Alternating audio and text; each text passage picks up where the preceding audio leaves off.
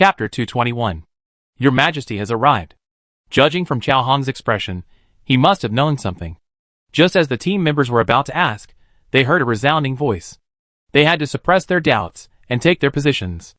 Facing a pair of curious eyes, Chao Hong opened his mouth, but he breathed a sigh of relief when he heard the voice. Let's talk about everything after tonight's affairs are over. He just needed to consider whether to tell them the truth. Generally speaking, only those who graduated from the youth training camp received invitations to the organization, and only after agreeing to join could they see the true face of the world. According to the rules, he shouldn't have said it, but after this incident, he suddenly felt that some rules didn't need to be strictly adhered to. The ancestral spirits paused their work and glanced toward the door. Upon spotting a familiar figure, they immediately knelt and shouted in unison, "Welcome, Your Majesty." This time, the Emperor personally led the army, united and coordinated.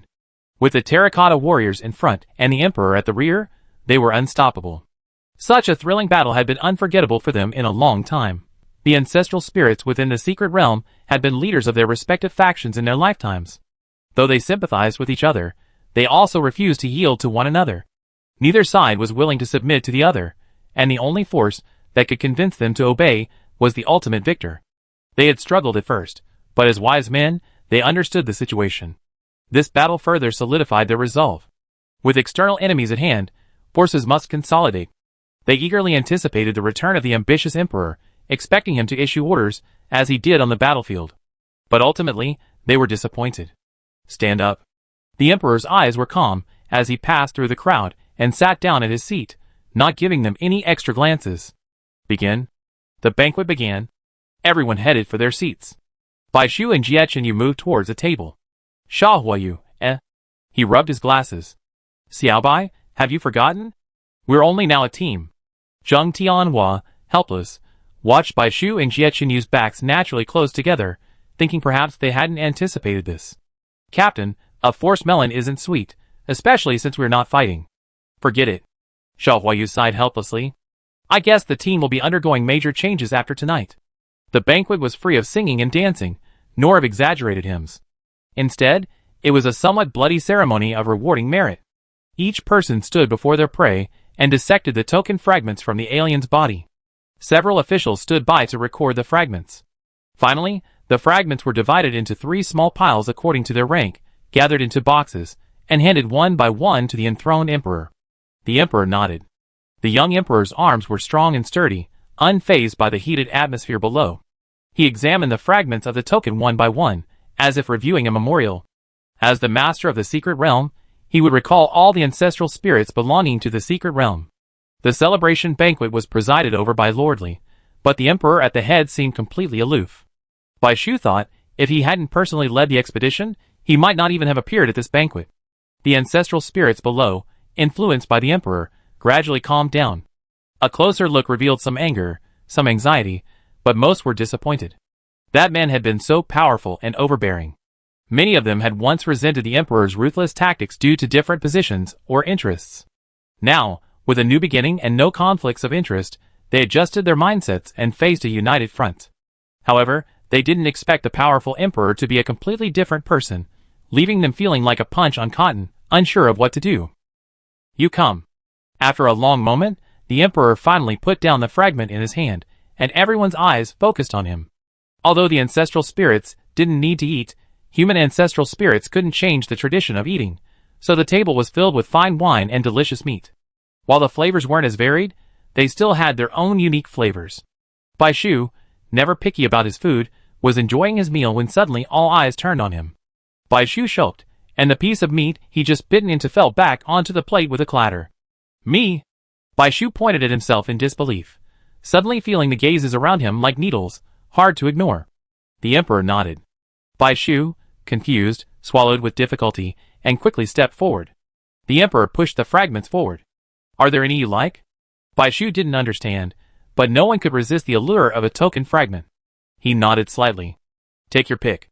But then, the other party pushed a mountain of token fragments towards him. Bai Shu was stunned. Before his mind could react, his body had already instinctively scooped the object into his arms. This overwhelming wealth. Follow me. The emperor stood up and left the table, addressing Bai Shu. Seeing him leave, a young man sitting next to him, who bore a resemblance to him, but had a softer appearance, couldn't help but stand. Father. As his only son, who had resurrected as an ancestral spirit, Fusu had spent more time with the Emperor, yet a slight distance still existed between them. Well, entertain them for me. Facing the expectant gazes of Meng Tian and the others, Fusu wanted to say something, a flicker of struggle flashing across his face before he finally replied, yes. Bai Shu was led underground. The chill wind pierced his bones, but fortunately, he was accustomed to the warmth of the will-o'-the-wisp fire, and found it relatively benign. What caught his eye was a vast underground palace, its splendor rivaling that of the surface, yet imbued with an air of mystery. The stone walls on either side towered, at least 2 stories high. After passing through a narrow passage, a stone door carved with 2 murderers opened automatically, revealing the underground palace. Beyond the interconnected stone caves, this single room was vast and incredibly luxurious. The walls were covered in exquisite reliefs depicting myths and legends, recounting the deeds of emperors. Glittering jewels were everywhere. Above, a dome was painted with a starry sky map, dotted with stars. Every few steps on a coiled dragon stone pillar stood a lamp filled with mermaid oil, a substance that would last for 1,000 years. Bai Shu followed him up the steps until they reached the circular platform directly in the center of the star map. It was incredibly high. Atop it stood a magnificently crafted dragon throne and a vast expanse of treasures. Once on top, reaching for the stars is easy. Overlooking the distant mountains, rivers, pavilions, towers, and countless terracotta warriors stationed here tower as far as the eye can see. Just standing there, Bai Shu was overwhelmed by the vastness and grandeur of the place, his heart trembling. But beyond the trembling was a greater loneliness. This place was devoid of any human presence. It was cold, dim, and silent. No matter how prosperous and grand it might be, it couldn't change one fact. This was the abode of the dead. Accustomed to it, the Emperor sat in his chair and glanced at Bai Shu. Take that thing off your neck, and let me see it. Bai Shu, assuming he wouldn't ask about it, untied it, and handed it to him, carefully observing his expression. He also wanted to know what it was. The Emperor flipped the jade piece over, touched it twice, and it began to glow. He chuckled softly, it's finally coming. The jade shard was thrown back, and Bai Shu quickly reached out to catch it. Don't leave this thing easily, especially outside. Without waiting for Bai Shu to speak, he quickly changed the subject, you leave tomorrow. Are you sure you can complete Area 5? Bai Shu shook his head, honestly, I don't know. Even a level 9 alien could emerge, he couldn't make any rash assertions. He clenched his hand beneath his sleeve, but as long as I survive, I keep going. Tell me the truth. The Emperor had seen many people, the respectful, the sycophantic, the loyal, the stubborn, but rarely someone as open and honest as Bai Shu. But the Emperor despised hypocritical rhetoric, he preferred the truth. Another object was thrown to him, and Bai Shu instinctively caught it and looked down. It was a pure gold token engraved with the word Qin. Take it, and my 1,000,000 terracotta warriors will aid you, but remember, only once. It was a pleasant surprise. He'd be a fool not to take such a good thing. Bai Shu accepted it immediately, but he also had concerns. Will this affect you? No. The 2 words were decisive and powerful, a testament to the Emperor's confidence. Bai Shu belatedly realized he asked a foolish question. It had already been given. Would the Emperor take it back just because of a single word? Thank you, Your Majesty. The Emperor said nothing more. Logically, Bai Shu should have withdrawn after receiving the benefit, but he hesitated, thinking it over, and didn't leave. If a few words could bring about a change in the secret realm, then there was no harm in taking the risk. Your Majesty, the past and the future are fleeting. There's really no need to dwell on them. The ancient spirits were once human, and they too can change. Furthermore, although we only have a partial understanding of the situation at the time, the lords of the secret realm are all figures admired by future generations. Bai Shu said sincerely. The Emperor did not smile, his sharp gaze piercing Bai Shu. Have I been too indulgent with you? No, a little. Bai Shu spoke reluctantly under the pressure. The pressure deliberately exerted by the Lord of the Secret Realm was not pleasant. But he had finally made the first move, and was unwilling to give up easily. After all, this was not the real Qin dynasty, and he was not a Qin citizen. If he usurped the Emperor's authority, the worst that could happen was a beating or being expelled from the Secret Realm, but death was not the outcome. He would definitely not take the token back. Bai Shu silently put the token in his pocket. Your Majesty, if you have doubts, or even anger, you might as well be frank with the ancient spirits. You are the Lord of the Secret Realm, and the people's will is different than before. Bai Shu spoke rapidly, not daring to look at the emperor's face, but the expected anger didn't show. He opened his eyes, and the emperor was surprisingly calm. "Are you done?" "Yes." "Planning to sleep here for the night?" "No, not really." Bai Shu shook his head. The young men hurried away, and the emperor sat alone on the high platform, a smile on his face. His ambition had never extinguished. He had to admit that modern humans had one advantage. Ordinary people were more vibrant, even if the living environment was far worse than it had been under his rule. Everything indicated that he had been wrong. Despite this, the emperor would not give up his power. He would still hold it, the master of the world, but he would use more gentle means. The 6 kingdoms in the secret realm were full of talented people. Those who hated him, those who were loyal to him, and those who betrayed him, he would conquer them all, just like the 6 kingdoms back then. But this time, he would not only conquer territory, but also the hearts of the people. He was born to be an emperor, enjoying battle and relishing it. Now that he'd been given a second chance, he needed to avoid the mistakes he made in his previous life. An emperor never shirks his duties, nor should he be weak. It was time to change, or even the next generation would be unable to bear it. Bai Shu politely took 2 of the fragments from the pile of tokens. The emperor said he could pick whatever he wanted, but he couldn't really do so. Amid the eager anticipation of everyone, even the ancestors, Bai Shu returned alone, the emperor nowhere to be seen. The ancestors were somewhat disappointed. But the imperial decree that followed was incredibly exciting. During these troubled times, we should train our troops and prepare for war. Starting tomorrow, we will resume morning court sessions. The establishment of terracotta warrior battlefields in the east and west suburban camps, as well as the establishment of a separate standard for official evaluations based on the number of alien heads captured, will be discussed tomorrow. The messenger put away the silk and looked at the youth training camp. Also, by your majesty's grace, the token fragments within the secret realm are available for viewing by anyone who arrives there. Those summoned on the spot do not need to exchange them. Morning court has resumed. The joy and excitement on the faces of the ancient spirits were beyond words. His Majesty was finally going to govern. In their lifetimes, they might have been generals from different rival nations, strategists from different factions, and scholars from different schools of thought. But this time, they had no national or family feuds. They were united in facing the enemy, hoping for a single person to unite them. That person was none other than the Qin Emperor. If some initially remained skeptical, they gradually realized that only the ultimate victor could convince the masses. The people were also filled with joy. This wasn't just about the token fragments, it meant that the Lord of the Secret Realm was willing to ease relations with them. However, everyone's joys and sorrows were different. Bai Shu lowered his head to cover his face, which was suddenly steaming hot. The tips of his ears, which were left exposed, flushed red. Even the imperial edict had been drafted, indicating the other party had already made up their mind. Why was he so nosy? What's wrong? Jie Chenyu rubbed Bai Shu's head. Bai Shu remained silent, simply grabbing his arm and banging his head against it. Chapter 222.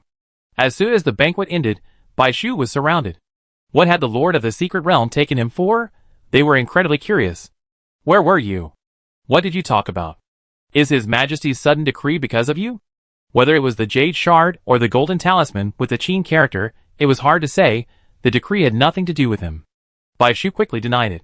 How could it possibly be related to me? Perhaps because I was the first person His Majesty met, he remembered my name, and sent me over to inquire about the situation outside, and give me some instruction. Everyone's faces were filled with envy. Being able to receive instruction is a rare opportunity. And Ning and others, who were familiar with Bai Shu, were somewhat skeptical. How could a human, whom they had only met once, influence the Almighty Emperor's spirit? Furthermore, since he disliked humans, it was impossible. But if the target was Bai Shu, they would blindly believe him. Instruction. The Lord of the Secret Realm was incredibly perceptive. Who was instructing whom? The next day, the Secret Realm was transformed.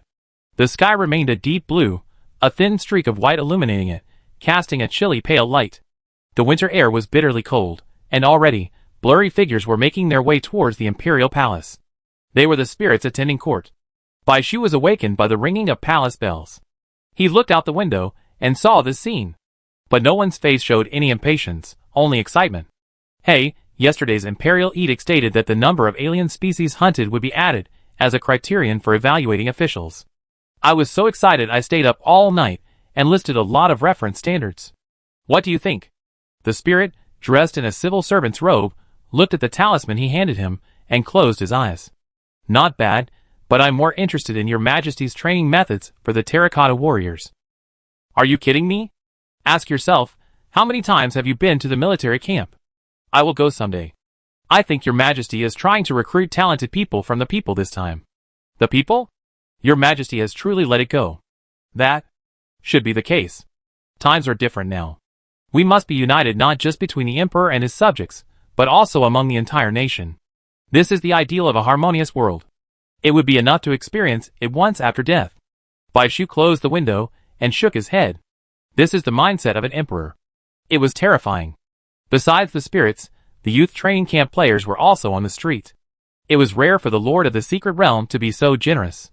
How could they sleep? Aside from those weak from injuries, most people slept for a few hours to recuperate before heading off to see the token fragments. Then let's go too. Jiechenyu appeared fully dressed. Bai Shu nodded. But after just a moment, everyone was recalled. Chao Hong, representing humanity, had been granted the privilege of attending court as an exception. The Secret Realm will open at 4 o'clock tomorrow morning. When these words were spoken, many people were reluctant to leave. They hadn't even had time to negotiate with the spirits or choose the token fragments to exchange. It was such a rush.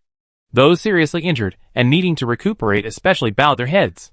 Only after escaping did they realize how dangerous the outside world was.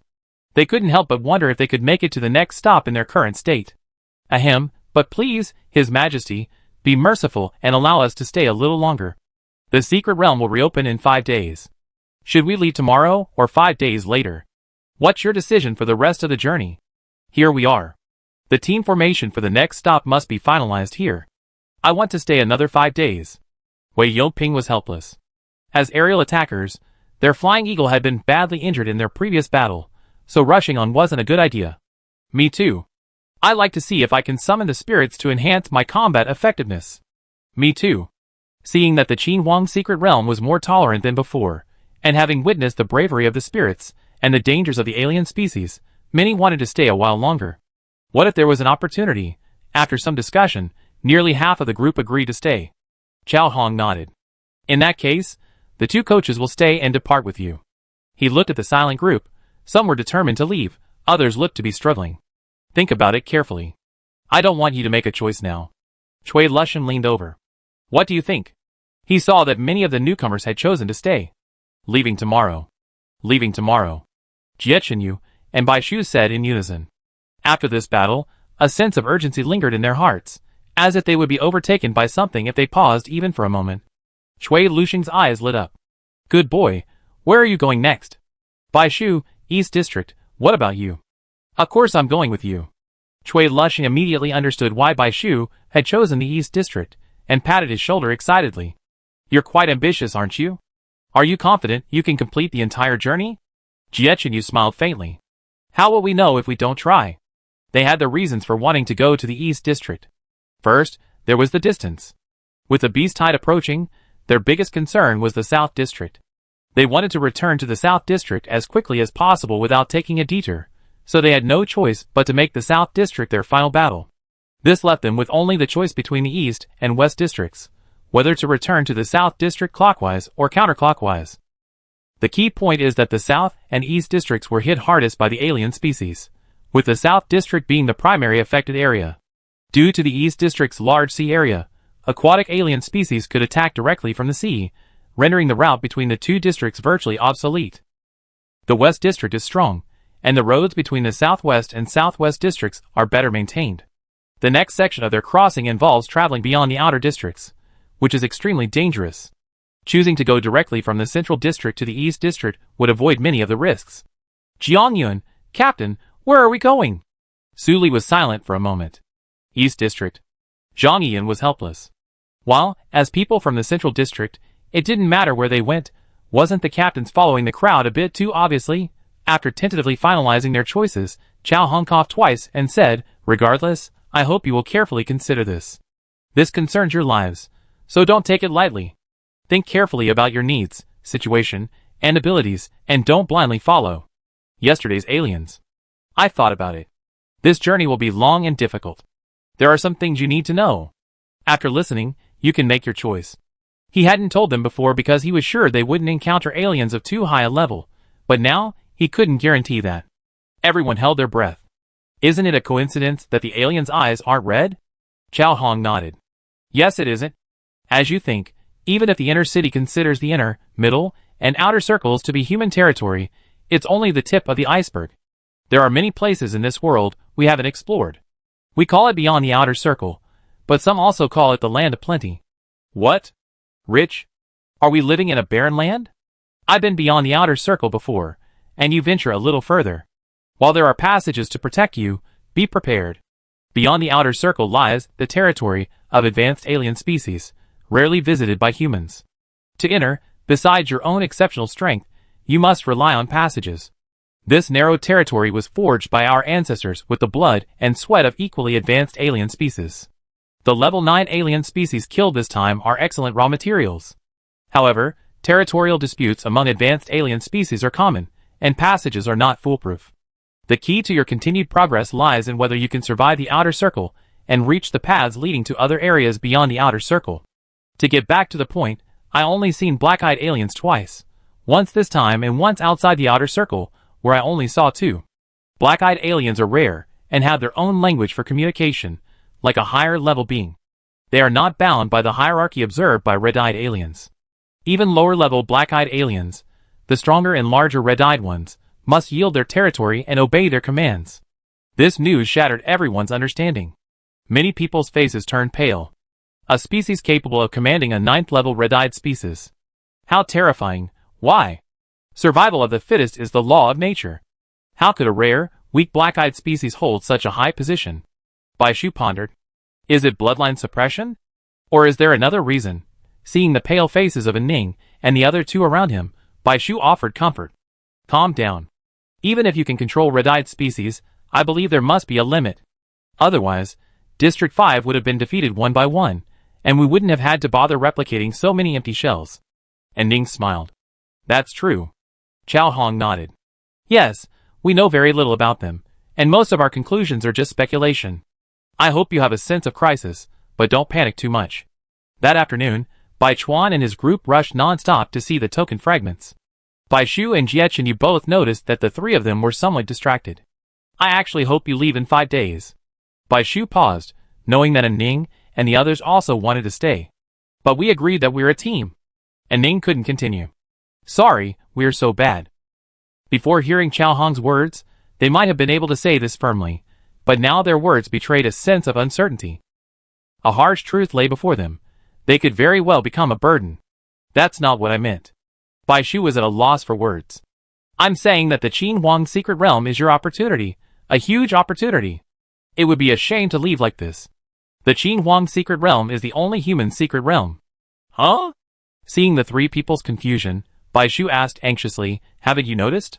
Brother Xingqian's swordsmith, senior sisters Mr. Li, and deputy team leader Chuan all wear clothing and hairstyles very similar to those in the secret realm? A little indeed. But aren't ancient costumes all similar? Of course they're different. Bai Shu once read a book that explained the clothing and hairstyles of various dynasties. While men's clothing didn't vary as much as women's, and might appear similar at first glance, there are many more subtle details. Mr. Li and the Lord of Chuan both wore official uniforms and general's robes, distinct features that suggest they date from the pre-Qin period. The swordsmith's coarse clothing might be hard to distinguish, but the style of the weapons he forged is easily discernible. Bai Shu is an expert in weaponry, and it's clear that the swords he forges are similar in style to the famous sword of Gojian, likely dating from before the Qin dynasty. With so many ancient spirits here, the chances of encountering one with a connection to them, one who still retains their memories, are high. You can skip the East District and head directly to the North District in 5 days. We can reunite there then. Xietchen Yu sighed, feigning sadness. We've been waiting for you to come find us with your fully awakened ancestor spirits. I didn't expect you already decided to part ways. Xiaobai, I'm the most reliable. The 3 of them regained their spirits. And Ning fiercely intervened, covering Bai Shu's ears. Stop trying to sow discord. Who? Who said we were parting? Zhou Xingtian raised his fist. Just wait. We definitely come find you with the 3 fully awakened ancestor spirits. Jiang Zheping smiled. It's been a while since we've been doing door-to-door work, but 5 days is plenty of time for us to interview all the ancestor spirits in the secret realm. Well, except for Qin Huang. Back when Xietchen Yu and Bai Shu weren't here, They also been interviewing every school for the big competition. They had experience there. As for not being able to reach the East District Secret Realm, the three weren't disappointed. Hadn't Captain Shaw and Captain C gotten there the same way? They still had a chance. The list of remaining and departing teams was finalized. Half of the players chose to stay temporarily. Teams with more seniors opted for the South and East districts. Those less confident in their abilities, feeling they couldn't complete all 5 districts, mostly headed straight for the West District. The coaches were therefore divided and operated separately. Leading by Shu's team was Chao Hong, the strongest of the group. He excelled at group attacks and had extensive experience fighting in the outer ring. His responsibility for the team with the most juniors was largely a protective one. The teams heading to the East District saw significant changes. Among the juniors, the West District attackers had put in a lot of effort in the aerial battle against Wu Shi and suffered the most serious injuries.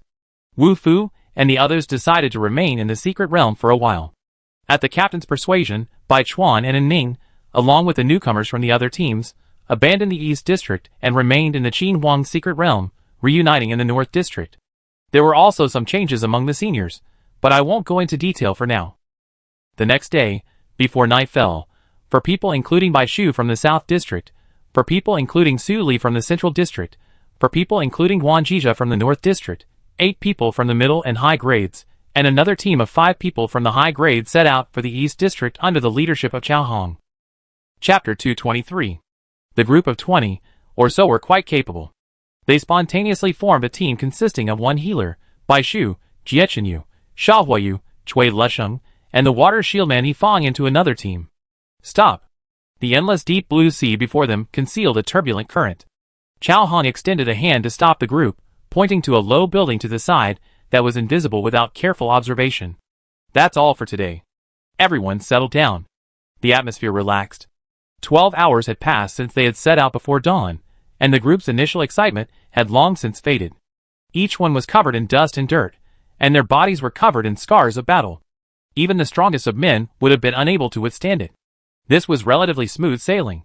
Whether it was because of the Qin Huang secret realm's warning to the others, or for some other reason, although they encountered some alien species along the way, they were all within their control and no accidents occurred. But danger always brings opportunity. The small bag containing the token fragments had just been emptied in the previous secret realm, and it was quickly refilled. In just a few days, they had encountered more token fragments than Bai Shu had seen in all his previous lives combined. With so many, he should be able to summon new spirits. He thought so, but he didn't have time to examine them in detail. He simply packed them away and waited until he reached the East District secret realm. Freezing to death, freezing to death. Before Xiechenyu could move, Chui Lusheng grabbed the boy's shoulders and said, "Let's go inside." Bai Shu, breathing on his hands, didn't notice anything. He nodded in agreement and quickly walked towards the small house. The familiar gray and white color clearly indicated a safe house made of high-grade alien materials. Sha Huayu and He Fang walked quickly behind him. Xiechenyu slowly lowered his hand and took a step back, his face wearing the same casual smile as before, though it didn't reach his eyes. Ever since parting with Xiaobai, my irritation had been growing. Now that I'd gotten what I wanted, it hadn't eased. There were so many more annoying people. The room wasn't big, and the facilities inside could be considered sparse. A few boxes sat in the corner opposite the entrance. In the middle of the room was a shallow, square pit used for cooking. There were still remnants of ashes and charcoal inside, and an iron pot hung above the pit. Other than that, nothing else. Chao Hong was clearly familiar with the place. He pulled his sleeping bag from the box and spread it on the ground near the door.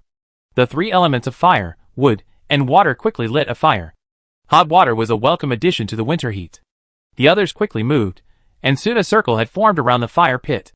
"Xiaobai, you sleep inside." Chui Lusheng poked his head out. As the youngest teammate, everyone treated him with extra care. "No need, senior. I find a place myself." Accustomed to sharing a bed, Bai Shu couldn't help but look for Jiechenyu.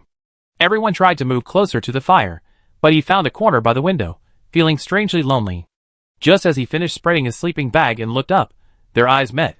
Xiechenyu smiled and patted the sleeping bag beneath him. "It's done, come on." Everything seemed so natural, as if he had always believed that Bai Shu should sleep with him. Only he knew the unrest in his heart. If Bai Shu refused him, he would definitely make her reconsider their relationship. He had promised, and there was no way to go back on his word. But if he forgot about it after a few days apart, he would be punished. Xiaochunyu's face, hidden in the shadows, was terrifyingly gloomy. Fortunately, the worst didn't happen. Bai Shu placed her sleeping bag beside him. Why did you choose such a faraway place? It'd be cold. You have to let Xiaohei sleep with me. The turbulent sea beneath him suddenly calmed. He was unaware, completely unaware that he had once stood on the edge of a cliff. Boys are not easy to deal with. He was naturally domineering, unable even to tolerate himself. So how could he tolerate so many people hanging around Bai Shu? He barely tolerated it. No, Xiaochunyu spat out. Bai Shu looked at him in surprise. Since their first meeting, and the time he'd been drained of his spirit by the golden cage, this was the first time he'd seen him so cold and hard. What was wrong? Even Bai Shu, even if he was slow to react, could tell that he was in a bad mood. He reached out and touched his forehead. Are you unhappy? Are you feeling unwell? Xiaochunyu suddenly smiled, instantly returning to Bai Shu's familiar self, as if it had just been an illusion. He desperately suppressed the golden crow fluttering in his spiritual sea. I'm here. What else do you need it for? He slowly squatted down and rolled up the sleeping bag Bai Shu had just put down. We sleep in one. The sleeping bag was for one person, but the outer guards were quite large, and the size of the sleeping bag was quite large. They were both teenagers, and Bai Shu was a bit smaller, so they could squeeze in. Xiaochunyu was a fiery person, so he definitely wouldn't be cold. But, meeting the boy's smile, Bai Shu swallowed. Why was he so inexplicably nervous? Xiaochunyu had already crawled into the sleeping bag and opened it. Come in. Wait. Bai Shu shivered, probably from the cold wind blowing in from the window. He scratched his hair. The water's ready. I get some. Aren't you coming? No, I'm sleepy. Xiaochunyu placed his hands behind his head, tucking the newly rolled sleeping bag under him, and slowly closed his eyes. Then I'll be right back. Bai Shu shook his head, clearing away the strange feeling in his heart. Perhaps he'd been too tense today. After drinking half a bowl of water, the chill dissipated from within. Bai Shu quickly cleaned himself up, tiptoed back to the sleeping bag, and carefully slid inside. It wasn't as restrictive as he imagined, but rather warm and cozy, much more comfortable than warming by the fire. Lying in the familiar embrace, sleepiness instantly washed over him. Thank you, I'm glad you're here. His round eyes narrowed comfortably, and he mumbled sleepily. If only I could be his pendant all winter long. The prey was completely trapped. Xiaochunyu opened his eyes, not even a hint of sleepiness. You're welcome. Xiaochunyu mouthed the words. In the silent room, a faint rustling sound came from the sleeping bag. You? Bai Shu's body was suddenly lifted upwards from his sleep, leaving no space between them. Startled awake, he stared at him with wide eyes, his hands clutching his restless arms tightly from beneath the sleeping bag. There's definitely something wrong with this guy. Without waiting for a word, Bai Shu's eyelashes fluttered, and hot, wet kisses descended upon his brow, the shy corners of his eyes, the soft side of his face, and finally, with great purpose, upon his lips, which had become excessively red from the cold. Compared to his scorching heat, it was cool and soft, as if he could swallow it in one gulp. He stopped moving his hands. Bai Shu was like a frog being boiled in warm water. He waited until the other party stopped biting him contentedly, and his lips were pressed by the tip of his tongue, urging him to open his mouth, intending to invade. Only then did he realize that his fingers were curled up shamefully under the sleeping bag. He pressed hard against the other party's chest to spread the distance. Listening to the heavy breathing in his ears, he turned his face away in panic. No, there are people. It's not the time. When is the right time? He muttered in a discontented, deep voice, his voice tinged with aggrieved emotion. I miss you so much. He was being forced into this. After finally catching her, their time alone was gone. They always had to compromise for mission after mission. Aliens, the future, fragments, and so on constantly stood between them. Only in the dead of night, when they finally got some rest, could they steal a few moments of time. He had reached the limit of his patience. Whenever he had some free time, his gaze would always linger on her, but he received no adequate response. If he didn't touch her, he'd go mad. Bai Shu was speechless. After the 5th district tour? The beast tide could come at any moment. And after the tide? There was always endless work waiting for them to do, and they were pressed for time. He had thought of discussing other matters after the nationals, but after leaving, they seemed like birds unable to land. Either die or drive out the aliens. Noticing the lack of resistance from the person in his arms, Xiaochunyu curled his lips in triumph. His large hands moved up, clasping them around the boy's waist, holding him tightly. He whispered a soothing, They can't hear. Even if they did, he wouldn't care. Every moment was filled with trepidation, endless running, endless alien species to slay, the possibility of death at any second. Fatigue followed him like a shadow, but the moment he held a person in his arms, it surged again, breaking through the physical exhaustion, and he felt alive. Faced with the harsh reality of the world, some despair, others become numb. Sietchenyu was human too. He too would question, suffer, and despair.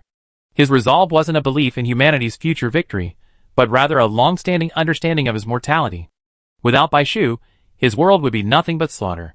He wanted nothing more than to seize every moment to cling to him, even if it meant sleeping on the bed, even if it meant the brink of death. He lowered his head to sniff the scent that brought him joy, searching for that unexplored softness. This time, he didn't shy away, and Jietchenyu's smile deepened. "Did you miss me?" Baishu lowered his eyes. It would be a lie to say he hadn't thought of me when they parted. The air seemed especially cold without him around. Even every time he opened his eyes, Baishu would subconsciously search for that familiar figure. His voice softened. "I did? Well?" He felt like he was being held over a stove. His hesitant, feeble resistance was futile. With a whimper, his lips and tongue were conquered. In the darkness, Baishu couldn't see his expression. All he could hear was the ragged breathing of both of them. He coiled around her like a giant python. "Hiss!" Baishu gasped. His lips stung from the eager biting, and he hurriedly reached out from his sleeping bag to pinch the troublemaker's face. Interrupted, Sietchenyu's eyes darkened, a storm brewing, but the next moment, the clouds cleared and the sun shone. "Slow down, I let you kiss me. Don't leave any marks." The boy's awkward arm around his neck softened the man's gaze. "Yes, sir." An unknown amount of time passed, and just as Baishu's breathing began to quicken, he felt a hint of coolness on his fingertips. He opened his eyes, startled slightly, and nudged the person entwined with him, pointing forward. "Look!" The temporarily satisfied man felt much better. He leaned against his beloved like a lazy lion, his head obediently turned away. Specks of goose-white snowflakes drifted in through the cracks in the window. "It's snowing. I want to see." Sietchenyu hugged Baishu to him, and they leaned against the wall, sitting up in their sleeping bags. The snow had been falling silently for a long time, coating the ground with a layer of white light, making the moonlight even brighter. Far away lay the calm sea, as if the snow had silenced the aliens. A rare sight. Baishu practically sat on his lap, mesmerized by the view before him and the warm stove behind him. "It's so beautiful. After we drive out the aliens, I want to build a beautiful cottage, preferably near mountains and surrounded by water. I have a fish pond, a small orchard, and a flock of chickens, ducks, cows, and sheep."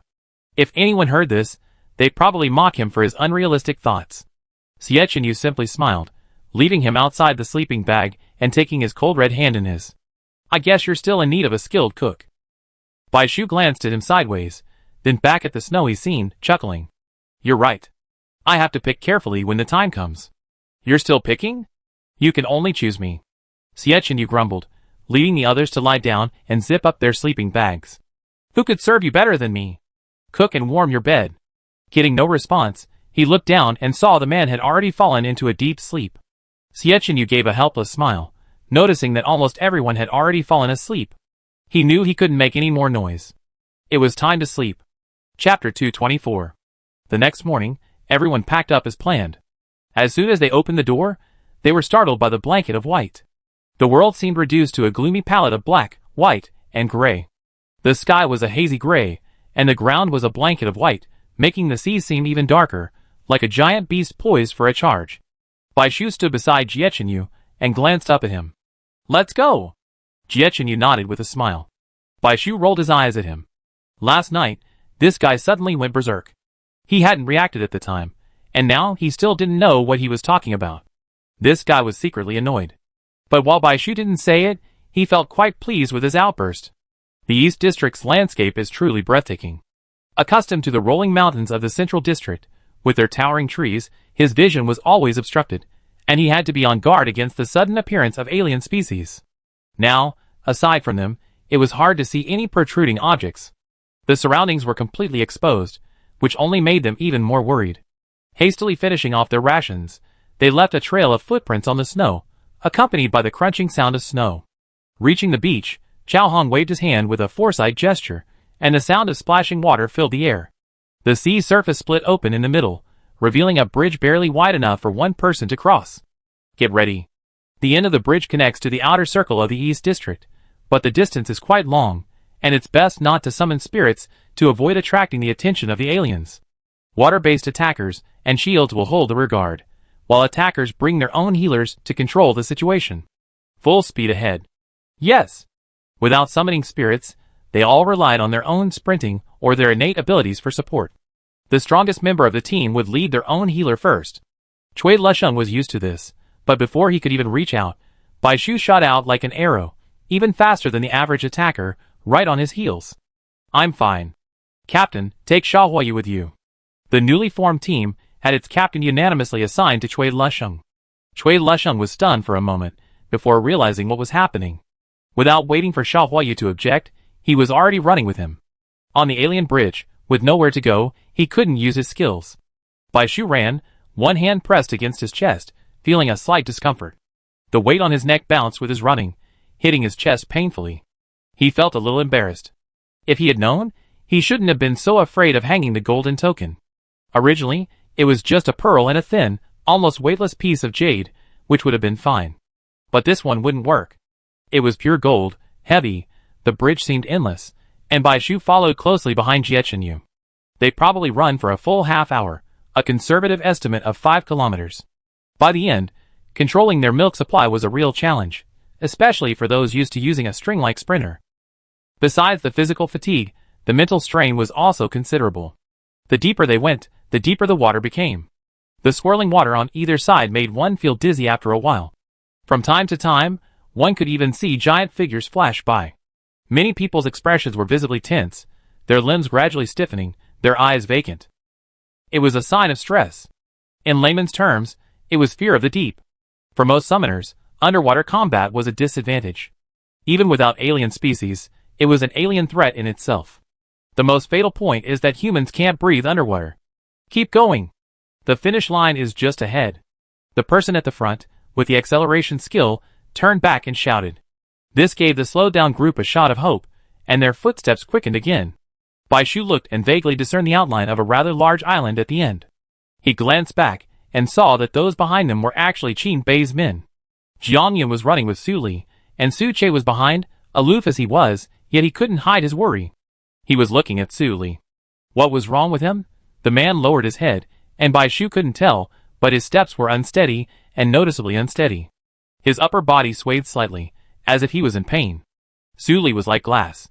This refers to his clear and transparent appearance, not to fragility. On the contrary, he possessed a powerful aura. Whenever he was present, everyone's attention was drawn to him. However, this time in the Qin Emperor's secret realm, he was extremely low-key. He reflected carefully, concluding only that he hadn't appeared since arriving in the Qin Huang's secret realm except on necessary occasions. Bai Shu shook his head. Now wasn't the time to dwell on this, but he couldn't help but glance at him twice. Out ahead. Be careful. Two voices echoed simultaneously, one in front, the other in the back, filled with surprise.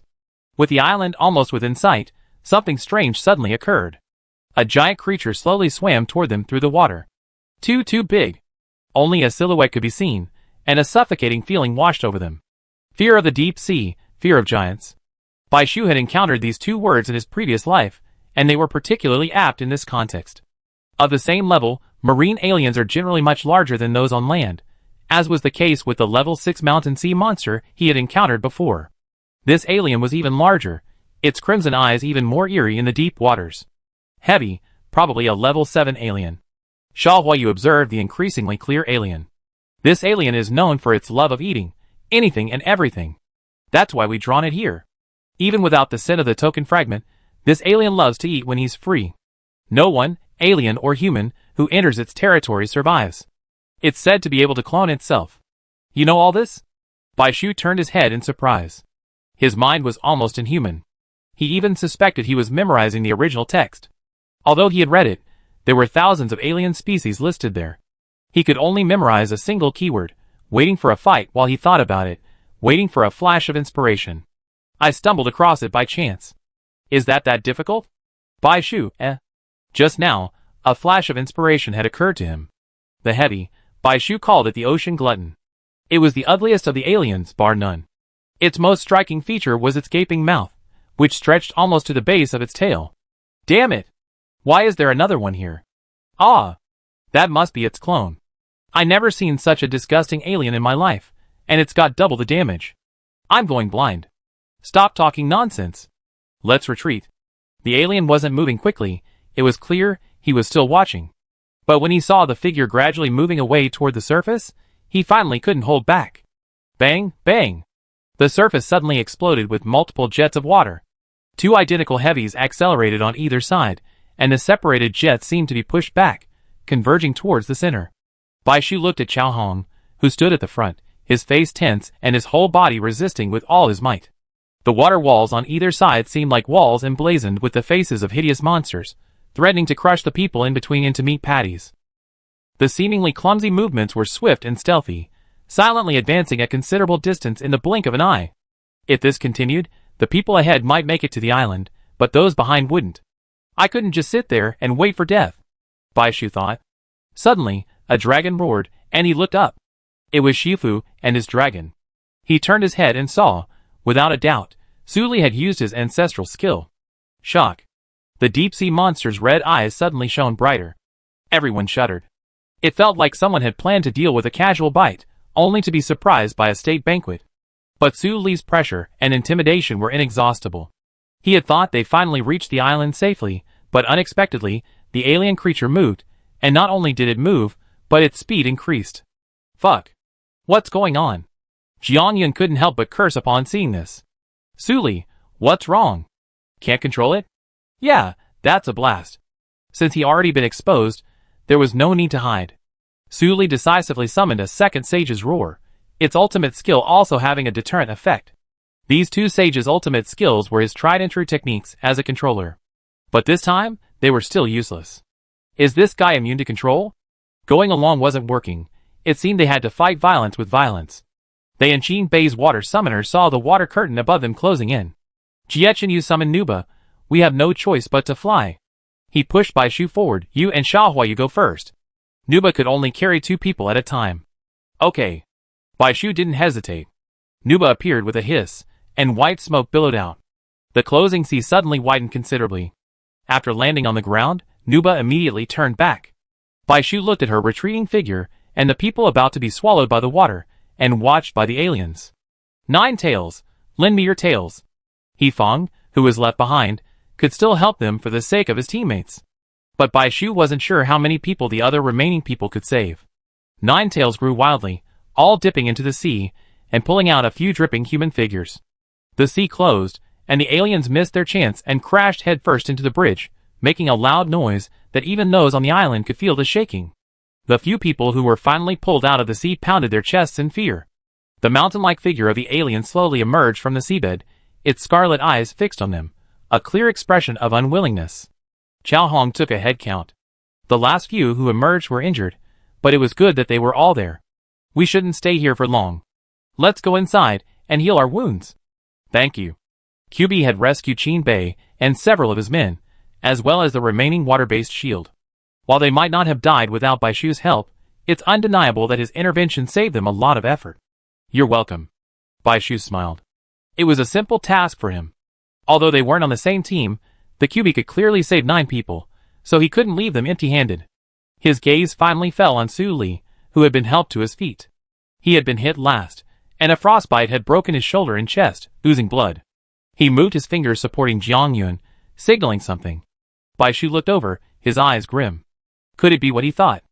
As if fulfilling Bai Shu's thoughts, Su Li finally stabilized after Guan Zhai's repeatedly used his skills to heal his wounds. He had been keeping his head down, picked up the gauze, and looked up. Tie it for me. His eyes were no longer the usual clear black and white.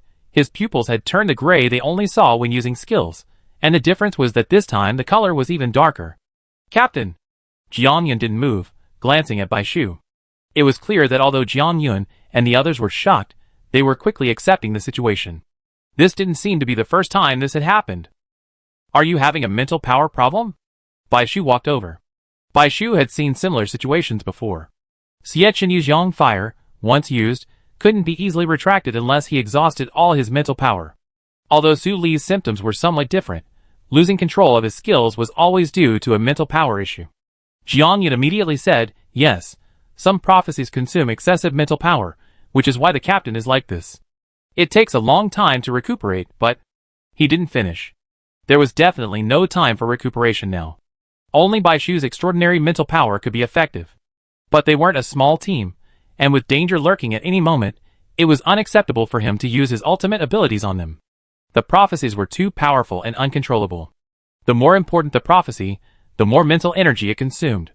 But no one knew when important prophecies would be given, and the lifespan of every Tianji sect leader was short. He would first damage the carrier, just like Su Li's eyes. Each prophecy would inflict varying degrees of damage.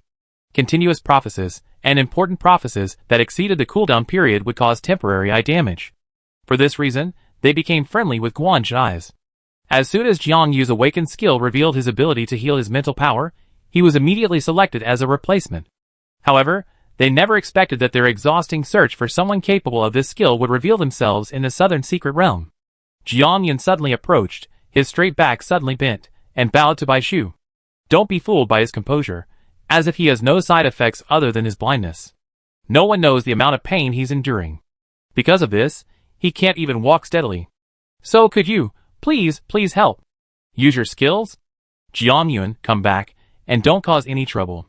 Although Jiang Yun's voice was quiet, Su Li still heard it.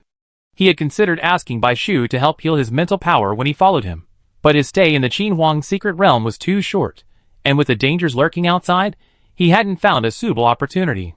Jiang Yun shook his head and grasped Bai Shu's hand. I know it's unreasonable to ask this now, but if you agree, I promise that if there's any danger on the road ahead, I, Jiang Yun, will risk my life to stand before you. Su Che stepped forward, walked over to Cui Lusheng, and said to Bai Shu, until your next skill regenerates, I protect you. This was the first time he's spoken so much. Cui Lusheng glanced sideways, and shook his head again. While this may seem thoughtful, it's actually nothing more than coercion. Jie Qinyi rolled his eyes, and snorted coldly. These guys in the central district can't even beg for help. Xiao Bai's personality meant he was willing to help since he asked. No need. Bai Shu finally found his chance to speak.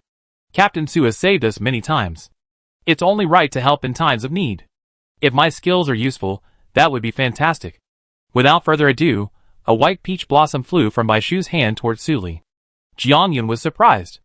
This white peach blossom had been Bai Chuan's trump card for countless comebacks. He hadn't expected the other party to be so forthcoming. A touch of embarrassment and guilt crossed his face. Thank you. Chao Hong noticed behind him, but made no move to intervene. Seeing the situation resolved, he quickened his pace. Follow me. The two teams separated, and Su Che followed Cui Lusheng.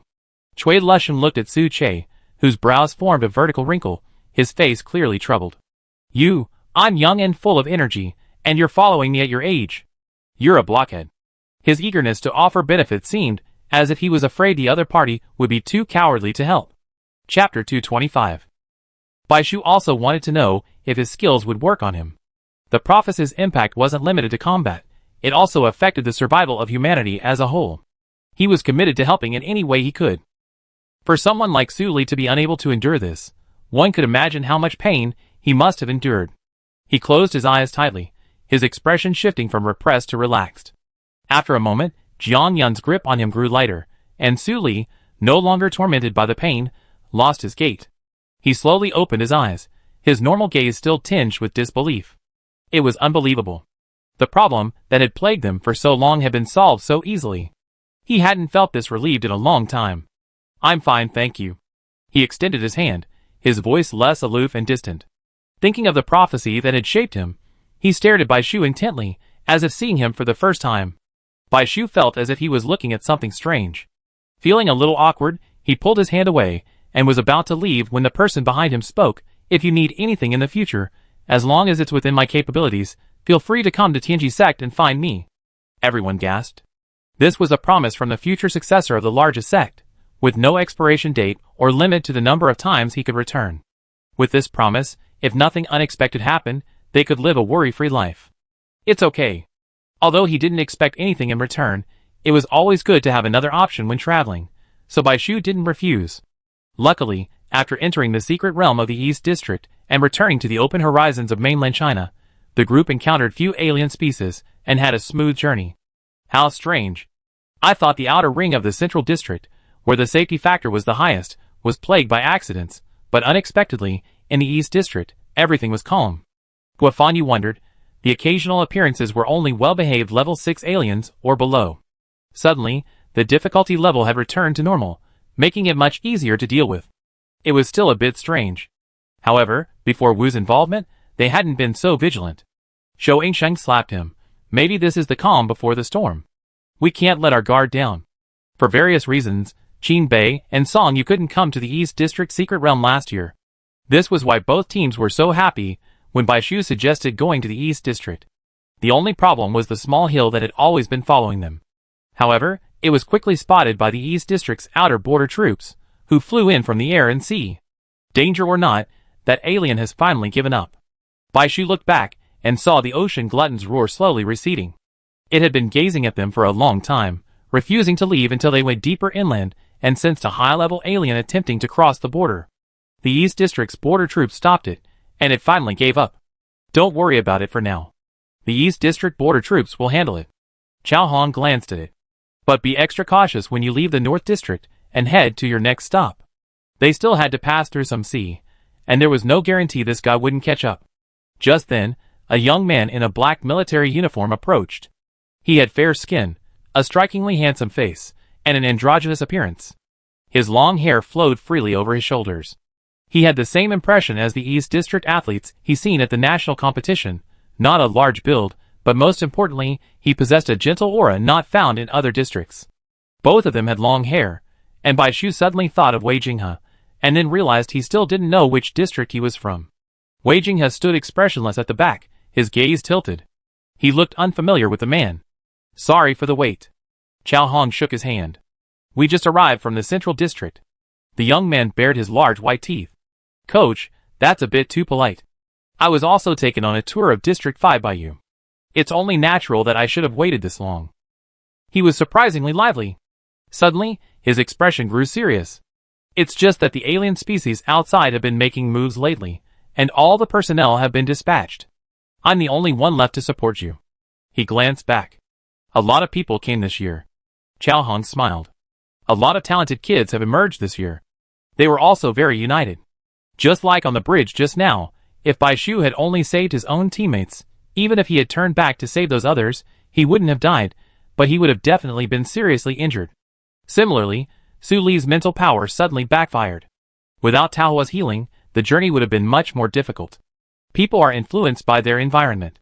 The three teams Qin Bei, Bai Chuan, and Song Yu were and supported each other without distinction, so naturally, the rest of the teams would be affected. This was the most worry-free team Chao Hong had ever led, and he was incredibly satisfied. But when the alien species were mentioned, he asked, have the anomalies appeared in the East District? Also in the Central District? He had thought only the East and South Districts were noticeable. A flicker of confusion crossed the young man's eyes. Actually, it's not so bad. The alien species are more active than in previous years, and the beast tide is practically certain. Fortunately, we had the early warning signs and were prepared. Although it's a bit difficult, it's not too difficult to deal with now. A level 9 alien species has appeared near the secret realm in the Central District. Chao Hong said, be careful.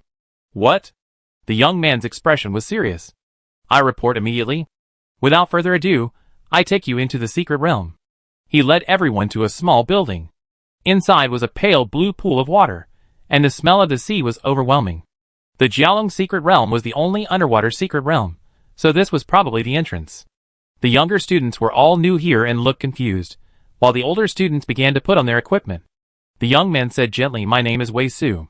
Don't worry, everyone. The Jiaolong secret realm is very friendly. We just need you to bring some equipment, so you can be more unrestricted underwater. I show you how to put it on. Bai Shu followed suit, donning goggles, cold weather clothing, and scuba gear. Of course, you don't need to bring all of these things. If you have the necessary skills, you don't have to. With a wave of his hand, several large, ethereal fish emerged from the pool, their colorful ribbons fluttering like celestial wings. The vibrant color startled everyone. He rode the foremost, largest fish. Everyone, those who can move freely underwater, can do so on their own. If not, we meant I can take you a ride. Bai Shu pursed his lips and took a half step back. Wei Su was kind and considerate, but riding these blinding fish was completely contrary to his camouflage skills. He felt like a target and couldn't feel at ease. If only Kunping were here. And Ning, Chu, without a choice, Bai Shu was forced to ride the fish with Jie Chenyu. Only when they reached the bottom of the sea did Bai Shu realize he had overestimated his imagination. Unlike the dark darkness of the surface, the colors beneath were much more vibrant, with red and yellow corals and vibrant, diverse schools of fish. When Yao's bright outfit looked ordinary, Wei Su deployed his protective shield as soon as he entered the water. Bai Shu encountered no alien attacks, not even a single one of them. From afar, he could see the outline of the East District secret realm. The secret realm shone even more brilliantly, like a galaxy in the ocean. Even when Yao paled in comparison. It was the first time Bai Shu had seen so many dragons of all shapes and sizes. Gold, black, red, and silver were all present, needless to say. They also came in all shapes and sizes, some resembling fish, others more like land beasts. But without exception, they all bore dragon horns. Each dragon scale shimmered in the seawater, a soft shimmer like mother of pearl, a breathtaking beauty. With each sway, the graceful dorsal fin unfurled like a flowing silk thread across the water, its tail fin flicking gently, and countless brilliant white lights shimmered across the azure sea, like scattered diamonds, carving elegant arcs through the water. It was a stark contrast to Bai Shu's image of a majestic dragon. But it also seemed quite similar. He finally understood why the ancients spoke of it as akin to a swimming dragon. Each secret realm has its own unique style, truly remarkable. If the South Secret Realm is pristine, and the Central Secret Realm is majestic, then the East Secret Realm is magnificent. The dreamlike hues allow one to imagine its dreamlike splendor even before entering. TSK. Ninetales finally couldn't help but sneer in disdain in its spiritual sea. It had become like this since approaching the East Secret Realm. The fox's eyes were 3 parts indifferent, 3 parts sarcastic, and 4 parts angry, like a pallet. After hastily appearing to save someone, it immediately shook the water droplets from its tail back into its spiritual sea. The shark dragon secret realm also belongs to the beast family, and Bai Shu couldn't help but be curious. Do you recognize them? Are they on bad terms? The nine-tailed fox paused, then said, ouch. It admitted that it had smelled the fishy scent of the dragon tribe from afar. Had he known they were the ones in the secret realm, he would have never said Bai Shu. In ancient times, the nine-tailed fox and the sea dragon tribe were arguably the dominant factions. However, one was on land, the other in the sea, so they should have had nothing to do with each other. But the dragon tribe was a very brutal and unreasonable race. No, to be more precise, a very sexual one. They relied on their innate strength and invulnerability to go on the rampage. And they were also extremely obsessed with looks. After wreaking havoc on the other aquatic species, they gradually set their sights on nearby land creatures, even sparing weak humans. Even more abominable, they even dared to attack the nine-tailed fox. Jiuwei couldn't understand how such a lewd and despicable creature could become something majestic and powerful in the mouths of humans. How could they, the Jiuwei, be reduced to something flattering and seductive? He was blind. As the nine-tailed fox king, he had been harassed before, but he had fought them off.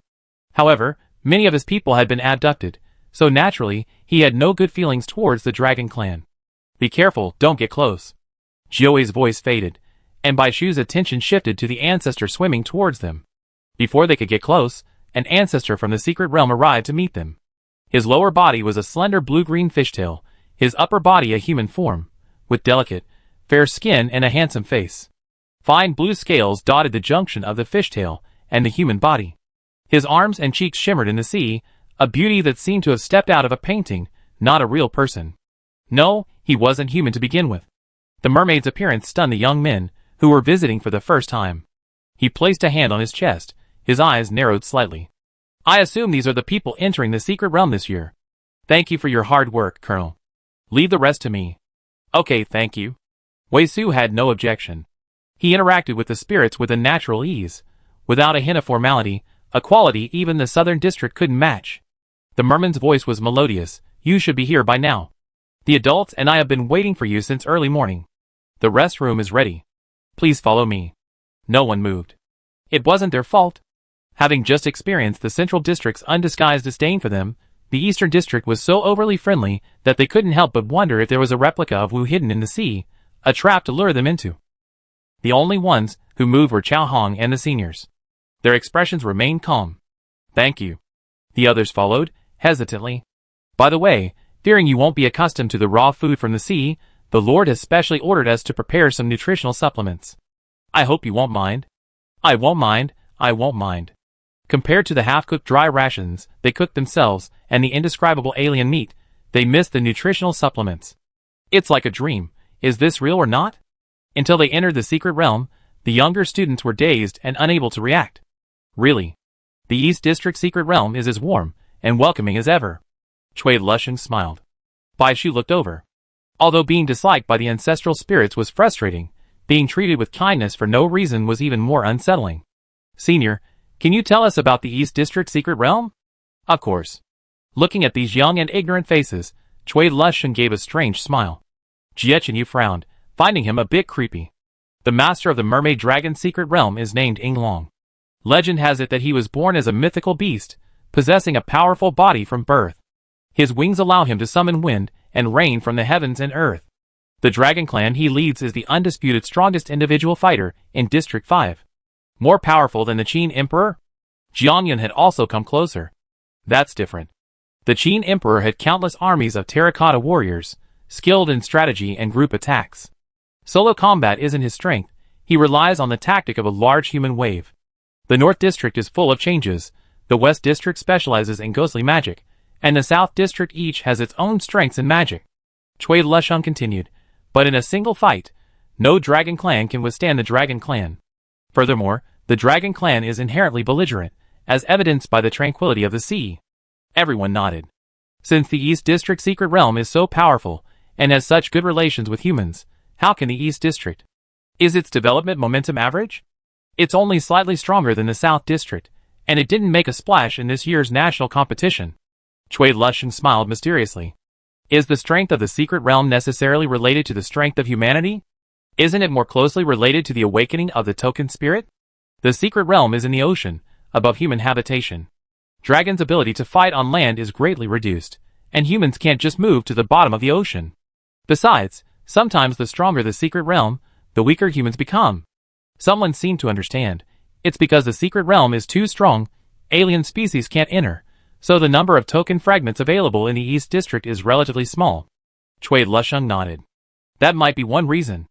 Bai Shu, watching Cui Lusheng's increasingly frivolous smile, felt he had something to say.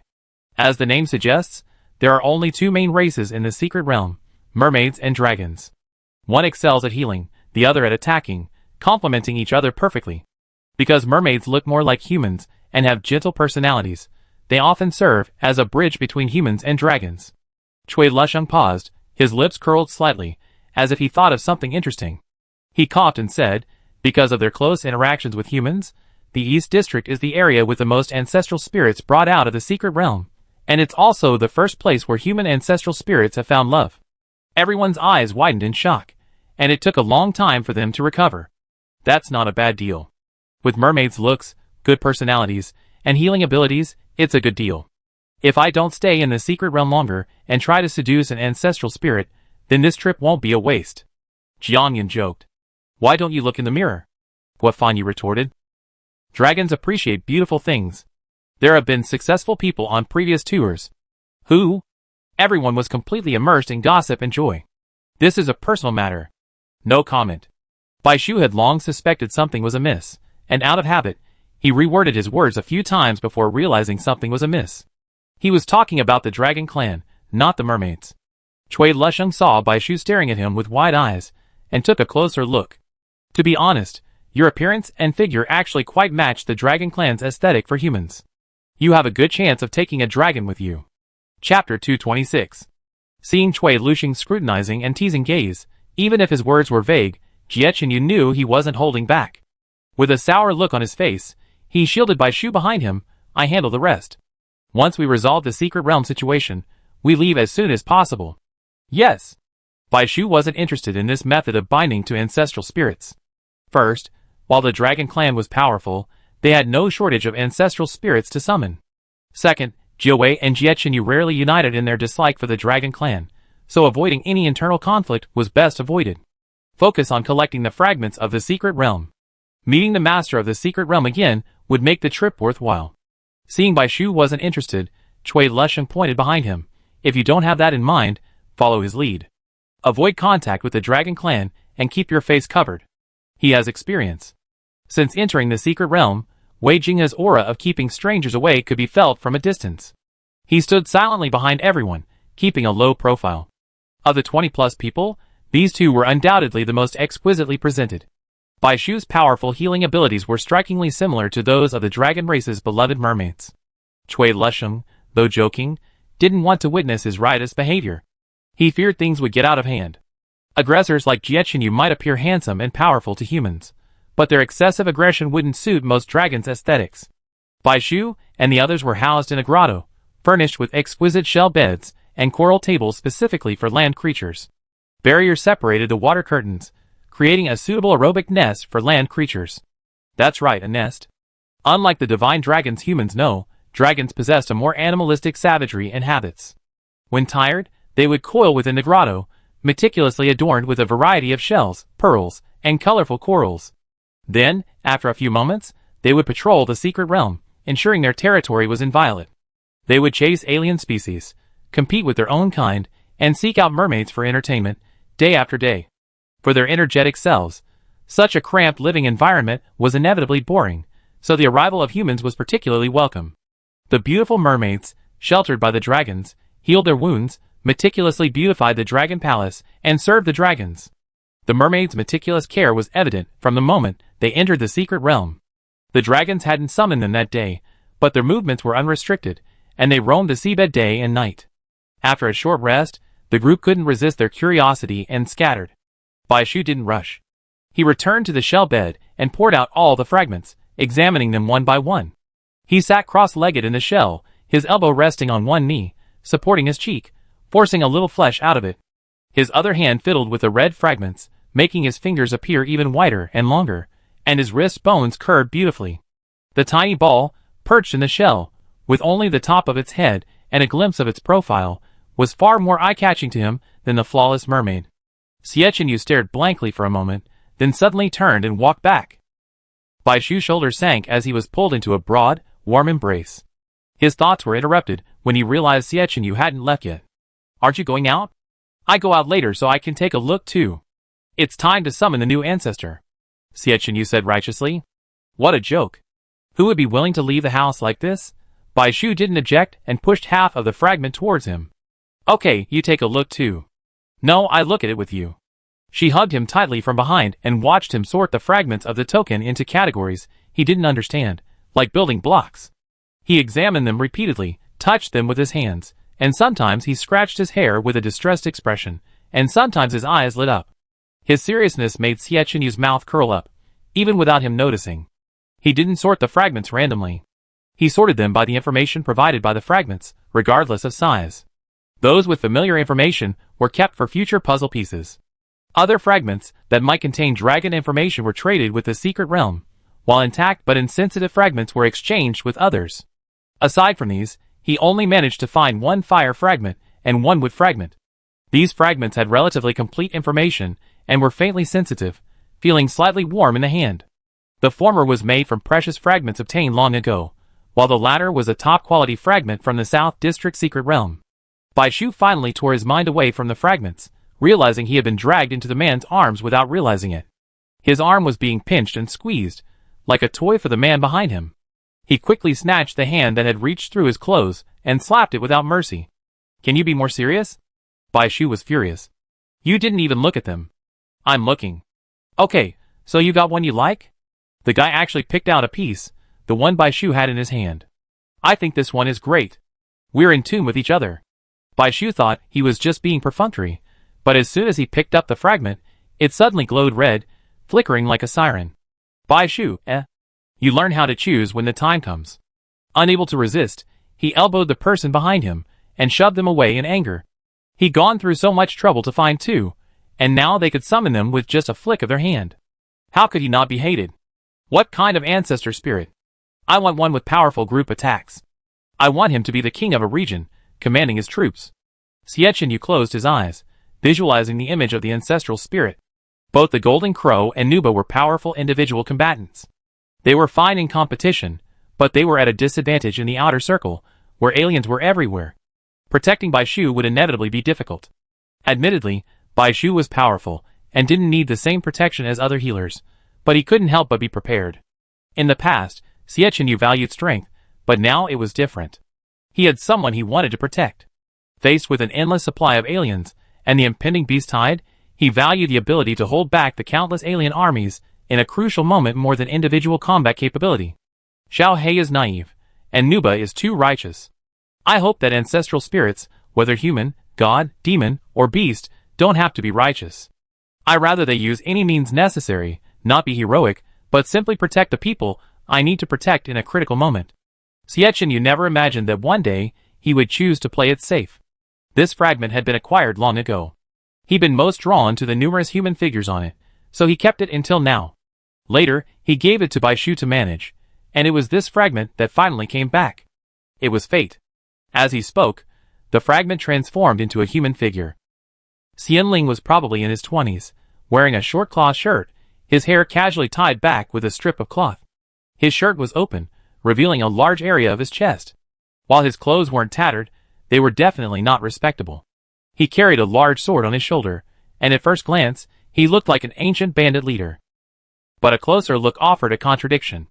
Beneath his tousled hair, his lips were red and his teeth were white. His complexion was dark, but his face was handsome, not rugged. His body was tall and lean, not like he'd been born with brute force. Even before his awakening, his eyes were dull, but one could sense that this person was born with a restless nature. The biggest reason Bai Shu kept this fragment was because it bore the Chinese character for robber.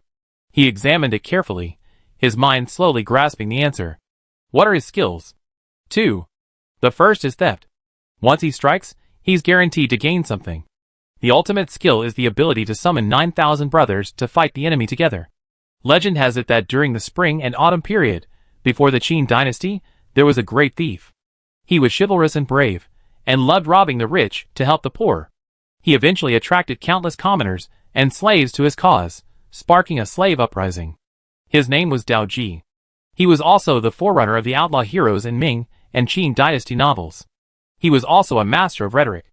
Bai Shu remembered him vividly, even reading about him arguing with Confucius until he was speechless. Dao Ji? Xie Chenyu muttered the unfamiliar name. Bai Shu's words barely made sense to him, yet his spirit was instantly imbued with life.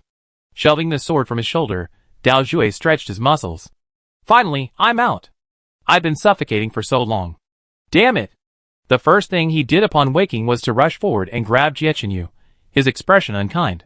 I've been hinting at you for a long time. Why have you been playing dead? He had quite a temper.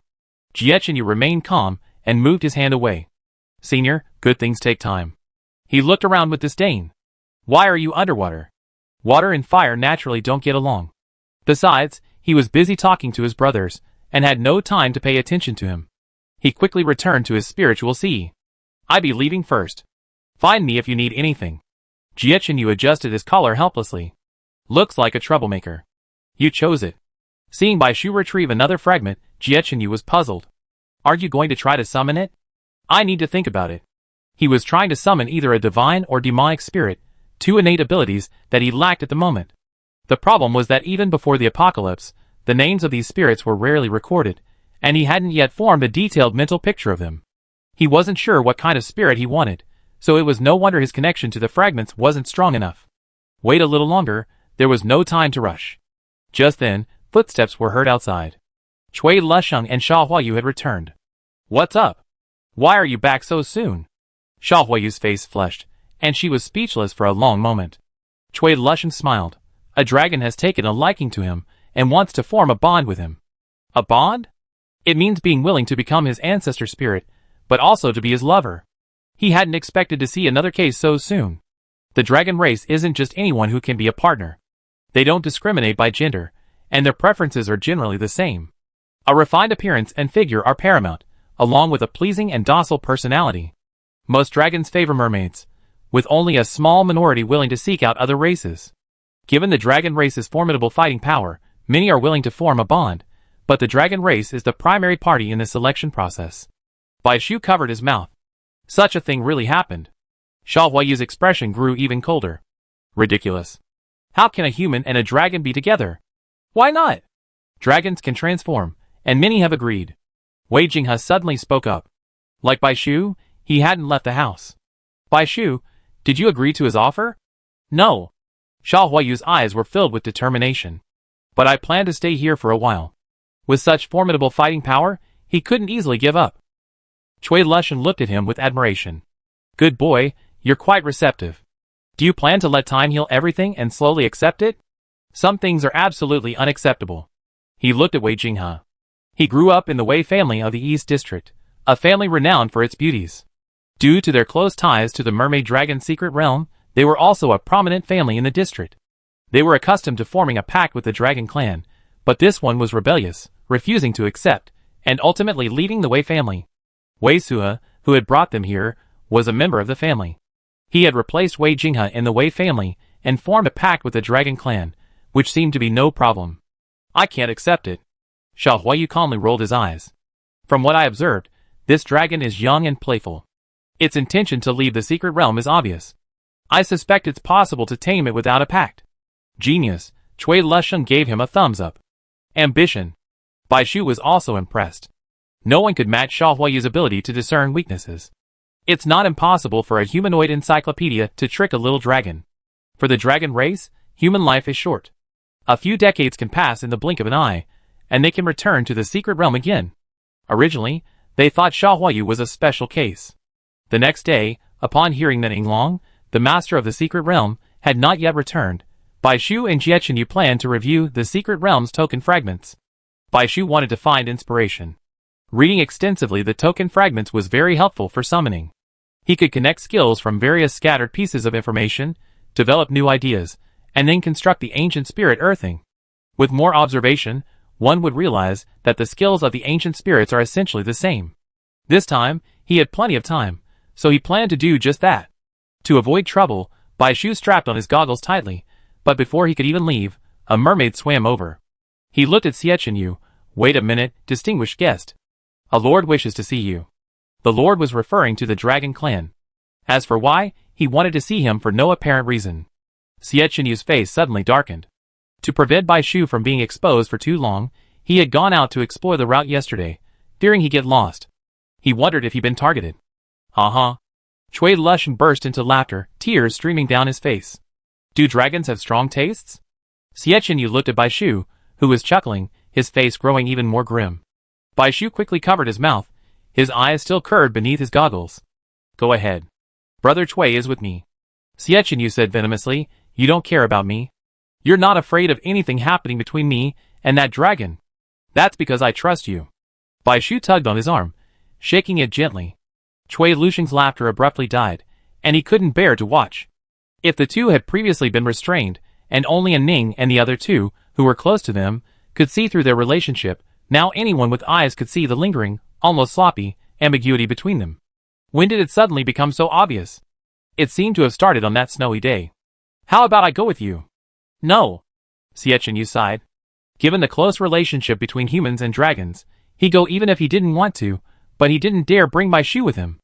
Looking as if he was worried Bai Shu would be snatched away without him, Jie Chenyu sighed. Stay close to Captain Cui while I'm gone, okay? Bai Shu nodded rapidly. Don't worry. Chapter 227. The dragon race was very careless about storing token fragments. The Qing Huang secret realm at least had a dedicated palace for storage, but the Shark Dragon secret realm simply found a cave that was proven safe and dumped any unused items there. Over time, they grew into a colorful hill. This place was small, and not often visited by dragons. Jie Chenyu was somewhat relieved, but he didn't know that unexpected events could always be unpredictable. Seeing Bai Shu flipping through each fragment, Cui Lushan felt it was rare for him to see someone so attentively examining them.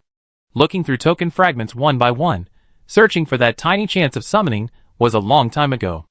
As his abilities grew, he traveled extensively, and after seeing so many token fragments, his threshold had risen, and the initial novelty had long since faded. He just glanced at any fragment that didn't resonate with him and leave. Bai Shu had seen quite a few fragments before, so why was he still so enthusiastic? Cui Lushan couldn't understand Bai Shu's joy, or perhaps it was because of the cultural gap that most people couldn't empathize.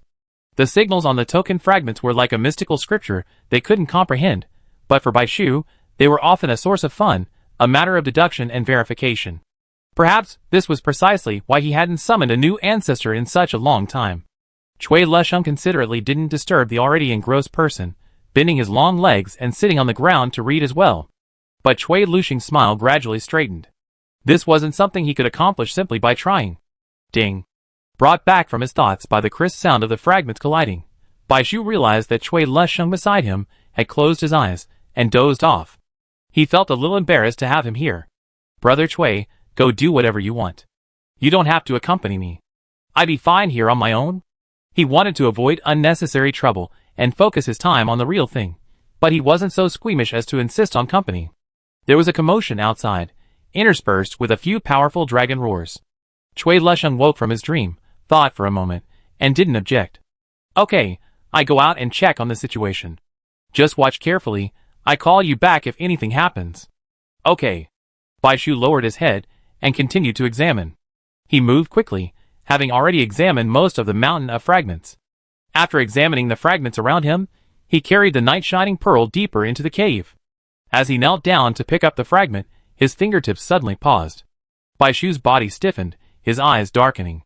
It had a slippery, scaly feel, completely different from the jade texture of the token fragment. It was small, only about 2 or 3 fingers thick. What is this thing? Feeling that thing. It seemed to rub against his palm, and his heart skipped a beat. Whoosh! A white figure leaped out, its fox eyes opening. From its head to its 9 swaying tails, its form gradually revealed itself. The collision of fire and water produced a sizzling, erupting cloud of white mist. A blanket of dark blue foxfire completely separated it from the surrounding water, though its fur remained fluffy and soft. Affected by Bai Shu's sudden nervousness, Nine-tailed Fox, unconcerned with being still in the water, emerged and slapped the creature to the ground before it could move. Ouch. Don't be afraid. Bai Shu touched his chest. Thank goodness I have you, Nine-tailed Fox.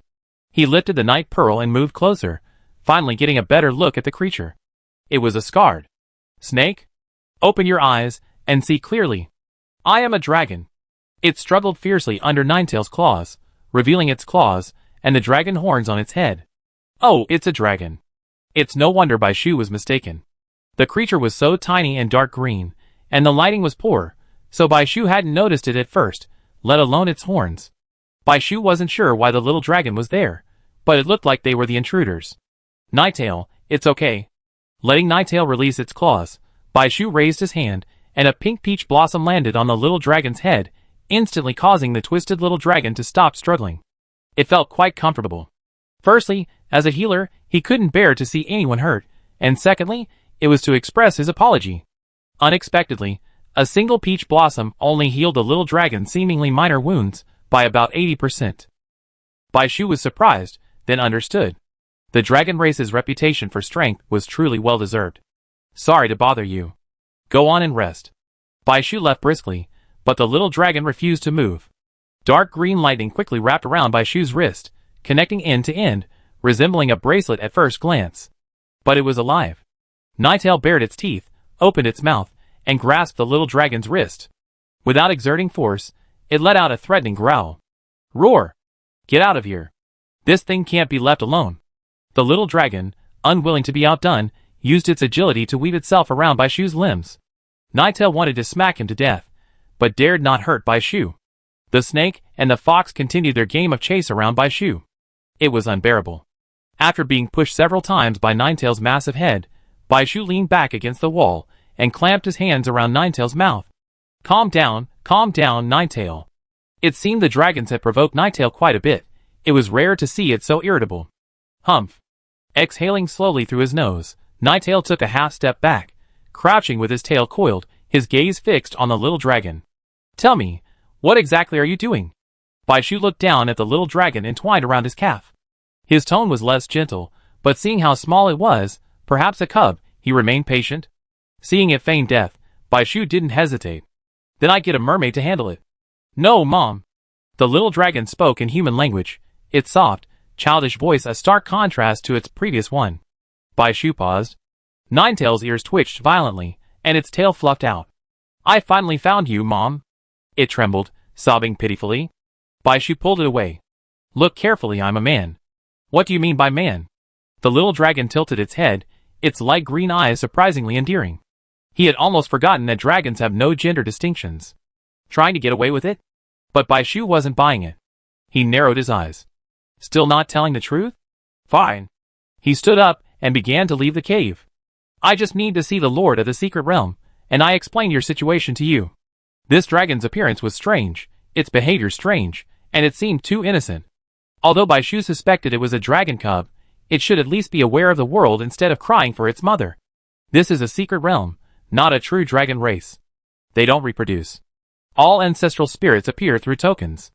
Regardless of whether an ancestral spirit was good or evil in life, returning to the human world, as an ancestral spirit requires strong will and conviction. If it were as childish and ignorant as it appeared, it wouldn't have appeared as an ancestral spirit at all. Besides, the fact that it spoke human language truly surprised him. These spirits retain their own habits and generally don't speak human language. Of course, this doesn't mean they can't learn, but simply that they don't want to. This is the pride of the beast race, what distinguishes them from the demon race. Nine-tailed fox communicated with him primarily through spiritual connection. The dragons of the secret realm were even more so. Although Bai Shu hadn't formally met them, the fact that they used mermaids as a bridge of communication was enough to prove they were the same. Under these circumstances, the little dragon speaking human language and calling for its mother was particularly strange. Bai Shu headed for the cave entrance and heard someone approaching from outside. The little dragon finally panicked, his voice trembling. No, I'm saying it now. His slender snake body coiled from his wrist to his palm, his eyes, like green bamboo leaves, watery as if about to cry. I'm not a pure dragon. I'm the offspring of a dragon and a snake demon. The dragon horns on its head had faded, leaving only 2 small bumps. Because I don't have a dragon horn, I'm always bullied, so I'm hiding here. I don't want to be bullied all the time. I want to leave the secret realm. I want to explore the North District secret realm. So Mom, please summon me. I don't want any packs or anything like that. Please. Despite being a snake, its little appearance was truly adorable. Bai Shu was still worried. Why did you choose me? Because you smell like Mom. I could smell it when you came close. It's so sweet. The little dragon said eagerly. Of course, it's because you look the weakest. In the invisible shadows, the little dragon lost its innocent expression. It simply wanted someone to help it leave the secret realm. It wasn't bullied by other dragons, so who would dare bully it? These wounds were inflicted while it was out fighting alien species. He's simply been in the secret realm for too long and was bored, so he wanted to go out and have some fun. Finding a human summoner was the only solution, but he didn't plan to stay out for long, nor did he intend to be forced to do hard labor after being summoned. Because of his demonic bloodline, he was different from most dragons. He was skilled at transformation and had a gentler disposition than dragons, making him popular among the mermaids. He preferred mermaids to humans, so there was no need for a pact. But he hadn't expected this man to suddenly appear. He was exactly his ideal summoner. He shared the same wood element, was a healer rather than an attacker, and wasn't aggressive. If, unfortunately, he died on the battlefield, he could still return to the secret realm sooner. So, he simply played along and pretended to be the one to do it. But it was true that he smelled pleasant, which was a small reason why he chose him. Seeing someone approaching, it appeared terrified. Someone's coming, and I don't want to be seen. My name is Kue. Call me, please, mother. His explanation made sense, but Bai Shu still had doubts. Kue. Seeing the little dragon thrashing around in panic, Bai Shu readily agreed. Sha Huayu was determined to train the dragon, but this little dragon at least didn't have that kind of intention. Why wouldn't she agree? Thank you, mother. The green snake disappeared impatiently. Ninetail, stare. Bai Shu smiled awkwardly, feeling strangely betrayed by Ninetail. Don't trust everything it says. Be careful, Ninetail said. Although he disliked the dragon clan, this was the only way for him to do it. Regardless, having the support of a wood spirit, who could navigate the water freely was a good thing for Bai Shu. QB's dislike for dragons was a thing of the past. He prioritized the summoner's safety. This little dragon is smooth-talking, very different from the other straightforward dragons. It was also different from the other ancestral spirits Bai Shu had summoned. At least their temperaments were similar, which resonated and led to the summoning. But it was too hasty. I understand. Bai Shu touched QB. Thank you for your continued support. QB disliked water, so he must have been holding back. Don't be so sentimental. QB howled and vanished from the spot, leaving behind a ferocious sound. Just as Jiawei returned to his spiritual sea, Cui Lesheng hurried in. Xiao Bai? The master of the secret realm has returned. We must hurry over here. Bai Shu quickly stood up. Okay. Chui Lusheng felt the burning sensation of the current. Nothing happened? He had only asked. The master of the secret realm had returned, and all the dragons were now gathered out front, so why would they care about this remote place? Unexpectedly, Bai Shu had actually encountered one. Summoned a baby dragon. Huh? Chui Lusheng had been to the secret realm several times, and had never heard of a baby dragon. And a baby dragon? The youngest was hundreds of years old, older than Xiao Bai's grandfather. He immediately broke into a sweat. Xie Chenyu was going to tear him apart alive. No bond, right? No. Chui Lusheng breathed a sigh of relief. Then don't be afraid. Follow me. Chapter 228. Divine dragons swam around. Beautiful mermaids swam past them, exchanging ethereal sounds incomprehensible to humans, leaving ripples in their wake. If you ignore their expressions, the scene before you would be a breathtakingly beautiful dream. There was no smile on their faces, but a clear seriousness in their eyes. Dragons are naturally uninhibited, following their own path. The Lord of the Secret Realm generally ignores them. This large-scale summoning of all members was only during the last alien tide. Slowly, the humans fell behind, and it became clear that all the ancient spirits were heading in the same direction, the highest point of the Secret Realm, Xionli Cliff. The sanctuary of Yinglong, the Lord of the Secret Realm. Scattered teammates also rushed over from various locations. Bai Shu searched for the figure in his mind, but could not find it. Almost all the dragons have appeared, and Xie Chenyu should have returned by then. Could he be in trouble? Also, Suli doesn't seem to be around either, and the atmosphere is so tense. Bai Shu frowned slightly, as he joined the group with Chui Lusheng. But what happened? Bai Shu asked softly. Xia Huayu shook her head. I don't know. I just heard that Yinglong left the secret realm to search for dragons, but apparently returned empty-handed. We don't know exactly what happened, but its return has made everyone in the secret realm anxious. The situation must be very urgent. After swimming for an unknown amount of time, as the sea lightened and sunlight filtered through, widening her vision, Bai Shu finally caught sight of the Lord of the Secret Realm. It had a long body and a snake-like tail, most similar to human depictions of dragons. It had a large, long head, large eye sockets, high brow arches, gaps between teeth, a protruding forehead, and a pair of thick, white horns atop its head, signaling its might. Its entire body was as white as jade, with massive wings on its back and four powerful, majestic legs beneath. It looked majestic and mysterious. Behind it stood a massive cliff, atop which it perched. As the ancestor of the beast race, it predates the Shinong of the southern secret realm. It's said to be enormous, with a single wing powerful enough to obscure the sky and sun, and its secret realm is the largest of the 5 districts. Presumably, to protect the humans, it had minimized its size as much as possible, but it still made Su Li, standing beside it, seem dwarfed. It was Su Li. Bai Shu struggled to identify the tiny figure for a long moment before confirming it. I heard about the Qin Wang secret realm. The aliens' ambitions are clear. Not only that, a few days ago, while patrolling the territory, my son observed aliens gathering. What? As soon as they met, Yinglong dropped a bombshell, rekindling the tension that had just relaxed in the secret realm. This was no small matter. The alien tide wasn't a sudden arrival of aliens at the gates of the city. Before their actual arrival, numerous signals could be observed in the outer circle, especially beyond. Alien fighting intensified outside the outer circle, and previously unknown alien species began to appear. The chaos in the outer circle led to a surge of aggression among the inner circle's aliens, contributing to the various experiences of Bai Shu and the others. However, these signs typically persisted for a long time, making it difficult to pinpoint the exact moment of the alien tide. The shift from internal strife and chaos to peaceful gathering marked a turning point. Even alien species accustomed to fighting alone would, at this point, unexpectedly join the beast tide. Territorial awareness among advanced species was discarded, as they abandoned their territories and followed the alien tide. Once the gathering was complete, the beast tide arrived. Even if the signs appeared early this time, the alien tide arrived too suddenly. Upon hearing this news, everyone was still reeling. Bai Shu felt no sense of urgency. Going back to the time he first encountered an anomaly, this alien wave wasn't urgent at all. Before the national competition, they encountered a high-level alien in the middle circle of the South Zone. Sensing an alien gathering didn't mean they could grasp their movements and use them to set up fortresses for attack and defense. Humanity was in a lower position, and the movements they observed, even with their heads raised and toes raised, were only the tip of the iceberg. The data was too sparse to support any battle plans.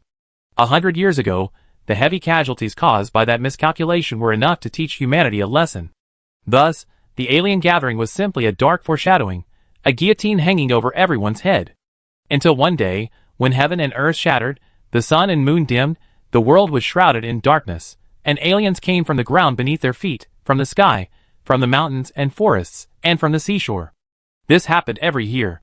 Each event lasted 3 days. If humanity survived, they would have a year to recuperate and fight again the following year. If they couldn't, they would face destruction. Even 3-year-olds in the inner city shuddered at the mere mention of the alien tide. I wonder. Have you found anything? Chao Hong asked. My son is seriously injured and missing. I only said backward. I went out to look for him, but the area is far from the secret realm, so I've been unsuccessful. Inglong sighed. The secret realm is sustained by the power of its master. Its primordial spirits cling to the tree of the master like fruits. Neither the primordial spirit nor the master can easily leave. At most, they can wander around the secret realm. But there are exceptions to everything. Inglong, as the ancestor of the beast race, possesses the power of creation, and his descendants also possess immense power.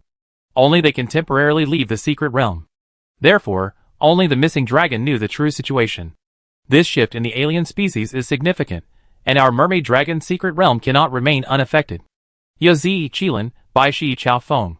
As Inglong spoke, 4 figures appeared simultaneously, 1 jackal-like, 1 horse-like, 1 tortoise-like, and 1 bird-like, all with dragon horns on their heads.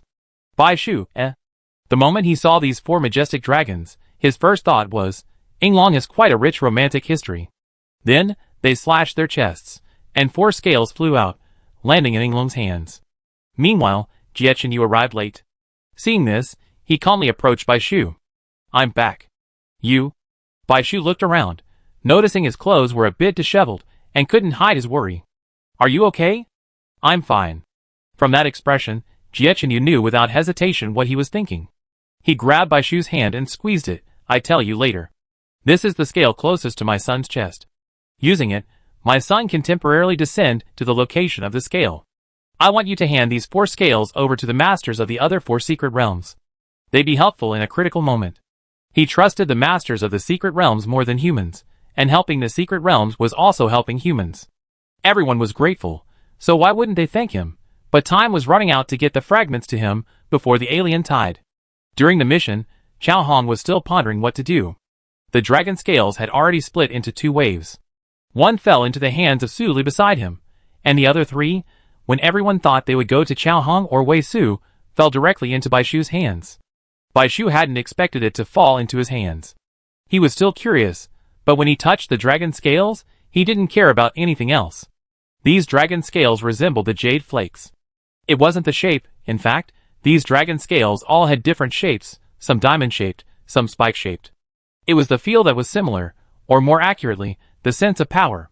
They looked heavy, but in fact, they felt light in the hand, with the hard yet delicate texture of jade.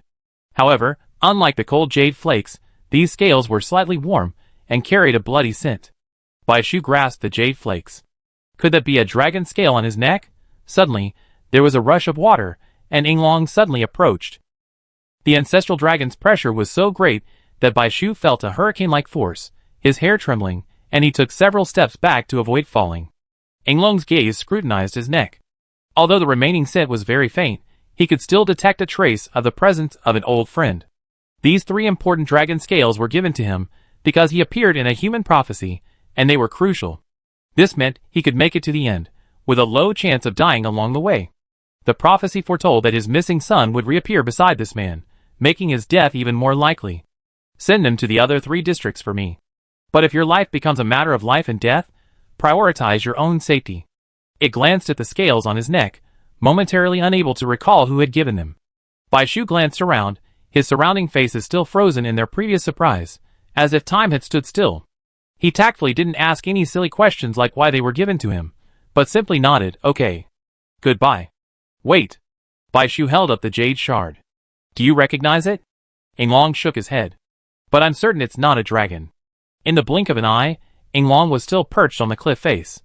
The people around him moved as if they had just flipped a button, completely unaware of Inglong's approach, as if everything just now had been Bai Shu's hallucination. But Bai Shu knew it wasn't. Excuse me, do you know anything? Although puzzled by Yinglong's choice, Chao Han was still reassured by the two he had chosen. Su Li, needless to say, was a Tianji sect member who always made the right choice, and Bai Shu was upright and not one for cunning or deceit. The two weren't particularly strong, but that didn't matter. To ensure dragon scales arrived, they could break the rules and send border troops to escort them. Chao Han was even more worried about something else. There had been waves of alien species before, but Yinglong had never been so generous, allowing his son to reinforce other secret realms. After the initial joy, he was filled with fear. There's only one explanation for its actions. This alien wave is so massive and brutal that even the secret realm might collapse. Ask him. Yinglong closed his eyes and nudged Su Li with his tail, seeming reluctant to speak. Everyone looked at Su Li with complicated expressions. Su Li, healed by Bai Shu only yesterday, was now as pale as paper. The dragon clan was so generous this time, even asking for nothing in return. Su Li must have predicted something. The Tianji sect's prophecy was, in a sense, the biggest reason they maintained hope, but he preferred it not to come true. The dragon clan is the most powerful race. Even Yinglong was so anxious after hearing it. What a despairing prophecy that must be! The words were on the tip of their tongues, but no one dared to ask. Amidst the standoff, a voice suddenly rang out. "Excuse me, Lord of the Secret Realm, where are the alien species gathering?" Xiechenyu stepped forward, his gaze blazing. When will the prophecy be heard? This opportunity to investigate the alien species must not be missed. Bai Shu looked up, eager to know. He couldn't understand why the others were shocked and thoughtful about the gathering of alien species, yet no one suggested going to see it. Xiechenyu chuckled softly. Since the alien species are moving, I don't want to sit and wait for death. The ancestors can't leave the secret realm, but we can't. If we can discover something, it might be helpful in dealing with the alien species wave later. Xiechenyu had had enough of not being able to see the whole picture, and the feeling of sitting in the sky viewing room. Chao Han paused, then smiled helplessly. Okay. It wasn't that they hadn't thought of it, or that they were afraid to go. They were just numb. When he first faced the alien wave, he likely did the same thing as them, trying to uncover the cause of the alien gathering, but ultimately failing. Gradually, his first reaction upon hearing about the alien gathering was to accept it, habitually focusing on the impending wave, thinking of completing the secret realm first, strengthening his strength, and preparing for the fight in the best possible posture. But perhaps the truth was that time was running out for them to fully arm themselves, and rather than avoid trouble, they needed to be more aggressive. After all, he was old, lacking the drive of his youth. Chapter 229. That makes sense. Wei Su took a step forward and said, "It's not easy to find a clue. Why not get to the bottom of it sooner rather than later?" Although they had failed repeatedly in the past, this time the alien species was coming in force, so investigating was better than doing nothing. A celestial spirit with a shimmering white dragon tail and a humanoid upper body swam out. Although it resembled a mermaid, the solid dragon horns on its head betrayed its identity. Chiwen, the son of Yinglong and a mermaid. It swam to Xiechenyu and said, "Father, let me take them there." Combining the strengths of both dragons and mermaids, it was formidable, yet its strikingly beautiful face softened its aura. It was also fluent in human language, and no one could resist. Chao Hong seemed to recognize it and bowed, "Thank you." "Okay, remember to be careful." Chiwen was adept at moving and extremely fast, yet neither arrogant nor impetuous. Yinglong had no reason to be uneasy. Everything was settled, and Yinglong closed his eyes with a hint of fatigue. First, his own sons had disappeared, and he had personally pursued them, wishing to tear them to pieces, but he had been forced to return due to distance constraints. After returning to the secret realm, he was informed of the prophecy of doom. The subsequent decisions made even Yinglong feel exhausted. If there was any chance, he would not harm his sons to aid other secret realms. But the prophecy was a matter of grave importance. The Dragon Clan's secret realm and the others would rise and fall together, and he had no room for selfish motives. He had done what he could, the rest was up to them. "My name is Chiwen." It swam over to Xiechenyu, placing a hand on his shoulder, looking friendly. It couldn't be that it was attracted to. Cui Lusheng was startled by this. He had assumed a dragon with such a strong taste for Xiechenyu would be quite large, but now it seemed understandable. Xiechenyu stepped forward and covered his mouth, veins throbbing on the back of his hand. It looked like he was using considerable force. He wanted to kick him out. "What nonsense!" He was about to explain. Bai Shu's gaze couldn't help but fall on Chiwen, who gave him a gentle smile in return. Instantly, the brightness of the seabed increased considerably. Bai Shu admitted that he wasn't quite calm when he heard Cui Luxing's words, but then he was transfixed. It truly was a beautiful beast. I'm innocent. Xietchen Yu grasped Bai Shu's sleeve with a grievance. Noticing his gaze, he gritted his teeth and covered his eyes with his other hand. It knows my mother. His parents had been to the East District secret realm more than once. Ms. Lin, with her beauty and powerful healing abilities, was very popular within the secret realm, but she had always declined. Chiwen had seen them twice. Once, over 20 years ago, before he was born, when his parents were still in the youth training camp. The other time was just a few years ago, the year his mother disappeared. Those who graduated from the youth training camp would be invited to join the secret project. Xietchen Yu knew this, but he didn't know that the secret project's starting point was actually in the East District secret realm. Thanks to the Dragon Sun's ability to temporarily leave the secret realm, humanity could quickly penetrate the outer circle with their help. Shifting from sea to land was even more unexpected. Thinking that his parents had walked here before, Xietchen Yu became more determined to go outside the outer circle and check the place where the aliens gathered. He wanted to see if there were any traces left by his parents, even if the probability was very small. I know. Bai Shu pulled his hand down. I'm sure you won't. Looking at Bai Shu's serious eyes, Xietchen Yu curled his lips. Of course, given our relationship, I should keep my distance from any dragon, no matter what, and I never make you feel uncomfortable. Bai Shu lowered his head. He hadn't kept it still. Father means the sooner we leave, the better. Are you ready? Chiwen asked. The sooner we set out, the greater our chances of finding Cui. Wait. When everyone agreed, Su Li suddenly spoke. I have something to discuss with the coach. It won't take more than a few minutes. Chiwen raised her hand, motioning him to do it. Chao Hong looked at Su Li's slightly anxious expression, his eyes suddenly darkening. Okay. If a prophecy concerns humanity's survival, whether it's predicted or spoken, the prophet will suffer a severe backlash. The fewer people who know this news, the better. Su Li looked behind him at Bai Shu again. Xiao Bai, come. After a moment's hesitation, he looked at Xietchen Yu again. You come too.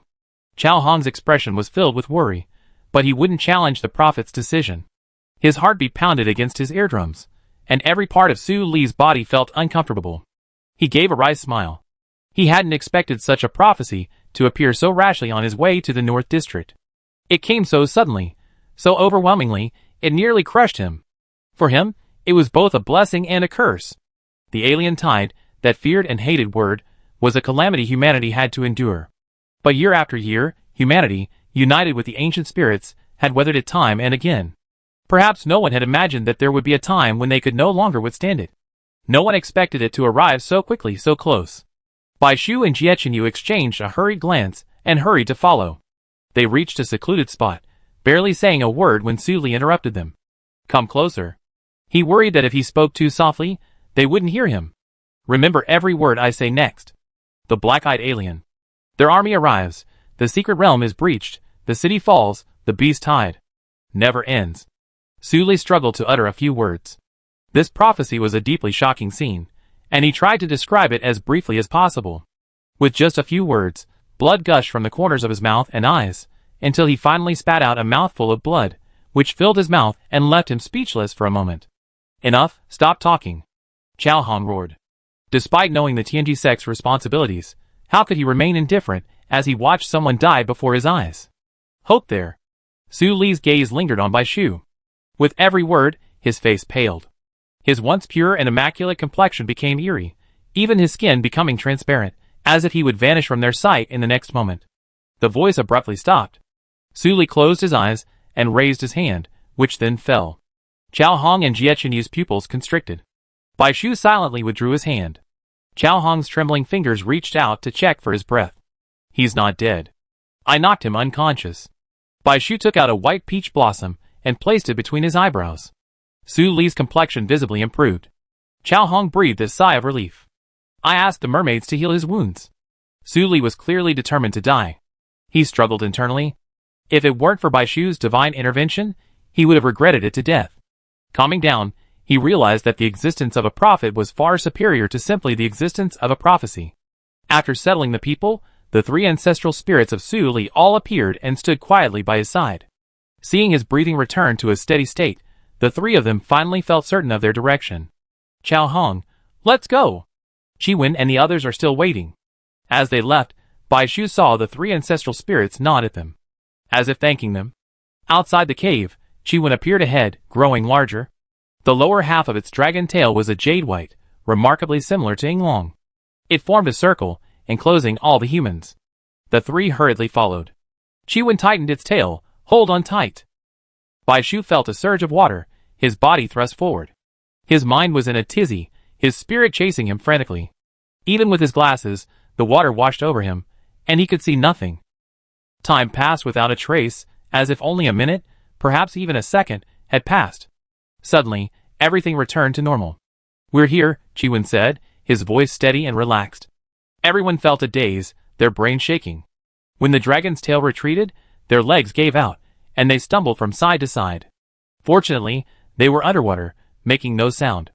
A series of alien noises filled their ears. Bai Shu, clutching his forehead, trembled as he clung to the nearby sea cave. He looked in the direction of the sound, his eyes suddenly widening. Just behind them, separated by a single cave, lay the alien gathering place. The others, observing this scene, gasped. They were trying to scout the enemy, but they hadn't said they were going to charge right into their lair. Looking back at Chi-Wen, his face full of innocence, his gentle exterior couldn't disguise his dragon's fierce nature. What's wrong? Did I take the right place? Chi-Wen was puzzled. The scent of his brother's blood was still here, there was no mistaking it. Considering the frailty of humans, it had even found a perfect hiding spot. What's wrong? It was almost plasmolysis, and everyone was speechless. Shu. Jiechenyu, who had leaned closer to the cave, turned back and gestured. He was the most adaptable, and had already begun to survey the area. Everyone also leaned closer to the small opening in the cave to look. The alien's movements could be clearly seen through the narrow opening, yet the alien couldn't easily detect them. They had wrongly blamed Chi-Wen. Bai Shu ignored his discomfort, and stared out intently. The normally violent and bloodthirsty red-eyed aliens were now visible, neatly arranged in order, like well-trained pets. They all lay motionless, suspended motionless in the sea, seemingly dormant or waiting. Their shapes were bizarre, and several bore the marks of giant dragon claws, having recently fought fierce battles. Some of them were familiar to Bai Shu, the mountaintop sea monster, the mysterious one, and the large-mouthed giant fish that had just chased them, the heavy one. A rough count revealed 100 of them. There were over a dozen high-level alien species. This was a rough estimate, given the visibility under the seabed. Behind them lay a thick darkness, a flat land that felt like an abyss, a chilling feeling. The men immediately hesitated. Forcing their way in was clearly not an option. If they were all alien species below level 6, they could still make a push, but with so many high-level species, they wouldn't be enough to make up the gap. But returning empty-handed wasn't their style. Since they had come all this way, they might as well wait a while longer. Bai Shu lay on the rock face, squinting his eyes, observing for a long time. Finally, his perseverance paid off, allowing him to see something different. Although it was still pitch black, a shadow moved. He walked in front of Chao Hong, pointing both hands to the left and right. The others also noticed the shifting colors in the abyss. A glance between them determined the next course of action. Split into two groups and approach them. Chao Hong nodded. I lead one team, attack and shield, and explore the way. The other pair will go with Chi-Wen. Chao Hong and Chi-Wen were the most powerful in the water element, so this arrangement made sense. But Bai Shu turned to look at Chi-Wen, dressed in a brilliant white that shimmered even on the seabed. It had been fine in the secret realm, but now, at the alien's doorstep, he was so conspicuous that Bai Shu nearly had a professional illness, feeling a throbbing itch in his stomach. Can you shrink? He finally couldn't help himself. That's unnecessary. Chi-Wen flicked its tail, encircling everyone again. Wait. What for? Everyone was confused, then realized, couldn't they be taking them directly there? Don't. Everyone cried out in panic, but it was too late. Even though their voices were deliberately lowered, they couldn't mask the despair and helplessness within. Humans shouldn't be toys for dragons, Bai Shu. He shouldn't have asked if he known. Dragons are unruly and unruly. Even the seemingly most friendly ones are like that. I wonder how Wei Su got along with him.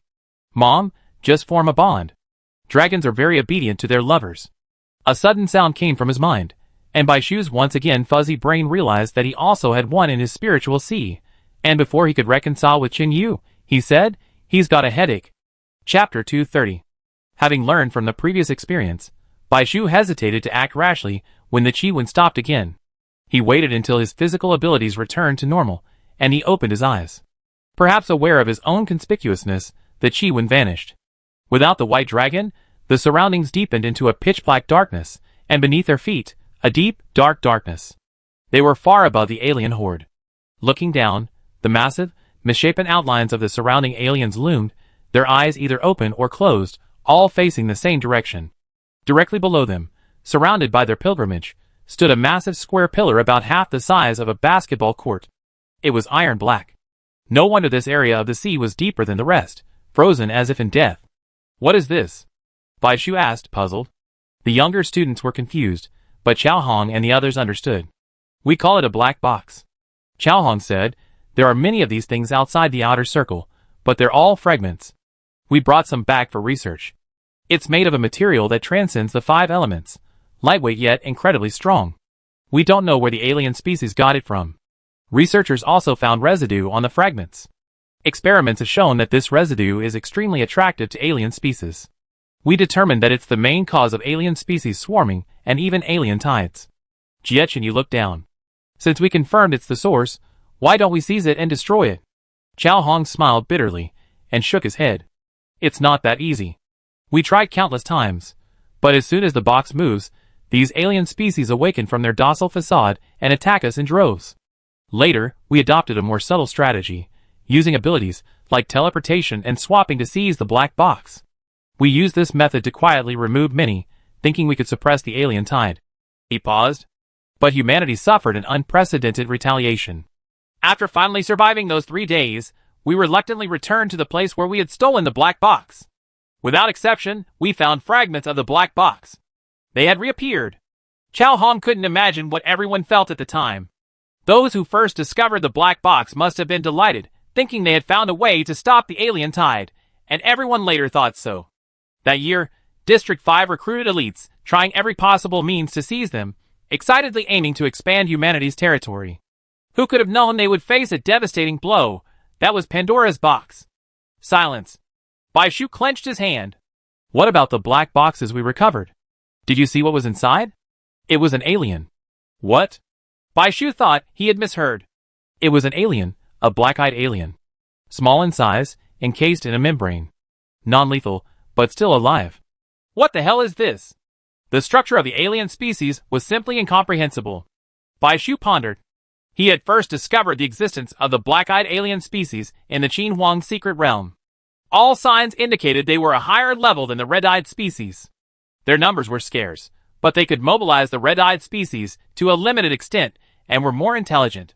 However, this time, the black-eyed alien species were weaker. Imprisoned and powerless, they would end up in pieces, reduced to scraps.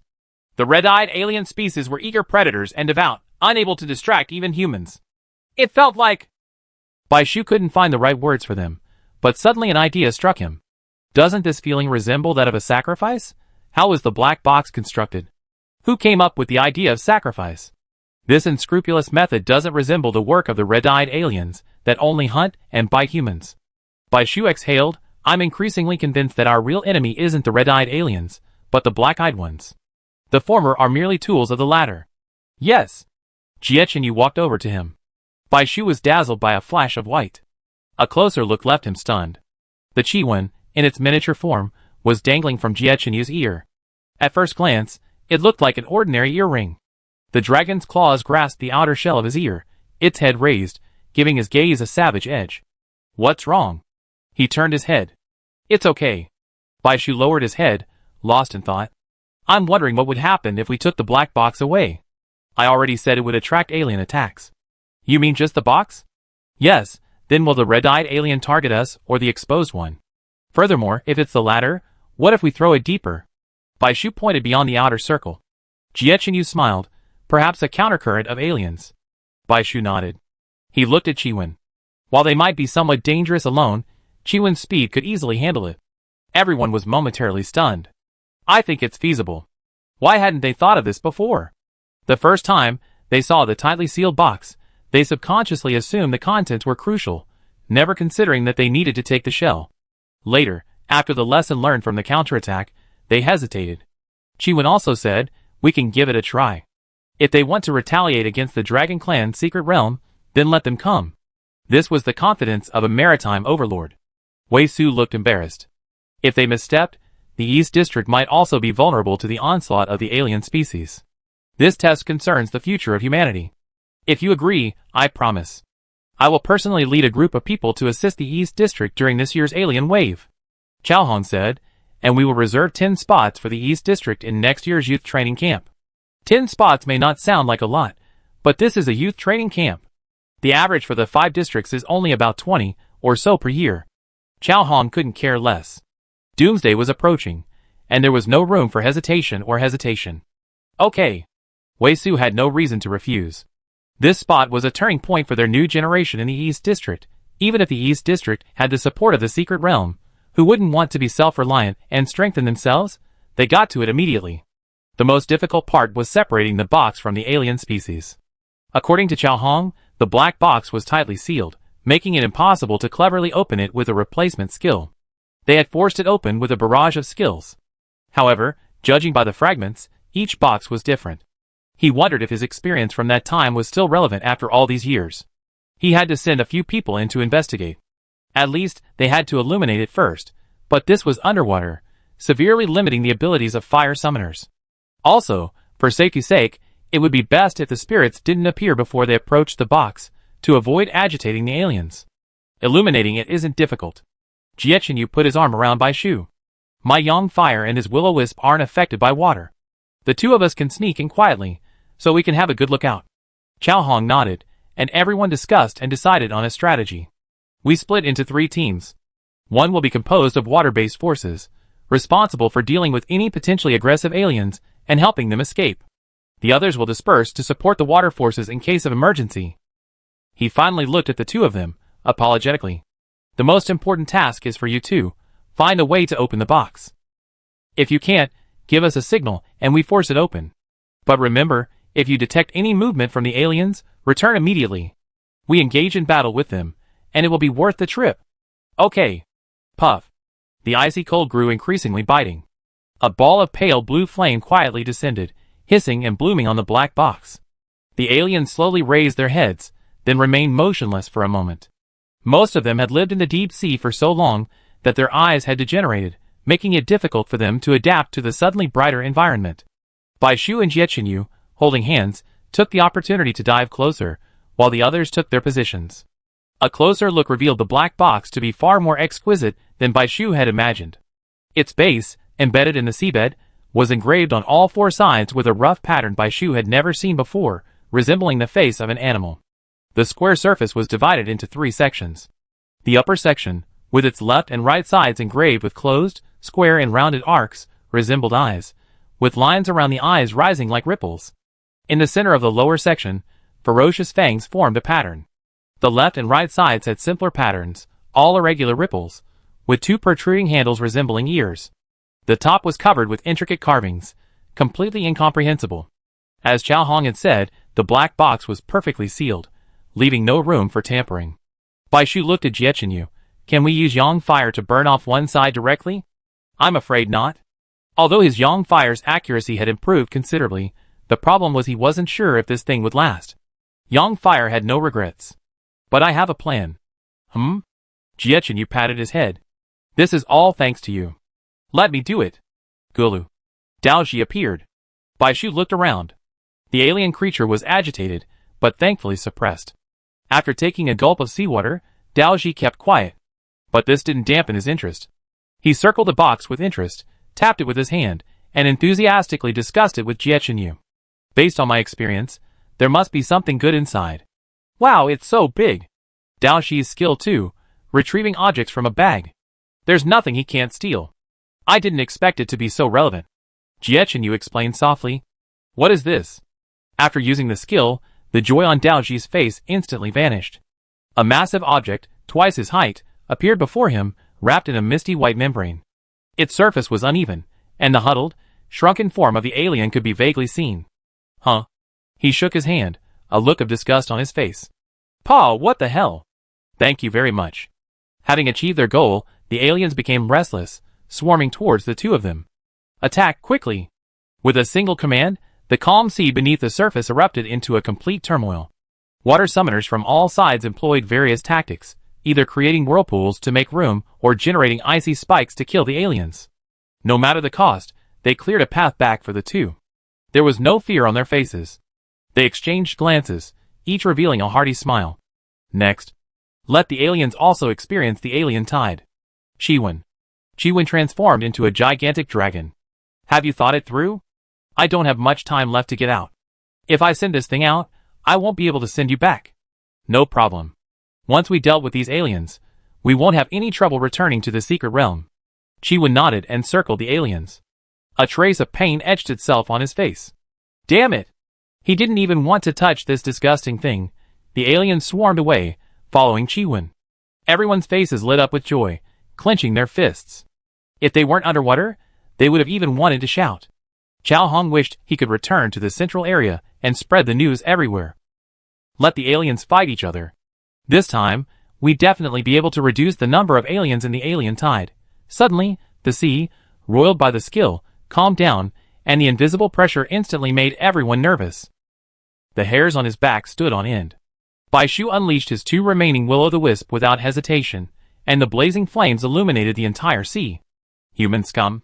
The next second, the earth roared with a tsunami, and the unsuspecting crowd was torn apart by the oncoming wave, turning into a chaotic mess.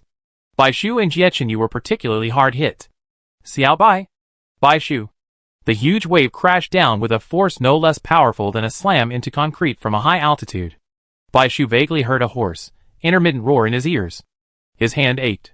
Something was grasping at him with all its might. He wanted to release the grip, but he was too weak to exert any strength. His whole being was focused on one point.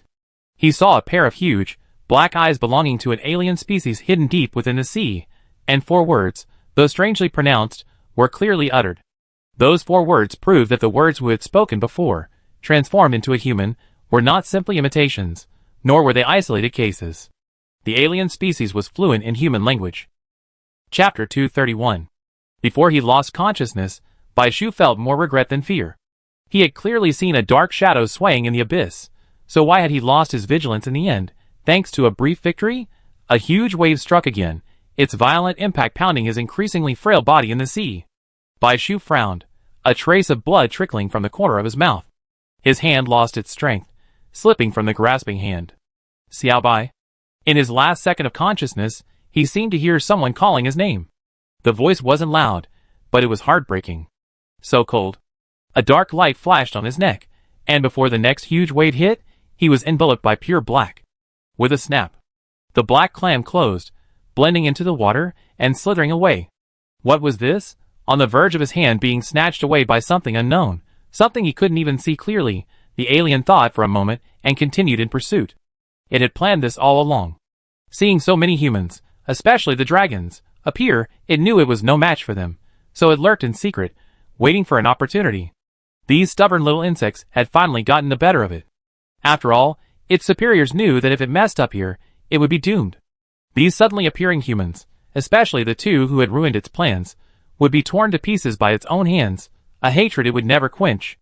It had thought the timing was perfect, that it could severely injure the 2 and defeat them one by one, but it hadn't expected that one of them would be in far better shape, more stable, and quicker to react, returning to the main group.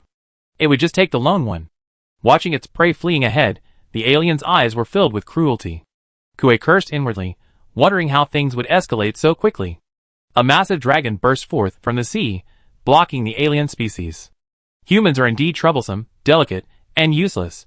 If it weren't for the restrictions of the secret realm, who would want to be tied to humans? He had to be so stubborn to recognize his mother.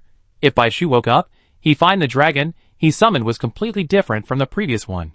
Except for Ying Long, its complete form is the largest of the dragon species. Its scales are solid and dense, with the characteristic of tightly inlaid snake scales. Its body is dark blue, and the color changes with the brightness of the light hitting the scales, as if flowing light. The dragon horns on its head, the most prominent symbol of the dragon's strength, are thick and tall, and its claws are powerful and strong. How could there be a dragon? Surprise, hatred, fear, terror. How could the aliens not recognize the creature before them? It was this creature that had suddenly appeared, severely wounded the alien horde, and disrupted all their plans. Even if it couldn't survive, killing it would be a good thing. Behind them was a fierce battle raging in the vast sea. The 9-tailed fox entered the sea, and used its tail to push the clam shell containing Bai Shu away from the battlefield. Dong Feng and Ji Kong, not good swimmers, took turns appearing inside the shell to treat Bai Shu's wounds. Even the usually friendly face of Mian Kong had lost his smile. Nine-tailed fox, always concerned about its image, didn't care even when its proud fur clung to its body. Its eyes held only alarm and a hint of bewilderment. It had to be wary of other blind aliens colliding with it. But the sea was boundless. Which direction should they swim? The two men and the fox finally agreed to go with the current, which was the most energy-saving approach. They could only wait until Bai Shu woke up before making any further decisions. After finally swimming to a calm place, the tightly closed clam shell suddenly opened, revealing a person huddled inside. The depleted scuba tank was removed, and the bloodstains on its body were cleaned by Dong Feng, but there was still no sign of awakening. QB knew that the clam, which had suddenly appeared and provided them with such great assistance, was about to disappear. QB had no choice but to carry Bai Shu on his back as he swam. His lower body fell back into the water, causing the person on his back to frown imperceptibly. Gazing at the endless sea and the gradually falling night, every moment they spent at sea seemed to stretch out, a length that grew increasingly irritating. Not long after, Koi finally returned, his old wounds unhealed and new ones incurred, but he was full of triumph, clearly a victor. This was one of the few good news they had tonight. He? Of course. Q nodded. As a warmongering member of the Dragon Clan, there was no fight he couldn't win. Q turned and looked at the person on QB's back. His face was pale, as if he would die at any moment. His prominent brows knitted together. Why hasn't he woken up yet? Although it was a little weak, its healing skills were impeccable, on par with the most powerful mermaids. If it weren't for this fact, he wouldn't have compromised. Otherwise, he would have chosen someone attractive and powerful. After accidentally entering a gathering place of alien species and being injured by them, it hurried back to the secret realm due to time constraints. It had run too far this time, and unlike the Chiwen, it was exhausted upon returning to the secret realm. It found a random place without dragons and fell asleep. Never imagined that this human would intrude on its territory and, taking advantage of its weakness, trample it into the ground. It should have been angry, but its subsequent treatment had won the dragon's favor, and it had an ulterior motive. It was indeed the offspring of a dragon and a snake demon, but he didn't mention that the Dragon Clan referred to the Yinglong. The Dragon Clan respected not bloodline, but only the dragon's horns. It wasn't some pitiful creature, on the contrary, its combat prowess was top tier among its brethren, a fierce warrior among the dragon race. He resented being tethered to that stake in the secret realm, and had long considered using a human to escape and explore other secret realms. The person entering this time was a good choice. He also chose Bai Shu because he didn't seem strong, making it easier for him to escape if he wanted to return to the secret realm, but he didn't want him to die so early. He glanced at the other spirits. The two healers were also humans, their eyes filled with suspicion, revealing no hidden meaning.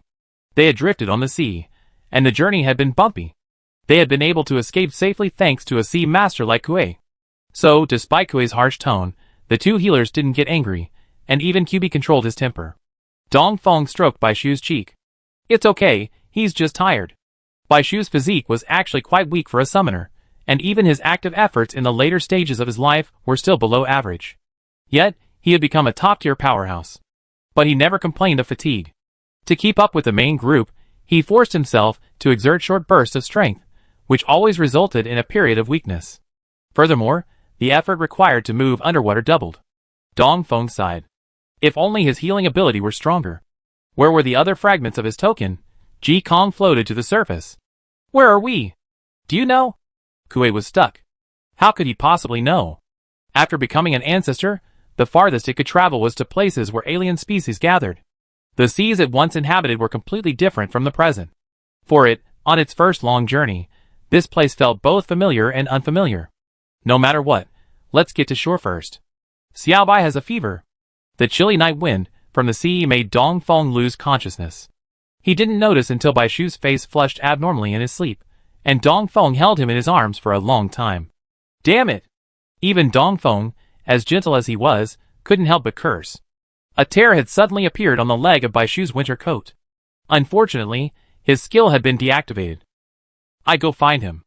Kue, now devoid of any thoughts, said immediately. No, I go. Placing Bai Shu on the dragon, Jiawei shook the water off his head, and leaned in to lick Bai Shu's neck and palms with his warm tongue. He then took Bai Shu's frozen calves into his mouth.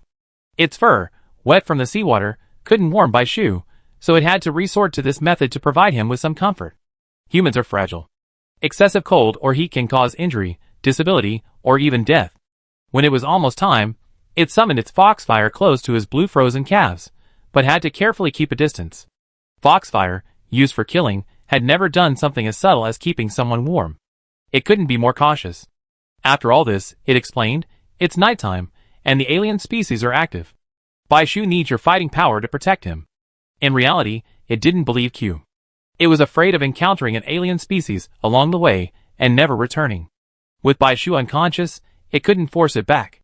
If he couldn't find him, and Bai Shu didn't recover, QB glanced at his tail. He had no choice but to let go. Oh! Then go. Low pressure. The group's return seemed to bring with it a lingering dark cloud. Upon hearing of his teammates' return, Su Li, supported by a mermaid, hurried out to see the crowd in a state of utter despair. Xie Chenyu was supported by Sha Huayu and Cui Lushan on either side, though it was more like he was being controlled than supported.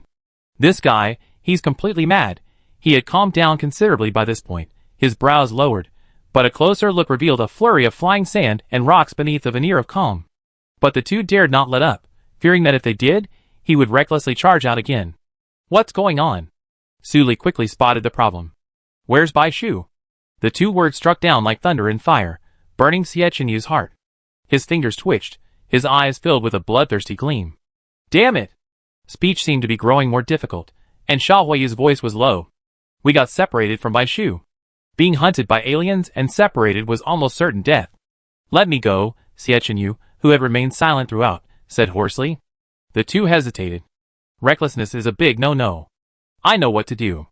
The two slowly separated, and Xie Chenyu walked to a corner, sat back to back, clasped his hands together, and rubbed them vigorously. Seemingly calming down, everyone breathed a sigh of relief. Hearing they had returned, Chi-Wen hurried in. Back? He still didn't know the situation, and with a look of joy, he said, You don't know how those alien species fought each other. That disgusting alien was torn to pieces. It's a pity I didn't have enough time to join the battle. Otherwise, it would have been even worse. What's wrong? The overly silent atmosphere made him realize something was wrong. Xie Chenyu's eyes lit up surprisingly brightly when he saw him. Bai Shu has separated from us. Can you please help me find him? His face was filled with anxiety. Bai Shu? Chi-Wen had a good impression of him. He didn't look the strongest among humans, yet his father had given him his brother's scales. What's going on? Chi-Wen grew serious. After hearing all this, he turned and left. I'm afraid I'm not enough alone. Let the mermaids treat you first. I go and discuss this with my father. Chi-Wen left, and Xie Chenyu returned to his previous form, his fingers clenched until they cracked, his eyes gathering a storm, and that frantic demeanor reappeared. Everyone knew he was a bomb, a seemingly calm volcano on the brink of exploding. One bad news, and they would likely fall apart. Bai Shu's badge is still there. That's good news. That was all he could hope for. Xie Chenyu couldn't imagine what Bai Shu must be like, adrift and alone at sea. He must have been injured by the alien's sudden attack. Xie Chenyu knew that at the moment of his release, Bai Shu was either unconscious or exhausted. Even if Dong Feng and the others could heal him, wouldn't he be lost and frightened when he woke up alone in the vast ocean? That damn alien must have followed him. Given the time, the oxygen supply in his scuba tank was definitely insufficient. He must have had a hard time fighting. Would his cold weather suit be damaged? Was he injured? The sea was freezing cold. How could someone so cold-sensitive like him survive? Would the smell of blood attract other aliens? He didn't dare to think too deeply. Why couldn't they hold him back? His hands were rubbed raw from the force, bleeding. Xie Chenyu closed his eyes tightly, and pressed the cuts in a self-torturing manner. The merman who came to treat him was frightened by Xie Chenyu's aura. Don't disturb him. Sha Huayu shook her head at him. Just do your best to treat him. Bai Shu had been separated from them by accident. Even if they had finally triumphed against the aliens, no one would have laughed, or even regretted it. If they were still like this, he would probably be even more miserable. Regret, hatred, fear, these negative emotions, when strong enough, could crush a resilient spirit. Dragon Clan, is there any method or skill to track Bai Shu's location? Hearing Bai Shu's news, Yinglong appeared again. Xie Chenyu, motionless like a human stake, finally opened his reddened eyes, and looked over expectantly. Yinglong was stunned, and shook his head slowly. The Dragon Clan focused almost all their skills on combat effectiveness. If anyone possesses this skill, it's the demon race. Their abilities are incredibly varied, and they're the most capricious of the 5 races. They might be able to find Bai Shu. I'd be there first. Jiechenyu stood up. Calm down, Chao Hong said. Not to mention how dangerous it is to cross the secret realm at night. Look at you. Unshaven, listless, and with blood-stained hands, you'd be attacked by aliens the moment you step outside. I'm calm. Jiechenyu looked at him. It's just a minor wound on my hand that will heal quickly, and won't affect my ability to fight. But, do you know how much I'm suffering? Even if I stay here, I can't rest. Closing my eyes brings on unbearable consequences. Rather than letting me go crazy, I'd rather have something to strive for. Okay. In reality, Chao Hong was just as anxious as he was. Who's willing to join me in a nighttime journey through the North District Secret Realm? Chapter 232. Traveling in the outer circle at night is definitely not an easy task. To prevent them from acting impulsively, Chao Hong added, think carefully. Anyone injured or feeling low on energy should avoid aggressive behavior. Also, summoners whose skills or spirits are restrained by water should not embark on this journey rashly. The former was directed at Su Li, whose health, damaged by the prophecy, would not be replenished quickly. The latter was directed at Jiechenyu, who believed that water and fire conflicted and shouldn't take any impulsive risks. However, his indifference suggested that his words were likely falling on deaf ears. Taking into account the remaining people who needed to continue their journey, and the need for team balance, only 9 of the 20 or so people ultimately decided to head to the North District, splitting into 2 teams. Except Jiechenyu and Cui Lesheng, all other summoners were water-type summoners, Huan Jies, Guifanyu, and Sikong, 3 juniors, and Yifang, Wei Jinghe, and Zhan Yu, 3 seniors. The remaining personnel could wait for the next group of youth training camp members arriving at the Secret Realm and continue with them, either returning to the Central District or continuing to the North District. The latter would be supported by the East District's outer border troops and Chao Hong. At the same time, Wei Su had already sent a message to the East District, urging the outer border troops to monitor any unusual movements at sea, searching for any signs of human presence. If discovered, rescue would be carried out immediately, at all costs. After hastily completing all this, the 9 people quickly dressed, replenished their energy, and left the secret realm at night. To aid them, Qi Wen, without further ado, rounded up the group once again and left the Jiaolong secret realm, heading north along the outer circle of the East District, aiming to transport them as quickly and safely as possible to the passage connecting the East and North Districts. I can only take you so far. Halfway through the journey, Qi Wen exhaled a deep dragon breath, already feeling the discomfort of being so far from the secret realm.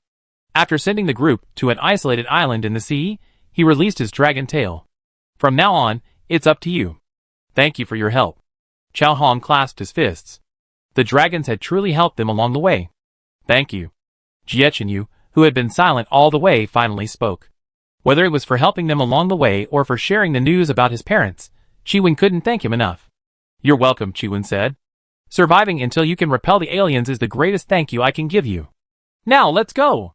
Giving Jiechenyu a quick glance, Qi Wen flicked its tail and quickly turned away. Qi Wen's mood wasn't as relaxed as it appeared, and she sighed inwardly. His dejected and depressed look reminded her of her father. Originally, due to her appearance and aura, he would have ignored her if the human woman he'd chosen hadn't happened to be in a relationship with him. Until 2 years ago, that person, who didn't fit his aesthetic, left a miniature image in his mind. The two, always inseparable, had become alone, and the person's expression mirrored his own. He never saw her again. As an escort, Qi Wen watched wave after wave of young people knock on the door to the secret realm, their fresh, innocent faces, and his emotions were incredibly complex. Because the humans he once knew were gradually disappearing. Spring passed, autumn came, witnessing the human race's growth from youth to age, from high spirits to despair and extremism, scenes of joy and sorrow. Human emotions are complex and ever-changing. Whether deep love or betrayal, the only constant is the constant treading back and forth between death and danger, and the relentless rush toward the intersection of death, a cycle that has endured for centuries. It surprisingly felt a certain respect and tenderness for the tiny, fragile human. In the short few hundred years since its arrival in the human world, its experiences were more complex than those of the tens of thousands before it. May the alien species retreat, and peace reign over the seas and rivers. Take care. The human body is always full of wonders. Seemingly frail, yet surprisingly resilient, after 3 days of drifting at sea, on a warm, sunny afternoon nearing shore, the seas calm, Bai Shu finally awoke. He lay on a simple wooden raft, his throat dry, his frail body unable even to lift a hand. The glaring sunlight brought tears to his eyes, and fear lingered in his dazed eyes. He had a nightmare. The cold followed him like a shadow, penetrating deep into his bones.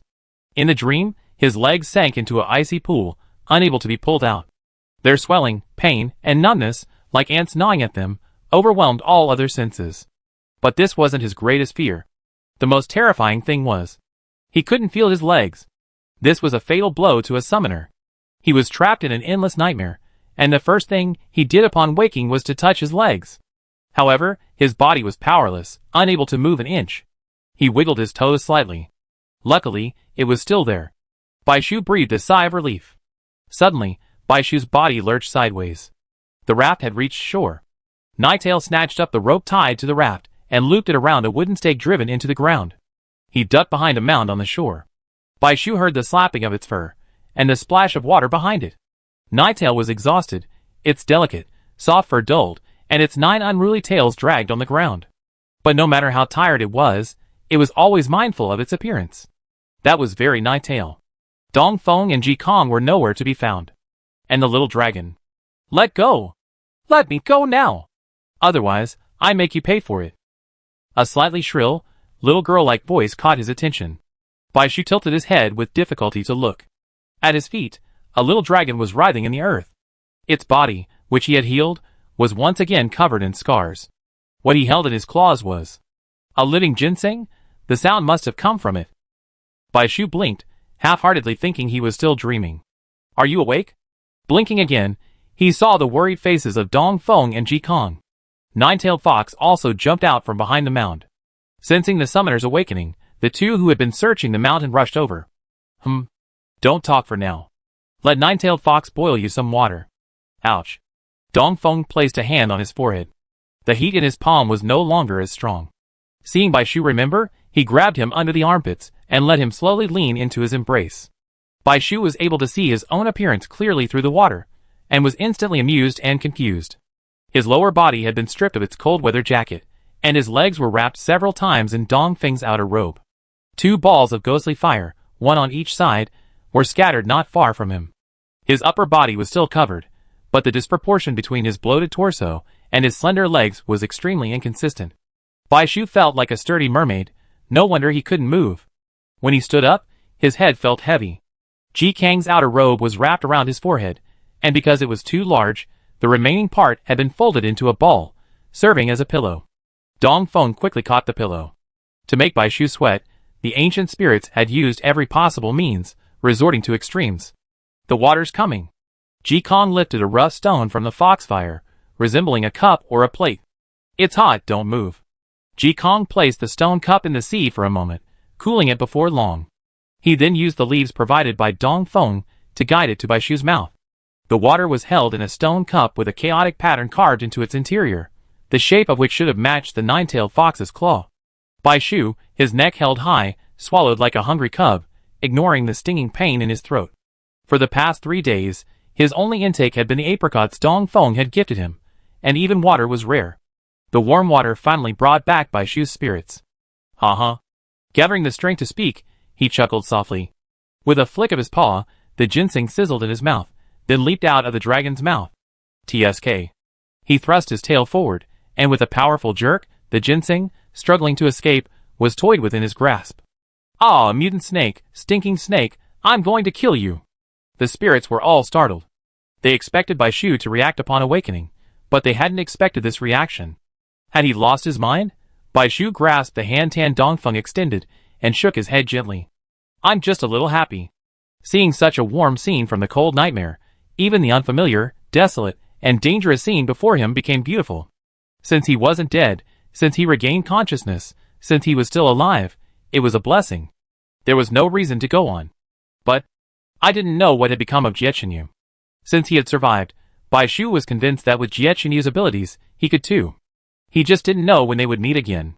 He quickly cheered up. Bai Shu was slow to realize he was getting hot. Unbuttoning his clothes from his legs and helping Dong Feng stand, Bai Shu stripped off his winter jacket, removing his top coat and glasses. The temperature on land was much warmer than underwater. Though still chilly, he was a summoner after all, so he could withstand the slight breeze. Like a bamboo shoot, he peeled back the rough outer layers, revealing a jade-like core within. His body was slender, but perfectly proportioned. His cheeks were pale with a sickly tinge, but his nose and cheekbones were frostbitten pink. Kuei unconsciously glanced over and was stunned.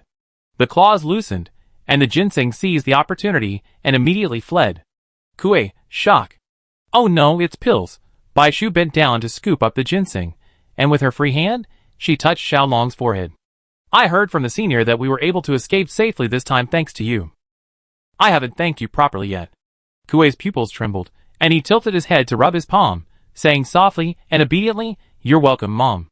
This time, his words were much more sincere. Among the dragons, a race obsessed with looks, Kuei, who only accepts mermaids, was even more important. He was so handsome. Kuei suddenly felt like he could stay home for 100 or 80 years.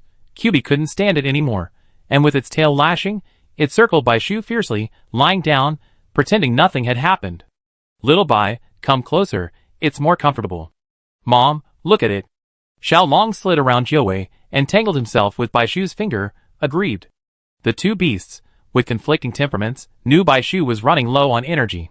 They exchanged glances, each taking a side, and the bickering ceased. What happened while I was unconscious? Where are we now? After being separated, by the time the leader had dealt with the pursuing aliens, we had already lost our bearings at sea. Your fever wouldn't go away, and we searched for land by every possible means. Jiuwei finally found it, after 3 days of searching. As soon as we arrived and docked the raft, you woke up. Dongfeng said, we encountered quite a few alien species along the way, but thanks to Kuei's ability to divert them, we were able to escape unscathed. In fact, Jiuwei had already spotted this place on the first day. Who could understand the sense of redemption that comes from suddenly spotting a towering mountain amidst the boundless sea? A long time to see a mountain is enough to kill a horse. Even with all the haste, it took a full 2 days. Jiuwei acted as the engine, protecting Bai Shu. Kuei was the only one left to fight the alien species, and even with the healing power of the two spirits, he was seriously injured.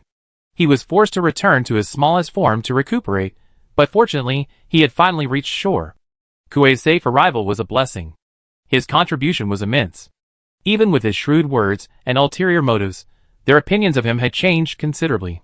The thrilling 3 days were reduced to a few bland remarks, but even if they chose not to mention them, Bai Shu knew it hadn't been an easy journey. The spirits had protected him well along the way. Bai Shu touched his waist, the token fragments and 3 dragon scales he carried were kept close to him. A bright green light flashed through his bag. Bai Shu opened it, and was instantly delighted. It was a summons. Senior, good news. Bai Shu looked up.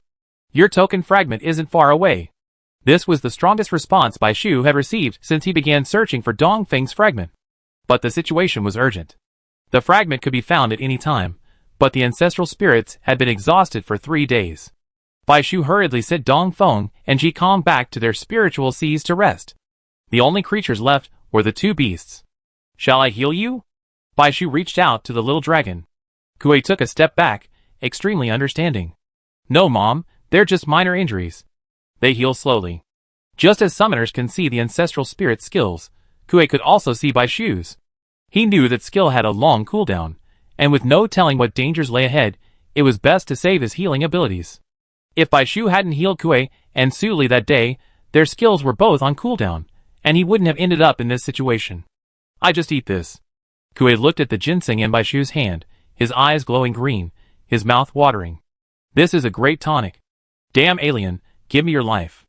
An angry voice sounded behind him. Hearing the word alien, Bai Shu tensed his muscles and became alert, only to be met with a powerful blade of wind.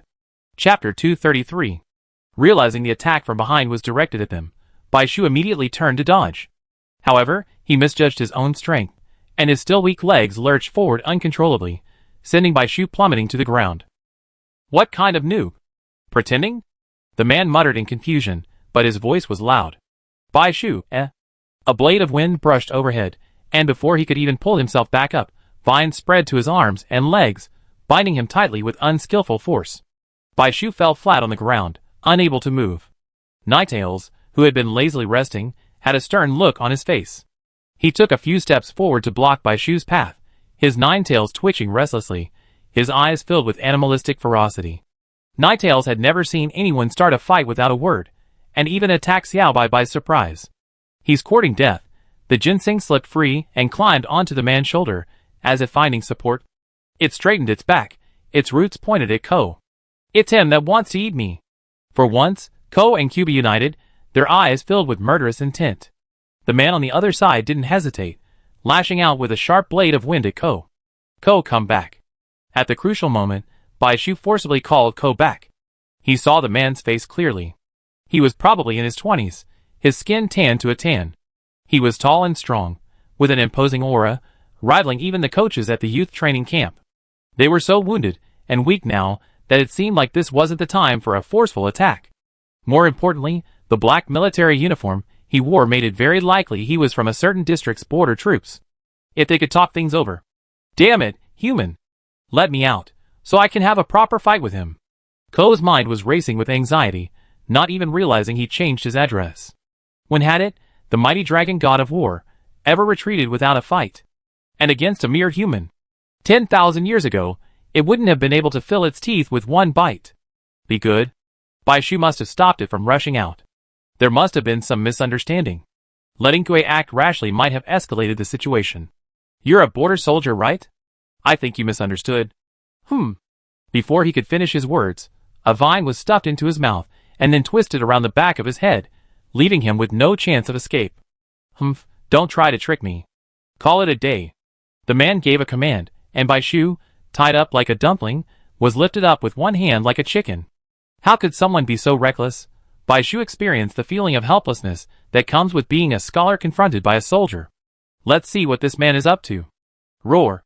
Because Baishu's mouth was covered, the nine-tailed fox, which hadn't been forcibly summoned, had no intention of letting him go. It lowered its upper body, and its 9 tails instantly went berserk, scattering in the air in a rare state of full combat readiness. Ungrateful. Baishu's forehead was slightly sweating. The 9-tailed fox seemed to be slipping out of his control. The more powerful the ancestor, the harder it was to control, especially the beasts, whose behavior was even more direct. They were naturally wild and untamable, with survival rules completely different from humans. Killing wasn't taboo for them, it was commonplace. 10,000 years ago, humans wouldn't have been worth mentioning. It was simply because of their symbiotic relationship that they began to adapt to humans, but killing those who harmed their summoners was another matter.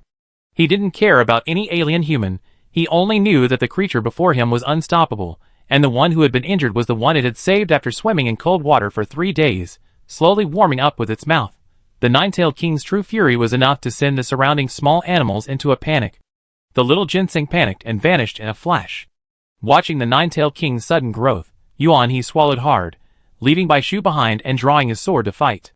Woo-woo! 9-tailed. No matter how Baishu called out the 9-tailed king's name in his mind, there was no response, and he grew anxious. They had just escaped the sea, and both he and the ancestral spirits were at their wits' end, their abilities still cooling down. The 9-tailed king was probably just a facade, weak inside. At this point, they had no choice but to fight. At their peak, 10 minutes would be enough. Sensing movement behind him, the man glanced back, watching as human ancestral spirits appeared one after another around the young man he had bound. Then, a massive dragon soared into the air, its high-pitched roar brimming with menace. Even though it was covered in wounds, being rushed by 2 massive creatures, one in front and one behind, the man's forehead was covered in cold sweat. Puff! The vines were untied, and Baishu spat out what was in his mouth, saying solemnly, Senior Ji Kong, Guangling Chu. Ji Kang's second skill, Guangling K Xiong, boosts all team members' momentum, grants no damage, all health is pseudo-restored, and no pain, combat power remains at peak, lasting 10 minutes. A guqin materialized in Ji Kang's hand, and he began strumming on the ground. At one point in the song, the man noticed that the wounds of the 2 behemoths surrounding him had visibly healed, and even their roars had become more energetic. This is over, this is a tough one. Shit! What's that? 2 people rushed over from a distance, drawn by the commotion and startled by the sight. Besides anything else. If I'm not mistaken, that flying overhead is a dragon. Outside of the East District, this creature is rare. The 9-tailed fox in front wasn't rare, but it was this large and imposing. Yuan he, what's going on? The man was also wearing a black uniform, but he was wearing a hat. The epaulets on his uniform were intricate, making Bai Shu even more wary. Bai Shu rarely saw outer circle border soldiers wearing hats. They were troublesome in a fight and restricted his vision. Most people would only wear them as a token of their ability when in the inner circle, but the fact that he did so demonstrated his formidable ability to deal with the outer circle aliens without much effort. The man was about 30 years old, with a tough, sharp face, the kind of deep features you only see in paintings, exuding an aura of keeping strangers away. He was also incredibly tall, at least 2 meters 1, but he didn't look sturdy, not even as muscular as the man before him. However, judging by his exposed hands, he was definitely quite strong. More importantly, his aura was profound. This man had a deep aura, all his sharpness hidden within it. He gave the impression of being on par with Chao Hong, if not even more so. Captain Duan. Seeing the newcomer, Yuan He's expression softened, his panic turning into composure. I encountered an alien disguised as a human. We're not. Bai Shu immediately retorted. So that's what he thought. How could he be an alien? Don't think I can't recognize you just because you're disguised as humans and ancestral spirits. Yuan He dodged and yelled, Captain Duan, didn't we just have a case in the Central District? An incident of a disguised ancestral spirit attempting to take over? If it were a human, how could they appear alone in the outer circle, and in such a remote place? It's incredibly strange. There aren't even roads here. Could they have drifted in from another district? Bai Shu choked. Really capable. Captain Duan glanced at Kui. If there are any dragons, they might drift over here. Captain Duan. Which side are you on? Captain Duan had absolutely no intention of helping him. Yuan He ate a tail and burst into tears. I even saw with my own eyes that they wanted to eat the small ginseng. Bai Shu, but in the end, we didn't. Okay, then I tell you the strongest evidence. He pointed at Bai Shu. Look at his face, white as snow, his mouth red, his eyes red, like a ghost crawling out of the water. He appeared in the outer circle without anyone noticing. It's obvious that he's an alien imitating a human. And this kind of alien is always good at sweet talk. Don't be fooled by him, Captain. Bai Shu, I'm so sorry he's sick. His analysis had him practically convinced. He's human, the man called Captain Duan said in a deep voice. Bang. Slammed into the ground, Yuan He raised his head with difficulty. Captain Duan? I recognize him. Duan Lang bit one leg and half-crouched beside Bai Shu. Remember me? My little savior? Bai Shu's eyes were vacant. He didn't recognize this man, but for some reason, he looked familiar. You? It's you? You're All Lang. Bai Shu opened his mouth in surprise, a memory suddenly flooding back. It was before the national competition. To obtain the nine-tailed fox fragment in Yuan Qian's hands, he and Jiechenyu Yu had taken on his mission to rescue someone. That was also his first encounter with a high-level alien. After countless hardships, they rescued All Lang, now a bloody mess. However, he was soon captured by the border troops. He never thought they would see him again. Duan Lang curled his lips slightly, trying to appear gentle. My name is Duan Lang, the Lang of Lin Lang. Yuan He wailed, I was wrong. Captain, you can't just stand by and watch your team get beaten to death. The misunderstanding cleared up, and Bai Shu ordered the spirits to stop. The spirits left silently, confirming Xiao Bai's safety. Jiawei also took Kui away. Excuse me, where are we? Bai Shu looked at the contrasting scenery around him, a guess forming in his mind. As expected, Duan Lang replied, North District. Is he really a human? Yuan He quickly climbed to his feet, unable to resist looking him up and down. Why are you here alone? It's a long story. I accidentally drifted here from the East District secret realm. Bai Shu licked his dry lips. Anything to eat? Yes, it's not far from the camp. Follow me. Duan Lang led Bai Shu away. Yuan He was still dazed. He really was a human, floating here from the East District secret realm alone, accompanied by so many fully awakened spirits. This is outrageous. If Captain Duan hadn't known him, it would have been hard not to suspect he was an alien. Bai Shu drank 3 bottles of nutrient solution before he finally recovered. He was still feeling hungry, but Duan Lang, knowing that a starving person shouldn't overeat, stopped him. After a brief exchange, Bai Shu realized he was indeed in the North District. The North District is colder, but boasts a diverse terrain, with mountains and seashores, abundant lakes, and fertile land. In winter, after the first snowfall, this area is blanketed in a blanket of white snow, which remains until the next spring, earning it the nickname City of Ice and Snow. This secret realm is ruled by a wood element spirit, a 1,000-year-old ginseng spirit. The master of the secret realm possesses a formidable vitality, resistant to the cold, and possesses inherent healing properties. Unlike the Central District, they employ human wave tactics, nor do they possess the immense combat power and natural talent of the Eastern District, nor do they possess divine powers and sorcery like the Southern District. The ginseng spirit excels at control and hiding. Without guidance, or the master's unwillingness to reveal himself, neither humans nor aliens have been able to locate the true location of the secret realm. The secret realm also contains various spirits. Their combat prowess may not be top-notch, nor as uniform as humans, but they rely on unexpected tactics to achieve victory, leaving countless aliens baffled. Do you know if anyone from the youth training camp has arrived in the North District? Calculating the time, even if Jiechenyu and his team can't make it, if all goes well, and Ning and the others should be here. I don't know. Duan Lang shook his head. As outer frontier troops, they were incredibly busy before the alien influx, and had no time to pay attention to such matters. The secret realm is on the other side of the North District. Why don't I take you back to the inner city first? The medicine sect has close ties with the secret realm, so they have more information. The secret realm isn't here anymore? Bai Shu was stunned. The ginseng spirit just now didn't look like a summoned ancestor. He thought it was an ancestor from the secret realm, and he assumed the secret realm was nearby. Duan Lang explained, what you just saw wasn't its true form, but its disembodied spirit. They'd love to wander. I see. By the way, do you have any way to send a message? I gotten separated from my teammates, and they must be worried. To the medicine sect, Duan Lang said. Guan Zhais is a member of the medicine sect. As long as he steps into the outer circle of the North District, he'd be able to pass on the message. He returned to the inner circle with Duan Lang, then took the teleportation array back to the inner city.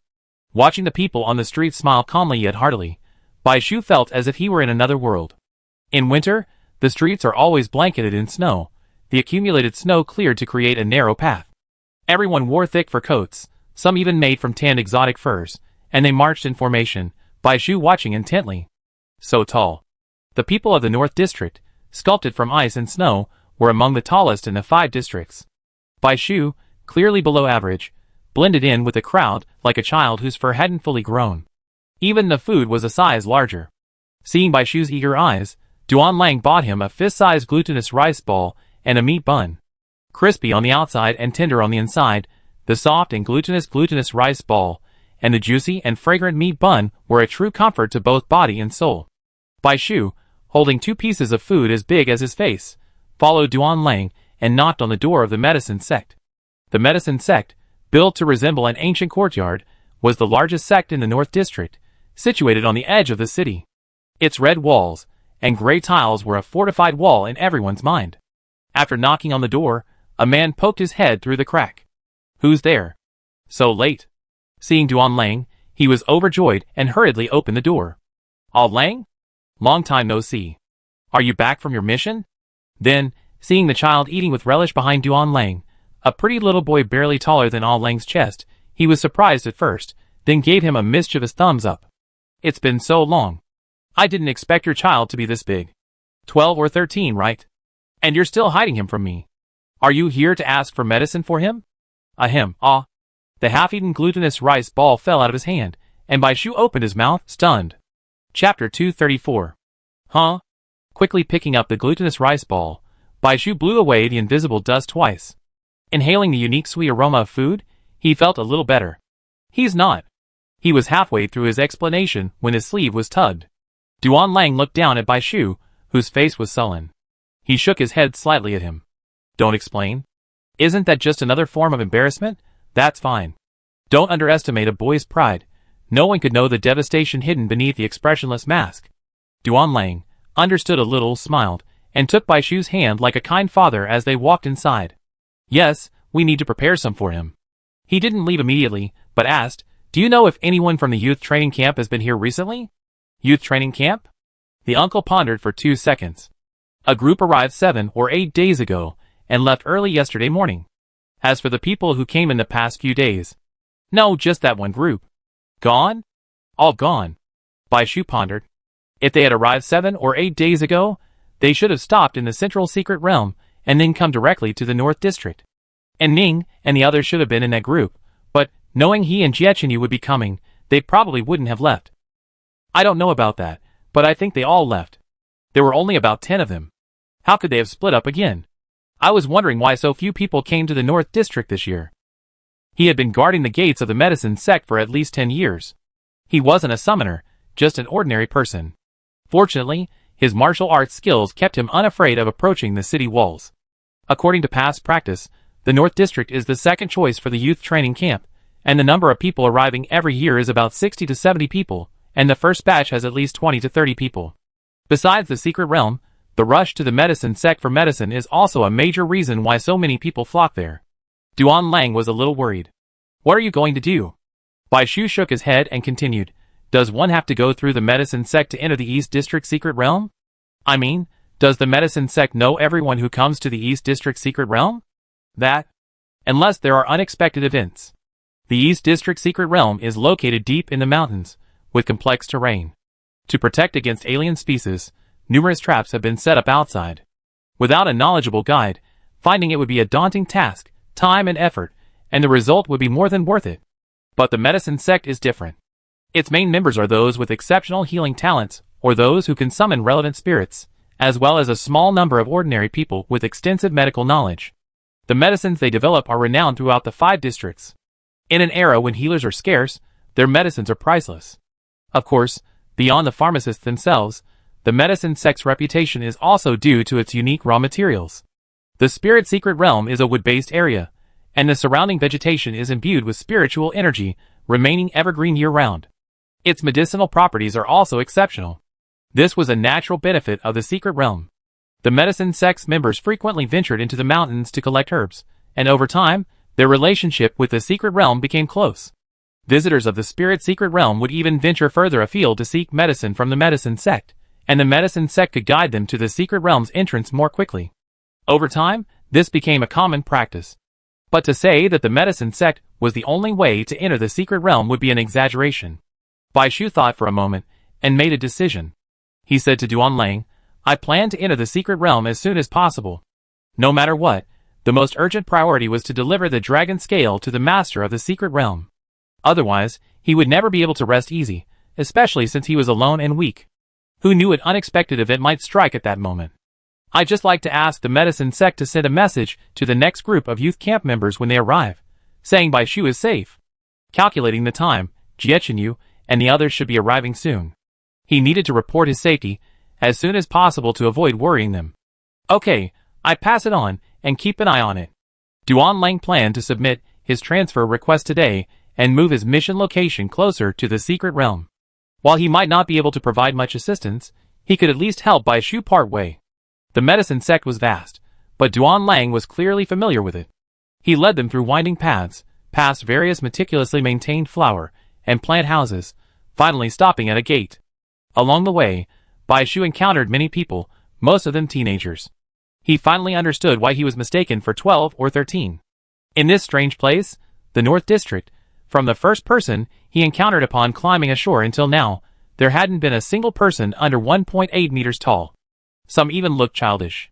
Are 13 or 14 years old and 1.8 meters tall? What on earth were these people raised on? Mr. Huang, I'm here to buy some medicine. Come in. The room was unexpectedly bright. The aroma of medicine filled the air as soon as the door opened. 3 walls were lined with medicine cabinets. A white-haired old man sat on the floor, grinding herbs. Compared to other areas Bai Shu had visited, the Northern District Medicine Sect had many older members, a prime example being the man before him. This was the first time Bai Shu had seen someone so old, and he didn't sense any summoner's presence from him. Because they face so many alien species, summoners often carry a certain murderous aura.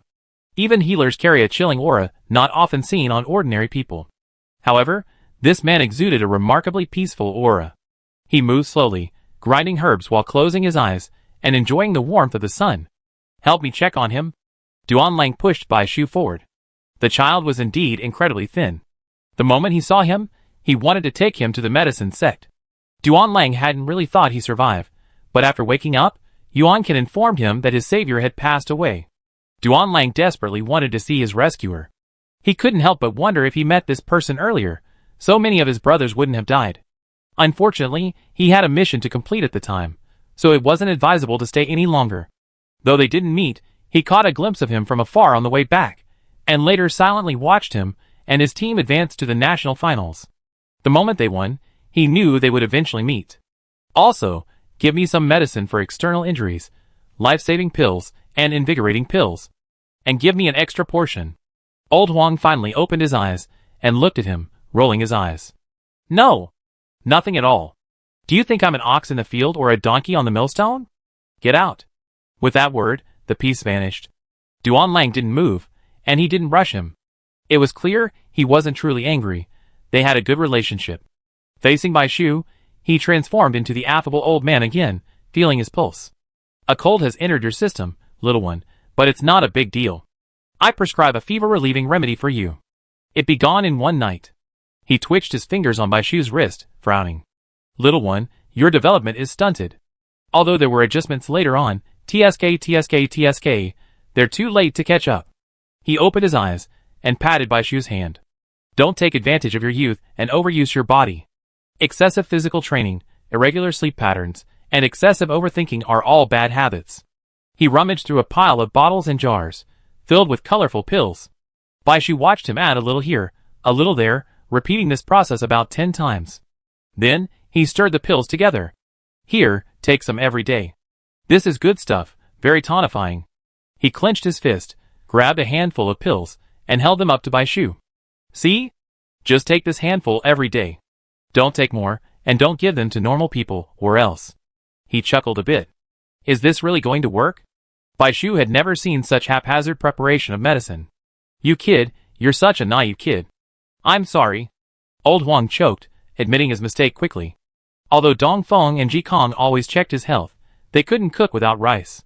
Without the raw materials, they had no other choice but to use their skills to help him. But at this point, he couldn't help but have some hope. Will this make me taller? Old Huang, How old is the child? Almost 17. He was a year older than him. Old Huang's expression grew fonder. It should have some effect. It was the first time he said it so tactfully. Bai Shu didn't catch the hidden meaning and cradled the medicine box like a treasure. Okay, I take it every day. Here are these too. Old Huang pushed out a few more medicine bottles, the difference being that these were packaged separately. To stop bleeding, to save lives. Exactly what Duan had said. Duan raised an eyebrow. Didn't you say you were out? Give him your share, isn't that okay? Of course he had medicine. At his age, all he could do every day was grind pills. It was the sex medicine sales season, so how could he not have stock? He hadn't anticipated that Duan was asking for an extra portion for the child. Summoners like these, you can't give them too much medicine. They have no appreciation for the doctor's painstaking efforts. They just keep making whatever they can. But now it was different. He knew from a pulse that the child was also a summoner. Combined with the familiar emblem on his clothes, it was definitely from the youth training camp. How could he bear to let such a young child face such vile things? This is too much. My points aren't enough to buy this much. Although Bai Shu wanted it badly, he touched his deflated bag and reluctantly declined. After being out there for so long, many of the fragments hadn't been converted into points. These things looked expensive, and his wallet wasn't wide enough. Put it on my account, Duan said. I never been able to repay you for saving my life. Let me show my gratitude. You're quite tactful, kid. Old Huang snorted, hands behind his back, and went to grab the medicine. I take you to Wu Xiaorong later. He's in charge of the secret realm. What for? He's not here right now. Old Huang, who had closed his eyes, lifted them again. Duan turned back. Where did he go? The secret realm. It's not just him. Many summoners from the medicine sect rushed into the secret realm in the middle of the night. Their reasons and intentions are unclear. How could you possibly not know? Bai Shu, Old Huang was being too forthcoming. As if understanding Bai Shu's expression, Old Huang smiled and pointed at Duan. I rescued him. It's been almost 10 years. Although they weren't father and son, their relationship had long been like that of father and son. You two look like father and son. Then you're my grandson. In all those years, this was the first time Duan had brought someone to him. Old Huang didn't say anything, but his actions showed his concern.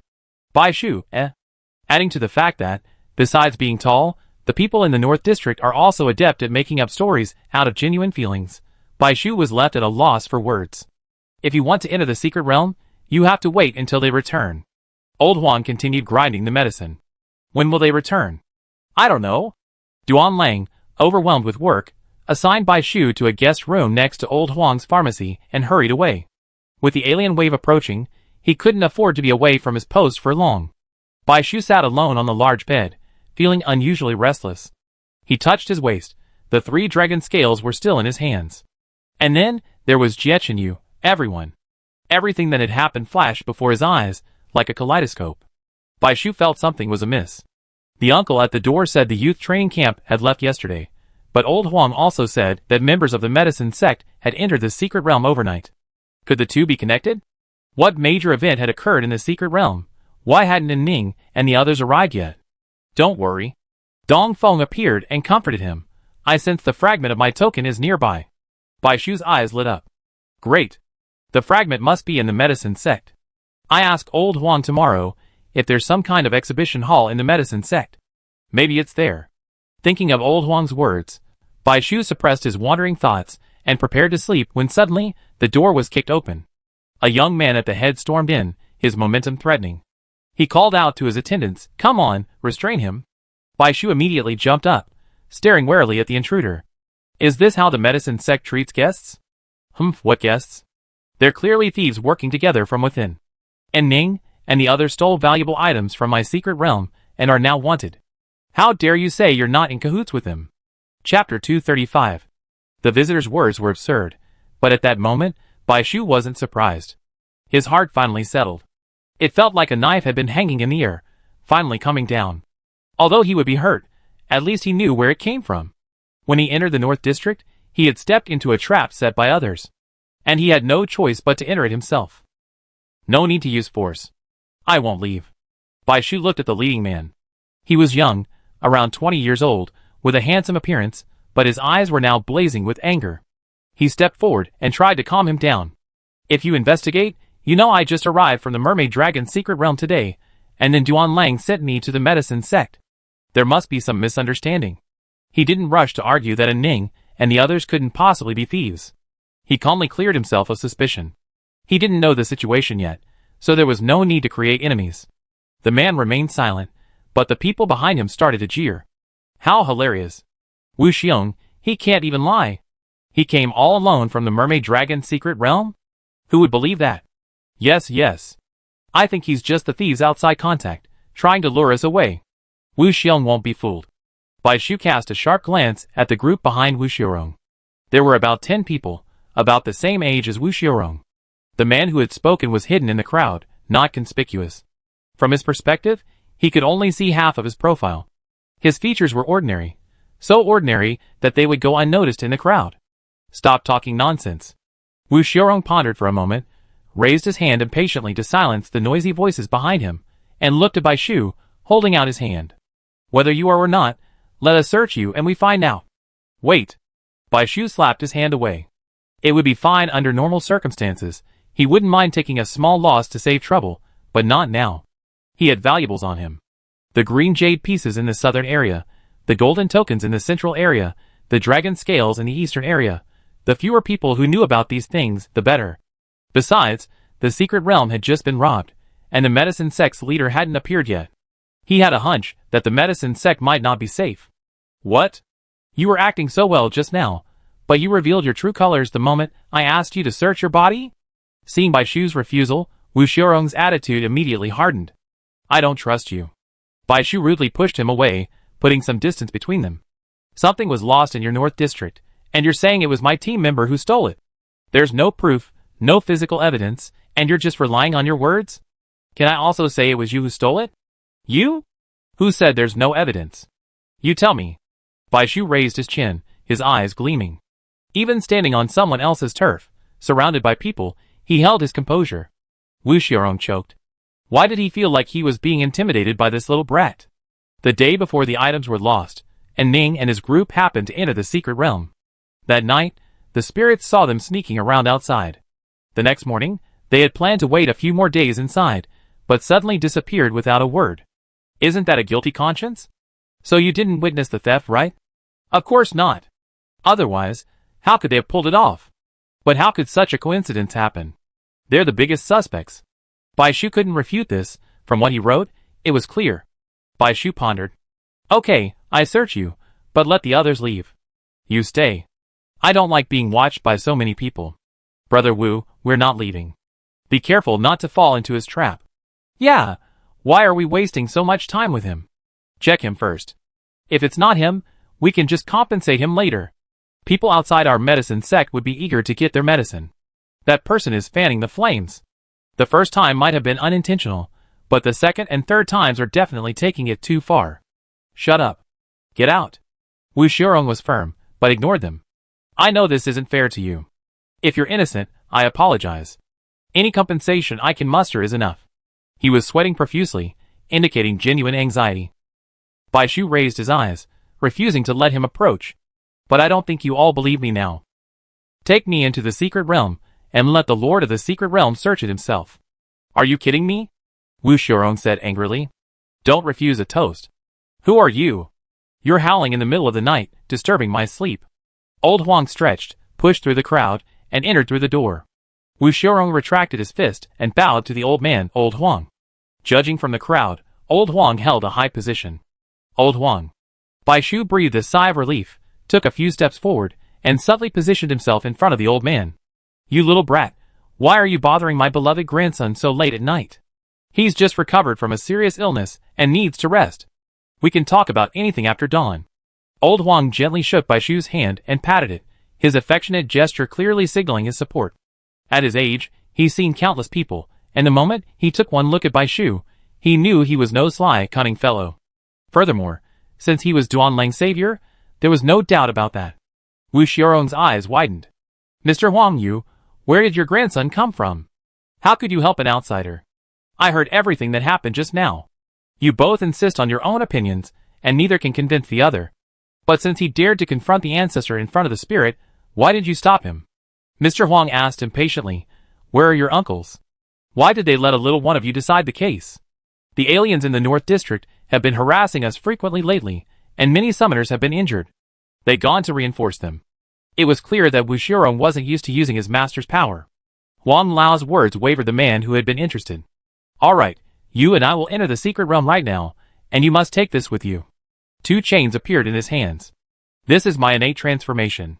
Without it, there's no point. Boy, you're going to make a scene. I told you he's weak. Why are you taking him into the secret realm so late at night?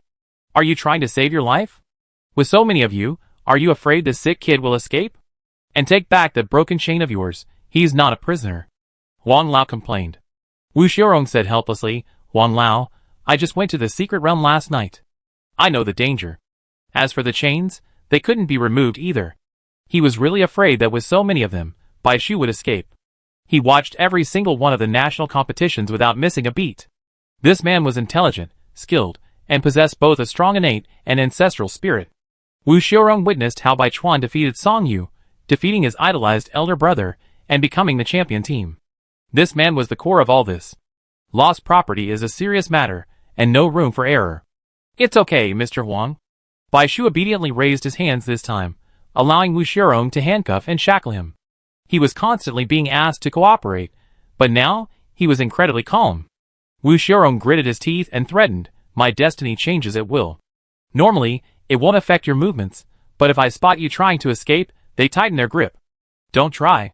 Bai Shu shook his head, glancing past him at the group behind him. Are they coming too? Of course. Bai Shu nodded. Yes, going to the secret realm at night is dangerous, so it's better to bring more people. Let's go. Wait. What's going on? I need to talk to Elder Huang. It'll only take a few words. Go tell me. Wu Xiaorong gritted his teeth. Bai Shu leaned forward, shielding his mouth with his hand, and whispered something in Elder Huang's ear. Elder Huang's fingers trembled, and he glanced at him in surprise before nodding with a serious expression. With the clanking of chains, they entered the medicine sect's teleportation array and exited from the last station in the middle circle. The towering snow-capped mountain visible from the sea was now within sight. Its name was Changbai Mountain. Everything seemed to have turned a pale white. Plants were coated in a crust of ice crystals. Rime covered the ground, blanketed by a thick blanket of snow. There was no road beneath his feet, only vast expanses of white snow. Only shallow footprints could be seen. This must have been a small path carved by Wu Xiaorong and his companions not long ago, but it was quickly filled by the wind and snow. The night wind howled, stirring up the white snow like gravel, which stung painfully against his skin. This was the first time Bai Shu had ever seen such thick snow. He stepped deep, shallow, in the thick snow, which reached up to his calves. His face, which had finally regained some color, paled again. Soon, his eyelashes and hair were covered in a layer of ice crystals. Huh? A pair of hands, red from the cold, trembled as he exhaled into his palms. His thin figure, gradually falling behind, became increasingly hunched, as if about to collapse into the snow at any moment. TSK. Wu Xiaorong took 2 steps back, unbuttoned his coat, and draped it over Bai Shu's shoulders. He spoke fiercely, "Aren't you a summoner of the wood and fire elements? How can you not even withstand this little bit of cold?" He and Bai Shu were dressed equally. After removing their coats, they were left with only a thin undergarment. Growing up in the North District, nurtured by the medicine sect from a young age, they were immune to the cold. Even ordinary people could bear their shirts in the snow. Wu Xiaorong hadn't expected him to be so incompetent. He worried that he might cause trouble, but now it seemed completely unnecessary. Eyelashes, frozen in a layer of ice crystals, drooped, obscuring Bai Shu's eyes. He grabbed Wu Xiaorong, using him for leverage to ease the strain on his legs. "Come closer to me." He added 2 more words at the end. "It's so cold." Troublesome. As they walked, Wu Xiaorong had actually stopped thinking Bai Shu had stolen anything. Despite his powerful skills, his body was too weak. Even a little wind and snow looked fatal to him. How could he possibly coordinate with the people inside? Unknowingly, the 2 of them were at the rear. Bai Shu asked, "How long will it take to reach the secret realm?" If it weren't for the white mist around his mouth, his voice would have been so low that Wu Xiaorong would have barely heard it. Almost halfway. He thought Bai Shu was about to collapse. Should he untie the chains? He felt like he was bullying him. If his life force hadn't transformed into chains, he wouldn't have had to keep walking. Unexpectedly, at that moment, the hand that had been loosely supporting him suddenly tightened. Wu Xiaorong was startled, his vision blurred, and a huge figure flashed by. Nine-tailed fox. Sharp claws severed the chains binding Bai Shu's hands and feet. Without stopping, Nine-tailed fox transformed into light and shadow, charging forward, its 9 tails surging forward to attack the people in front. Freed from his restraints, Bai Shu was no longer weak as before. He rushed out like an arrow, his eyes closed as he ignited the will-o'-the-wisp in his hand. After staring at the monotonous snowy landscape for too long, and in the dim surroundings, the sudden, glaring light would slow everyone's reaction. Bai Shu smiled, feeling sorry for the will-o'-the-wisp. I don't know how many times he used it as a flashbang. You're lying. Wu Xiaorong covered his eyes, his face turning pale and red, his back teeth nearly clenched. Ah! Captain Wu, help! With lightning speed, Nine-tailed fox's tails entangled several people, dangling them in the air, and swinging them, as if to shake their brains apart. Aside from the 9 people who had been taken aloft, the others reacted quickly and surrounded Bai Shu. You actually stole it. Wu Xiaorong stared at the furious 9-tailed fox, and the expressionless Bai Shu, who emerged from the backlit area.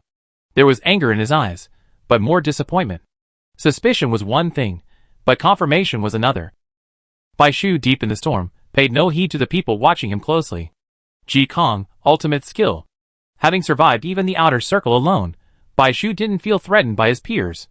The wind shifted across the snowy landscape, instantly transforming it into the Netherworld's home turf.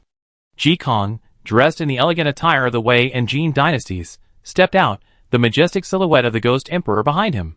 Cracks appeared in the space stained by ghostly fire, and ferocious demons emerged from hell. Only then did Wu Xiaorong and the others realize they were surrounded. He showed no mercy, his attacks swift and deadly. What the hell are you trying to do? Wu Xiaorong was furious. He didn't understand. You stole something, and now you're planning to kill someone to silence them? He secretly gathered his strength. He admitted that the other man was strong, even more terrifying than watching a match, but he wasn't so weak as to be slaughtered. Nothing. When you slandered me without reason, you should have expected the price. Seeing Wu Xiaorong's actions, his eyes turned cold. Nine-tailed fox. Ah! The man screamed and fell to the snow at Bai Shu's feet. Bai Shu looked down at the man as if he were dead. It's not a big price, just a life. Don't worry, after I kill him, I go to the secret realm to confront him. Nine-tailed fox stepped on him. You lunatic. Don't. Wu Xiaorong's eyes widened in horror. He had never seen such a cruel person. He could kill a fellow human being without a care in the world. Chapter 236. At this moment, Wu Xiaorong's murderous intent towards Bai Shu reached its peak. Just when he was about to die together with Bai Shu, the scene that followed caught him unawares. The face he had known since childhood had transformed into that of an alien. Wu Xiaorong's mind froze, and he couldn't recover for a long time. Bai Shu didn't feel surprised when he saw the familiar black mist. He had already guessed it. When this man said he came from the mermaid dragon secret realm alone, who would believe it? Bai Shu became suspicious. Aside from Duan Lang and the two other border soldiers present, no one knew how he had arrived in the North District. How could the seemingly ordinary young man, who had just returned from the spirit secret realm, know this? Then he deliberately pulled the strings, secretly observing everyone's expressions, his mind growing even more uneasy. To let the alien relax its guard, he took advantage of the situation, luring it out and then apprehending it. This was much faster than he could explain to Wu Xiaorong or the medicine sect. He had no time to waste. Everything had to be done quickly. What are you still standing there for? Come over here. Looking at the man frozen in place like a chicken, Bai Shu urged him. Wu Xiaorong grabbed a handful of snow from the ground, wiped it across his face, and rubbed it vigorously until his skin turned red. Forcing himself to wake up, he replied in a flustered manner, okay. The deformed alien, Wu, was probably level 6 or below, undoubtedly black-eyed. It was far less troublesome than the two Wu encountered in the Qin Huang secret realm, but he wondered if there were others hidden among them. The intelligence of the black-eyed aliens repeatedly refreshed Bai Shu's understanding. But the problem was, besides Wu Xiaorong, whom he had carefully observed, Bai Shu couldn't do it, nor did he have the time to identify each of the other dozen or so. He had tried to identify them by checking their health using Will-o'-the-Wisp fire, but this was the cleverness of the transformed aliens. Their health wasn't as high as other aliens of the same level, and the subtle difference made it difficult for Bai Shu to distinguish them. The only one who could do this was Wu Xiaorong, who had been with them day and night. He pushed Wu Xiaorong as he approached. Go, check your soldiers and identify whether they were human or ghost. Leave the aliens to me for now. With that, Bai Shu rushed forward, following Nine-Tailed Fox to kill the aliens. His clear eyes were bloodshot, his eyes bloodshot with bloodshot blood. They were racing against time. Every single person they could identify would mean more help for Bai Shu on the front lines. Knowing this, Wu Xiaorong acted quickly, but as more and more aliens appeared, he and the people behind him looked bewildered. Who could have imagined that half of their companions, whom they had spent so much time with, would, without them realizing it, become aliens? Thinking back to their previous interactions, it was chilling. Idiot! Wu Xiaorong slapped himself, his face turning bruises. Then, he led the others in a swift attack. Without their camouflage, the Wu were difficult to kill, but there was another problem. They could attract other alien species nearby. Soon, sensing movement in the forest, several people looked up nervously, pairs of red pupils emerging from the stark black and white. There were quite a few of them. Wu Xiaorong's lower lip trembled. Night was when alien species were most rampant. He had thought the recent frequent raids by the border troops had reduced the number of alien species along this stretch of road. Now, it seemed they had fallen into their trap. Tonight was likely a deadly night. But the medicine sect, was the medicine sect still safe? His expression grew even more desperate. He looked at the bulging crimson eyes, wishing his gaze could become a sharp sword to annihilate these alien species. Could the medicine sect also be infiltrated by aliens? Bai Shu took a moment to glance at him. There was no need to ask, it was inevitable. Most of the people in the medicine sect are ordinary people now. Don't worry, I still have an ancestor spirit left in the medicine sect. We should be able to hold out. Bai Shu looked at the aliens lurking around him. They were already beyond their capacity to handle. Don't overthink it. If you want to survive, lead the way. We might be able to survive by using the traps set in the secret realm. Ancestor spirits? Wu Xiaorong's first reaction was disbelief, but his mind was too tangled to consider its authenticity. Bai Shu was his lifeline, and there was no other way but to do as he said. Okay, let's go. Hey, what's wrong? Supporting Bai Shu's suddenly toppled body, Wu Xiaorong was even more bewildered than he was. My legs are stiff. Bai Shu looked at his legs and sighed. Furthermore, all the strength he worked so hard to build up had been drained. He quickly stuffed a handful of still-warm tonic into his mouth and asked Dong Feng to get everyone back in shape. He felt a little better, but only slightly. You don't think I was pretending before, do you? Wu Xiaorong paused, then almost nodded. Have the spirits behind you provide cover, and you carry me. Our survival depends on you. Wu Xiaorong suddenly felt like he had a fortune. But as a descendant of the medicine sect, he wasn't about to be crushed. He nodded heavily, his life force transforming into several skateboards. Bai Shu, he can't. I carry you. Hold on tight. Wu Xiaorong put on his glasses and leaned over to Bai Shu. Using a slope for leverage, he dove, rose, and flipped. His speed rivaled that of the nine-tailed fox. The blizzard lashed Bai Shu's eyes, blinding him. He gradually gave up struggling, closing his eyes, as his clasped hands gradually lost strength. See? We left the aliens behind, gone. As they leaped over a hillside, they looked back. The danger was over, and everyone breathed a sigh of relief. But just as Wu Xiaorong was feeling proud, the band around his neck loosened, and the person on his back was tossed away like a piece of paper. His expression froze in mid-flight, and he cursed under his breath, frantically trying to turn back. Nine-tailed fox, following behind him, lowered his brows and sped up. However, both the man and the fox were outmatched. The newcomer swooped in from the side, his body agile, like a black panther in the snow, gliding down the slope at high speed, his long legs sending countless snowflakes flying. Oh hoo! Like a treasure now found, he embraced the fallen person halfway up the mountain. A group of men appeared on the hilltop he had slid down, each one abruptly turning into a black meteor in the snow, each dashing towards him.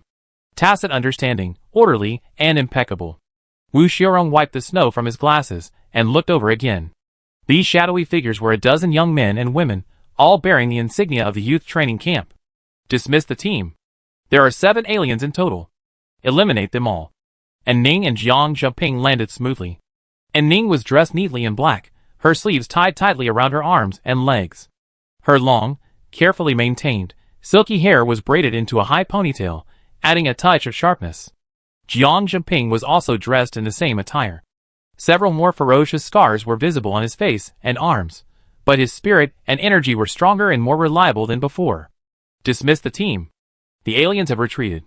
Zhu Xingtian, carrying his broadsword, reeked of blood, approached with a carefree air. However, his grip on the blade remained firm, his apparent relaxation a facade. A total of 20 fragments seized. Their expressions remained calm after defeating the aliens. There was no joy at surviving, nor the fear of life and death, but rather a sense of habit. From the Qin Huang realm to the spiritual secret realm, they had faced countless aliens. The relentless journey, battles, and slaughter had made it difficult for them to develop any emotion other than numbness towards them. A few short days apart felt like centuries. They had been transformed. Converge. Jie Chenyu lifted him up horizontally, frowning at the apparent ease. He had lost a lot of weight in the few days since they last saw him. His nose and cheekbones were red from the cold, and Jie Chenyu almost thought he was holding a lump of ice. He squinted his eyes, and fell weakly and submissively into his arms, completely unlike the ruthless little devil he had been before. No one knew what Jie Chenyu felt the moment he saw Bai Shu in the snow: joy at having lost him, shock at seeing his tough and cold self, and heartache for him shivering with cold. A figure that seemed vulnerable to a single blow fought alone in the snow. Jie Chenyu's emotions raced, and he longed to be by his side, to hold his back, to buy him a moment to breathe. But he had to endure. Bai Shu had been acting out of character, and he feared that if he rushed out, he would cause trouble for him. Later, he glanced at Bai Shu's figure, and turned back to deal with the surrounding red-eyed aliens. Thankfully, everything was still in time. Thankfully, he still had time. Jie Chenyu lowered his head, and kissed the somewhat cold forehead. By the way, he used his fingers to take off the coat that was obviously one size too big without any concealment. What are you doing? The voice was thick with weariness. Finally returning to the comforting warmth, it was enough for him to let down his guard and rest.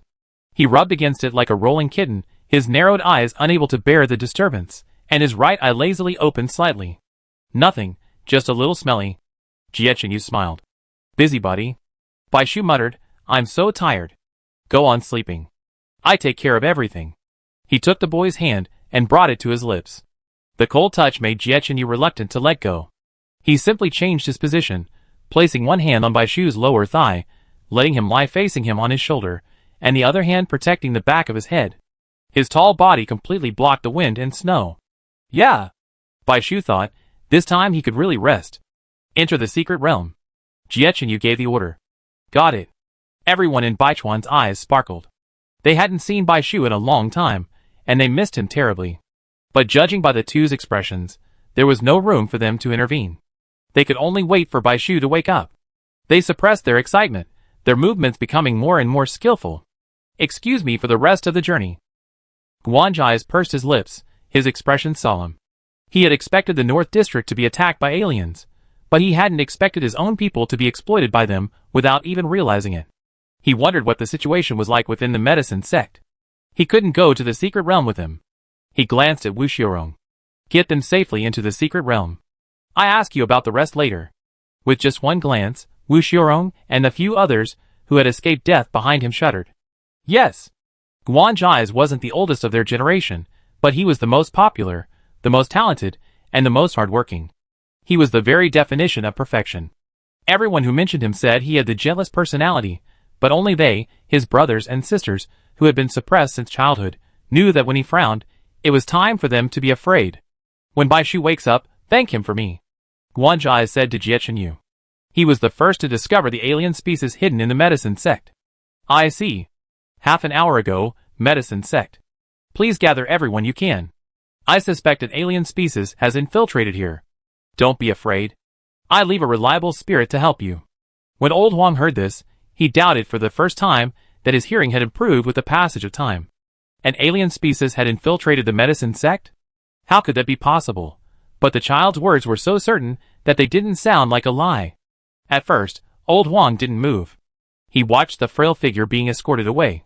He paced around the room like a headless fly, then clapped his hands. He did it. After all, this was the first time his newly adopted grandson had asked him for something. Have everyone come to the courtyard in front of the pharmacy. My medical powers are in full swing tonight. I'm taking the pulse of everyone in the medicine sect on the moon. Go get them. Ah! The little medicine boy was stunned. While he was dazed, he was kicked out. Hurry up. Also, tell everyone that anyone who doesn't come is looking down on me, Master Huang. From now on, all pills will be half price.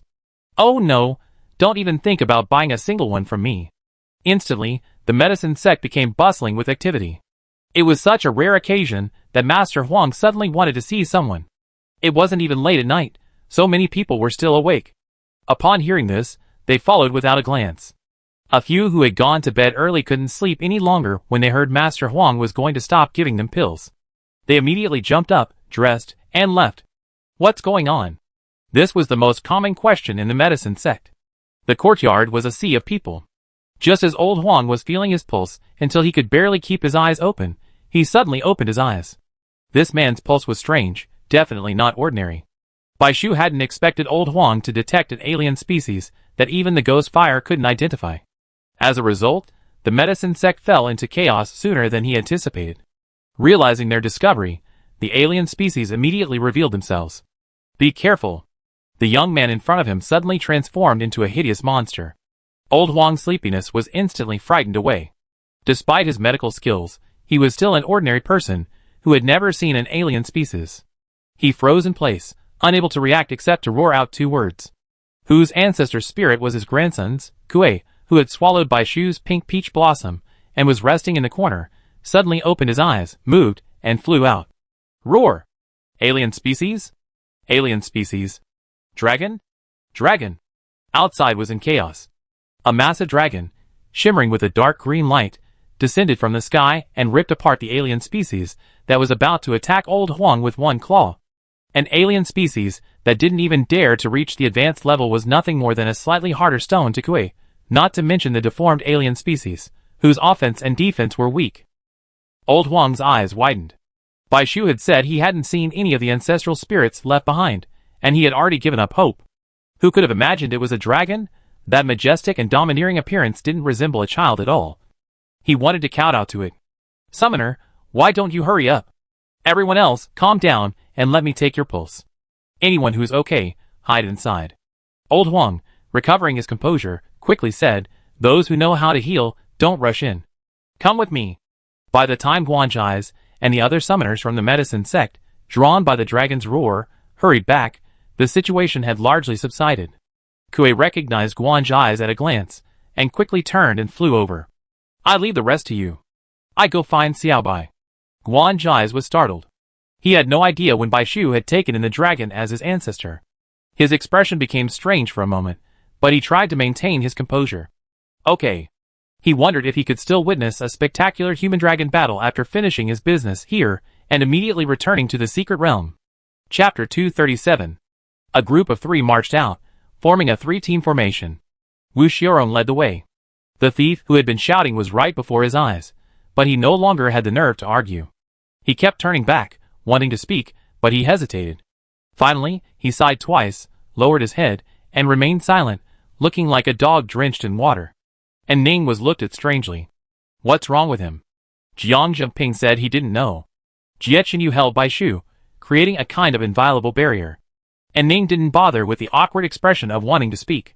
She looked at Bai Shu's small face resting on Jie Qinyu's shoulder, and with relief, she raised her hand to cover her face. This was what she was supposed to see. We're here. The secret realm in the northern district emanated a soft, pale green light in the darkness. The wind and snow abruptly stopped here, and the greenery that symbolized life blossomed here. Fireflies, holding lanterns, emerged from the bushes, dancing in groups of 3 or 2. The cicadas chirping in the old locust tree were at pause, while the crickets chirping on the ridges of the fields were as crisp as scattered jade, weaving a dense web in the gentle night. Suddenly, the bushes stirred, and a young deer with watery eyes looked over, purring. Their breathing became lighter. Seeing such a scene, even the coldest and most hardened would soften their hearts. After all, they had seen so much desolation and ugliness along the way. The music stopped at the sight of someone approaching, and the nighttime revelry abruptly ended. The little demons retreated. An emerald green snake, its tongue spitting, poked its head out of the tree. Nestled among the flowers, a fox opened its eyes, and they approached in human form. Jie Qinyu had heard of the secret realm of spirits. It was ruled by the 1,000-year-old ginseng, supplemented by the 5 great demons: fox, yellow, white, willow, and gray. These 5 demons corresponded to the fox, weasel, hedgehog, snake, and mouse, also known as the 5 immortals. The man and woman approaching at this moment must be 2 of them. Little brother Wu. The alluring woman approached gracefully, her eyes gleaming with enchantment. Her furry, pointed fox ears and swaying tail caught the attention of fellow woman and Ning. But there's good news. Unexpectedly, there wasn't just someone behind Wu Xiaorong, but a massive 9-tailed fox. The 9-tailed fox turned its head, its gaze meeting his. Humph. With a rude snort, its tail exploded behind it. Ah! The seductively swaying tail dropped obediently, her allure completely subdued. She timidly hid behind a tall, graceful man in a green robe. Brother, you should do it. Don't be afraid. The man patted her hand, but before he could offer comfort, a dragon swirled wildly from the horizon. Everyone was startled, even suspecting the newcomer was an alien. Kuei spotted Bai Shu from a distance, hidden by the crowd, and soared into the air. Haven't you ever seen a dragon? You're all treating it like a monkey. This, even a fleeting glimpse, was enough to glimpse the dragon race's might. Xiao Bai's new ancestor? Jiang Zhengping nearly stuttered. Wow! So cool! Zui Xingqian exclaimed. They had never been to the mermaid dragon secret realm, nor did they usually see dragon ancestor spirits. After all, they were monopolized within the East District secret realm and the East District. They had no idea of the price a dragon ancestor spirit commanded.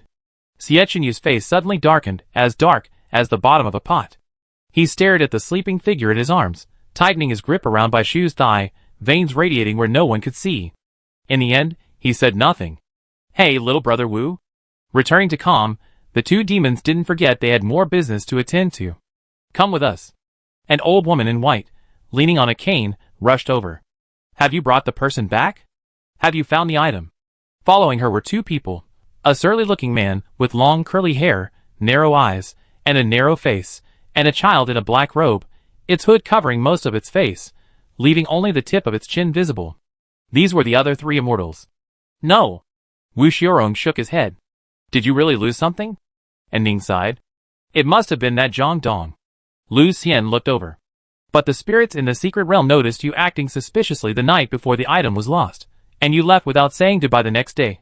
And Ning, Jiang Zhengping, Zui Xingqian, and Fang Chen, these 4 people suddenly appeared in the secret realm and then left without saying goodbye, acting suspiciously. It wasn't us. Several people swore immediately. And Ning closed her eyes, unwilling to recall the previous unpleasantness. Let's start all over again. After Bai Shu and the others left, the 3 of them were sad and lost. Every morning, they would think about how to awaken the ancestor spirits and chat with them everywhere. Hard work pays off, they succeeded. Mr. Li, the famous Zhao General Li Zhucha, the swordsmith O Yezi, and the Sichuan Lord Li Bing. They were excited and anxious, eager to meet the 2 and share the good news. To reach the North District as quickly as possible, they immediately sought out others with the same destination to form a team. Fang Chen, who had been saved by Bai Shu, was the first to join. Several seniors, including Zhang Dong, also approached them. Unlike the other seniors, who were reserved, he was affable, unassuming, and capable. For this reason, they were grateful to have found such good teammates. When they set out from the secret realm in the central area, the Qin Emperor specially sent General Meng Tian to see them off. You should know that other teams did not receive such treatment, and they were flattered. But because of this, the first half of the journey went relatively smoothly.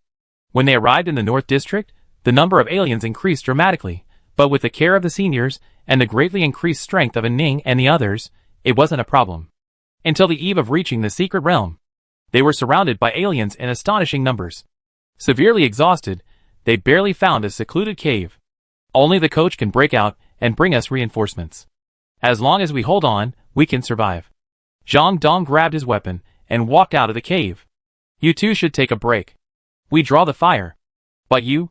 They were naive and worried about them, unaware that they were secretly hiding their strength and were the only ones being consumed. We take turns resting. When we come back, you take over. Otherwise, we all be exhausted. Okay. They waited and waited, but there was no response for a long time, only the roar of the aliens as they grew older. Fang Chen ventured out to investigate, and returned to tell them that the seniors were missing. They'd been abandoned. The four of them were in a state of despair. We're too used to relying on each other. Jiang Jinping's voice was dry. Before, it was Jie Dui Xiao Bai, and now it's a senior. Yeah, it's shameful to realize this only now. And Ning tied her hair up. Those bastards are also at fault. When I crawl out alive, I definitely kill them. Zhu Xingtian felt the vibrating iron pot on his back, and his eyes were filled with panic, but more of a beast. Senior, why is it shaking? But I suddenly don't feel tired at all. Let's go all out. Relying on Jiang Jinping's defense, and Ning's predictions, Zhu Xingtian's fierce fighting, and Fang Chen's keen ears and eyes, they shuttled underground, dodging the alien encirclement. After many unexpected events, they finally emerged from the complex snow-capped mountains and reached the secret realm as they had hoped. After several days of hard work, they finally made it out. They had no idea of the numerous traps outside the secret realm. Normal teams entered through the medicine sect. Seeing them, Zhang Dong and the others panicked for a moment, but then burst into tears, claiming they couldn't find their way, that they were almost dead, and that they thought they were dead too. Nonsense! They had entered the secret realm long ago, and had plenty of opportunities to call for help, yet they never said a word. Zhu Xingtian's eyes blazed, and he rolled up his sleeves, ready to strike. He was restrained by Ning and Jiang Jinping. It's not time yet, and Ning whispered. We're running low on energy right now. If we start a fight now, we'd be the ones getting beaten. Jiang Jinping, yeah, let's wait and see. Besides, they still wanted to understand why they were doing this. Was it simply out of meanness, or was there some other ulterior motive? They pretended to be quiet, but in fact, they were secretly having Fang Chen keep an eye on them. That night, Zhang Dong and his companions stealthily appeared in a place they had never been to in the secret realm, but they seemed to have done nothing. And Ning, listening to Fang Chen's words, was puzzled when she noticed Zhang Dong and the others, startled, preparing to leave the secret mirror. And Ning saw the fierce expression on the crystal mirror, and something seemed off. Follow them. But don't we still have to wait for Bai Shu? It doesn't matter. With quipping speed, we can catch up with them before they leave the North District. Then we can have Mr. Li intercept them and settle our scores. We see what they're up to, otherwise I feel uneasy. Okay. Should we tell the spirits of the secret realm? We don't know what it is yet. Let's not talk about it for now. And Ning sighed. We'd probably be back by dawn. We talk then. But just as they emerged from the secret realm, they encountered Yuan Can, who was hurriedly following the youth training camp. Great. We finally found you. Why are you here? Aren't you heading back to the West District? Both parties spoke in unison. Lon Lon told me that the defensive weapon she gave Bai Shu was triggered. I couldn't stay in the West District, and since these people were heading from the West District to the North District, I followed them. Lon Lon said Xiao Bai's condition is very poor. He's alone at sea, unconscious. What? And Ning and the others no longer had the energy to pursue Zhang Dong. The vast sea area Lon Lon described only existed between the North and East Districts, the East and South Districts, and the East and Central Districts. Without a doubt, Bai Shu was most likely to be in the former. Don't worry, I have a friend who's a border soldier outside the North District. With his help, we'd be fine. He knew All Lang was in the North District. And Ning spread his hands. Fortunately, it was a false alarm. Before we even set off, Kuiping spotted Team Jia, arriving from the East District. The group was dusty and exhausted, no better than when they were surrounded by the aliens. Team Jia, in particular, had a dead look in his eyes and a scruffy beard. Only at Yuan Can's words did he finally stir. But his face remained expressionless, neither joy nor sorrow visible. Everyone tacitly kept silent. As they were planning to search the sea across the North District in search of Duan Lang, Kuiping spotted Jiawei. Thank God, Kuiping's eyesight is so sharp. Zhuixingtian clasped his hands together and bowed to the four directions. The exhaustion and anxiety of this journey were truly unspeakable to outsiders. As for the North District's wanted notice, they were completely unaware of it. To be honest, Wu Xiaorong fell into deep thought.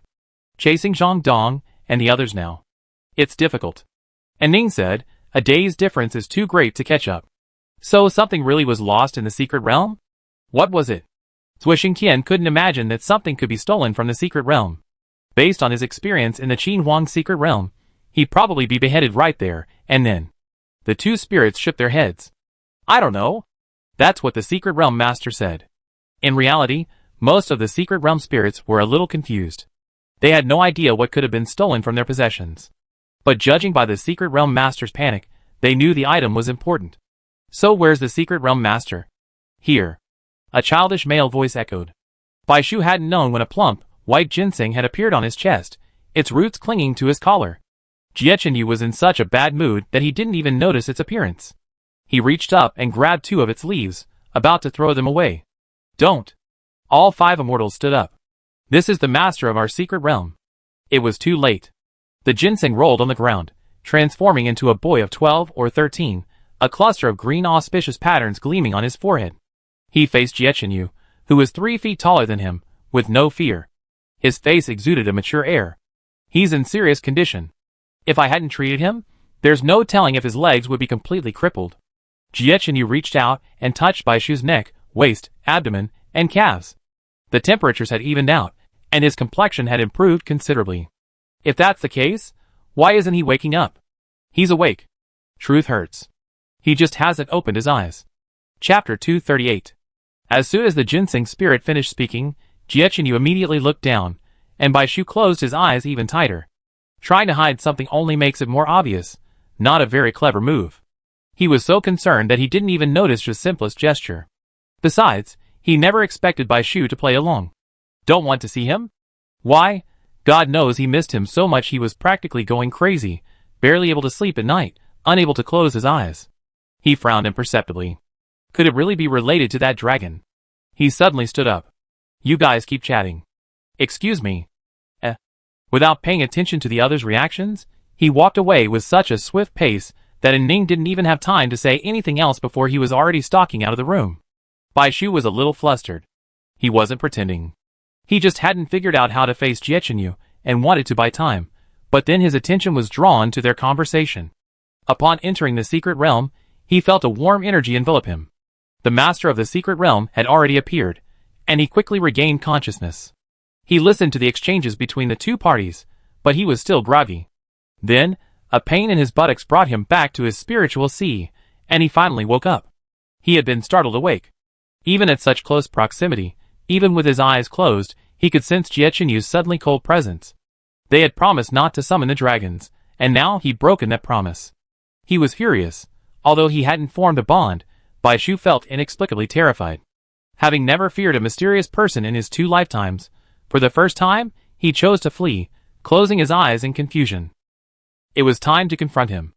As soon as the other party paused, Bai Shu opened his eyes. Without waiting for Jie Chenyu to speak, he straightened his back and looked at him. His round eyes were slightly flattering, yet nervous. He grasped his hand and smiled at him.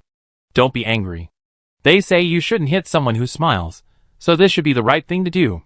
It's right, but it's not about the smile, it's about Bai Shu himself. The coldness and paleness faded, and looking at that vibrant face, Jie Chenyu's anger and resentment were instantly extinguished. The person he had thought about day and night was smiling at him in his arms.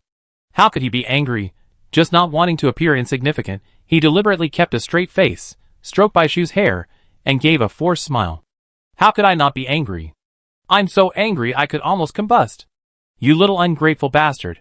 I've been up all night looking for you for 3 days, only to find you're not appreciated. You're even bothered by me. Seeing him like this, exhausted and dusty, Bai Shu felt even more regretful and hurriedly offered sweet words. Who doesn't like you? I'm a little scared. I don't know how to face you. Do you think I'm still not in my right mind? I also been thinking about you. Bai Shu wasn't one for sweet talk, and Jie Chenyu usually had a hard time getting even a single sweet word from him. Moreover, the trip to Jian was full of dangers, with the harsh realities of camping outdoors. Even if he wanted to flirt, he had to hold back. Seeing Bai Shu stuttering and feeling aggrieved, his hands were twisted to the bone. He said he was afraid, and that seeing the dragon made him want to chop it up. He finally managed to calm down. Xiao Bai was weak, so that was understandable. The remaining flame was instantly blown away by the wind. Sweet talk. After saying that, he immediately felt a surge of anger, not at Bai Shu, but at himself.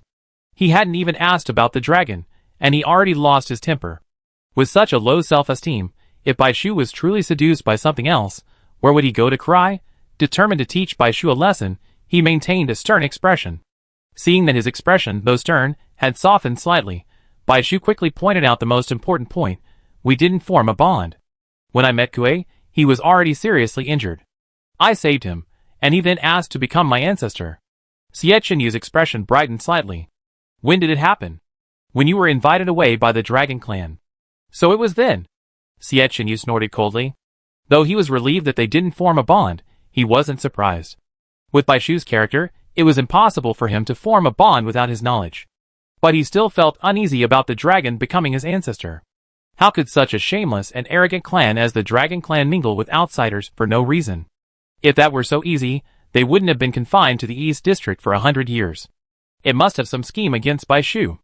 Bai Shu was handsome and beautiful, his mind, body, and face flawless, and he also possessed impressive healing abilities, all of which deeply etched a lingering impression on the Dragon Clan.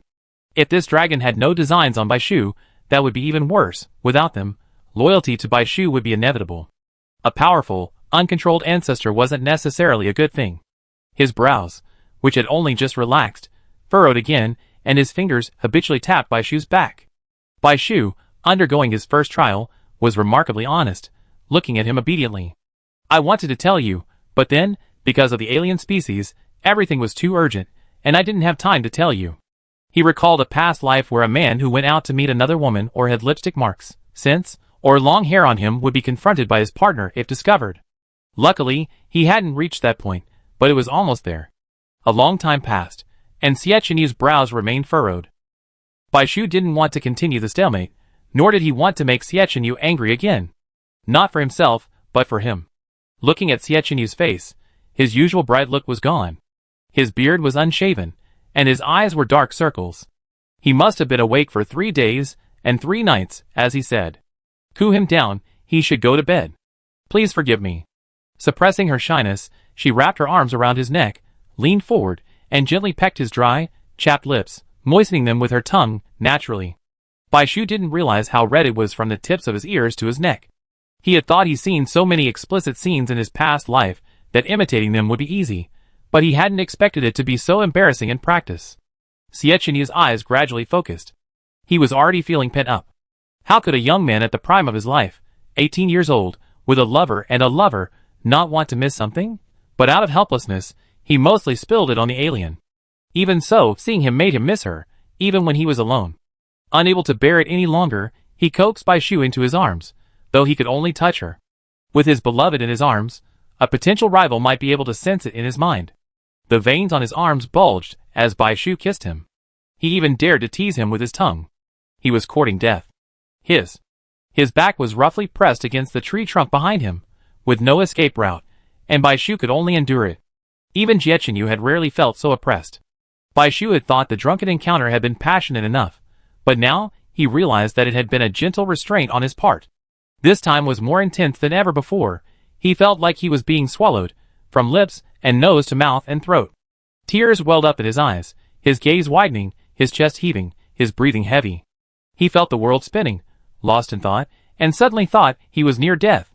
Silver threads clung to his parted lips, and Xie Chenyu bit his lower lip, unwillingly nibbling at it. Are you scared? Stop interacting with that dragon. If I see him pestering you, I do this to you again, and not just once. the hand under his but exerted pressure. Did you hear me? His tone was calm, but his words were fierce and ruthless. Tears trickled down his cheeks. This time, it wasn't forced, but genuinely frightened and inexplicably aggrieved. He tilted his head and cried, "Yeah." Seeing Bai Shu so well behaved, it was hard to blame him. Jiechenyu couldn't bear to see him upset, so he vented his anger and chased after Baba to coax him. "Baby, I was so angry just now. Did I hurt you?" Bai Shu rested her face on his shoulder with a sullen look and shook her head softly. No. She'd been through hell, so this little pain, not even a wound, was nothing. You still say no? It's swollen. Let me blow on it. But there were no promises like I won't do it again next time. The atmosphere was perfect, with vibrant flowers and green willows, a bright moon, and sparse stars. No one else was disturbing them. Only a huge, ancient locust tree stood above them, its leaves swaying in the breeze. Across the way, Ning's eyes blazed with anger, and she angrily plucked out the patch of grass in front of her. Without Xiechenyu and Bai Shu, the conversation in the room could not continue. After learning the whole story, the Lord of the Secret Realm and the 5 immortals discussed their own affairs. Wu Xiaorong hurriedly led his men to the medicine sect, determined to capture Zhang Dong and the others. The Lord of the Secret Realm refused to reveal the lost item, and after much deliberation, he only described its appearance. It was less than the size of a palm, flake-like, and off-white. When asked for further information, he remained silent. With Bai Shu found, the misunderstanding resolved, and the lost property handed over to the North District for retrieval, the Secret Realm spirits, no matter how anxious they were, could only wait. Considering their journey had been difficult, the Secret Realm Master instructed them to get a good night's rest and discuss matters tomorrow. And Ning and the others were used to being around, so they decided to explore the Secret Realm while it was still early. And Ning loved to watch the excitement, but she didn't expect that this time the excitement would catch up with her. She saw that shameless Jiechenyu clinging to someone, refusing to let go.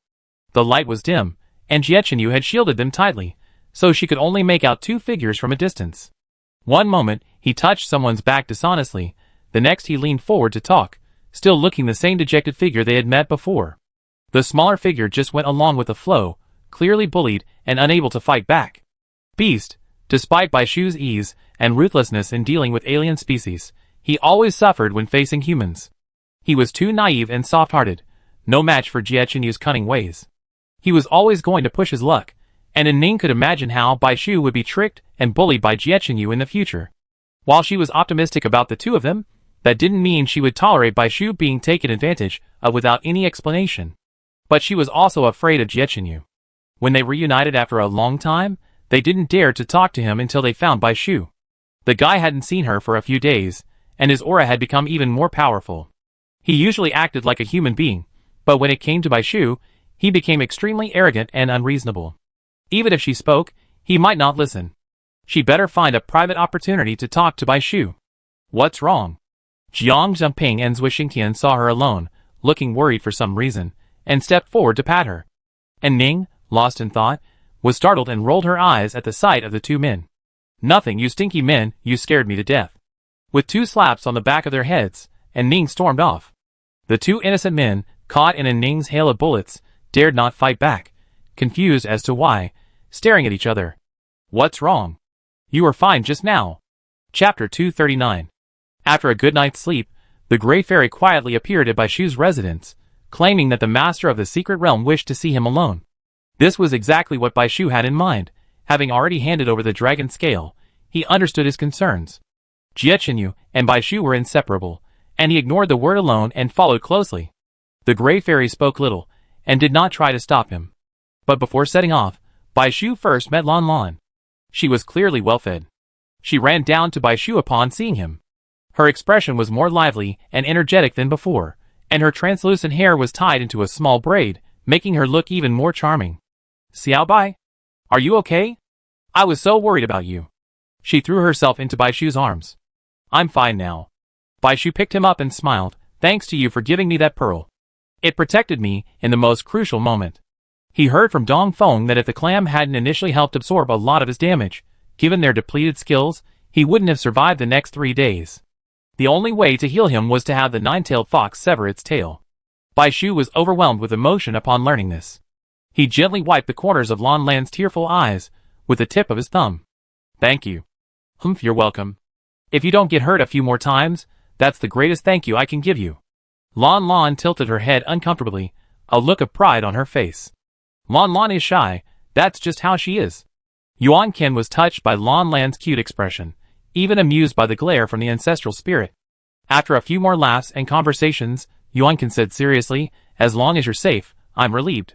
I'm here to say goodbye. Lon Lon clutched Bai Shu's shirt reluctantly.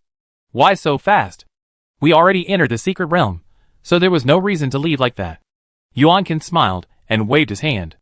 I've been to the North District secret realm several times. It's okay. I haven't seen All Lang in a while. I'm taking this opportunity to meet her. I haven't even gotten even with him for leaving without a word. He feigned anger. In reality, meeting All Lang was just an excuse. The real reason he didn't want to stay in the secret realm was Lon Lon. As a fellow demon, he feared the spirits within the secret realm might recognize Lon Lon. To him, Lon Lon was no ordinary spirit, like a life he had personally shaped. Wandering alone, he had long considered Lon Lon his family, his life. He preferred Lon Lon to remain visible, rather than a great demon with thousands of years of experience. Let him be selfish for once, and send Lon Lon back to the spirit secret realm after his death. He sought All Lang out not only to reminisce about the past, but more importantly to entrust his orphan to him, and give him Lon Lan's token. The beast tide was approaching, raging with ferocity. Yuan Ken feared he wouldn't survive, afraid Lon Lon would transform back into the fragmented token and be devoured by the aliens. All Lang was a rare and powerful being, one of the top 3 strongest people he had ever met. He was also upright and resilient, as evidenced by his ability to survive from a pile of flesh and blood. While Bai Shu's skills were formidable, they were also due to All Lang's physical strength and strong will to survive. He was also a member of the Northern District Frontier Army. He had many friends, and after careful consideration, he was trustworthy. Yuan Ken was determined to leave, and Bai Shu couldn't persuade him to stay. He asked, our next stop is the West District. Will you come with us? Of course. Let me know when you leave. I've been thinking of treating you well. Yuan Ken waved. It was only a temporary separation, but Lon Lon suppressed her reluctance and waved back, perched on Yuan Ken's shoulder. The two figures, large and small, disappeared into the secret realm. After seeing the secret realm master and the 5 immortals again, Bai Shu's first action was to hand the dragon scale to the secret realm master. The secret realm master, with his boyish face, flipped through the scale several times, unconvinced. When did the dragons become so generous? Fearing Su Li's death, Bai Shu didn't dare reveal the prophecy. But he could hint at it indirectly, so he told them everything he had seen and heard along the way, including the strange behavior of the aliens, so that the North District secret realm would be warned. The secret realm master wasn't particularly surprised, but his expression was serious and melancholic. It seems like a storm is brewing. He looked at Bai Shu. Do you know why I called you here alone? Bai Shu had a hunch. He touched his chest, felt the jade piece through the fabric, and was about to speak. Wait. The Lord of the Secret Realm glanced at Jie Chenyu. He stood aside, his presence too strong to ignore even if he said nothing or did nothing. He was about to tell him to leave, but changed his mind at the tip of his tongue. What I'm going to say next is very important. Can you trust him? Yes. Bai Shu nodded without hesitation. Okay then, he said. He raised his hand, and the jade piece on Bai Shu's chest rose. He narrowed his eyes, and leaned in for a closer inspection. Yes, it's it. As if certain of something, he saw a hint of joy on Bai Shu's face, and his heart, heavy from the theft, lightened a little. The thing that was stolen not long ago is similar to this, flake-shaped, grayish-white, and of the same origin. Do you know what this is? Bai Shu shook his head honestly. I don't know. I just know it keeps me from being noticed by the aliens. Shenong didn't tell you. The Lord of the Secret Realm said. Well, it was too early then. What exactly is it? It's a magical weapon forged by Niwa from her tail scales. A wisp of her spirit was condensed within it, and she subsequently split it in two. One half is placed in the Southern Secret Realm under Shenong's jurisdiction, and the other, as you can see, is in the Northern Secret Realm under my jurisdiction. Niwa once said that one day someone she chose would arrive to activate and merge the scales, and the scales would align and resonate. Although the scales are no longer in my possession, the other half has been activated, indicating that you are the one destined to be with them. What? Niwa? Bai Shu's eyes widened. Wasn't that the legendary ancient deity who created the world? Even in this culturally desolate world, she was known to everyone. He still wondered why she hadn't appeared as an ancestral spirit. Xiechinu also looked up in surprise. The two exchanged glances, sensing that the next words would offer a glimpse into something deeper. Regardless of the two people's expressions, the master of the secret realm continued to drop bombshells. Nuwa was the original master of the secret realm in the southern area. Over 300 years ago, spiritual energy revived. Back then, it wasn't alien species that were constantly battling humanity, but mutated humans. In the most critical moments, humanity's faith deepened amid suffering, and the 5 great secret realms arose. To establish a secret realm, one must choose a sufficiently powerful individual from each of the human, demon, divine, beast, and ghost realms to support the existence of a small world. The formations must be distributed according to the 5 elements. The gods chose Nuwa, the beasts chose the dragons, the humans chose the Qin Emperor, the ghosts chose the Great Emperor, and the demons, the most popular choice, were the most powerful. The 9-tailed demons and snake demons, descended from the beasts, 9-tailed foxes and dragons, eventually became the 9-tailed demons due to the balance of the 5 elements. They correspond to wood, water, metal, earth, and fire, respectively, forming the original 5 secret realms. Back then, the secret realms were much more widespread than they are today, and humans frequently summoned the ancient spirits. Nearly 100 mutant humans were quickly wiped out. However, no one could have anticipated the sudden appearance of an alien species. Humanity and the ancient spirits, locked in a decisive battle, were attacked from both sides. The alien species were formidable, their abilities far superior to those of the mutant humans, creatures completely beyond human cognition. The southern secret realm, where Nuwa resided, was besieged by the alien species, catching humanity off guard.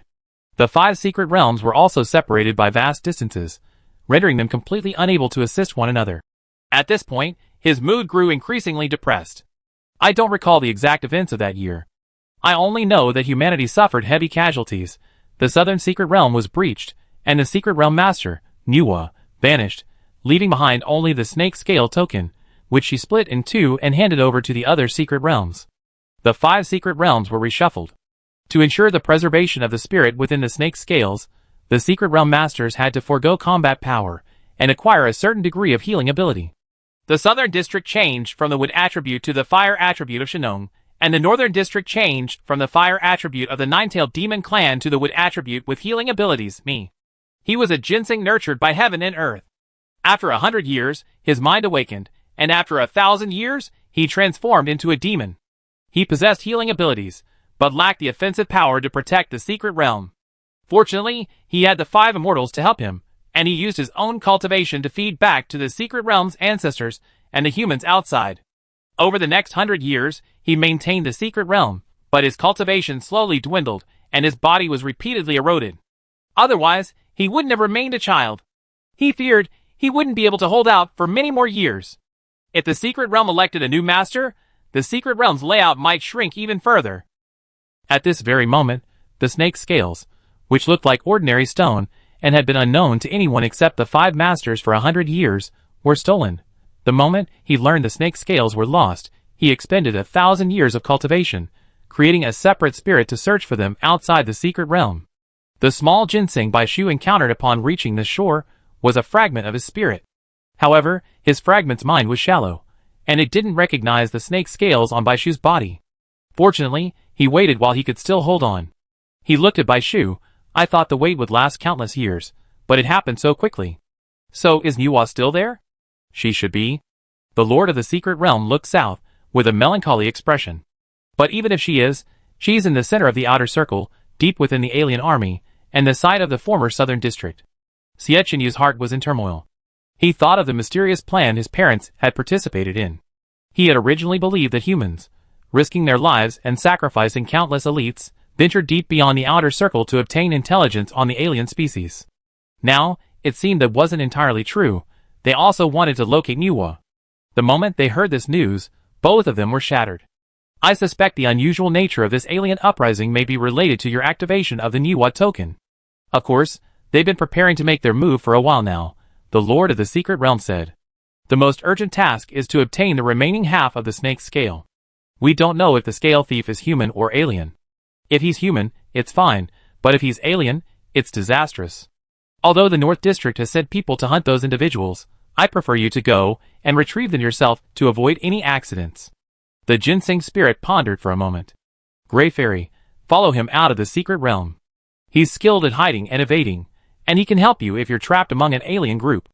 The Gray Fairy, the child in the black hood, said, "Understood. But what will you do?"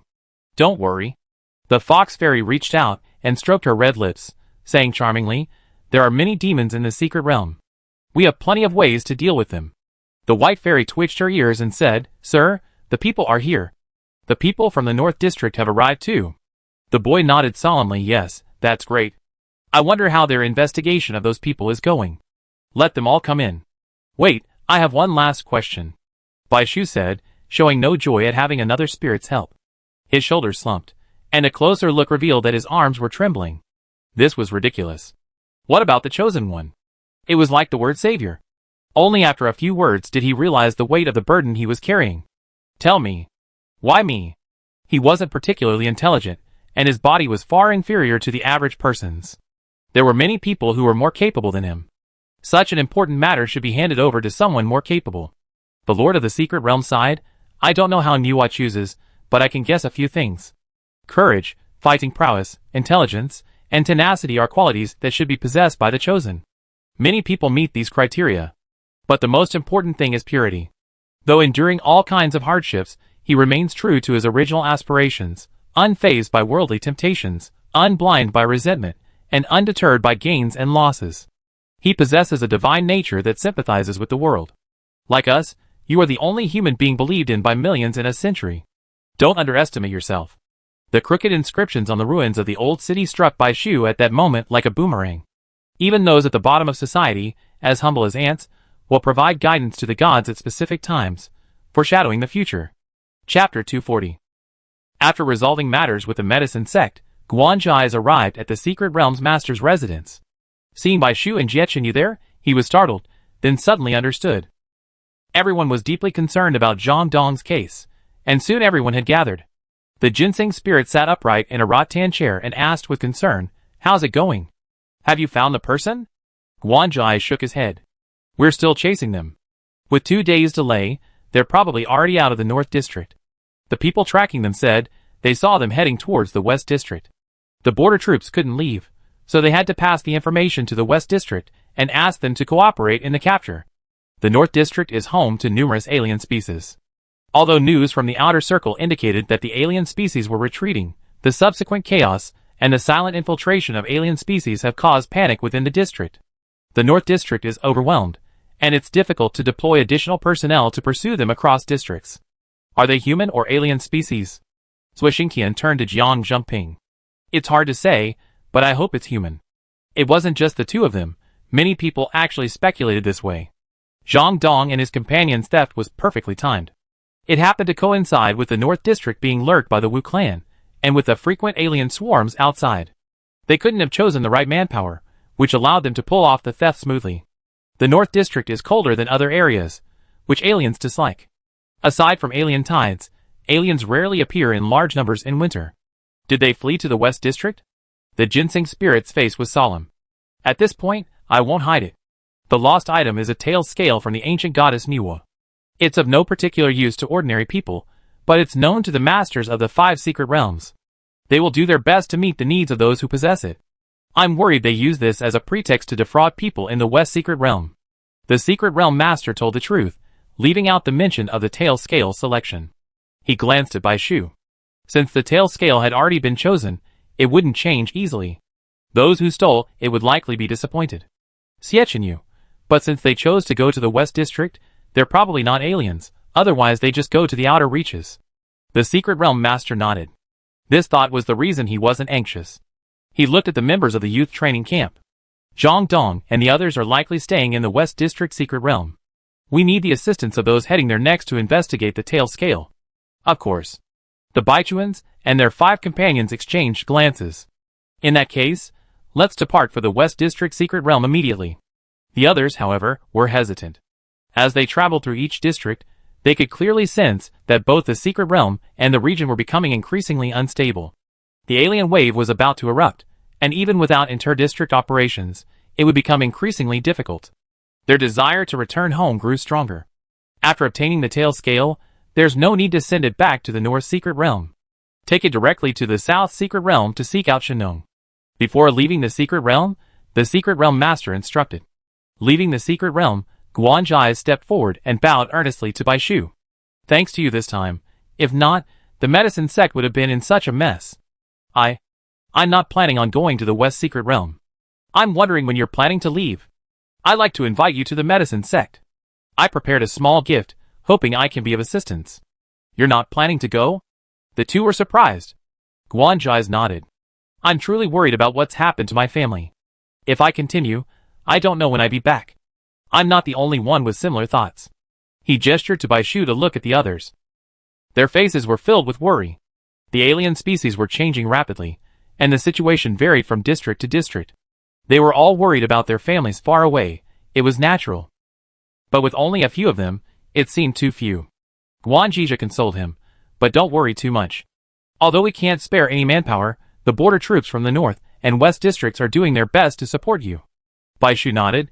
We plan to leave immediately. In this situation, it's too late to worry about whether it's day or night. But I also want to go to Yezong. Bai Shu pulled the summoning order from his bag. Dong Feng's fragments were in the direction of Yezong. He hadn't had the chance to search for them that night, so he had to get them before leaving this time. He said, my ancestor Dong Feng's token fragments are shown in the North District, and are very likely in Yezong. I wonder if you could help me find them. I have quite a few token fragments I could use in exchange. Guanzhai was a bit surprised, then smiled. That's perfect. Come with me. There's no need to exchange. You're the medicine sect's benefactor, so I give you whatever I have. Entering the medicine sect, the elegant courtyard still bore traces of fighting. Guanzhai led his men deeper. Deep inside was a two-story wooden building with carved beams and painted rafters. Opening the door, the room was brightly lit. Hanging on all sides were various talisman fragments. A staircase wound around the center, leading to the second floor. It's huge. And Ning looked around in amazement. Even the exhibition hall at our Southern District military headquarters isn't this impressive. Not only that, the medicine sect was so wealthy and powerful that the exhibition hall was filled with talisman fragments of the wood and water elements, the two most potent healers of ancestral spirits. These alone filled half a floor, and the fragments depicted were mostly flowers and plants. This was like looking for a needle in a haystack. Bai Shu had originally thought that finding the fragment of Dong Feng's token amidst the vast sea of debris would be too difficult and time-consuming. However, upon entering the room, the fragment he had been longing for was hanging right there, in plain sight. It was a rare sight of completeness, missing only a small corner on the upper left, but the token's information was complete. Above the fragment was a lush apricot grove, below was a vast expanse of rice fields, and a tiny figure sat alone amidst the scenery. The name Dong was engraved on the back of the token. Amidst the scattered fragments, the nearly complete token fragment caught everyone's attention. There was no need to pull out the summoning token to check. The moment Bai Shu stepped inside, the fragment suddenly shone brightly. Guanzhai, who had hurriedly arrived, stared at the scene, stunned for a moment, forgetting to lower his raised leg. The fragment flew to Bai Shu's side without hesitation, and was then grasped by the ancestral spirit that had appeared at his side out of nowhere. Guanzhai's hopes were completely shattered. Wow, it's you! You summoned the ancestral spirit before me. He was deeply impressed by this fragment. What? Guanzhai looked over. Brother, you were so busy playing the game that you didn't realize this fragment is truly remarkable.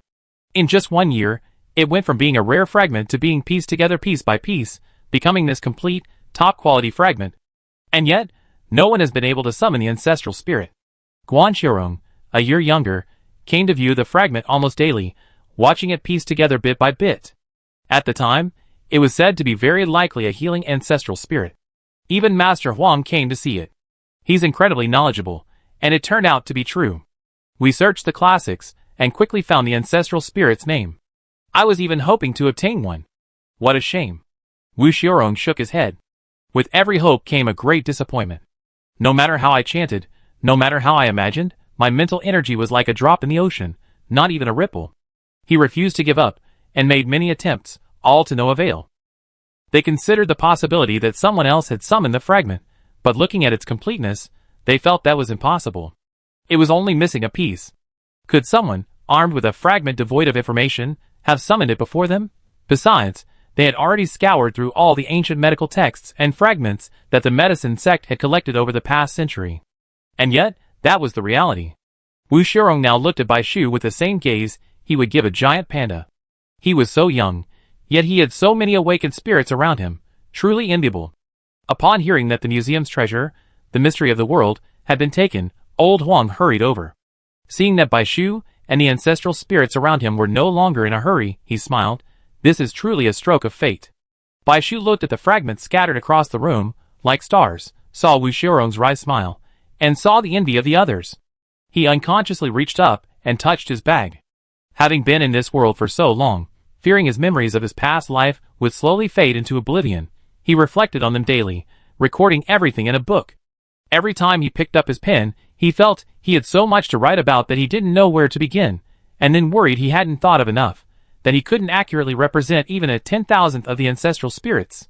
With so many unsummoned fragments, if he took out this booklet and pooled their wisdom, humanity's strength might be greatly enhanced, giving it a better chance of victory against the alien tide. He moved his arm, only to be grabbed by Jie Chenyu's wrist. He tilted his head to look over, and as if seeing his intention, he smiled and shook his head slightly, applying a slight pressure with his fingers. Jie Chenyu had seen the notes.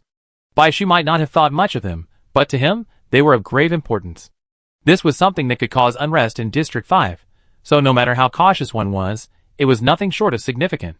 Bai Shu felt as if a bucket of cold water had been poured over him. The warmth in his heart dissipated, and he calmed down. He released his hand, lowering his head and sighing. He had previously been unsure of who to hand it over to, and now he was agonizing over when to do so. The external threat now forced everyone to temporarily unite to deal with the aliens, but human greed must not be underestimated. Jie Chenyu, the problem isn't the lack of information, but the inequality of information. If the notes can't appear simultaneously in all 5 districts, the time difference in their spread will be significant, and if they're not careful, civil war is highly likely. Since they can't appear simultaneously, they need to appear as late as possible, when people have no other options but to kill the aliens. If there's even a single bad apple, this note won't bring good, but disaster, but civil war. Especially with some of the aristocratic families in the central district, Jie Chenyu absolutely distrusted them. No one paid attention to the dispute between the two. The medicine sect's thank you gift was a variety of pills, plentiful and sufficient, which would significantly reduce the need for healing skills. Bai Zhuan and his group's bags were bulging as they prepared to depart for the next district. 9 people from the East District arrived in the North District, plus Ning and 4 others, and the 13 confirmed to go to the West District had been reduced by half. Besides Bai Zhuan and his 5 companions, the only remaining ones were Cui Lesheng, who was from the West District, and Wei Jinghe, who was unwilling to return to the East District. Hefang, Sikong, and others planned to go to the Central District, take a safer route, and speed up their return to the Southern District.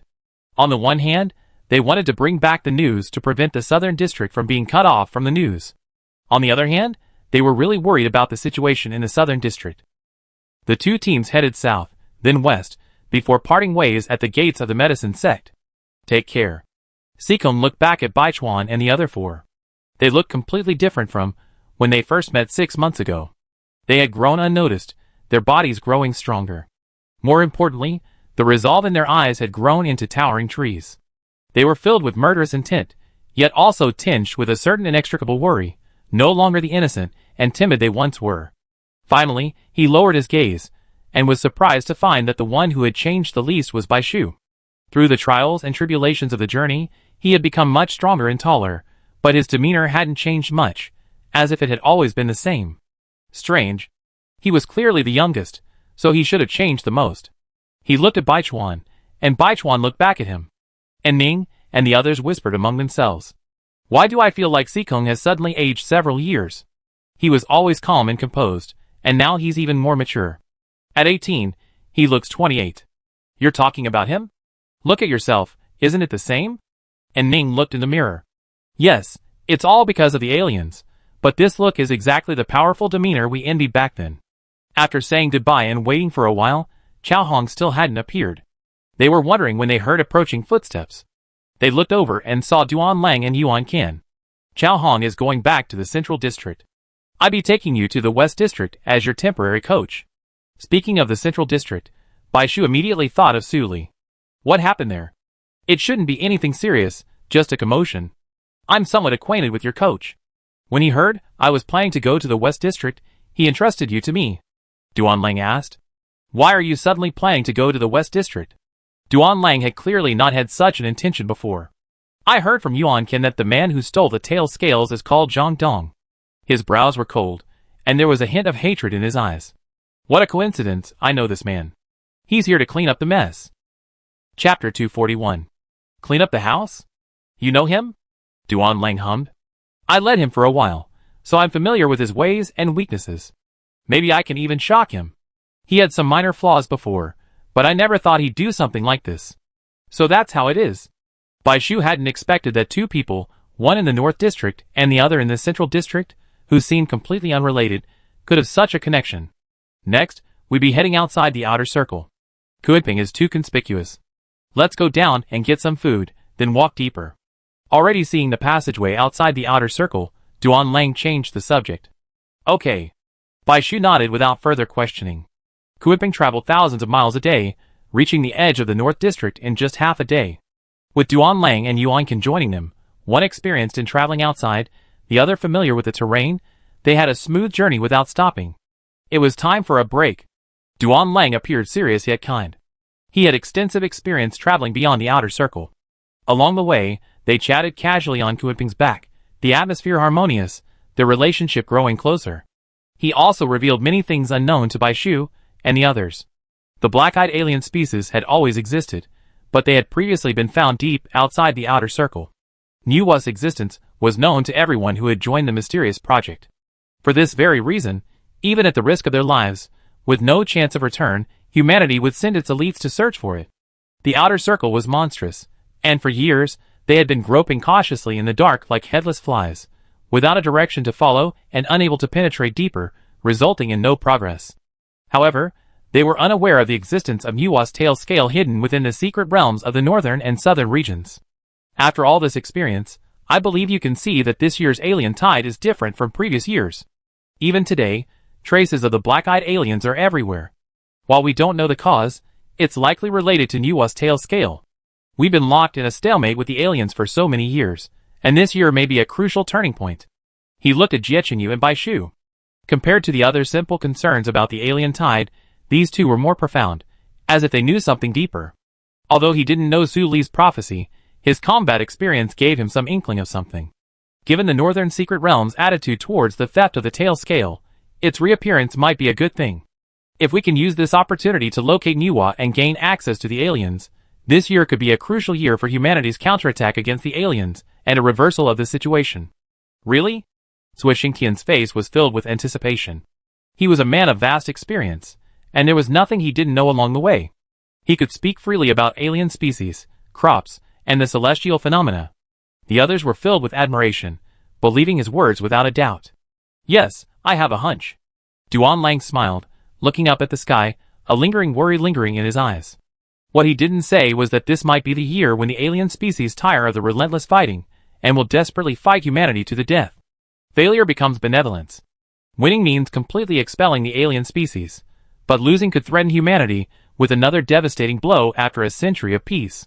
The secret realm would be breached, the ancient spirits would be shattered once again, and the scope of human activity would be repelled. If anyone survived, it would be a relief. Even if they lost everything, there was still a chance for a comeback. He feared that this time the aliens would completely exterminate humanity.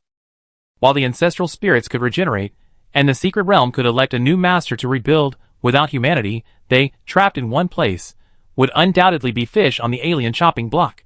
No matter how strong they would eventually be completely annihilated. Only if humanity were completely exterminated would there be no chance of recovery. Xiaobai, come and see what Lan Lan and I have found. Yuan Can's uncontrollable joy brought Duan Lang out of his dark conjectures. Bai Shu turned his head to look, then hurried over. Good luck today. Look at this plump fish. He held a large, lively carp in his hands. Bai Shu's eyes widened in surprise, and he gave a thumbs up. So big. There's more. Lan Lan emerged from the river ice. She stood on a clamshell, chin up, hands on hips, shaking the ice from her hair. The clamshell beneath her opened its mouth, overflowing with fish. Remarkable. These aren't usually easy to come by, especially in winter. And Ning squatted on the ground, her eyes shining. Grilled fish must be delicious. Whether it was the apocalyptic catastrophe, or the appearance of alien species, Earth's flora and fauna were not devastated. In fact, due to the increased oxygen content, They grew larger. However, due to the alien species taking over their habitat, animals were cautiously surviving in the cracks, making them unseen. This was much better than the dry, hard alien meat. Lon Lon suppressed her pride and glanced at Bai Shu. Lon Lon is amazing. Bai Shu was generous with his praise. Let me do it. Not just roasting, but also braising, stewing, and stir-frying. Zhuo Xingqian's eyes lit up. He removed the iron pot from his back and conjured a shovel out of thin air. They hadn't had a proper meal since they left, and his mouth was practically watering before the meal even started. And Ning, Jiang, Xiangping, His raging appetite suddenly waned. Watching them happily studying, Duan Lang put the heavy things out of his mind and walked over to take a look. It's getting late. Cooking the fish will take quite a while. The laughter died down, and Bai Shu and the others looked at him anxiously, fearing Duan Lang would displease them. They were on their way, not just out for a stroll. They shouldn't waste time eating and drinking. Because they were all familiar companions and Duan Lang had a good temper, they relaxed a bit. If Chao Hong were leading the group, they wouldn't have dared to do that. Unexpectedly, Duan Lang smiled and rolled up his sleeves. Since that's the case, everyone, get moving. I help too. I'm a decent cook. Great. Their faces lit up instantly. That's the good thing about being young, full of energy. Yuan Kan sighed, surprised. Duan Lang had seemed so cold when they first met him in the South District, but he turned out to be so kind. These little ones were adorable. The two exchanged glances, each revealing a hint of helplessness yet also joy. They were 10 years younger than the youngest, Bai Shu. They hadn't interacted with children in a long time. Seeing them beaming with joy over the smallest of things, they gradually became infected by the vibrant atmosphere. It should be this way. The future is uncertain, and dwelling on bitterness and resentment every day only adds to the worry. It's better to live in the present, and not be too hard on yourself. The few of them quickly built a fire. Simple seasonings were enough to make the meal delicious. After 6 months of being raised here, Bai Shu was no longer the hungry ghost he once was. He sat on a rock beside the grill, eagerly waiting. As the sun was about to set, everything was ready. Everyone gathered around, chatting and eating. He then reservedly took a fish, took a bite, and the aroma of fat filled his mouth, causing him to narrow his eyes in satisfaction. We're getting close to the outer circle. Aliens are strangely rare here. From killing and scaling the fish to lighting the fire to grilling the meat, he hadn't seen a single alien. From the North District to the West District, vast expanses of white scenery had vanished. The air became less humid, and land gradually became more abundant than water. The sea disappeared, leaving more inland rivers. Zhuo Xingqian, thanks to Brother Yuan for leading the way, we avoided a lot of trouble. Yuan Kan, a frequent traveler, was a master of geography, especially the routes around the West District. He knew where aliens were most numerous, where they were rare, where they gathered, where they were incredibly powerful, and what their habits were. He knew everything. Okay. Yuan Kan took a bite of fish and laughed. But there are indeed fewer alien species, much fewer than when I arrived. Jiechen, you said, the East District secret realm is strong, so the nearby alien species remain silent. The North District secret realm is less skilled in force, but better at hiding, so they lurk in the dark, exploring indirect ways. The Central District secret realm is less well prepared, so we do the opposite and attack it first. The South District, needless to say, is weak and serves as the alien species' initial breakthrough point. I believe these alien species deployments are no coincidence. They understand us well, and are targeting us accordingly. It's so quiet now, who knows what they might be up to. Looking back on the journey, this feeling becomes even more pronounced. Bai Shu swallowed the last piece of fish and licked his fingers. That's it. He looked at Yuan Kan and Duan Lang. You're more familiar with the situation in the West Secret Realm. In your opinion, what tactics will the aliens use to deal with it? Yuan Kan looked up and thought for a moment. Living and hiding is impossible. Our secret realm focuses on souls, and shape-shifting aliens are useless to them. In terms of combat power, the West Secret Realm ranks in the upper middle of the 5 regions. Plus, when I went to the North Secret Realm, the West was relatively peaceful. So, I think the alien strategy will be similar to that of the East, retreat. A combination of meat and vegetables is more delicious. Shu. Duan Lang suddenly raised his hand. Xie Yu, realizing something, immediately reached out to put out the fire. The surroundings suddenly dimmed. Gray Immortal. Bai Shu summoned the ancestor spirit. The Gray Immortal's robes fluttered slightly, and the group instantly merged into the background, disappearing into the dusk. Everyone was immediately alert. There are aliens, Xie Yu whispered. One by one, The aliens passed by them, but they didn't stop, not even glancing at them. Even though they had been hiding, this was the first time they had been treated so coldly by the aliens.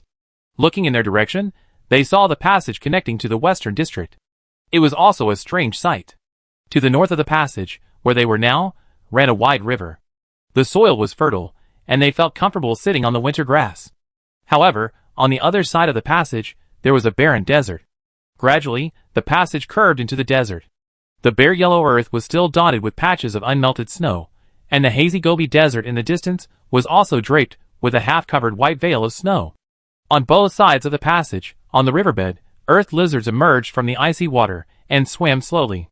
Their heads, emerging from the water, became oval protrusions on the river. There was a movement beneath the ground.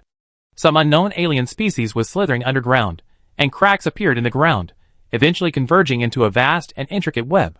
In the distance, a slender, arthropod-like creature scrambled across the Gobi Desert, then suddenly leaped down and vanished into the sand.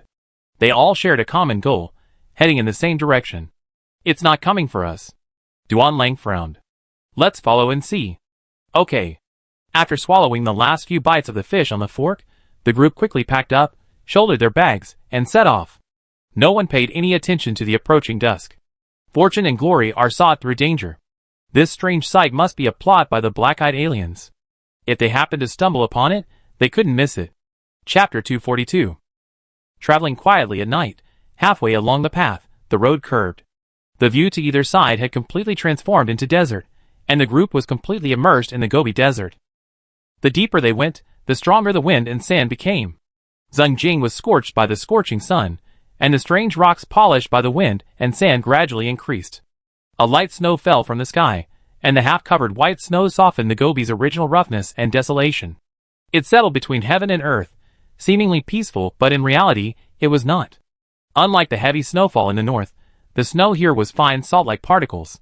A strong wind whistled past, and the tiny particles hit my face like blades, instantly leaving it red. Quick, cover your face, put on your glasses. Several people groped in the darkness and the storm. Ah! Bai Shu cried out in surprise as his arm loosened, and he felt his body lighten and fall uncontrollably to the side. Hold on, everyone! Surround them. Jie Chenyu was startled, and with a long arm, he quickly scooped the man up into his arms. With one hand, he pressed Bai Shu's head against his chest, and with the other, he quickly put on his mask. Then, he fumbled for Bai Shu's backpack and helped him put them on one by one. Hold my hand. Jie Chenyu grabbed his hand, placed it in his palm, and interlocked their fingers. If the wind blew away, where would I find you? Bai Shu pursed his lips. I didn't expect that. After the false alarm, the well-dressed Yuan Can and the other larger men hurriedly surrounded Bai Shu, and Ning, Zui Xingtian, and the lighter men. Ugh, ha. Now you understand why everyone in our West District is so tall and strong. He spat like sand, even with a mask, but Yuan Can persisted. The less strong ones would have been blown away long ago. We're so unlucky today, caught in such a strong wind. It's too windy here. At this rate, we miss the aliens. Seeing the distance between them, and the aliens gradually widening, Cui Lushan felt a bad premonition again. I have Earth-based abilities, so I'm not afraid of being discovered. How about I go ahead and check things out?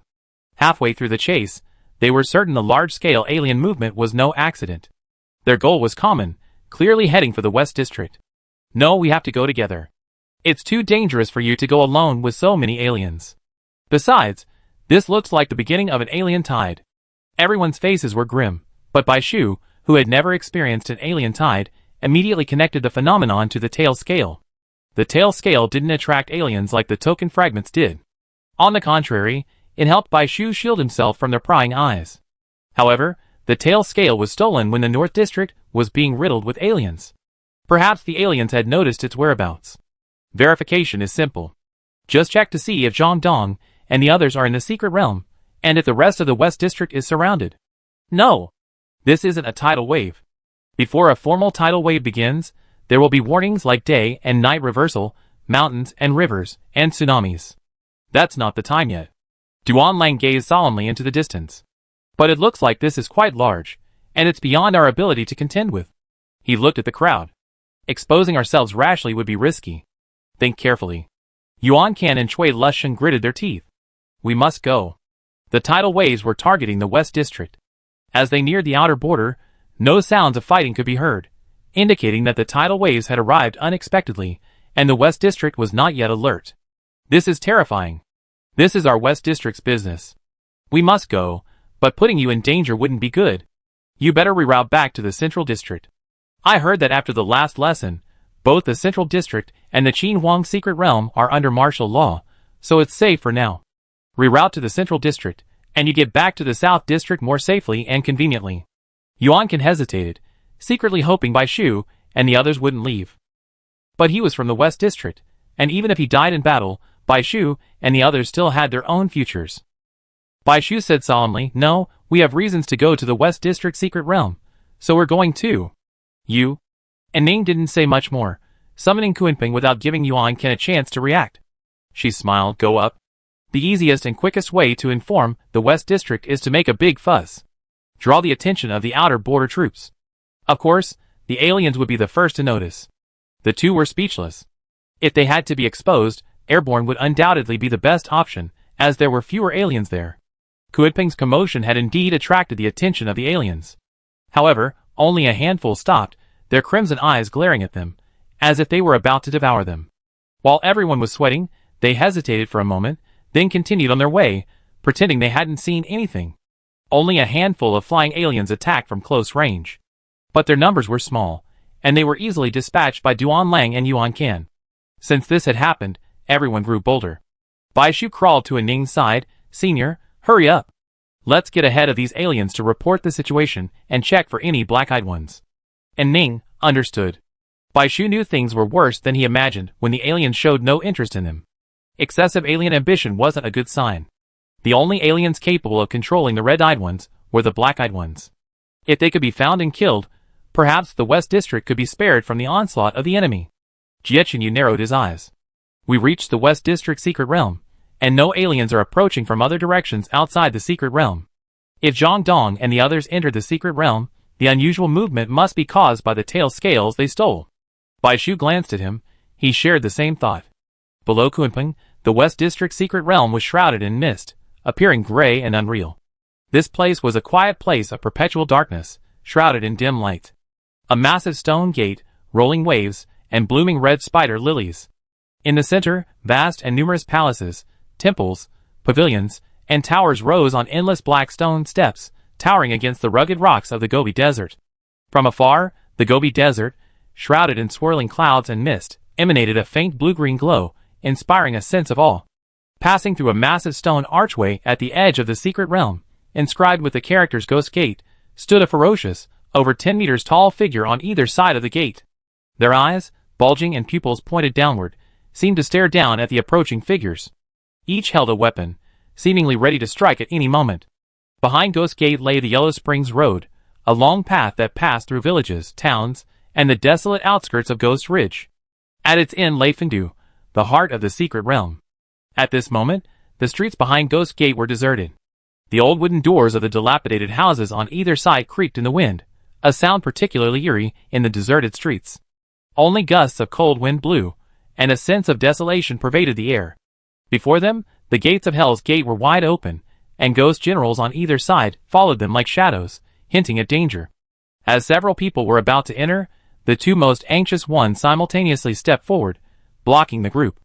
Ji Kong jumped out to guard Bai Shu. Wait, that's not right. Ji Kong was also a ghost king capable of summoning hundreds of ghosts. It felt like returning home, as if everything had become familiar. The two men explained, Hell's Gate. I've been here many times. There are often howling spirits and barking dogs, but never this quiet. Unbeknownst to them, at the same time, in the highest hall of the Fengdu secret realm, two people stood, one holding a tail scale respectfully in his hand, offering the utmost in flattery. They were Zhang Dong and his accomplice, Feng He. Zhang Dong, everything we say is true. The aliens are about to invade, and they're adept at disguising themselves as humans, confusing the spirits. You must stop them. At the head of the hall sat a majestic emperor, his eyes glaring. He wore imperial attire, a tasseled crown, and held a mighty sword. An aura of death permeated his presence, making it difficult to even look directly at his face. All who die enter hell after death, and their souls fall under his jurisdiction. This is the Lord of the Western Secret Realm, the Emperor of Fengdu. To the left and right of Zhang Dong and Feng he stood two slender figures, one black and one white. They were the black and white impermanents, Fan Wujiu and Xie Bian. The black impermanents respectfully presented the tail scale. Confirming it was true, the Emperor of Fengdu's expression softened slightly, but his voice remained icy. How did you get here? Meeting the Lord of the Secret Realm for the first time, his aura was truly unbearable for the average person. Zhang Dong couldn't help but kneel down, sweating profusely. He couldn't think of the best response. Zhang Dong truly regretted his decision. When the clan leader had asked him to find an opportunity to steal the tail scale, he had praised it to the skies, saying it was a magical weapon surpassing even fully awakened ancestor spirits. His possession would transform the current situation, and the declining Gongsun clan would soon become the most powerful. He would instantly ascend to the throne of the upper class. But when he finally got his hands on the item, Zhang Dong regretted it to his core. It wasn't some powerful magical weapon at all, just a baffling gray stone slab. He tried burning it, dousing it with water, even dripping blood on it, but it showed no sign of reaction. For just this piece of broken stone. Zhang Dong had become a wanted criminal. He wanted to kick it away, never to see it again. But at the same time, after all the hard work he had put into obtaining it, he couldn't bear to part with it. Fearing exposure along the way, they dared not travel with the main group. The two of them spent a day and a night fleeing towards the western district, feeling as if their backs were on fire. Zhang Dong refused to give up. He was already 23 years old and about to enter the adult division of the youth training camp, where competition was fiercer, and he could be replaced at any moment. However, he hadn't summoned a single ancestor spirit in 2 years. Gradually, those less skilled than him were surpassing him. If this continued, he would likely be eliminated. Zhang Dong must seize the opportunity presented by the 100 Talents plan to summon a new one to strengthen his strength. Unfortunately, his journey got off to a bad start. He was injured on his first stop in the Qinhuang Secret Realm, and had to remain there for a while. Despite this, he gained nothing, while the first-year students unexpectedly awakened their ancestor spirits one after another. What incredible luck! He also tried to get close to the ancestor spirits of the Secret Realm, but was only met with indifference. Jealousy fueled his anger. Don't think he didn't know these people were simply benefiting from Baishu's favor with the Secret Realm Master. While recuperating in the Secret Realm, he received a letter from his family. It described a method for attaining the same power without the need for ingratiating himself with the ancestral spirits or racking his brains. To obtain the magical weapon hidden within the Secret Realm. It also stated that Baishu's rapid progress and his rise to such prominence at such a young age were due to this magical weapon. Zhang Dong believed it without hesitation and was tempted. At only 17 years old, he had 3 fully awakened ancestral spirits. Who wouldn't want to be Baishu? One person couldn't accomplish everything. Zhang Dong set his sights on Feng He, a senior student like him. His overall strength was not bad, but he was on the margins, worried about being kicked out of the youth training camp next year, and lacking the family's influence. He promised Feng He to help him obtain the magical weapon, and once he became stronger, he would help him acquire Baishu's. The two of them shared similar interests, and confined themselves to the central secret realm, plotting together. Eventually, they approached Ning and the others. They had just arrived at the youth training camp, knowing nothing and being easy to manipulate. Meanwhile, they had awakened their ancestral spirits, greatly increasing their strength. This seemed like the perfect choice in every way. Later, as the North District was in turmoil, plagued by internal and external troubles, their progress was incredibly smooth. Until their initial attempts, they were forced to admit that their so-called magical weapon was nothing more than a broken stone. Disheartened, they refused to return and instead sought their luck in the West District. Understanding Zhang Dong, he remained steadfast. He carried the tail scale with him and entered the secret realm. Not long after, he was summoned by the Lord of the Secret Realm. Hope reignited in the two of them. Sure enough, Baishu must have relied on this thing to acquire so many ancestral spirits, Zhang Dong thought to himself. Chapter 243. You said the ginseng spirit gave this thing to you personally? The Emperor of Fengdu gently toyed with the tail scales, his expression indifferent, his emotions unremarkable. Zhang Dong lowered his head deeply, afraid to be noticed. He rubbed the corners of his eyes with the back of his hand, wailing in grief. It's absolutely true. If the North District hadn't been besieged by alien species, the Lord of the Secret Realm, fearing something might have happened, wouldn't have given it to me so easily. To live up to the trust placed in me by the ancient spirits, I traveled in fear, fearing I wouldn't be able to reach you alive. They say a wise man knows when to act, and Zhang Dong was no fool. Realizing that the object was useless no matter how he fiddled with it, he gave up on the idea of obtaining it. However, since the Lord of the North District Secret Realm held it so dearly, it might be useless to humans, but very useful to the ancient spirits. It would be better to hand it over to the Emperor of Fengdu as a favor, which would help him exonerate himself later. After all, his methods of obtaining it were not entirely honorable. The Emperor of Fengdu held the tail scale in his palm and remained silent for a moment. The hall was utterly silent. It was unclear whether he believed it or not. After he finished speaking, Zhang Dong was already sweating profusely. He carefully raised his hand to wipe it away. He glanced up through his hand, but his eyes dropped hastily upon seeing that face, imbued with dignity. Feng He, beside him, lowered his head even lower, kneeling prostrate, his legs trembling. Zhang Dong risked his life. Every word I said is true. If you don't believe me, you can send people out to investigate. The aliens are indeed rampant. By the time we left, they had completely surrounded the North District. This wasn't nonsense. From the time he arrived in the North District until he left, the alien unrest there was severe, even more chaotic than in the Central District, and the border troops were swamped. But this was an exaggeration. The fact that he had arrived in the West District without incident showed that the North District was still under control. He'd been harassed by alien species throughout the Central and Northern Districts, so he simply continued to make up stories. He didn't ask for much, just to get some benefits and leave, so as not to leave empty-handed. Zhang Dong hadn't expected his luck to be so good. Soon, a ghost messenger hurried forward. Sir, this is bad. One of the patrolling ghosts has detected several waves of alien species gathering, from the ground, underground, and in the air. They're approaching the secret realm in separate groups, with a fierce momentum, as if they're trying to surround us. Anything else? Tell us all at once? It's too far away to be sure, but it seems there are humans among them. I'm not sure if we should let them in. Who could be coming at this time? Even if he'd been caught stealing the magical artifact, it wouldn't have happened so soon. But he knew his lies would be exposed, and he'd rather kill the wrong person than let them go. Zhang Dong was impatient. No, sir, listen to me. No alien species is so skilled at imitating humans, and their technique is so advanced. These people might be aliens transformed to deceive us. The Emperor of Fengdu finally raised his eyes. Oh, you haven't even seen them yet, so how do you know if they're human or alien? If they're human, wouldn't it be like forcing them to their doom if we exclude them from the secret realm? Besides, I have a method for summoning spirits, and I can see through the transformations of the flesh. His tone seemed much colder than at the beginning, and Zhang Dong was startled. He realized he had been too impatient, and hurriedly said, how could that be? I misjudged it. We suffered so much at the hands of aliens along the way that we become paranoid. Blame it on me. Zhang Dong and the other man exchanged glances, each seeing guilt in the other's eyes. Driven by greed, they acted impulsively, but the situation turned out to be far from what they had imagined. Now they were in a difficult position. The Emperor of Fengdu slowed his tone. I know you're devoted to the secret realm. That's all right. Thank you for bringing this thing safely there. Zhang Dong felt relieved, and was about to struggle. Then, with a flash of his eyes, he spoke righteously. The secret realm is now surrounded by alien species.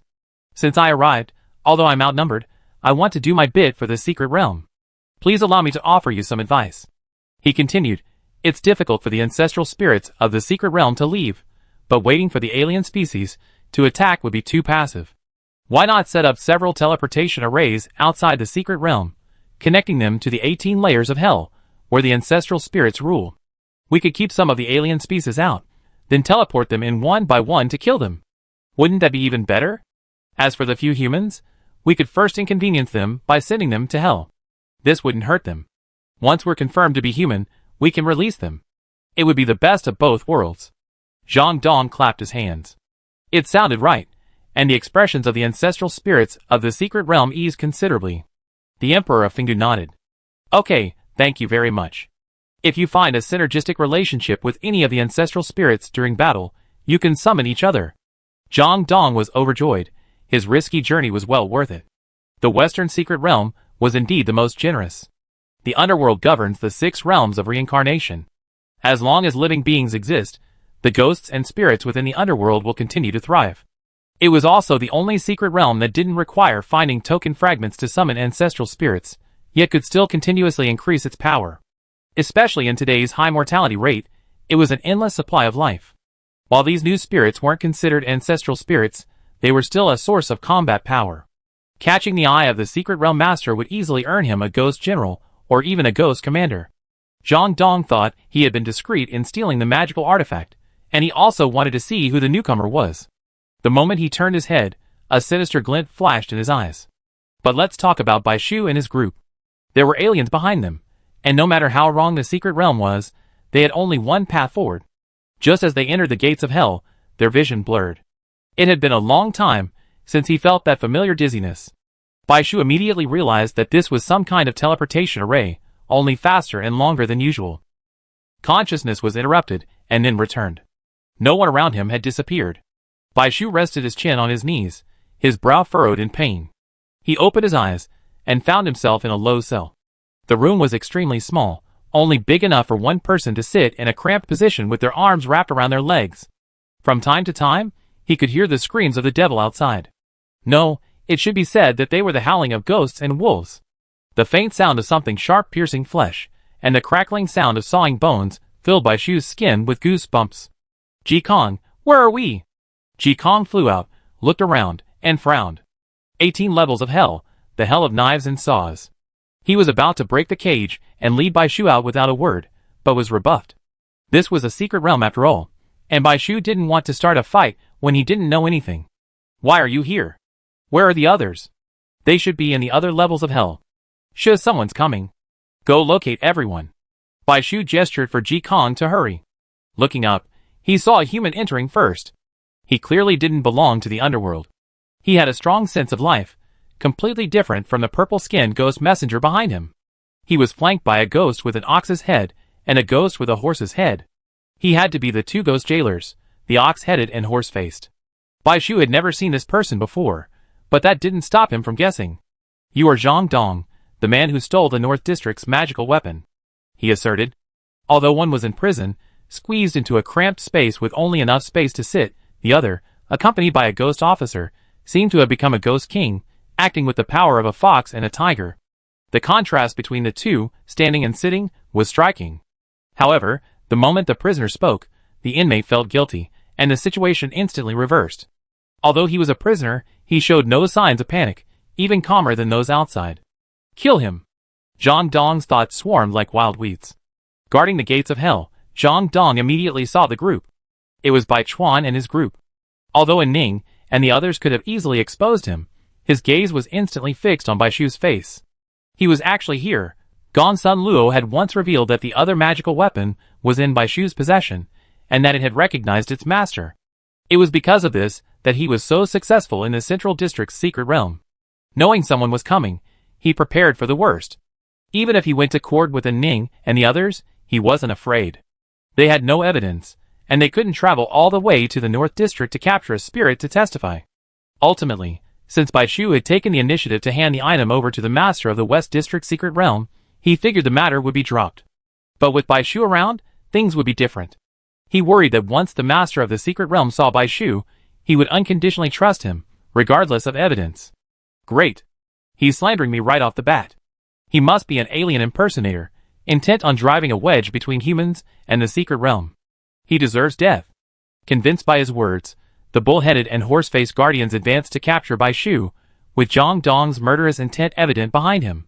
His sinister true form attacked the immobilized Bai Shu from the corner. Sneak attacks were his forte. How could Bai Shu not be on guard? Ji Kong had already helped him destroy the seemingly impenetrable gate. He had to control Zhang Dong first. The gate opened ever closer. Bai Shu cast a will-o'-the-wisp and prepared to get out. It was his usual tactic, but this time it was surprisingly effective. The ghosts who had been about to step forward to capture him suddenly scattered in fear, trembling in the corners. Up in the hall, the Emperor of Fengdu seemed to sense something, and surrounded himself with the underworld's most powerful ghost emperors, Hades, and ghost generals, helping him to stabilize the aliens. One of the ghost emperors narrowed his eyes. I seem to smell the scent of an old friend. The Emperor of Fengdu waved his hand, summoning the judge to investigate. Bring them up first. Zhang Dong looked at Bai Shu, who had dared to attack him directly.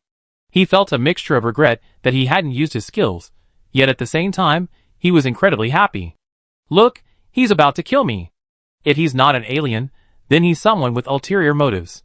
Why aren't you attacking yet? Unexpectedly, the ghost officials didn't move. Instead, They trembled and bowed to Ji Kong at Bai Shu's side. Your Excellency the Ghost Emperor. Zhang Dong was shocked.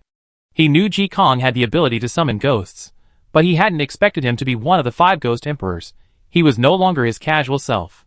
Instead, he was dressed in gorgeous black attire, exuding a truly sacred aura. Since you recognize me, why don't you retreat? He's my summoner, so how can I not tell whether he's human or alien? Yes, I retreat now. The aliens are attacking, so please, Ghost Emperor, lead the charge. In the underworld, the 5 Ghost Emperors are second only to the Emperor of Fengdu. Unlike the Judge or the King of Hell, who are responsible for adjudicating cases, judging, punishing, and reincarnating, they are specifically responsible for guarding the underworld. Only they, the commanders, can command the unwavering trust of all ghosts. Now, with the addition of a Ghost Emperor, they were filled with joy. Capture him first. Ji Kang's sharp eyes darted towards Zhang Dong, who was trying to conceal himself. But the Emperor ordered us. The Ox-Head and Horseface stepped forward to stop him. Ji Kong raised his hand to interrupt the Ox-Head.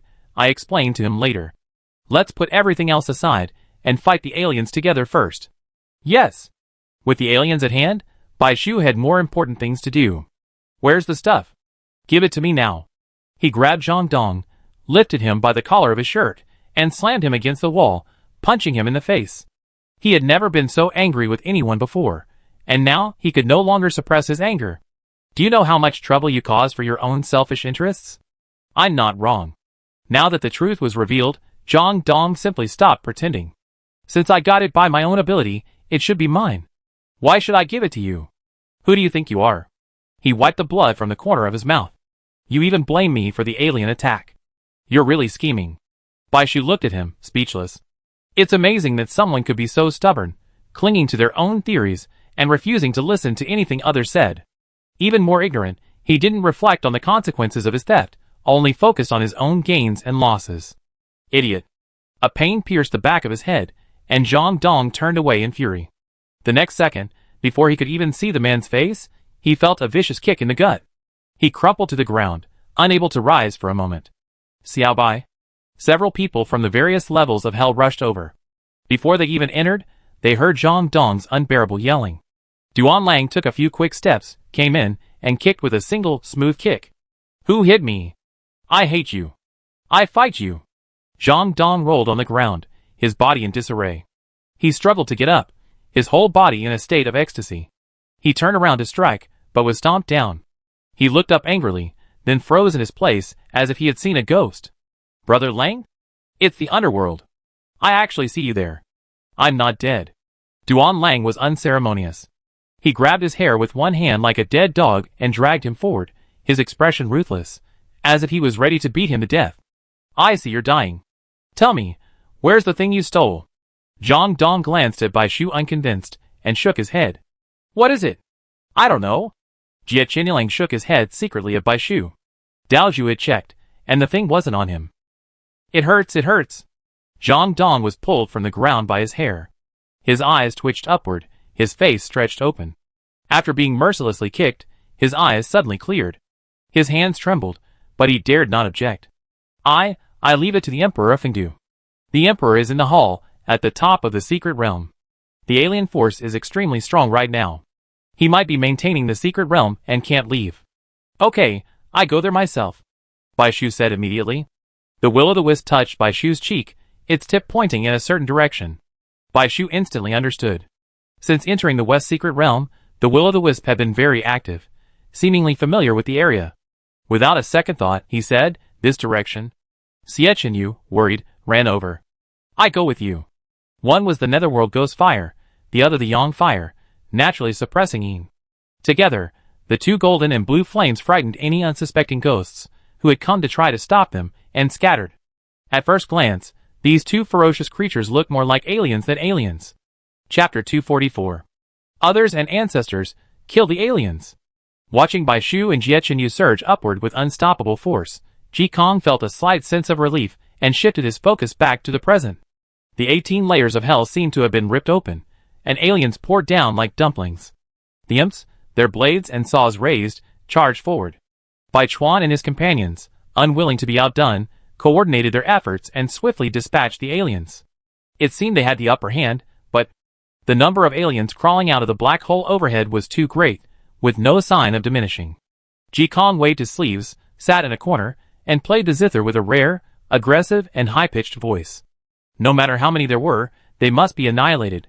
Above the secret realm's main hall, the Emperor of Fengdu stood at the head, his position at the highest point within the realm, allowing him to clearly see the situation. Under the night sky, the Fengdu secret realm was like a large, fragrant piece of meat, attracting an endless supply of hyenas to share in its feast. The 5 ghost emperors each performed their duties, fiercely engaging the enemy. Ghostly howls and roars echoed one after another. The scene was a scene of chaos. The Emperor of Fengdu's face darkened. Where are the 10 kings of hell? My subordinates are here. The Yin energy dissipated, and 10 towering figures clad in colorful robes emerged. They exuded a cold and majestic aura, making it difficult to even look them in the face. Most of them were in human form, having been extraordinary in life. Only after death did they become the kings of hell, ruling over the 18 levels of hell. Stop the transmission immediately, the Emperor of Fengdu declared decisively. Zhang Dong's suggestion was sound. Luring the aliens to hell would indeed allow us to leverage the terrain and our superior numbers to contain them, achieving victory at a relatively low cost. But Zhang Dong had underestimated the number of aliens outside. Now was not the time to consider the cost. This alien wave is coming fast and furious. If we don't fight tooth and nail, the secret realm might be breached. The teleportation array might have been suitable when there were fewer aliens, but it's different now. Allowing a constant influx of aliens will easily compromise the defenses and cause the secret realm to collapse from within. We must shut down the teleportation, purge the interior, and conserve our strength until the western border troops react. Then, we can combine forces from within and without, intercepting one side while killing the other. Perhaps we can achieve a front-to-back encirclement. A hollow dragon roar rang out from nearby. Dragon Clan? The Emperor of Fengdu looked in the direction of the sound. Not only were there dragons, but the other 3 clans were also present. Ancestral spirits like Kue, Hu, Nuba, and Daoji had already departed to delay the attack, evidently sharing the same idea. Unlike the secret realm's ancestral spirits, they could enter and exit the secret realm at will, making them the primary force holding back the secret realm's defenses. These ancestral spirits have been a great help to us. The 10 kings of hell quickly shut down the teleportation array, overjoyed at this sight. The Emperor of Fengdu nodded. It seems those people have already entered the secret realm, and they're definitely not aliens pretending. It's a pity I don't have time to take care of them right now. He roughly guessed that the aliens' drastic behavior was caused by the half-tail scale. It was a turbulent time. The tail scale had been hastily taken out of the North District secret realm, and the aliens must have noticed it. If so, tonight will be a life-and-death struggle. The Emperor of Fengdu closed his eyes, and said in a deep voice, "Order all personnel from the Samsara Department and the Judgment Department to assist the 5 Ghost Emperors in fighting the enemy. Also, the Ghost Marshals, Ghost Messengers, Ghost Envoys, and Demon Envoys to assist the foreign spirits in retaking the defense line. The Underworld Department, order the City God to appear at all City God temples, and quickly spread the message to all districts, doing everything they can to protect the ordinary people in the West District. By establishing City God temples in each district, the City God of the Secret Realm can temporarily transmit messages through the possessed statues. It's a pity that such a powerful skill can only transmit messages in one direction, otherwise humanity could have expanded its territory even further." After completing everything, the Emperor of Fengdu sat cross-legged in the center. "The rest of you, join me in bolstering the Secret Realm's defenses." "Yes." The ghosts could see the aliens swarming towards them, seemingly endless. The Lord of the Secret Realm was even more uncharacteristically busy, making arrangements at a frantic pace, as if afraid of being late. Seeing the Lord of the Secret Realm act in this manner, the ghosts felt a sense of awe. Are the aliens determined to deal with us at all costs? The Emperor of Fengdu's hand moved slightly, but he didn't object. There's nothing we can do about it. They must have discovered the Nuwa scales. They were trapped in a confined area, unaware of the outside world. Now it seemed the aliens had far more spies than they had imagined. Why would the North District Secret Realm suddenly move its tail scales when all was well? Has the North District Secret Realm been breached? Just then, a ghost messenger trembled as he ran up, pointing a trembling finger downwards and behind him. "Emperor, gentlemen. This is bad.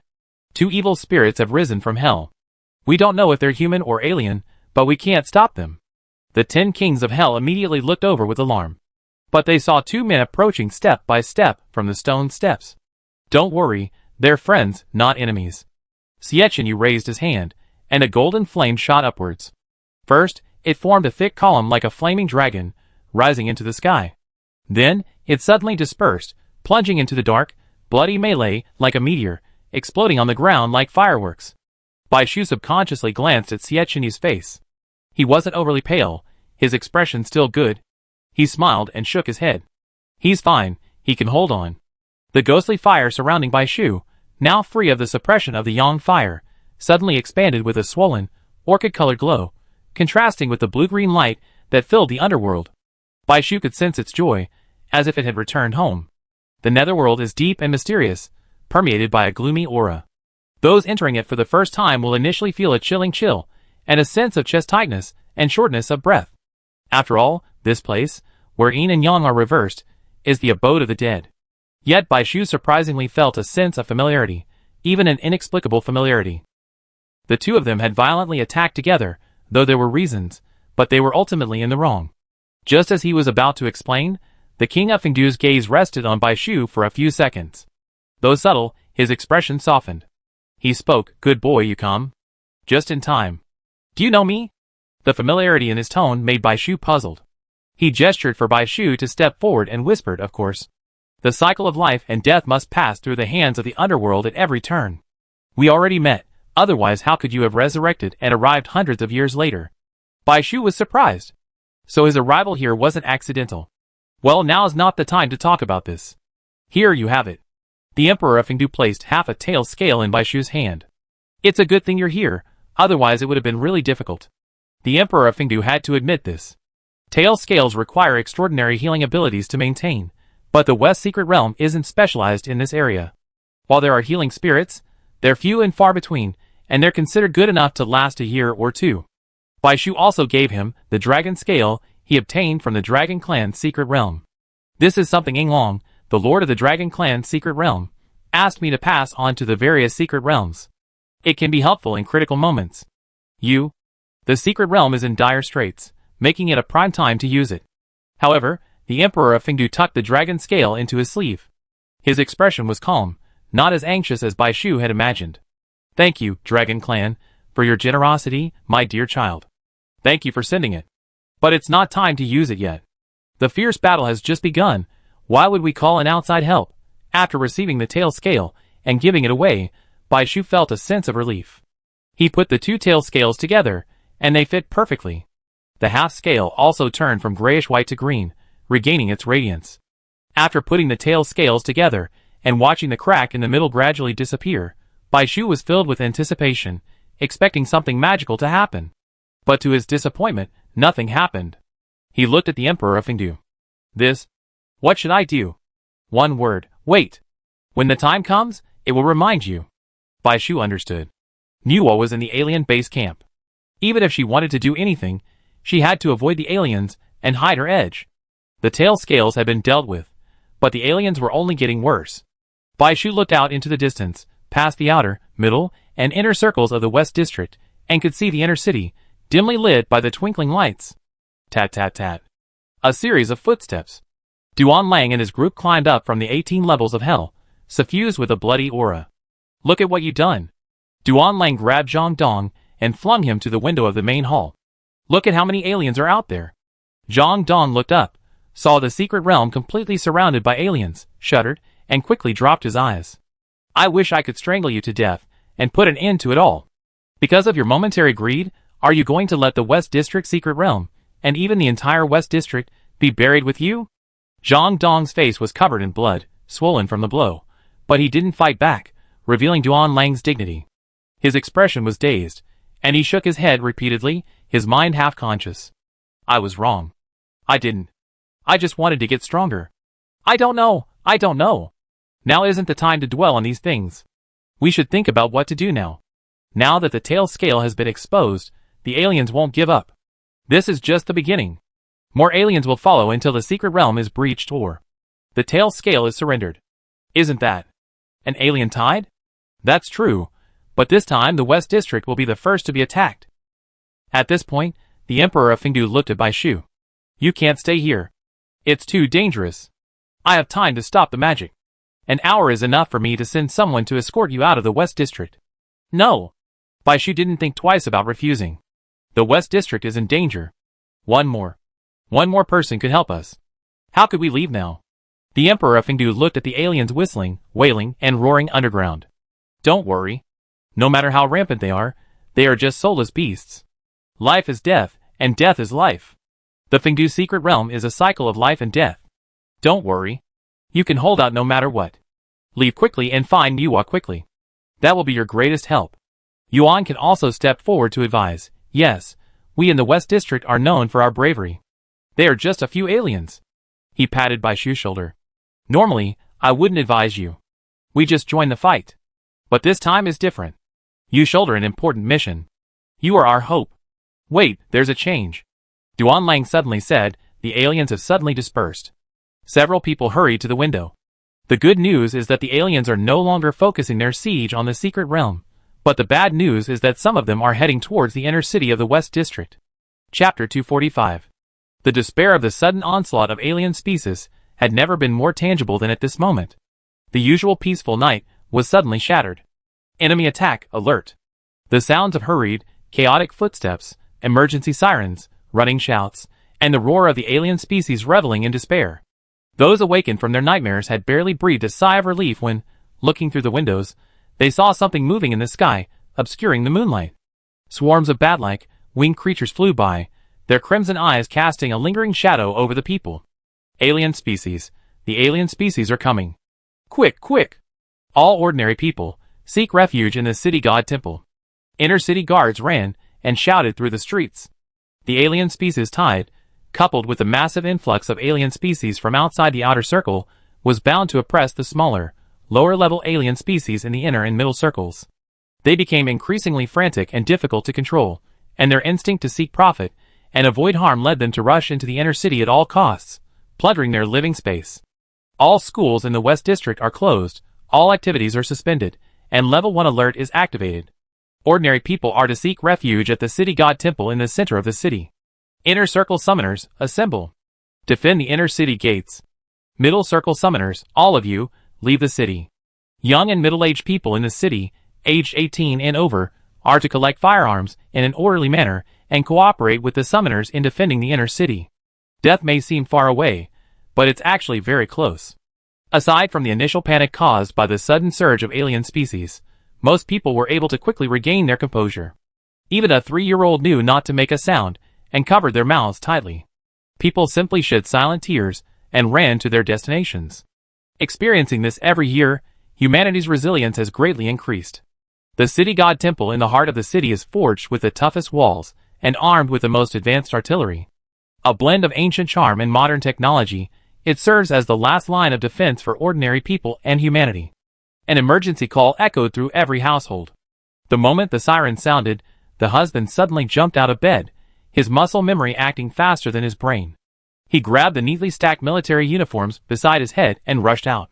The wife, startled, saw the horrifying scene outside the window, and realizing something, tears welled in her eyes. She suddenly hugged the man's muscular waist from behind. The husband paused, turned slightly stiffly, opened his mouth, leaned forward and hugged her, forcing a smile. The alien tide has broken out. Wait until I get back, just like every year. I go to the city god temple to pick you up and take you home. Okay. Whoa. The wife was speechless, only nodding through her tears. A little girl, previously sound asleep in her crib, was startled awake. Seeing this scene, she pouts. She then watches the bustle of people running around outside the window. The bright moon hangs high, obscured by a massive dark cloud. The cloud grows larger and larger, nearly blocking out the light. A horrific roar erupts. It wasn't until they see the crimson eyes that they realize. No, those aren't dark clouds, they're clearly speeding aliens. In the air. Even though they received news of the alien influx from the secret realm, the border troops dare not delay their preparations for a moment, unable to keep up with the speed of the alien attack. The air is especially difficult to defend against. For a moment, they cover their mouths, their cries hushed. A few more synchronized footsteps echo, and the voices of young men and women echo outside. It's the Flying Eagles! Wei Yingping's expression remains calm, composed. Flying Eagles Team 1 and Team 2, follow me out of the city to meet the enemy. The rest of you, stay inside the city. Various flying spirits formed a formation, forcibly blocking the alien horde high above the inner city. Majo's first 3 teams leave the city.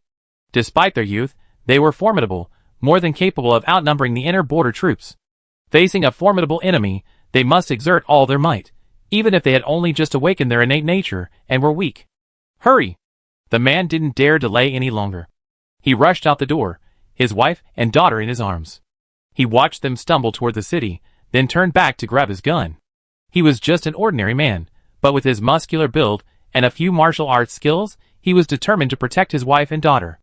The aliens were stopped outside the city, unable to break through for the time being, but only temporarily. Damn it! What's going on? Aren't there supposed to be signs of an alien wave? There are people handing out guns and ammunition at every city gate. Go get them. This way.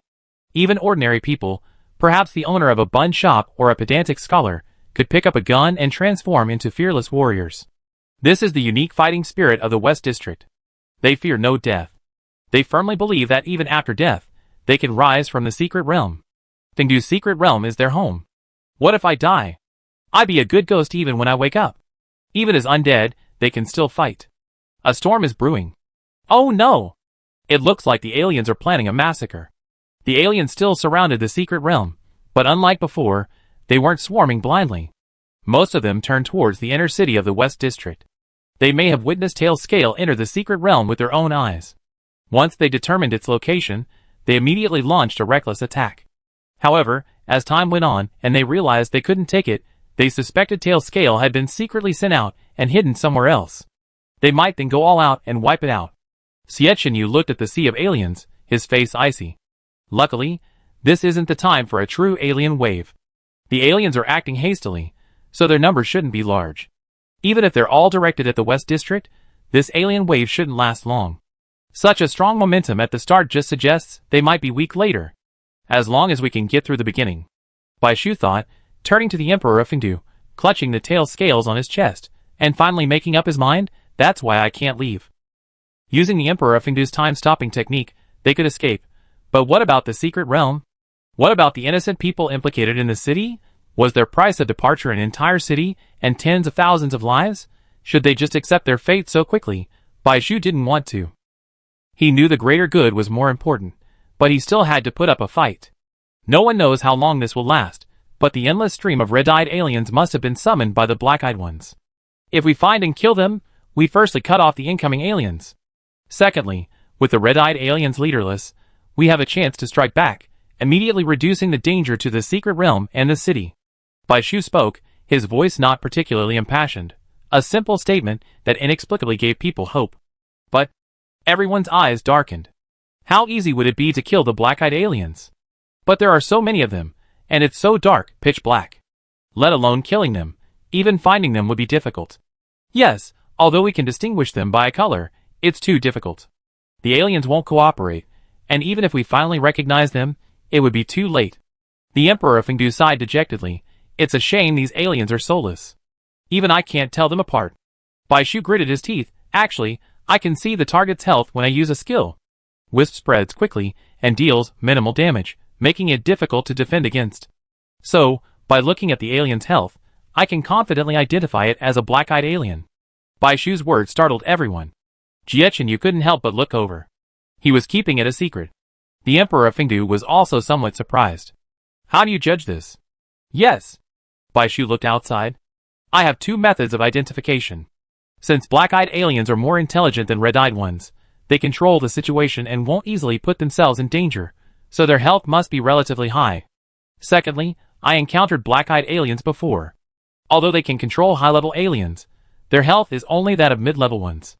If a few high-level aliens suddenly have low health bars, it's most likely this one. Carefully examining these anomalies will definitely yield results. Therefore, I can't leave. This matter requires me. He stepped forward, his words silencing the crowd and ghosts, their complex expressions visible. Bai Shu knew this was the most suitable method, and there was no reason for them to refuse. Your Majesty, rest assured. If anything unexpected happens, Ji Kong will convey my message. You can then use the time-stopping technique. As long as I'm still breathing, I'd be able to escape. Trust me. His words were sincere, his gaze blazing, leaving no room for rebuttal. Okay. The Emperor of Fengdu finally nodded. Bai Shu smiled with delight. And Ning, please lend me your Kunpeng. He turned his head and summoned the gray fairy again. Kunpeng is too conspicuous, so I need your help to hide us. It's my duty. And Ning smiled. What do you mean by lending? Of course we go together. She glanced at Jiechenyu. If you go alone, even if we agree, I won't agree. Jiechenyu glanced at her and remained silent, a gesture of acquiescence. Zui Xingtian and Jiang Zhengping also stepped forward. At this point, what can separate us? While we're not of much use, we can still help a little and kill some alien species. Bai Shu smiled. Okay. He wasn't surprised. These people would definitely go. Since he insisted on going, who was there to stop them? Give me a ride. Yuan can also requested to leave. With the alien species at war, he was more concerned about the inner city than the secret realm, and he was eager to go there to lend a hand. Even if they sensed something was amiss and immediately passed on the news, the city wasn't like the secret realm. The strength of the people inside was uneven, and there were also the elderly, the weak, women, and children. Even if they wanted to react, they wouldn't be able to keep up with the aliens' arrival. Outside, shouts and cries of killing shook the heavens, and the trembling of the earth became increasingly pronounced, indicating that a large alien was approaching. The hearts of those hiding in the city god temple trembled with fear. Mom, will the monster break in? The woman held the little girl tightly in her arms. The doors of the city god temple were closed, and the statue of the city god in the center glowed, protecting this place from evil. Looking up, they saw that the only ones left in the city god temple were the weak and defenseless. Boys over 15 and girls over 18, unless otherwise required, from every household, at least one person, armed with a spear, were ready to fight. Holding the little girl, who tried to poke her head out, back into her arms, the woman dared not even look up. Despair welled up in her heart. The West District's entire population was a soldier, and their physical fitness was renowned throughout the 5 districts. This situation hadn't been seen in years. She had a bad feeling, but didn't dare dwell on it, much less voice it. They already recruited 1 round of men. If there was a second, they'd be in grave danger. The East City has been invaded by aliens. Send reinforcements. Quickly. The city god's gate opened. There aren't enough men outside. According to the previous rule, each family will send 1 more person to lead the charge. The woman shuddered, almost crying.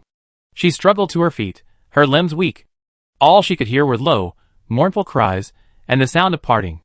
The woman wiped her face roughly, and tucked her hair behind her ears, but she didn't cry. Looking at the stunned little girl, she forced a smile, and wiped the dirty tears from her chubby face. Little darling, do you remember the games Mommy and Daddy played with you? Yes. Mommy and Daddy are out for something, so Xiaoguai is the head of the family, the little adult. Adults can't cry. Take good care of your brothers and sisters. No matter what happens, hide. She donned her armor. The seemingly fragile woman gained a certain strength. The city's population totaled only a few 100,000, so they had no shortage of light armor and firearms, things they had already prepared. She gently stroked the little girl's head. Mommy and Daddy will come back to pick you up, just like before. The little girl looked around. There weren't many people older than her. She immediately took on the responsibility, wiping her tears with her tiny hands, her lips trembling uncontrollably. Okay. She was afraid. Despite her young age, she knew what they were facing.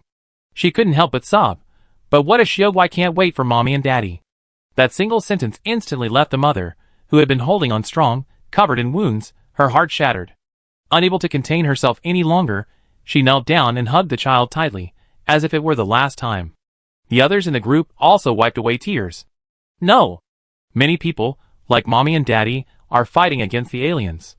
We have guns, powerful summoners, and the spirits of the secret realm. We will definitely return. Just like in all storybooks, the bravest and most powerful person appears, leading all those who have been bullied, avenging them, and defeating the hateful monsters, right? Yes. Chapter 246. Kunpeng soared upwards on the wind, and the group observed from above, realizing the situation was far more serious than they had imagined. The night was dark, and the ground was filled with a black mass of surging alien species. They surrounded the secret realm and continued to advance deeper into it. At some points, they were stopped by border troops, and a fierce battle erupted. However, the outer circle was vast, and the border troops stationed there were few in number. The alien species, one after another, bypassed the battle and continued to surge into the inner circle. Then, the city walls separating the inner and outer circles again stopped some of the alien species. However, The wall here was only a man's height. What could it hold back? Some low-level alien species served as stepping stones, while more massive species advanced deeper into the middle circle.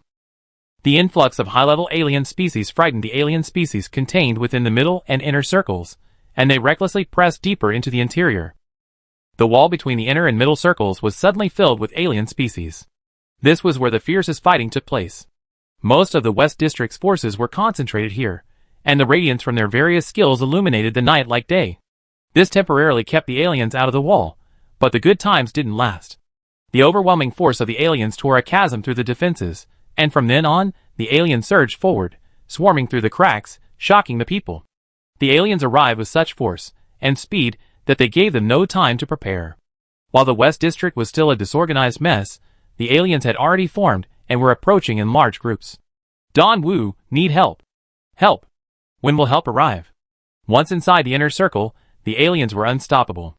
They were at least level 5 or 6, a stark difference from the inner circle aliens previously selected for training. Therefore, they practically crushed the lower-level aliens, charging towards the inner city with a roar. Too fast. The moment they approached the inner city, they saw this scene, and their hearts sank. This group of aliens was like a surging wave, the deep sea surging, waves crashing onto the beach. Although the waves had been gradually weakened, they were a disaster for the weak plankton living on the shore. The aliens that invaded the inner circle were like corrosive sulfuric acid, corroding the iron wall built outside the inner city, leaving ever-widening cracks. We must not let the aliens break through the inner city. Bai Shu gritted his teeth, wishing he had mutated and grown 180 pairs of eyes. Don't worry. Jiechenyu stroked his neck soothingly. He saw several figures leaping out of the inner city. The familiar uniforms weren't from Majo or Flying Eagle. Let's go down and help. And Ning and the others couldn't sit still any longer. Yuan Kan, Duan Lang, and the others had already jumped from the central city wall to provide support. They wanted to help too, but were persuaded not to. Now it seemed, thanks to their foresight, that the inner city was too weak and in even greater need of support. Bai Shu untied the golden token given by the Qin Emperor and handed it to Ning. Take this with you, senior sister. In a critical moment, the token can summon the Qin Emperor's army to protect the inner city. And Ning snatched it up, clutched it secretly, and carefully pocketed it. Okay. Though she quickly agreed, and Ning was reluctant to use it easily. She knew how precious it was, and unless the city was breached, or as a last resort, she secretly wanted to leave it to Bai Shu. The dangers he would face in the future would only increase. Daoji, you join them and help defend the inner city, Jiechenyu said. He and Ning exchanged glances, each understanding the same thought in the other's eyes. As for Nuba, Jinwu Jiawei, and Kuei, they were all top-notch fighters, and had already joined the battle. Zhou Xingqian distributed all his weapons, including 3 bundles of arrows. Xiaobai, Captain Jia, take these. The swordsmith has awakened, and the weapons he forged are now infused with spirits, making them far more powerful than before. Bai Shu glanced at the 3 sturdy bundles of arrows. Isn't that too many? Not much, not much. You even sent out the last attacking spirit. I'm deeply worried. Be careful next time. Despite their concerns, the current situation brooked no hesitation. With that, the 3 of them vanished into the deep darkness beneath the ground. Rays of light suddenly appeared, halting the aliens' impending breakout. On Kunping, only Bai and Jia remained. Are you ready? Bai Shu grasped one of his hands, and the white peach blossoms passed to Jiechenyu. From now on, it all depends on your cooperation. Despite Bai Shu's relaxed tone in the secret realm, he remained unsure. Besides Kunping and the Grey Immortal, the 2 of them had no other ancestral spirits around them. To find a target among millions of alien species, launch a surprise attack, and then kill them with such a high level of skill was a task they hadn't encountered before, especially with the relatively unfamiliar black-eyed aliens. The actual task was incredibly difficult, practically impossible. He had been nervous since arriving, but now that the arrow was on the string, his heart felt reassured and calm. Jiechenyu raised his hand to brush back the strands of hair from his forehead, revealing a smooth forehead. Beneath his lowered brows lay sharp eyes, and a murderous aura suddenly emanated. He firmly grasped Bai Shu's hand. We have a tacit understanding. No need for further words. Bai Shu nodded, and a cyan flame flew from his hand, spreading rapidly across the ground like wildfire. With such a massive alien tide, the black-eyed aliens, as the leaders, must be numerous, and they're likely lurking near the secret realm and the inner city. It's just that the inner city is weaker, and in need of emergency assistance. Instantly, Bai Shu's vision was filled with a dense sea of health bars and numbers, overlapping and difficult to discern. Bai Shu's expression darkened. He had been overthinking things. Even if he could see everyone's health bars, with so many of them, comparing them carefully would be impossible and a waste of time. To be quick, he had to guess, surmise the black-eyed aliens' locations, and then rely on their health bars to confirm. Gradually, the blue flames grew brighter, illuminating the dark tide with crystal clarity, revealing the hideous faces of the aliens and the bloody confrontation. This was the first time Bai Shu had used will-o'-the-wisp fire on such a large scale. His face gradually paled, and he groaned in discomfort. His body slumped back, and behind him, Xiechenyu quickly scooped him up into his arms. Seeing Bai Shu's dedication, he felt a pang of displeasure. What ancient spirits, what Nuwa? They're all a bunch of wicked people. Xiechenyu raged. They must have spent thousands of years to finally find a victim like you. They used every trick in the book to get you to this shabby place, and now they're trying to fleece you. What are you mumbling? Bai Shu watched his mouth move, but couldn't hear it over the clamor. Xiechenyu glanced at him, saw that his attention was focused again, and knew he couldn't hear. He added unwillingly, "Isn't it true? There are so many powerful people. Why did they choose you? Talk about a savior, but it's all honey and arsenic." Bai Shu caught a glimpse of him chattering with worry on his face again, and smiled faintly. This was the first time he'd seen Xiechenyu like this. Although he mostly wore a broad smile, his true nature was unpredictable.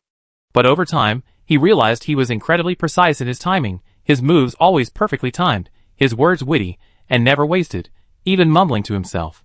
As he thought this, his expression changed. His gaze shifted backwards, and suddenly stopped. Kuiping paused, and Bai Shu immediately drew his bow and arrow. Whoosh! The arrow flew off the string. Xiechenyu shut his mouth and immediately became alert, his gaze fixed on the flying arrow. Golden fire condensed into a tiny, bean-sized flame, which erupted from his fingertips and then flashed past, soaring towards its target. The two of them worked in perfect harmony, understanding each other's intentions with a single glance, even the slightest gesture, without words. This tacit understanding was most comforting to Bai Shu, who was minimizing his energy and focusing entirely on identifying the aliens. Roar! The golden fire shone brightly, silently dispatching an alien. The surrounding alien species collapsed like dominoes, scattering and tangling, giving the humans an opening to exploit. Now hurry! The first battle was a victory. Their method worked, and it was remarkably effective. The two exchanged glances, hope ignited in their eyes. Dong Feng flashed, finding the time to unleash two major abilities: health and mental power. His fragments were gathered, significantly shortening the cooldown. 3 hours of cumulative mental power recovery was equivalent to a single pink peach blossom. Ah! Advanced alien species. Quick, call for reinforcements. And Ning and the others, along with the spirits, could only delay the inner city's breach, but could not change the outcome. The inner city wall finally succumbed to the strain, and the first breach widened. However, with everyone's attention focused on the ground, no one noticed the sandy ground beneath their feet. As the sand reached the inner walls, an 8-limbed, spindly desert spider leaped from the sand. Ah! The closest frontier soldier screamed and fell to the ground before he could even say a word. Those behind, terrified by the slender monster, which stood as tall as a 2-story building, retreated with indifference. High-level alien. Even though ordinary people trained regularly, the inner city hadn't been invaded by aliens for a long time. Suddenly, upon seeing the ferocious monster, everyone's first reaction was to run. No retreat. An infuriated roar erupted like thunder. There are children and vulnerable relatives behind you. No retreat. The crowd suddenly woke up, their anxious steps halting, but their faces were already shrouded in despair. Death was imminent. The desert spider had no flesh, only steel. Guns and ammunition were useless against it. Bang, bang. As one fearless individual rushed forward, taking the lead in lifting rocks to block the desertified pit, everyone forgot their fear. Ah! Their faces showed both fear of death and a desperate rage, their expressions mingling with even terror. Shakingly, they tucked their guns back on their hips, and the unarmed group picked up rocks and recklessly charged after the alien. That was the sand pit it had emerged from. They couldn't kill the one that came in, but they couldn't let the second one in. Once the summoner had a free hand, they would deal with it. The intruding desert spider was covered in a layer of hairy spines, but up close, they were actually densely packed with tiny, venomous stingers. It didn't need to do anything, simply rampaging through the inner city could cause widespread damage. Glancing down with disdain, it let the ants busy themselves, too lazy to kill them, and headed straight for the city center. Not good. The expected death didn't come. The tense man opened his eyes, looked back, and his heart was suddenly shaken. It was heading towards the city god temple. Quick, use the token fragments to lure it back. No use. No matter how many token fragments were thrown at it, it was useless, and everyone was in despair. What's going on? Aren't token fragments said to have a magical attraction to aliens? My child. Everyone immediately gave chase. Seeing the alien stop in front of the temple, its long legs, fangs, and claws attacking the city god temple gate, everyone held their breath. The city god temple suddenly emanated an even brighter light, forcing the alien back. Before anyone could breathe a sigh of relief, the alien, after several attempts at prodding, managed to crack a hole through the window with its long limbs. A terrifying array of vertical black pupils instantly filled the entire window. Ah! Help! The children inside hugged each other, shrieking in terror. They huddled in a corner, trembling like a group of fragile kittens before the 2-story tall alien. Hold him! A bloodied man roared, lunging forward like an enraged beast, clutching one of the alien's legs tightly. Don't let him in. Countless tiny spikes pierced his body, but he refused to let go. The alien paused. Not because it felt resistance, but because it was filled with surprise and disgust at the weak creature clinging to it. Let's go too. However, the people saw this as a successful way to halt the alien. With a determined heart, they rushed forward, stabbing and severing each of its limbs. Pull. Kuenping, hurry! The two who arrived were deeply grieved by the horrific scene before them. Baishu pursed his lips, drawing his bow to its limit, his arms trembling with rage, sorrow, and regret. Behind him, Jiechenyu, a gloomy face, grasped his hand and drew the bow to its full draw. A sharp arrow swooped down from the sky, aimed directly at the alien's head, piercing its skull. The alien fell to the ground with a thud, and everyone looked up to see a divine weapon descending from the sky. Senior Dong. Baishu and Jiechenyu quickly jumped down to examine the alien. Even though the centipede was dead, the inner city's fighting strength was too weak, so no caution was too great. It's indeed black eyes. With a single blow, he severed the alien's head. Baishu walked around the alien's body and approached the dismemberment site, asking hoarsely, "How is it? Is there any hope?" Dongfeng looked at the blackened skin before him, his fingertips touching the icy warmth. He shook his head. The poison has penetrated their bones. They're already dead? Baishu closed his eyes and said nothing. When Baishu tracked the black-eyed alien, he was shocked to discover that it had already entered the inner city, and the nearby border troops and summoners were being held back by the red-eyed alien he was controlling. Kuenpeng rushed over immediately, but was still a step too late. With the alien's death, the breach was finally patched, freeing the border troops to rush back. Taking a look at the situation and the dead, a flicker of pain flashed in his eyes. Separate them and move them away. He hurriedly clasped his fists towards the two men. Thanks for your timely arrival. I remember that. He hurried away again. I'm alive. I survived? Those who had escaped death collapsed to the ground, prostrating themselves before the eyes, weeping in fear, overcome with joy and excitement. They saved us. Who are they? I don't know. They don't look like people from our West District. Big brother. Baishu and Jiechenyu, who were about to leave, looked over and saw a little girl standing at the breached window of the city god temple. Tears still lingered on her face, and her eyes, red and swollen, were remarkably bright, gleaming with a resilient light. She clenched her fists. In the future, I'd be like you, slaying all the aliens. For revenge. Although they were summoners, they easily dealt with the aliens, who she considered invincible, without the help of their ancestors.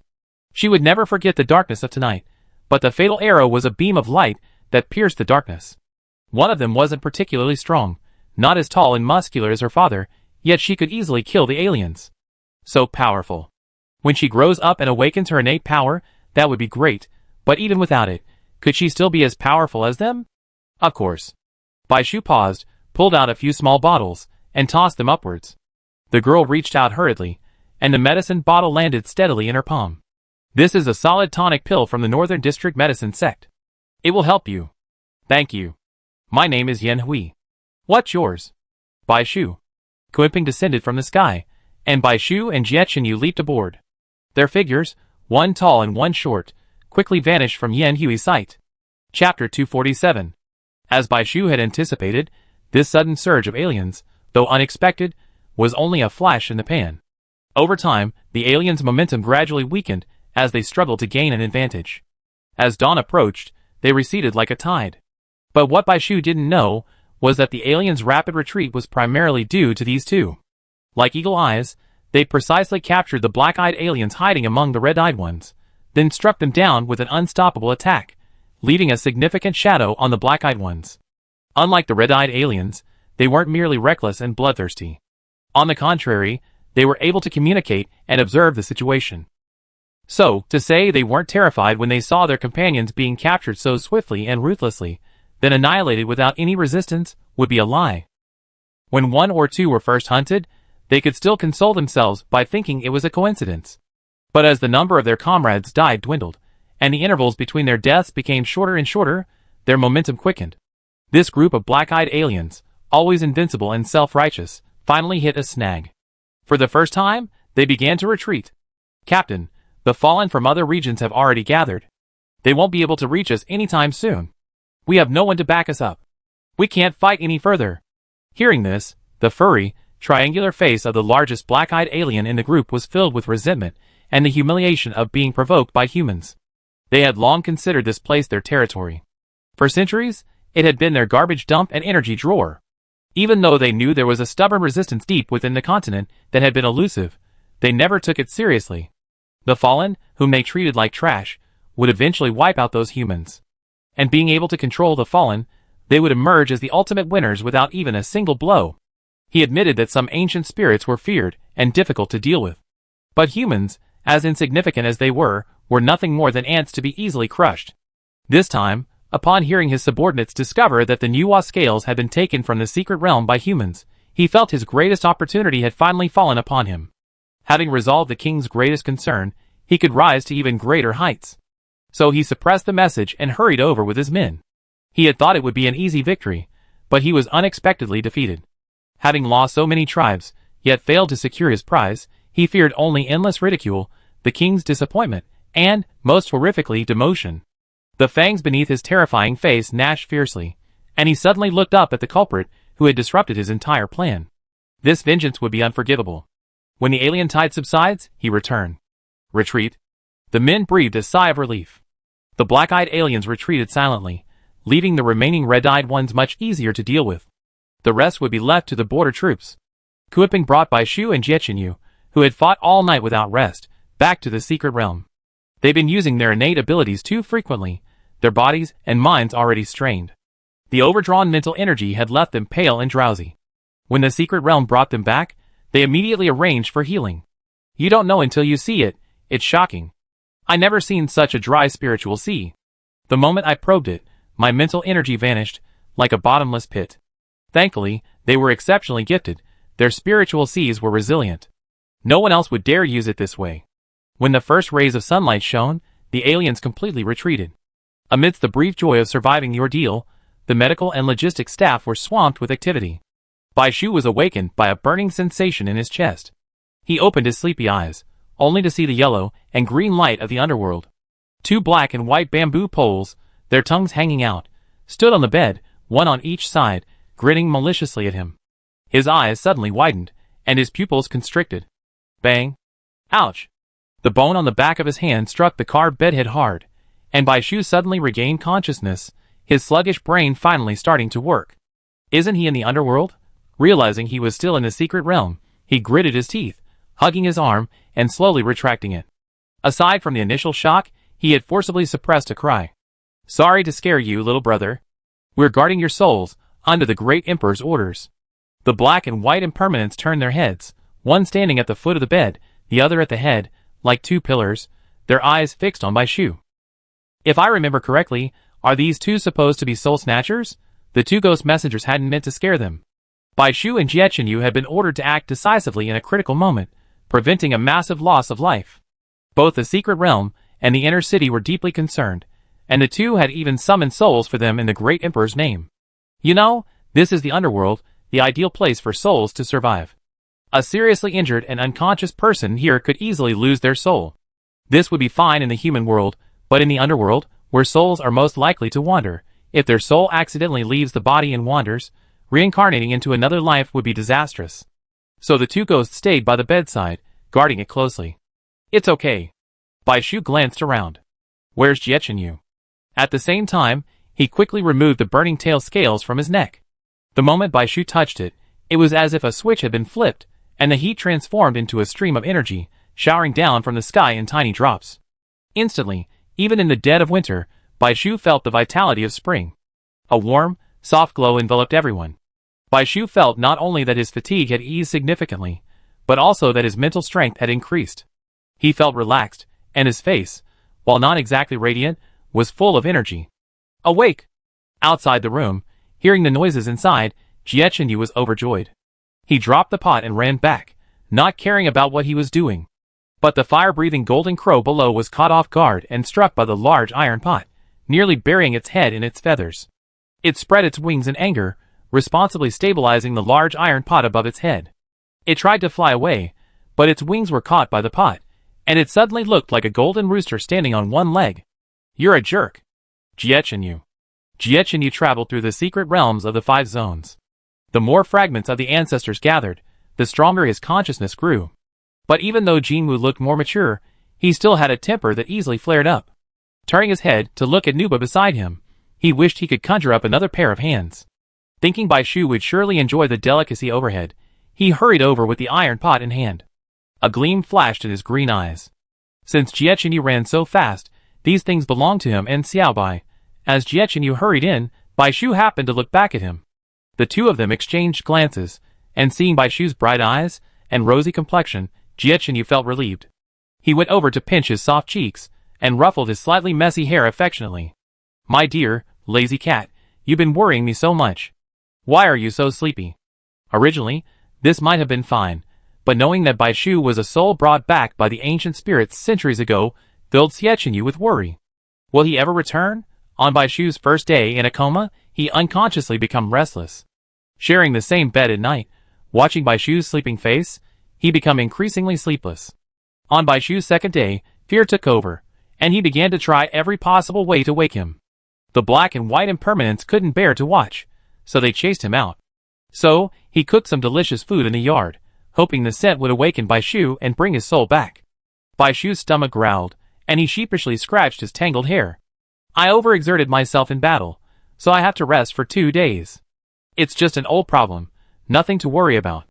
Overexerting himself, his adrenaline receded, and his body, which had long protested, was forced to shut down. Soon, everyone hurried over, including the Emperor of Fengdu. Seeing Bai Shu's red face, his gaze shifted to the instructions given by Wei Lin. An arrow cursor appeared in the air, hanging directly before Bai Shu's eyes, pointing in a certain direction. What does this mean? Xiaobai move? Bai Shu took a tentative step sideways to the left, and the arrow followed the alien, pointing in the same direction as at the beginning. South. Bai Shu, could this be a clue left by Niuhua, telling us to find her? Possibly. Everyone shuddered. But Niuhua is outside the outer circle. After that, everyone fell silent. The fact that the inner city was nearly invaded by the aliens speaks volumes about the dangers outside. Although they had temporarily repelled the aliens, Bai Shu and Jiechenyu, 2 prominent figures, would surely be retaliated against by the aliens. And with another wave of aliens to come, wouldn't going outside the outer circle at this time be a recipe for disaster? I go. Bai Shu didn't hesitate, even getting out of bed to pack his bags. Since this involved Niuhua, why wouldn't he go? Since he had to go, the sooner the better. Wait. Cui Lusheng held him down. You're not planning on going beyond the outer circle alone, are you? Duan Lang said seriously, notify each district to send troops to the outer circle together. But wouldn't that be too conspicuous? Aren't you afraid of alerting the enemy? Bai Shu calmed down and asked worriedly. We already alerted the enemy. Duan Lang glanced at Zhang Dong expressionlessly. Otherwise, we wouldn't be in this disaster today. I'm afraid Niuhua is already surrounded by aliens, and we can't defeat them with a small force. Besides, the elite sent from each district outside the outer circle can clear obstacles for you in advance and speed up your progress. They're also familiar with the terrain, making them much better than you relying on a single arrow. But in terms of time, will we have enough? An experienced leader would be best, of course. Bai Shu had considered this, but considering the difficulty of communication between the 5 districts, he feared the time lost in notifying, assembling the team, and then setting off. Rather than waiting and then encountering a wave of aliens and struggling upstream, It's better to take the risk of going it alone. Duan Lang chuckled. There's still time. I return to the Central District now. Don't worry. A day is enough for the 5 districts to assemble their teams. So soon? Why didn't they do it before? Bai Shu couldn't imagine how they managed it. Honestly, if they had that kind of ability, the pursuit of Zhang Dong wouldn't have been so difficult. But Duan Lang wasn't one for empty talk. If he could do it, he fell into deep thought. It was time to make his notebook public.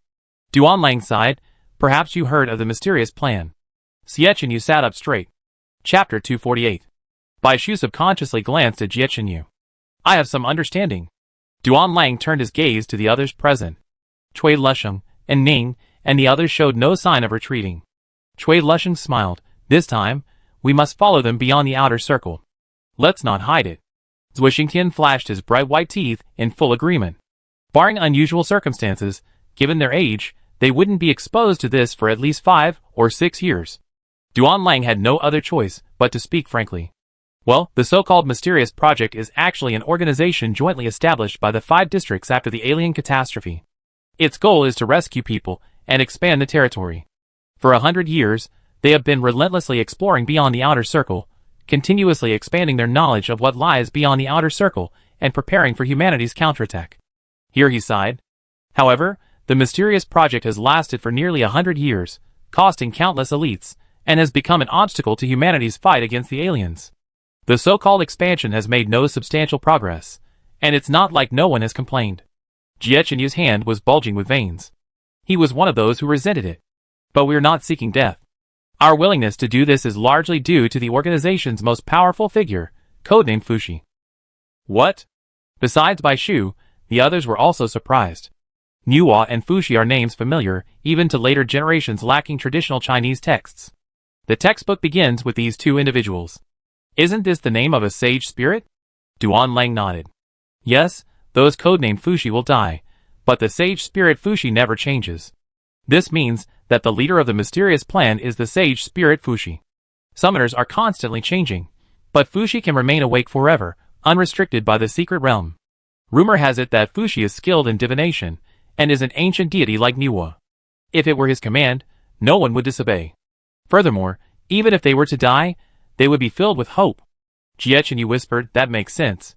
Doesn't the Tianji sect also perform prophecies? No. Duan Lang shook his head. It's different. He's a very wise deity.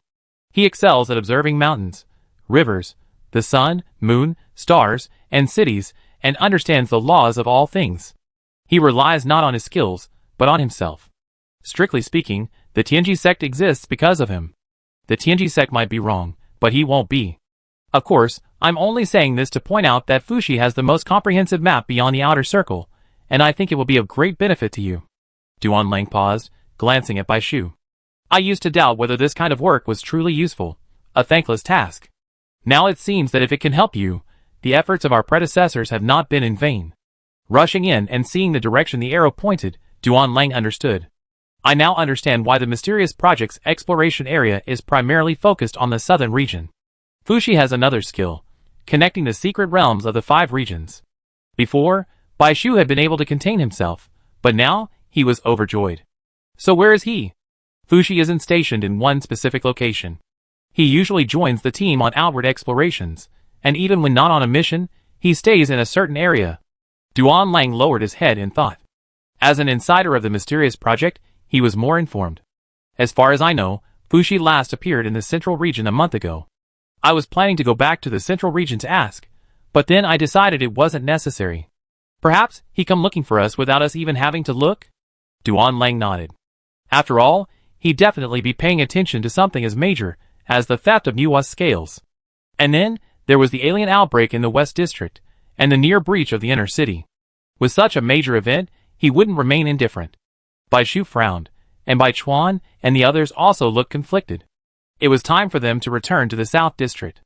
After settling matters here, they had originally planned to rush back to the South District. After traveling for so long, they wondered if their hometown had changed, if any serious damage had been done, and if their family and friends were still alive and well. They were eager to return. Although they longed to see Fushi, they simply couldn't wait for someone whose arrival date was uncertain. Bai Shu was the same way, perhaps even more anxious. The last dragon scale hadn't been properly stored, and then there was the matter of the notebook. He had originally intended to deliver it to Fushi personally, but now he was afraid that wouldn't be possible, so he had to entrust it to someone else. After spending time together, Bai Shu felt that Duan Lang was a trustworthy and reliable companion, and he could leave the matter of the public notebook to him. The only unstable factor that worried him was Zhang Dong and the other two. Acting immediately, Bai Shu turned and flew to the inner city to borrow a recording device from Yuan, Kansas. He was careful to record his notes in duplicate, giving each copy to Duan Lang, the master of the secret realm. The master of the secret realm was impeccable, and he had the original copy in his possession. Even if there were any omissions, they wouldn't be a problem. The five of them were eager to return home, and armed with Kunpeng and the Grey Fairy as their cheating tools, they prepared to leave that very day, regardless of the weather. Before leaving, Bai Shu specifically sought out the master of the secret realm and summoned Duan Lang. At first, the two people, one by one, were somewhat bewildered by the camera. The Emperor of Fengdu's reaction was normal, but as he watched, Duan Lang's expression changed drastically, as if he had witnessed something that absolutely could not exist. His face, always calm and composed, never faltering even when mountains collapsed and the earth cracked, had never before displayed such a dramatic expression. He was speechless with joy. Is this true? Where did it come from? Bai Shu clasped his hands together. Now that things have come to this, I won't hide it. The Emperor of Fengdu brought me here, even though I should have died 300 years ago. Back then, there were no alien species, and records of ancient spirits were very comprehensive. Unfortunately, I also suffered a great catastrophe, so I didn't have time to study too many books. All I read and remembered is this. Had he known this would happen, he would have read all those books day and night. 300 years ago, before the apocalypse. Duan Lang was speechless for a moment. He was shocked, not because Bai Shu came from 100 years ago, with ancient spirits and various skills, he wasn't so pedantic and could easily accept it.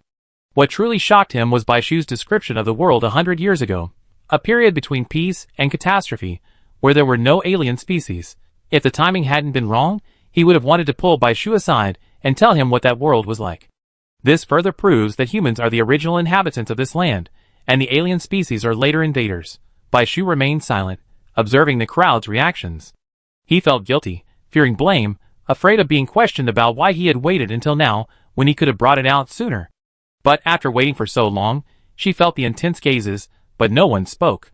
He had no choice but to continue. If I were to explain all this alone, I'm afraid it wouldn't be very convincing. It just so happens that if I borrow the story of Niwa and have Fushi pass it on to the various secret realms, I think people will be much more receptive. Xiaoqinyu secretly squeezed Bai Shu's hand. You did the right thing. Xiaobai was so naive that he didn't even dare to look up. Otherwise, looking at Duan Lang's ecstatic expression, he wouldn't have blamed him. He was clearly overwhelmed with joy. In his opinion, even if Bai Shu hadn't written this, they should still be grateful. To put it bluntly, Bai Shu knew nothing before this, and now he was simply being forced to do this, with a heavy burden on his small shoulders. The fact that he was willing to take on this responsibility should be remembered by everyone. As Xiaoqinyu had expected, Duan Lang didn't care at all, or rather, he didn't think Bai Shu was hiding anything. On the contrary, he felt it was the right thing to do. Humanity's admiration for the powerful has given them a deep reverence for the secret realm. Only by relying on the prestige of an ancestor deity, like Niwa, could this notebook circulate most quickly and smoothly among the 5 districts. He guaranteed that if Bai Shu handed it over to any human organization, it would be withheld. Firstly, Bai Shu's influence was previously insignificant, and her contributions were simply not taken seriously. Secondly, even if it were proven true, it would be heavily guarded by those above it, and would never be easily leaked. Don't the people of the South District want to rely on the last person to strengthen their strength? They certainly do. Competition within the district and between districts has never died out. As the saying goes, where there are people, there are rivers and lakes. This is true. The only time humanity can truly unite and work together is during the brief moments when they are threatened by a common enemy. Once the alien wave passes, even if the aliens still threaten us from outside the siege, humans will be deceived by the illusion of peace and will once again engage in internal strife, repeating the cycle without exception. Thank you, Duan Lang said sincerely. In fact, he felt that the timing was perfect. The tragic situation in the West District could serve as a warning to the people, rallying them together. I definitely pass on this message. Also, Don't worry about Zhang Dong, I got him under control. His face turned cold, and he gritted his teeth. His sins deserve 10 deaths. Look at the tragic situation in the inner city of the West District. Look at how many people died because of him. Every time Duan Lang thought of this, he felt an immense hatred. He hated Zhang Dong, but even more so, he hated the Gongsun family, who instigated him, and were so short-sighted. He clenched his fists, and a closer look revealed that they were trembling slightly from the force. It's a shame we're so short of combat power right now. Even if he dies, he have to die on the battlefield. But I won't hide his actions. I passed them on to District 5 through Fuxi. If word of this got out, the Gongsun family would be the undisputed culprits, and the news would inevitably lead to shame and hatred. Duan Lang's emotions were so intense that Bai Shu couldn't help but ask, "Excuse me, what's your relationship to the Gongsun family?" "My original name is Gongsun Lang, son of Gongsun Pei, the head of the Gongsun family." He grew up in an aristocratic family, and was the highly anticipated successor to the family. However, he was born with a rebellious streak, particularly disliking the ways of the aristocratic families. He ultimately joined the border army against all odds, and later, due to his exceptional talent, entered the youth training camp. He then joined the mysterious project, severed his family ties, and distanced himself from the Gongsun family. Bai Shu exclaimed, "You're Gongsun Luo's brother." He still remembered when they were in the secret realm of the Southern District. Gongsun Luo had said she wanted to save her brother's spirit. He had initially thought it was a show, but he hadn't expected such a person to truly exist. After explaining everything, only the Baichuans and their group were left on this trip to the Southern District. Cui Lusheng, Fang Chen, and Yuan Kan all decided to stay in the West District for the time being. The battle had drained their energy, and several of them were still recovering from serious injuries. Although they wanted to join them, there was still much work in the West District that needed their help. So, they stayed behind with Duan Lang to wait for Fuxi. However, they had to go outside the outer circle, so they agreed to meet up there with Bai Shu and the others. Unbeknownst to Bai Shu, under the cover of the Grey Immortal, Kunping traveled thousands of miles a day, leaving the West District unimpeded. Meanwhile, Fuxi had arrived in the Fengdu's secret realm even faster than they had imagined. Chapter 249.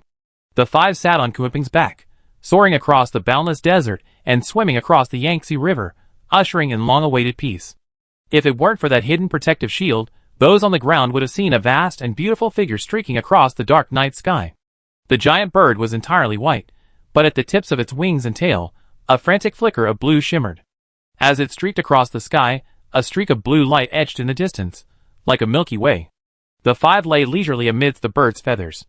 Nine-tailed Tail lay lazily beside Bai Shu, its furry tails draped around Bai Shu's waist, tightly enveloping him, airtight, and keeping out the cold wind. Behind him lay Xie Chenyu's scorching chest. Looking up, the night sky seemed so close, the stars so bright that they seemed within reach. The three people up ahead seemed melancholic, chatting idly. "Finally, we're going home.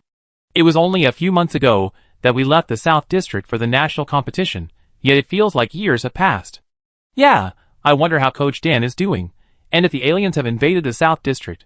Homesickness is probably what it's like to be close to home." Talking about the South District and past experiences, Bai Shu couldn't help but open up, but his heart wasn't completely at ease.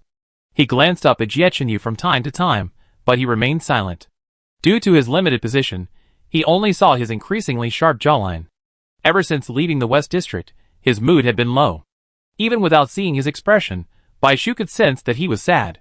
Normal times, when he finally had some time to relax, he would pester him with conversation and cuddles.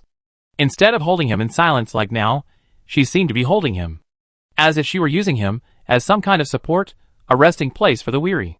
"Coming to comfort me." He said nothing, but he was sending a signal to Bai Shu. Received. Bai Shu's radar was sharp. "It's getting late, and the sea is just ahead. Why don't we travel by sea?" Bai Shu estimated the time and said, "Okay." Due to the battle in the West District, Bai Shu had joined forces with Kunping to fight the black-eyed alien. Kunping's flying form must have been remembered by the alien.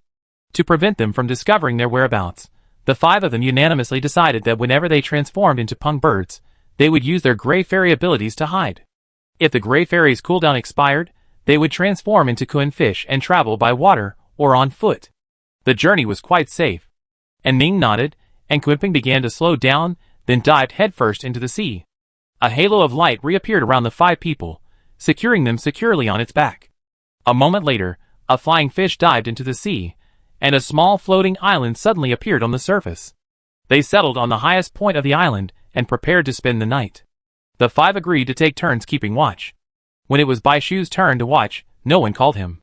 Bai Shu opened his eyes, and a handsome face, slightly melancholy, came into view. "Why didn't you call me?" He rested his head on Jie Yu's lap, and Jie Yu gently smoothed his hair with his hand, truly soothing it. However, Bai Shu, with something on his mind, woke up on time. Jie Yu looked at him indifferently, his expression seeming even worse than before. "I couldn't sleep anyway, so I took care of it for you. You're still growing and young, so you should get more sleep." Bai Shu's eyelids twitched. The words didn't sound wrong, but they sounded strange to him. There was only a year difference in age between them, so how could one be unable to sleep while the other loved it? Seeing Jie Yu's sullen mood, Bai Shu had wanted to talk to him for a while, but Ning and the others were there, and Bai Shu selfishly wanted to find a time when they could be alone. He freed himself from Jie Yu's restraints, climbed up, and looked at him. "You? Why are you sad?" He knew everything about the war, but he struggled to guess other people's thoughts. So, he was always straightforward and asked questions directly. But suddenly, seeing Jie Yu's eyes well up, Bai Shu was stunned and speechless. "Is he crying?" Jie Yu turned his head away in panic, his eyes fixed on something, as if trying to find out something. The usual chase was reversed. Bai Shu tried to get closer, Jie Yu avoided him, and the more this went on, the more Bai Shu wanted to see clearly. With a muffled thud, the two thrashed and tumbled, and Jie Yu was pinned to the ground. The boy sat astride him, his hands grasping each side of his waist. His slender waist was flexible and strong, easily enough to be covered by a palm. While Bai Shu focused on his eyes, he was actually looking at the whole person. Bai Shu reached out and touched the skin beneath his eyes with his index finger. It was done. "You seem disappointed?"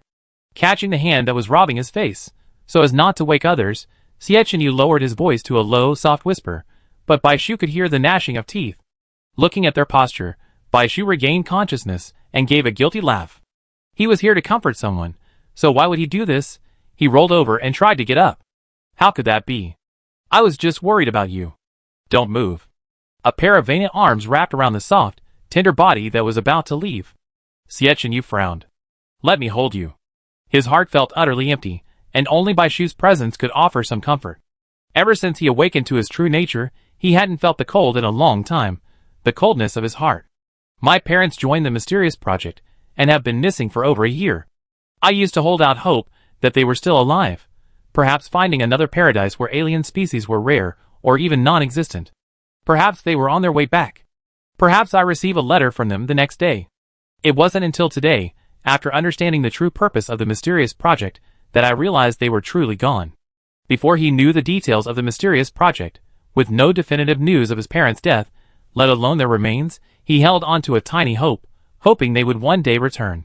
And as long as he joined the mysterious project in the future, he would eventually figure everything out and find them. But after hearing what Duan Lang said today, he knew it was all wishful thinking. The so-called missing is just a polite way of saying their remains are gone. Bai Shu lay on his chest, listening silently to the powerful beating of his heart beneath his chest. He had no parents. While the doctor could be considered his parents, Bai Shu didn't understand what that feeling was like. Through reflection, Bai Shu's eyes lit up. If you want to see them, there's still a chance. Jie Yu gave a wry smile, not arguing, but still expressing disbelief. After a year of wandering outside the outer circle, no matter how powerful his parents were, they couldn't have survived. Seriously, have you forgotten? Bai Shu nudged him. Ji Kong is one of the 5 ghost emperors. He said that during this trip outside the outer circle, the Emperor of Fengdu gave him a mission, to retrieve the lost and homeless spirits of the heroes. If we work hard and find your parents' souls, Ji Kong will have a way to get you to speak. Jie Yu was overjoyed, sitting up excitedly. Really? Why would I lie to you? Hiss. Bai Shu rubbed his forehead where he'd been hit. I'm sorry, did I bump into you? Jie Yu lifted his hair and blew gently. Bai Shu couldn't help but glance up at his chin. It was the same force, but he was in so much pain, while the other one looked fine, with no redness at all, but he put on his familiar smile again, looking much better than before. It's okay, as long as you're not upset. Facing Bai Shu's smile, Jie Yu's heart softened, and the previous bit of frustration was long gone. He took Bai Shu's hand. If I say, there ever comes a day when I see them again, would you be willing to come with me? Without waiting for Bai Shu to speak, fearing the word no, he nervously explained, "They're very easy to get along with, and would absolutely not have any objections to you. Since we're one, my parents are yours."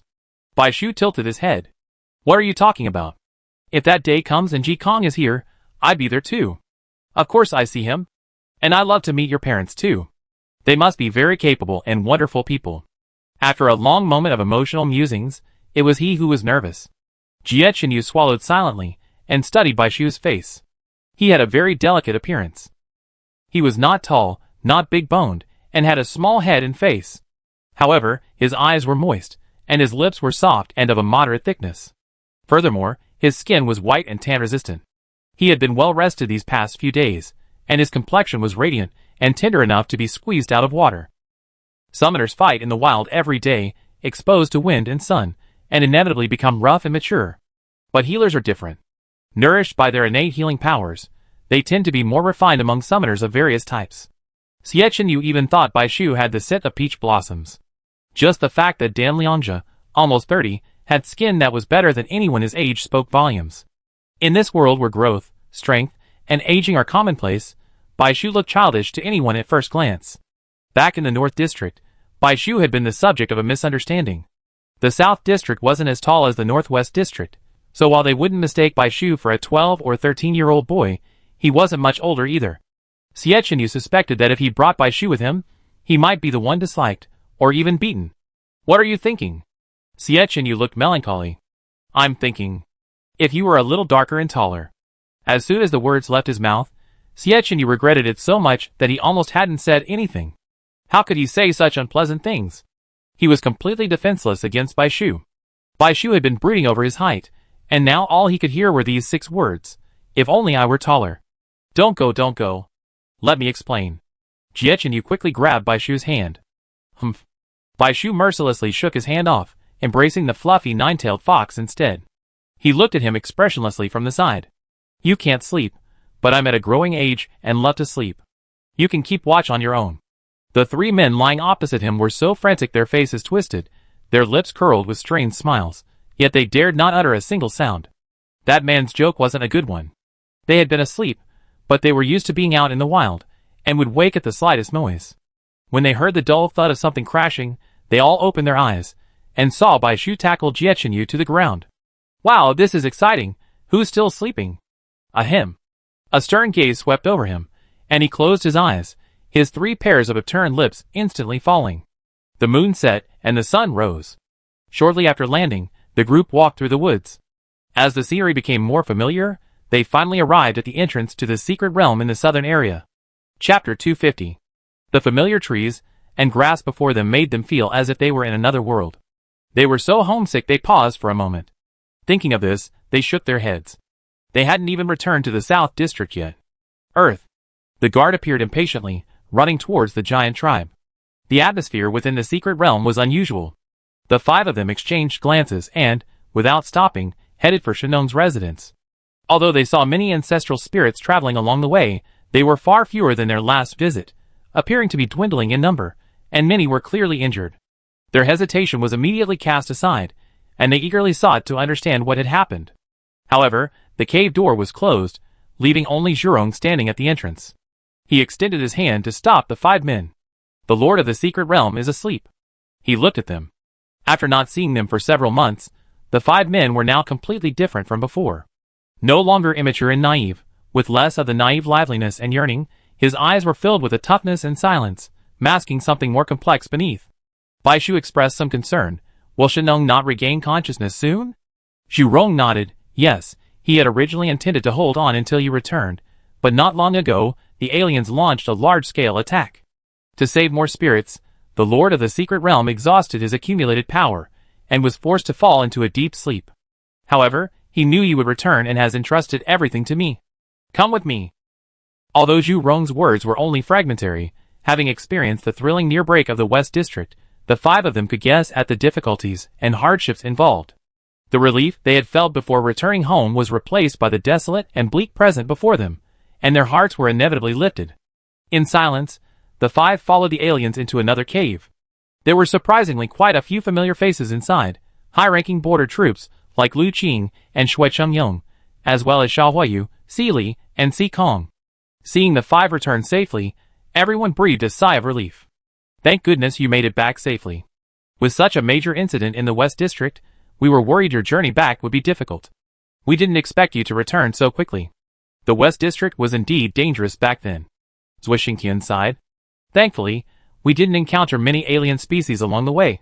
So how did you end up here? How did you know about the West District? Just yesterday, a beam of light descended from the secret realm in the South District, revealing an ancient spirit with a human head and a snake body, calling himself Fushi. He said they had found Yua's whereabouts, and finding her would offer hope for a counterattack against the alien species. He also revealed an ancient tome.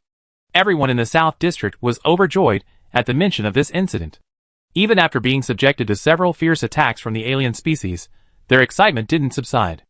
As the light faded, the mercenary auction, the various academies, the border troops, and even the secret realms were bustling with people. With the alien tide ahead, summoning every ancestor spirit increased their chances of victory. Talking about this tome, even the reserved and expressionless Sikon couldn't help but smile. The people and events mentioned in the tome are all logically grounded. Previously inexplicable logic now makes sense.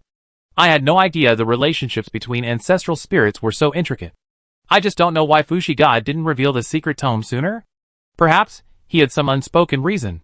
Yes, perhaps these were gathered bit by bit by the unsung heroes of the mysterious project, risking their lives.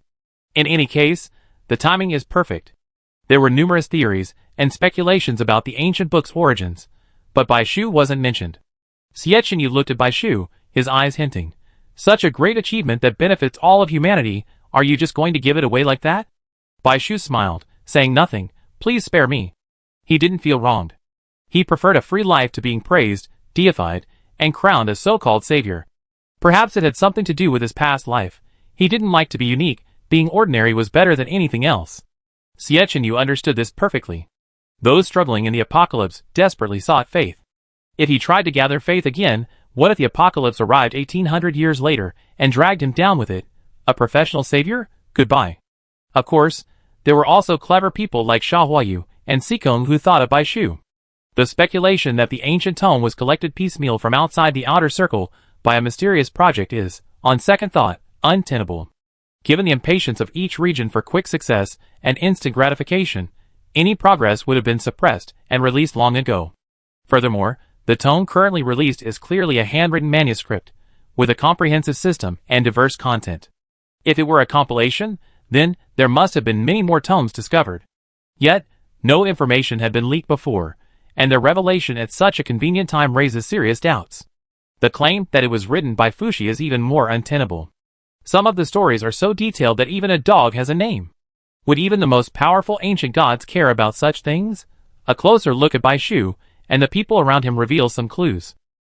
All of his ancestors have fully awakened, and since he joined Baichuan, the number of fully awakened people around him has increased at an alarming rate for various reasons.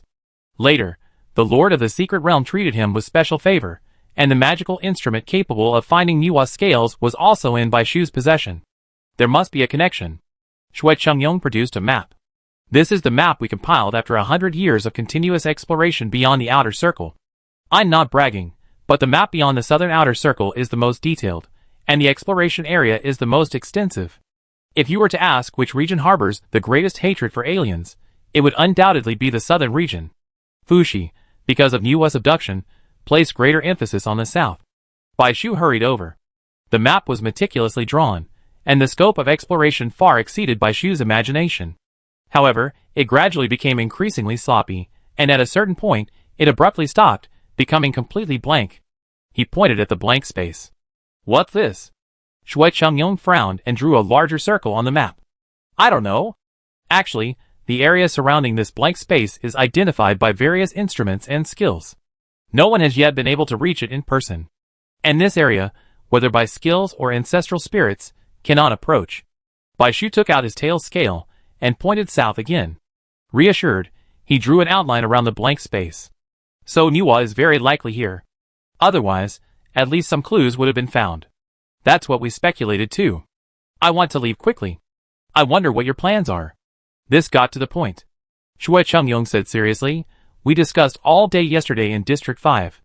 We decided to select the strongest 100 members of the mystery project to escort you outside the outer circle. Bai Shu was shocked. Although there were only 100 people, those who could enter the mystery project were likely geniuses worth 1,000. But what about the alien tide? That's fine. It only take 20 people per area. He stopped Bai Shu. Besides, we already broken ranks with the aliens this time. It's a matter of life and death. Only if you succeed can we succeed. Fushi's meaning was clear. Nua's divine power was the key to reversing the current situation. With Nua's help, not only can they safely weather this alien wave, but they can also reclaim the initiative held by the aliens in the future. The alien population will not increase, and humans will slowly reclaim lost territory.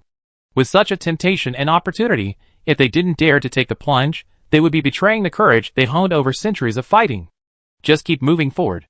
These people will clear the way for you, no matter the cost. It sounded like these elites would become cannon fodder, protecting them from casualties along the way. Bai Shu felt a little uncomfortable. Seeley smiled. Don't worry about Naiching. He Zhe, Bo Ji, Chang Shui, and Lin Nan. We be filling in for the departed troops. Sha Huayu pushed his glasses up with his index finger.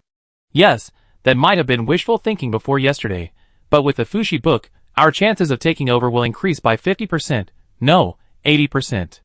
He extended his fist, and gently touched Bai Shu's chest. Rather than worrying about others, worry more about yourself. It's not easy to get outside the outer circle. The usual rivals had a remarkable rapport this time, but despite their smiles, a lingering worry and reluctance lingered in their eyes. Wait for your safe return. The group parted ways at the cave entrance. One group frantically compared the token fragments, while the other returned to their temporary residence in the secret realm to recuperate. It's said that people from other areas will arrive tomorrow and depart immediately.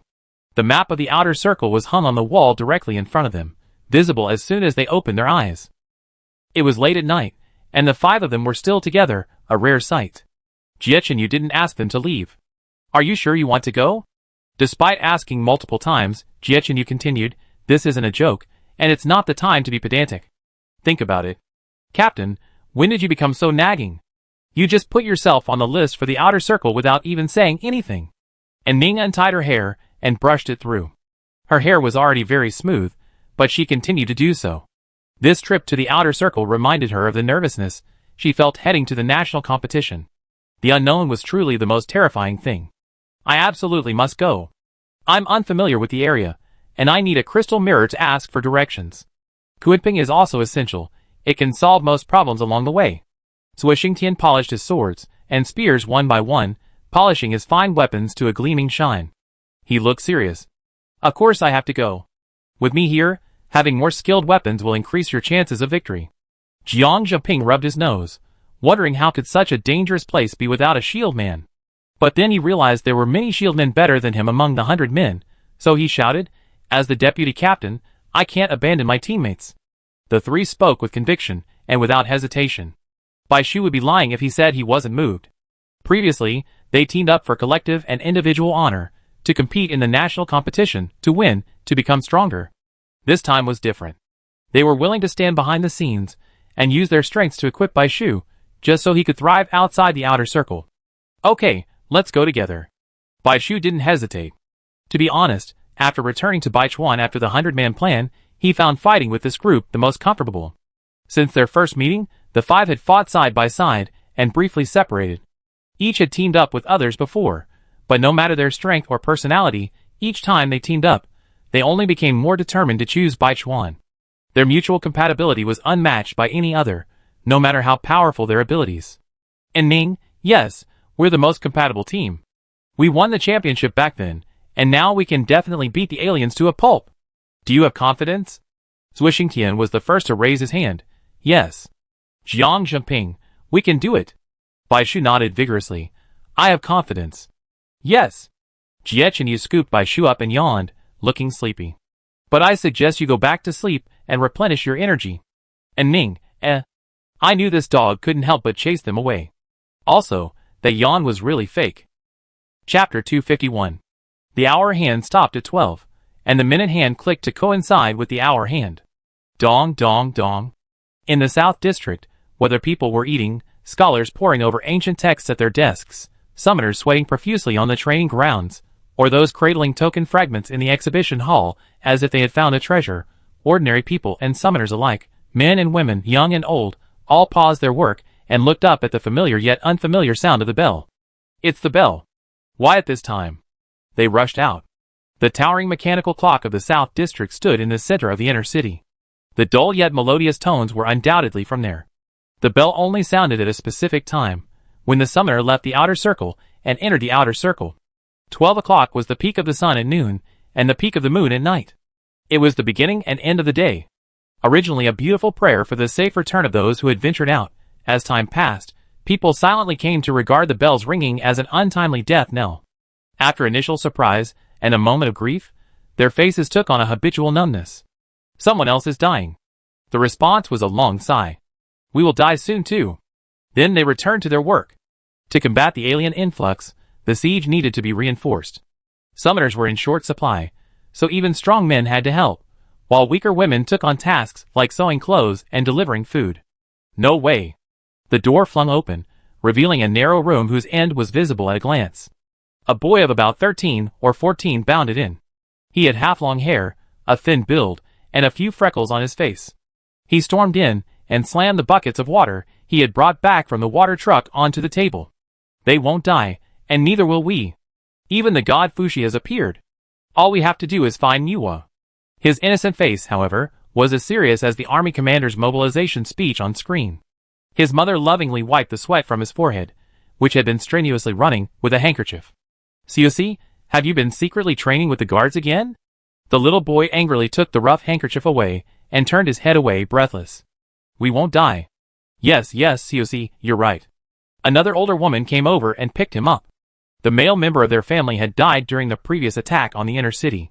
Since then, like millions of other families, they had been doing logistical work, cleaning up garbage, and moving goods. Although their lives were poor and difficult, at least they were able to survive. I heard from Uncle Shocheng that the god Fushi has published ancient texts, greatly increasing the chances of summoning ancestral spirits. I study hard. In 3 years, I join the academy. I must get into Shirakawa and become a summoner, just like Baishu. The name Shirakawa quickly gained popularity in the South District, becoming a figure even more revered than Boji and Kurosawa. Naturally, the Shirakawa team, having already known all this, became deified and passed down by word of mouth. The most frequently mentioned character was Baishu. Unlike Captain Shirakawa, who possessed an inhuman physique or a rebellious personality that created a sense of distance, he joined the team upon entering the academy and became a key pillar, a role model for countless children from the lower classes. Siusi, you can definitely do it. The much-discussed Shirakawa team, now comprised of 100 elite members, had reached the edge of the outer circle. The journey was unexpectedly peaceful. It seems the alien swarm has reached its final stage, and the next step will be a close attack. Shui Chengyong was among them, and with their vast experience, they immediately saw the reason. This final lull is a good opportunity for us to accelerate our progress. No more resting. Let's continue on our journey. Everyone, bear with us. This was unanimous agreement. Sietchenyu waved his hand, and rows of fires, 1 to 10, appeared. The flames flickered, and they dispersed in all directions, forming 10 separate teams. Shui Chengyong glanced at the 5 people. According to the original plan, our 100 people will be divided into 10 teams to provide assistance. Half will go ahead and explore the route. In the event of an emergency, the left and right wings will rush to your aid. Meanwhile, one team will remain behind to prevent an alien counterattack. Even so, you will have to walk the rest of the way on your own. Remember to be careful. Being watched in unison, the 5 people felt a great deal of pressure. In the outer circle, at least there was a base that could avoid alien detection, but outside the outer circle, there was no such convenience. They were like a piece of raw meat thrown into a cage of ferocious beasts. Even though the beasts were now silent, the presence of them was still chilling. Separation was inevitable. First, all eggs shouldn't be put in one basket, and the path beyond the outer circle wasn't one to be taken in pieces. To avoid conflict and waste time dealing with the alien species, they were best off walking along the borders of various alien territories, slipping through unnoticed. Though they had been here before, there was no guarantee that infighting among the alien species would cause their territories to shift. The first 5 teams to set out were using trial and error to guide Baishu to the safest route. Sietchenyu's fire too could help them identify danger, but more importantly, it served as a communication tool to connect the various teams. The 5 men murmured, understood. A moment later, Xiechenyu received the message and pointed forward. This direction is safe. Let's go! As the 5 core members moved, 2 teams each on the left and right wings dispersed. Then, the final team also stepped outside the outer circle. This formed a V-shaped formation. Everyone concealed their forms and crept outside the outer circle. Below, the vegetation was unusually tall, with dense dead trees, ravines everywhere, and jagged rocks. From time to time, vast swamps appeared. In the distance, mountains stretched out, the sky was vast, and the sea was vast. Occasionally, exposed grayish-white rocks could be seen, representing human ruins whose original form could no longer be discerned. Gugu. It was like a race against time. After 2 days of non-stop travel, the deeper they went, the more restricted their vision became, and the thicker the fog became. Shui Chengyong said that there would be more and more black-eyed aliens outside the outer circle.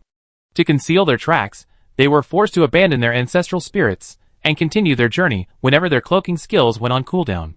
The hollow, mournful bird calls were even more eerie at night. Throughout the journey, Baichuan and his companions remained silent, but they knew the aliens would all be annihilated by the teams ahead, tasked with clearing the path. Through the layers of deadwood, they could see the battle ahead. Unlike the flashy displays of skill during competitions, their combat was silent, swift, and fierce, without a single wasted blow. Even at night, not a single spark of skill was revealed, and the aliens were instantly slain. Their mouths curled into an O shape, forced to witness the ceiling of human combat power early on. I didn't know humans could be this powerful. Swish, black shadows of varying sizes darted past them in the night. At first, they worried about being attacked, but then they realized they were just ordinary animals. Not only did they have no intention of attacking them, they were consciously staying away, fearing they might be slowed down by the impact. Gradually, the shadows grew denser, and a bad feeling seized upon them. How far have we gone? Baishu asked, his eyes thick with dark circles, and his eyelids twitched. Jiechenyu pulled out the map, his finger pausing in the middle. We're already halfway there. Slower, slower. Everyone was hoping the alien wave would arrive more slowly, allowing them to reach Nua's hiding place in one fell swoop. But even they knew this was wishful thinking. They never imagined that what lay ahead wasn't aliens, but a natural disaster. Considering that Baishu and the others were young and unused to long hikes, Shui Chengyong, after finally making it through the night, suggested a 10-minute break. Just then, the ground suddenly cracked, and a flash flood erupted. The gray-green sky became eerie. A dark purple halo streaked near the sun, then grew larger and darker, gradually transforming into a black hole. The sky suddenly darkened, and a fierce wind howled, rustling the hems of several people's clothing. The alien tide is coming. Jiechenyu kept his eyes and ears alert. As soon as Huaer heard the news, he hugged Baishu and hid in a nearby crevice. The other 3 hurried to follow. Suddenly, various lights flashed from the sky. Baishu looked up and saw various ancient spirits appearing in the air. What are they doing? His eyes widened. The alien tide must be approaching. Instead of hiding, they were attracting all attention. And Ning, prepare Kunpeng. Xiechenyu acted as the translator. Once the alien tide begins, it will be relentless. We'd be overwhelmed and unable to move forward. Right now, the aliens haven't gathered yet. This is our last chance to advance quickly. They attract their attention and clear the way for us. Put the greater good first. Baishu gritted his teeth and nodded. Gray Fairy. The moment the Gray Fairy's ability activated, Kunpeng, carrying several people, soared upward. At that moment, Baishu finally saw clearly what lay ahead. A large number of aliens lined up in front of him. The black-eyed alien at the front, like a military commander, led his army to the cliff. The previously silent environment was shattered in an instant, and all the peace and tranquility vanished. The filth hidden beneath burst forth, almost instantly. A dark mass filled the scene before him, and the flapping of wings created a chaotic buzzing sound, as if 1,000 flies had taken up residence in his head. Pairs of red eyes stood out against the darkening sky, but Baishu's attention wasn't on them, but on the black-eyed aliens in the front row. They seemed to be whispering, their pupils, though inconspicuous, gleaming with a cold, even playful gaze. Baishu's heart skipped a beat. In reality, those gazes weren't on them, but on the 50 people scouting the path ahead. Everyone! Forward! Above came a roar of deafening force. The battle was imminent, and the 2 sides engaged fiercely. Faced with the countless alien armies, the 50 men were too insignificant, like an ant trying to shake a tree, like a moth flying into a flame. Yet, These tiny ants and moths, reckless and at the cost of their own lives, gradually opened a narrow slit in the black feathers. Soon, Bai Shu saw the first ancestor disintegrate into fragments in the melee, and also saw the first person fall from the sky. The sky was too dark, so he couldn't see the person, let alone their expression, but he must have been panicked, as there would only be more aliens on the ground. However, he didn't scream, and in the air, he remained refusing to give in, fighting with all his might until he was pecked and torn until blood flowed. From the slowing of his limbs, and the spurting of blood, he was already dying. And below him, countless aliens, their mouths wide open, eagerly waiting. Go! The two wings moved closer to the core, surrounding the 5 people in a protective posture, with the tail attached to the end of Kunpeng. Seeing the path open, Xue Chengyong pushed at Ning and said urgently, Go! And Ning covered her mouth tightly. They were getting closer, entering the passage. The battlefield was within reach, and the smell of blood was so thick that it was sickening. They saw human figures falling around them. They didn't even have time to become familiar with these people. All of them were around 30 years old, in the prime of their lives. Looking at the pale, mutilated, blood-stained faces and lifeless pupils, Bai Shu's eyes crimson, and all the blood in his body surges to his chest. His fingertips trembled, and he opened his mouth to gasp uncontrollably. An invisible hand suddenly gripped his heart. The sudden suffocation left him at a loss, yet he stared at the tragic scene before him, unblinking, as if to commit this scene to memory. Tragedy, despair, this road was harder than hell. The other 4 people's reactions were even more extreme than Bai Shu's. Their stomachs churned, their minds went blank, their eyes blank. In that moment, they realized that everything they had experienced before was nothing but mild. Chapter 252. Suppressing their grief and anger, mingled with tears and blood, they fought their way out of the alien encirclement. Suddenly, as if the clouds had cleared and the rain had stopped, the horizon opened wide. Kunpeng, no longer concerned, sped off at his fastest speed in the designated direction. Kuei! Help them! Supporting his spine, which was about to collapse, Bai Shu turned back with hatred. Captain! The pitiful sobs were heartbreaking. There had been 50 people then, but now only 1 in 10 remained. Confirming their successful escape, the blood-stained figure finally revealed a look of relief, his braced body finally collapsing. He looked at the few people before him, bitterness welling in his heart. Though they had survived by chance, seeing the aliens surrounding them like a wall, they knew there was no hope. Afraid? He didn't know if those heroes were afraid when they bravely died, but for someone as timid and weak-willed as him, he was certainly afraid.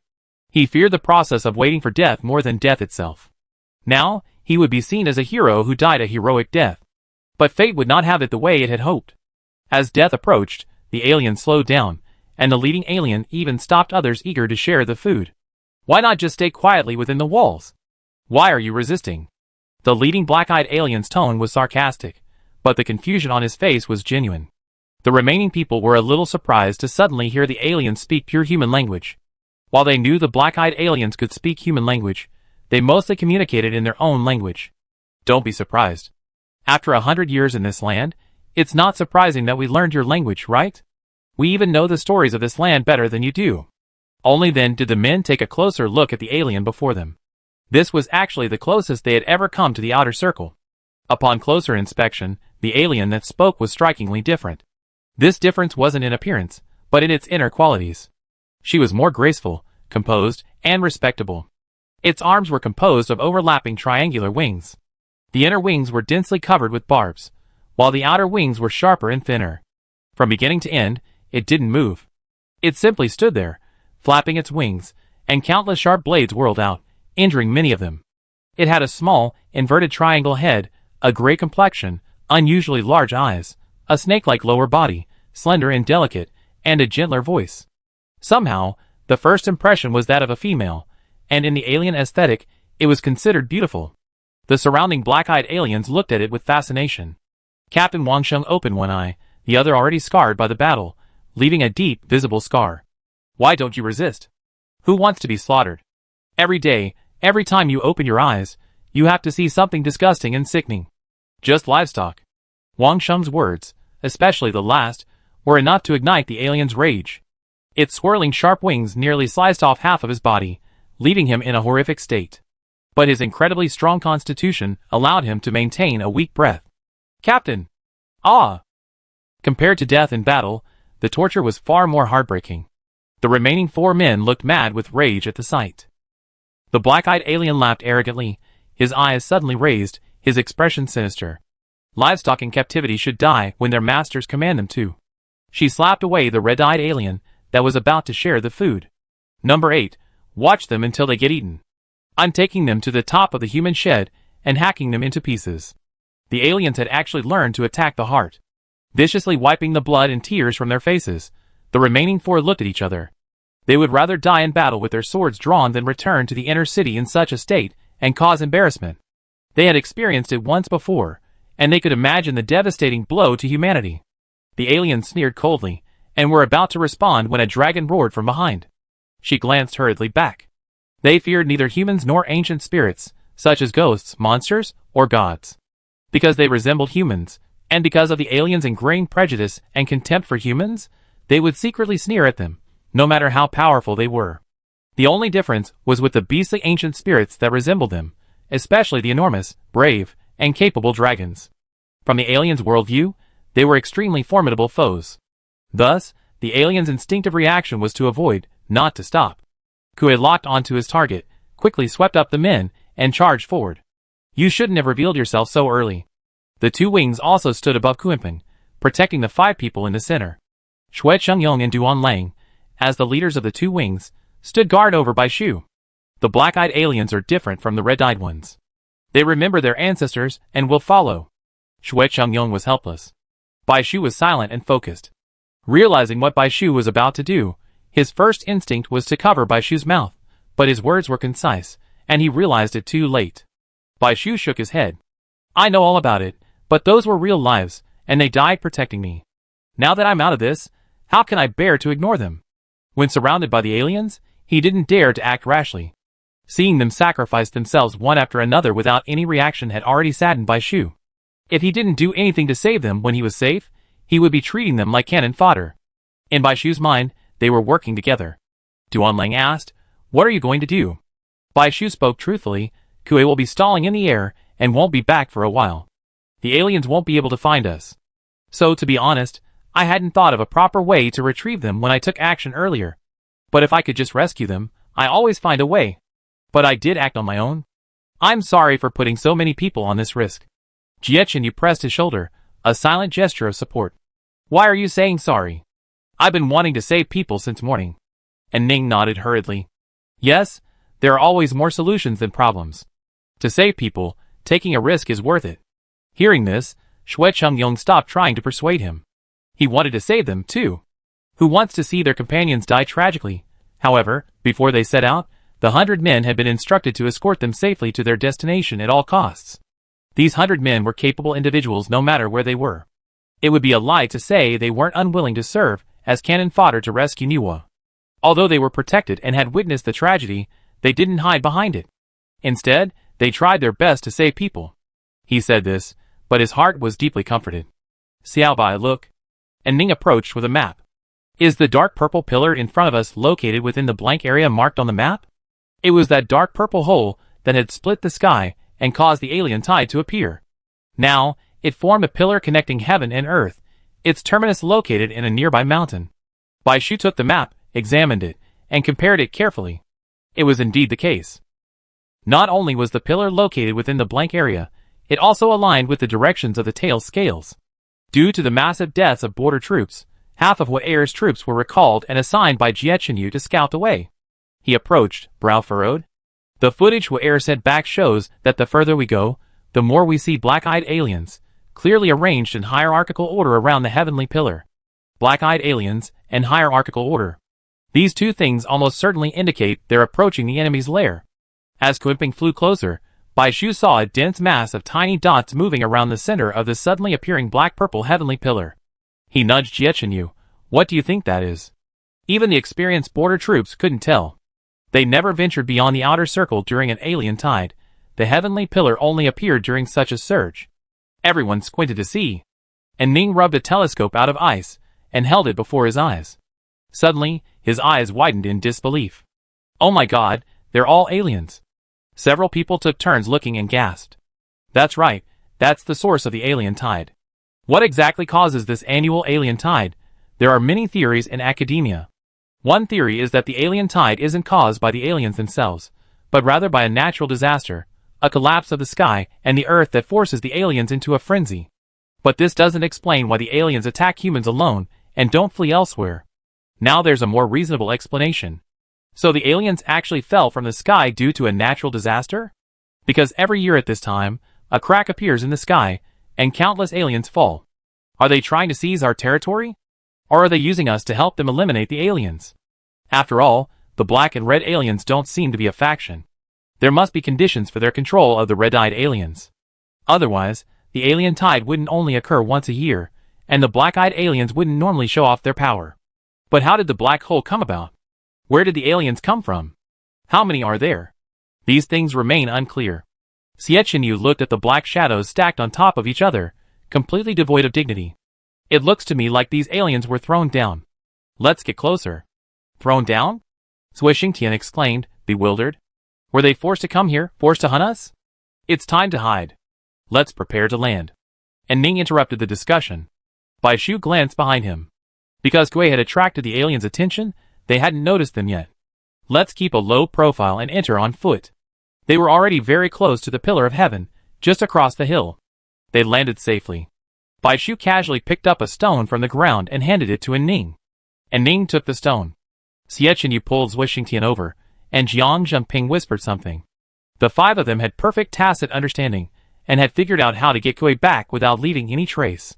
One of them secretly sent a message to Gui, asking him to approach without making a sound.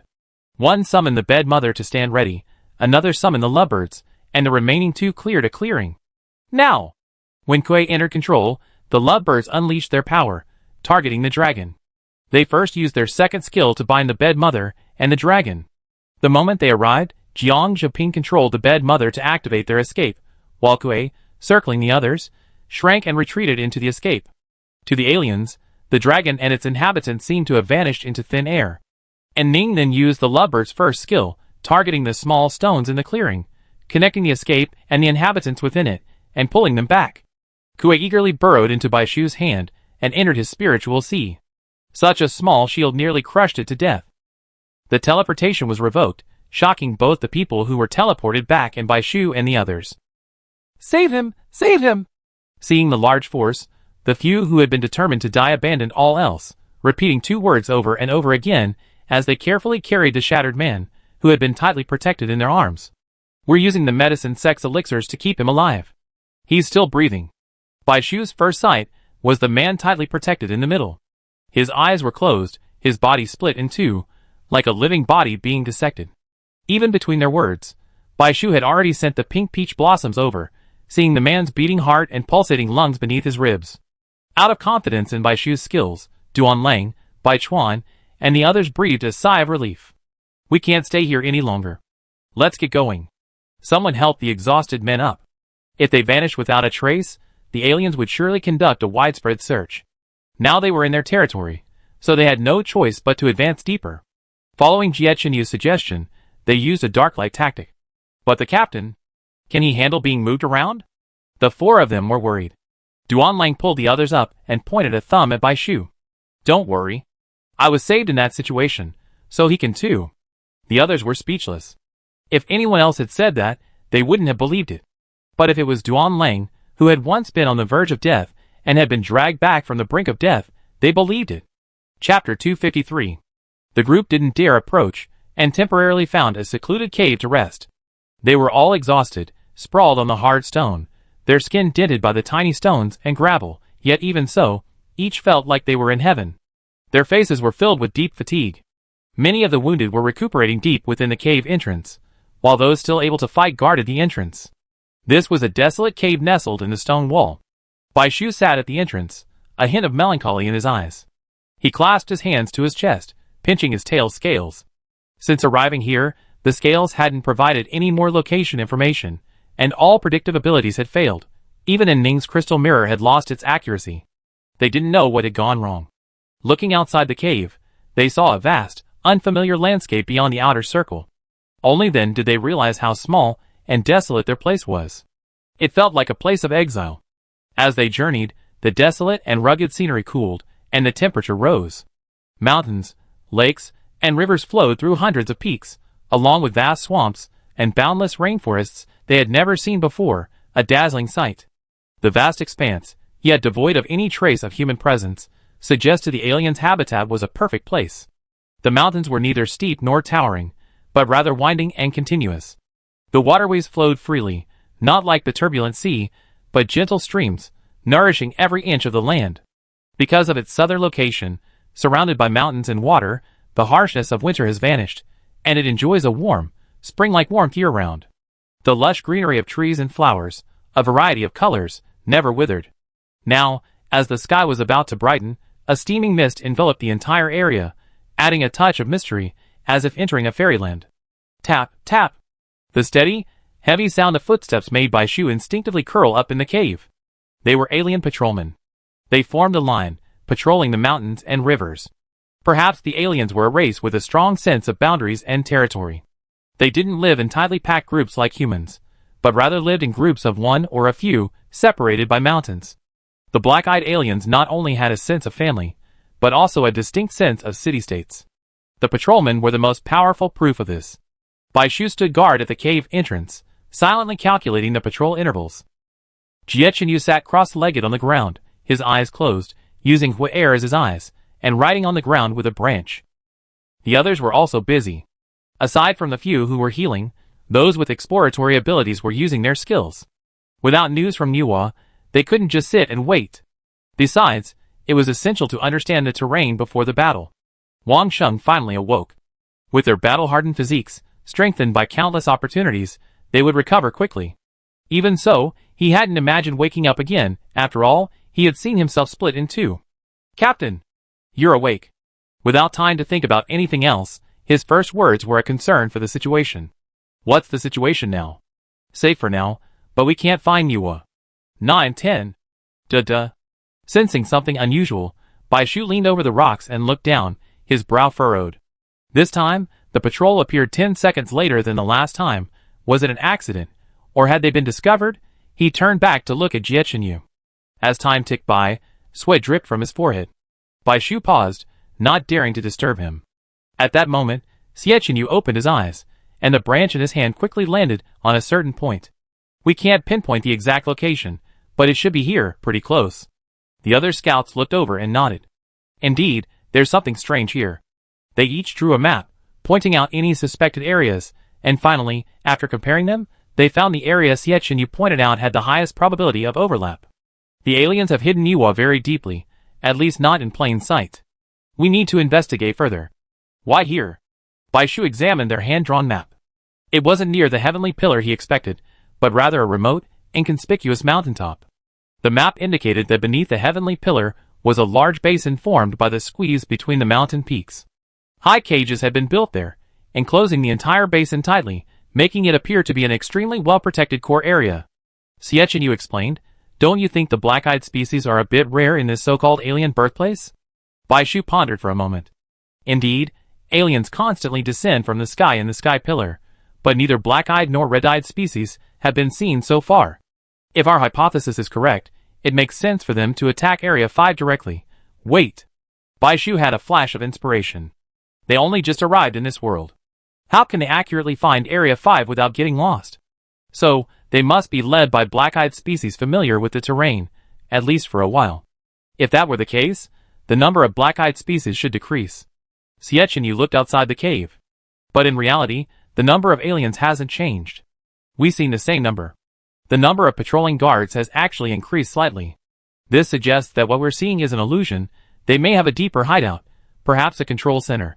The only ones who could possibly discern the true information are the patrolmen, so I had Hui air follow them through all patrol routes, plotting them, and they found this place. Jie Chenyu drew lines on the ground, crisscrossing and forming a dense web that crisscrossed almost everywhere. However, the most common intersection among these routes was right where Jie Chenyu had pointed. Because of the excessive intersections, it had become a circular pit with numerous connections. Jie Chenyu scoffed, "The aliens are playing an empty city trick on us." And Ning gasped, the hairs on her back standing on end. "So, they already noticed us coming?" "Yes, but they probably haven't found us yet. The longer patrol intervals indicate that the patrol area is expanding. They discover us sooner or later." "Is this really true?" Are the aliens so clever? They can even scheme? Some people were incredulous. It wasn't that they underestimated the aliens, but rather that their naturally combat-oriented bodies made it hard to imagine them sitting still and pondering a plan. It's true. Wang Sheng approached, clutching his chest. I suspect our lost texts weren't simply destroyed in the war, but were stolen by the aliens. He coughed twice. I've seen quite a few black-eyed aliens. Most prefer straightforward action, but a small number share some similarities to our human thinking. I can't rule out the possibility that they studied our ancient texts. The alien that severely injured him was clearly the latter.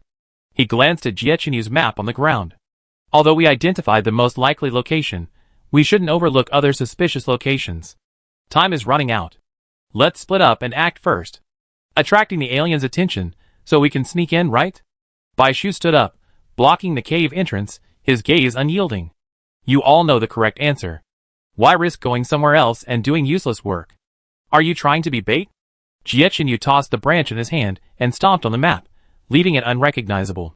Honestly, I can't stand this crude way of fighting. District 5 made the right choice. Each of these people is incredibly powerful, yet they seem brainwashed, ready to sacrifice their lives at any time without hesitation. Xie Qinyu didn't know if they were charging recklessly because they were too strong, their limbs bloated by their brains, or if it was because they were striving for efficiency and had become accustomed to not taking their lives seriously. Yes, Zhuo Xingtian said anxiously, let's sit down and think it over. There must be a better way. The patrol hasn't arrived yet, so there's still time. That was the difference in thinking. From regional competitions to national competitions, their experience had mostly been one of the weak defeating the strong. Lacking sufficient strength to fight head-on, they couldn't fight head-on. They could only use indirect tactics, take shortcuts, and resort to underhanded tactics when necessary. Duan Lang suddenly laughed. Looking at the 5 people blocking the cave entrance, he belatedly realized that these kids had planned this all along. The previous attempt to clear the way must have left a significant shadow on them. Looking at the 5 people's gleaming eyes, he suddenly realized that after so many bloody battles, they had unknowingly become numb and lost their spirit. Huh? Simple and crude? Someone frowned in dissatisfaction. How was this any different from being called stupid? Even the god Fushi treated them politely, yet now, they were being scolded by a few children. How could anyone not be infuriated? Just find Yua. We're here, don't worry about anything else. Get out of the way. Xie Qinyu remained unmoved, unafraid. His voice was low but resounding. This is alien territory. The situation is unclear. The trap ahead is clearly a trap. How long can you guarantee you hold out? When can you guarantee we find Yua? You sacrificed your lives, content with the reputation of a heroic death, free from any worries, leaving the survivors to suffer. God was indeed fair. He gave them powerful abilities, but gradually robbed them of their brains. Xie Qinyu only hoped his future wouldn't end like this. A battle of strength would be fine, but now the aliens are learning our methods to fight us. It would be a disservice to our ancestors' wisdom if we didn't give them a proper duel. What's your plan? Tell us. Xie Qinyu curled his lips. A feint to the east and attack in the west, creating something out of nothing. He didn't care how shocking his words were, he just kept bombarding them. Simply put, we pretend to be nothing and walk in openly. Impossible. This was simply a fantasy. Unless the aliens were blind, deaf, and their noses were dysfunctional, how could they pretend? This was insane. Xie Qinyu's assertion was so decisive, they actually believed it. Now, coming to their senses, they felt a sense of shame and humiliation. Duan Lang, who had been so excited, fell silent. He suddenly felt that a direct fight would be better. Zhuan Jiang and Zui Yi all turned their heads to look at him, their mouths wide open and their eyes glazed over, clearly unimpressed. The cave fell into an eerie silence. Only Bai Shu's gaze remained fixed on Jie Qinyu's face. He saw a serious expression, no trace of joking. Bai Shu pondered for a moment. Just when everyone expected him to deny it, he sternly asked, "What should we do?" Hey, don't be so indulgent. At least question such an outrageous plan. Chapter 254. Xie Qinyu looked at Bai Shu and solemnly took his hand. This plan hinges on you. Bai Shu thought for a moment. Having been together for so long, his train of thought wasn't entirely identical, but at least it was connected. He quickly recalled that he'd been impersonated by an alien before. If an alien could impersonate him, why not the other way around? I can easily disguise myself as an alien and enter the alien base. Besides, I have Grey Fairy with me, He can help me temporarily assume the alien's appearance. We are, Xiechun corrected, hugging him tightly. I didn't say you had to go alone. At first, it might sound far-fetched for a human to impersonate an alien, but in reality, it's not easy. Regardless of whether it's feasible, it requires a strong mental fortitude. Additionally, to disguise an alien, the differences between humans and aliens must be eliminated. Appearance, scent, and language. Changing these three things is no different from simply changing one's appearance. Upon hearing this, Duanlang's brow furrowed. No, that's too risky. Even if a demonic spirit could help us transform, it would only last temporarily. 10 minutes at most, half an hour. If you really want to try, let me do it. We're more familiar with alien species than you are, and we understand their language to some degree, so camouflage is the best. No, Xiaobai is the perfect choice. This seemingly unreliable idea wasn't a sudden flash of inspiration. It was the product of long deliberation by Xiechun. Like Bai Shu, he was inspired by the imitation of Bai Shu in the Qinhuang secret realm. Later, Wu appeared in the spirit secret realm. The aliens treated them like fools, but couldn't they fight back? But disguising as an alien was too difficult, and Xiechun could only think about it. It was Wang Sheng's words, after he woke up, that prompted him to take the risk. Those barbaric creatures of the alien species surprisingly have a faction willing to accept human culture. Nuo once sought to replace the Qin Emperor secret realm, so they must belong to that faction. If they were to impersonate them, appearance and language wouldn't be a problem. The remaining issue was scent. The Nuo tail scale could block all odors. Wearing it, and carrying some alien items to enhance, the scent might allow them to pass muster. Unfortunately, the Nuo tail scale only worked on Bai Shu. He was the only one who could perfectly impersonate them. After explaining, Xiechun continued, Bai Shu disguised himself as an alien, and the four of us entered together as captives. Wang Sheng asked, what about us? They rushed ahead, leaving those responsible for escorting them feeling embarrassed. Xiechun smiled, his attitude a complete turn from before, extremely humble. You all are more familiar with the aliens than we are, so I need your advice on how to disguise myself. Furthermore, since this is my first time using this method, I'm not sure what will happen. I need your assistance and adaptability. If we manage to infiltrate, we try to focus the aliens' attention on us and create loopholes. No matter what method you use, please take advantage of the chaos to infiltrate, investigate, or control the aliens. We don't aim to kill as many aliens as possible, just stay hidden. If we fail, we need your help. We fight on as planned. Xiechun clasped his fist towards them, showing no sign of the shame he felt before, almost calling them simple-minded. He quickly lowered his head. Could they even say no? Use clever tactics first, and if that doesn't work, fight head-on. The plan was sound, but somehow, when he said it, everyone gnashed their teeth, feeling particularly unhappy. Everything was arranged properly. The next, most important thing, was for Bai Shu to grasp the aura of the alien. Everyone's eyes turned to Bai Shu, and they immediately surrounded him. Bai Shu tensed.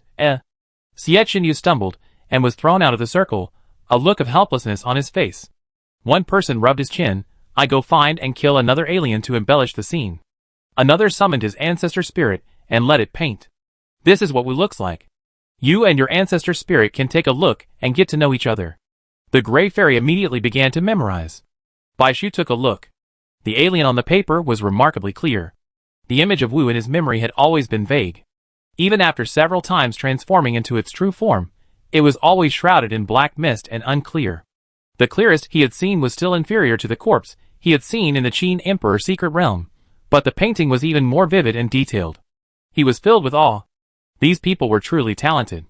Take this. One person quickly crafted 2 eavesdropping devices from the detection equipment they were carrying. It's best not to use your skills once you're inside. The aliens are sensitive to the spirits of the ancestors, but they despise these inanimate objects. Using this will help us understand the situation there. Although we're not fluent in the alien language, some of us have studied it, and can help you translate if necessary. Duanlang glanced around Bai Shu, his expression serious.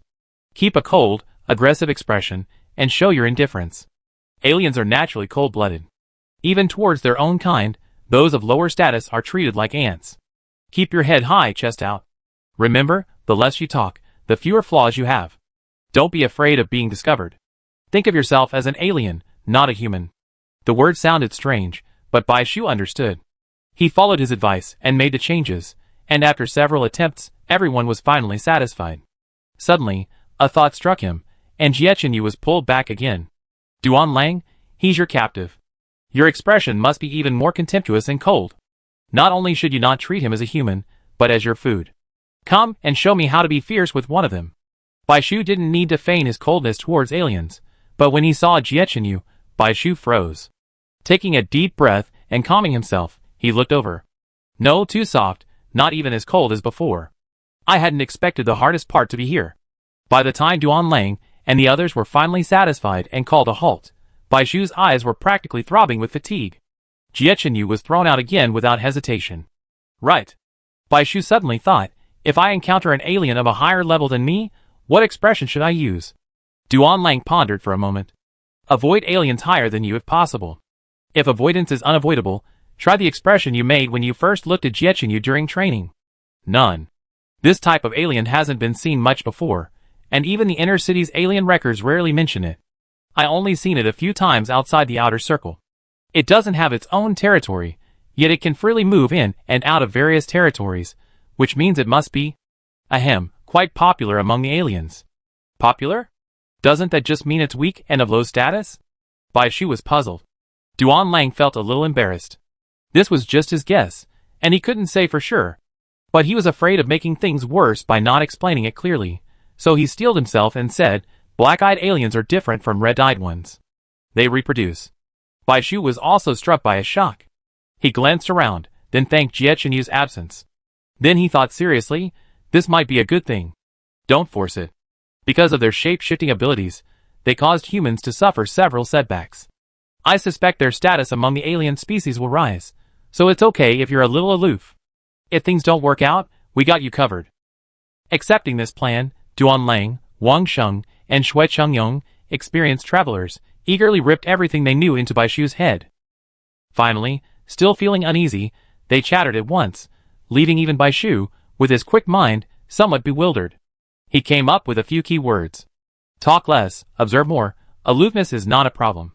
When he saw Baishu again, Jiechenyu's eyes lit up. He was clearly the same person, yet he seemed a different person. Two eavesdropping devices, disguised as black gemstones, were attached to his ears. The contrasting black and white was eye-catching, drawing attention to his face. But his most striking feature was his eyebrows. To make them appear smaller, he deliberately kept them half-closed, as if nothing caught his eye. The lowered brows exuded a certain arrogance. That gaze swept over them, cold and contemptuous, aloof and indifferent. Jiechenyu's fingertips trembled, a sudden excitement building. When Baishu came to bind him, he offered his hands, letting Baishu put the blindfold on him. From now on, it's up to you. Even after considering everything and making every possible preparation, watching Baichuan and his group march towards the alien base camp, while the patrol was gone, they still felt nervous. Never relaxing a muscle, they stared at the group intently. Watch them. Attack if there's even the slightest sign of trouble. There were too many uncertainties. Appearing openly in the alien's field of vision, the suspicion, wariness, and menacing gazes pierced them like needles. Although the five had experienced many storms before, they still felt a sense of panic, and sweat broke out on their foreheads. Just kidding. Who wouldn't be nervous about this kind of experience? Something they want to boast about on their tombstone even after death? Baishu took a deep breath, clearing his mind. If the captives were trembling, that would be understandable, but he had to remain calm. The black-eyed aliens were also stunned as they watched the approaching humans. They had seen humans trying to attack, but those who overestimated their abilities were now piled high with bones. They also knew that there would be more fearless ones coming this time, so they had laid a tight net and prepared in advance. But he had never seen humans coming in such small numbers, and for a moment he didn't know how to react. He stepped forward cautiously, smelling the scent of humans, but also the scent of his own kind. His mind was even more confused, and he circled a group of people carefully sniffing. Seeing the alien approaching, Baishu tilted his head higher, but his peripheral vision observed the creature's size. It looked weak. He then observed its expression. This was Baishu's first close encounter with a living alien. Thankfully, despite its bizarre appearance, the other creature at least had a nose and eyes, and seemed somewhat foolish, not scheming. At least Baishu could see the frank suspicion in its triangular eyes. He raised his hand, and unceremoniously shoved the alien's head. Just as it was about to attack, he spoke first. You don't even recognize me? Lead the way. The force wasn't strong, but it only made the alien even more confused. What was it mumbling? It wouldn't attack. Has the human taken the wrong medicine? Jiechanyu's plan was absurd, but it was so absurd that even aliens would be foolish. It was just that the guard before him clearly didn't speak human language. Bai Shu hooked his finger, and the little mouse hidden in his chest seemed to sense it. With a wave of his hands, Bai Shu transformed into a giant alien, twice the size of the guarding alien. Black mist suddenly filled the air. "Sir!" The alien guard immediately knelt, trembling. Bai Shu had been nervous, fearing the Grey Fairy's use of a skill would alert the alien, but to his surprise, the creature didn't care at all, sliding down to his knees quickly. "Lead the way." Bai Shu's words were brief, mimicking the alien's language. The alien trembled and rose to its feet, its expression attentive. Then, turning its head, its expression suddenly changed, fiercely demanding to help capture the remaining four. He suspected that the Sir's human scent was emanating from them. As soon as he reached out, a tentacle snapped and flung it away, creating a deep crater in the hard ground. Such a dramatic movement made the others' breath catch. Bai Shu closely watched its reactions, not missing a single movement. No matter how well a senior taught him, it couldn't compare to a real alien. Every alien he encountered was a model for his imitation and study. The guarding alien, beaten for no apparent reason, showed no surprise or resentment in its eyes, but rather bewilderment and fear. It quickly rolled over and prostrated itself on the ground, admitting its fault. Bai Shu narrowed his eyes. If the relationship between the black-eyed and red-eyed aliens was simply one of control and subjugation, then the hierarchy within the black-eyed aliens was one of physical and mental submission. Looking at it this way, the red-eyed aliens seemed more at ease. They only cared about killing, not hierarchy. With a sense of security in mind, Bai Shu ignored the alien's flattery and led the others straight into the alien base camp. Watching the group enter smoothly, Wang Sheng breathed a sigh of relief. They were a team of 5, each carrying a fire 2 left by Jiechanyu. The plan has been initially successful. It's time for us to take action. Chapter 255. Gazes darted in from all directions. Just as Jiechanyu had hoped, the aliens' gazes were fixed on them.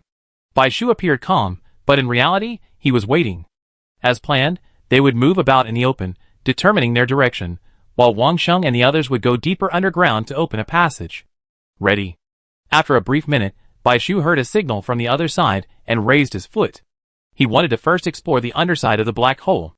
That was the only way to Nuwa's location, and it was also the source of the alien tide. It wasn't their style to come here and not figure things out. After observing for a while, apart from the patrolmen, there weren't many aliens here. They looked over from afar, intimidated by Bai Shu's size. Though puzzled, they were intimidated by his repellent aura. They whispered among themselves and didn't dare approach. Who is this lord? Why haven't I seen him before? Why is he brazenly bringing humans in? Such a disrespectful person. Don't mess with him. He's so arrogant. The boss he's with must be someone special. Let's not mess with him. Yeah, let's see. A few humans can't cause any trouble. Bai Shu didn't understand what they were saying, but the suspicious, piercing gazes he cast made him wary. His transformation took less than 10 minutes, and the aliens were afraid to approach him now, but he might not be able to deter them once he returned to human form. The deeper he got, the better.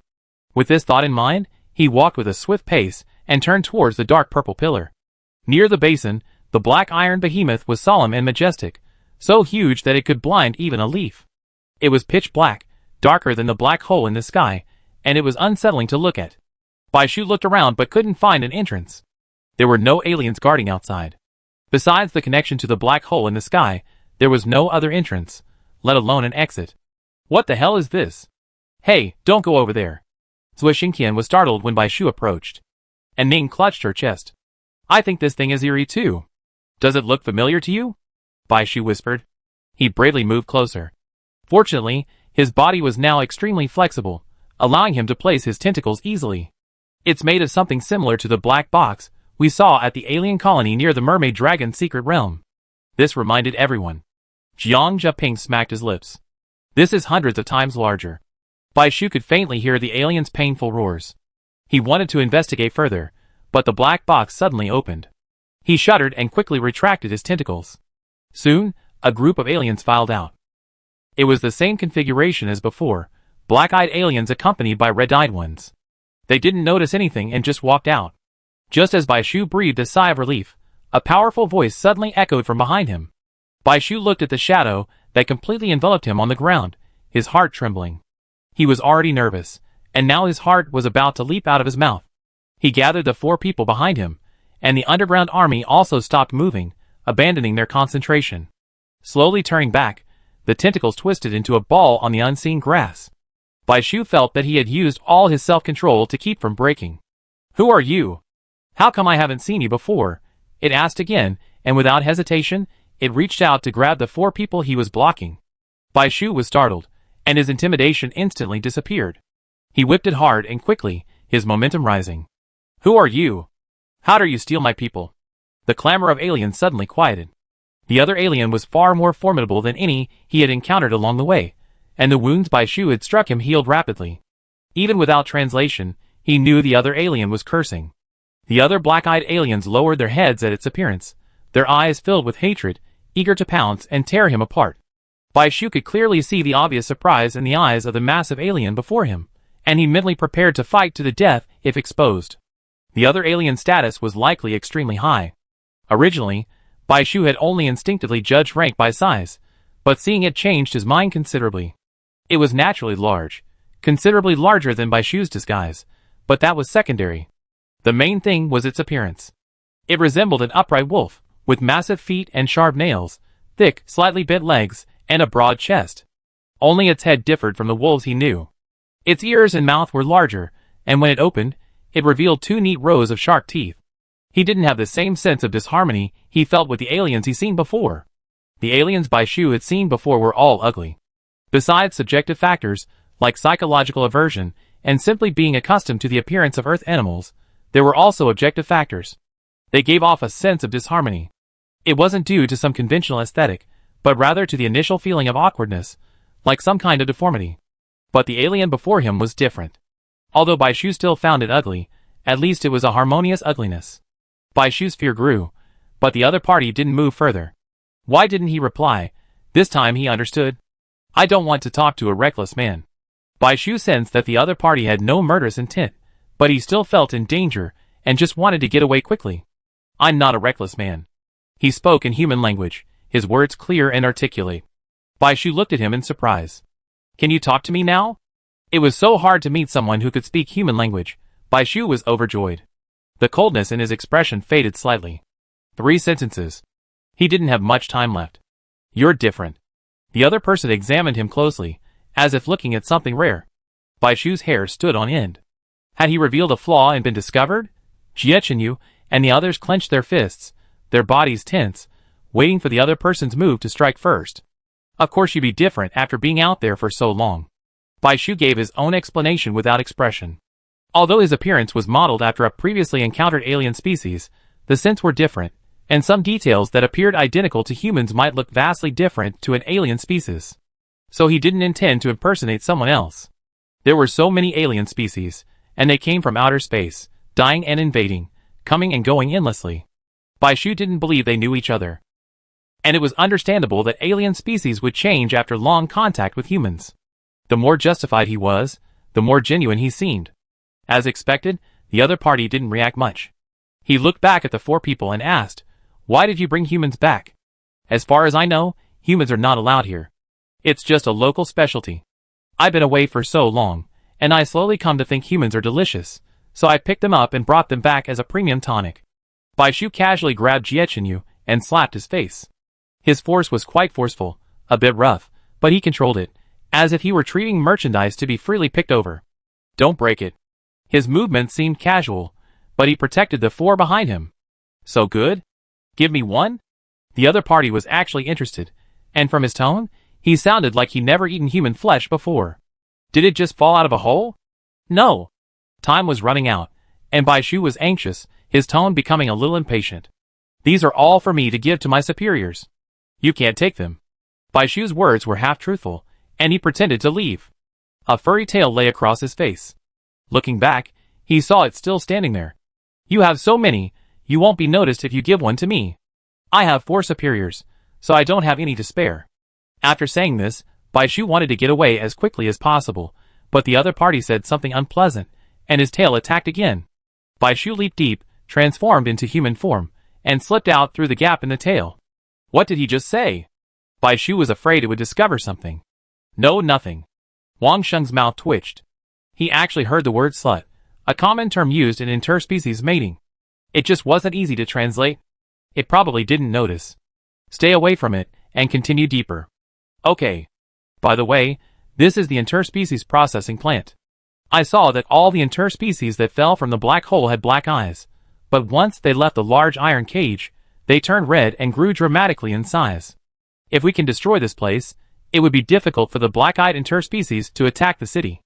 We leave some people here to guard it. This time, Bai Shu didn't hesitate and headed straight for the remote hilltop.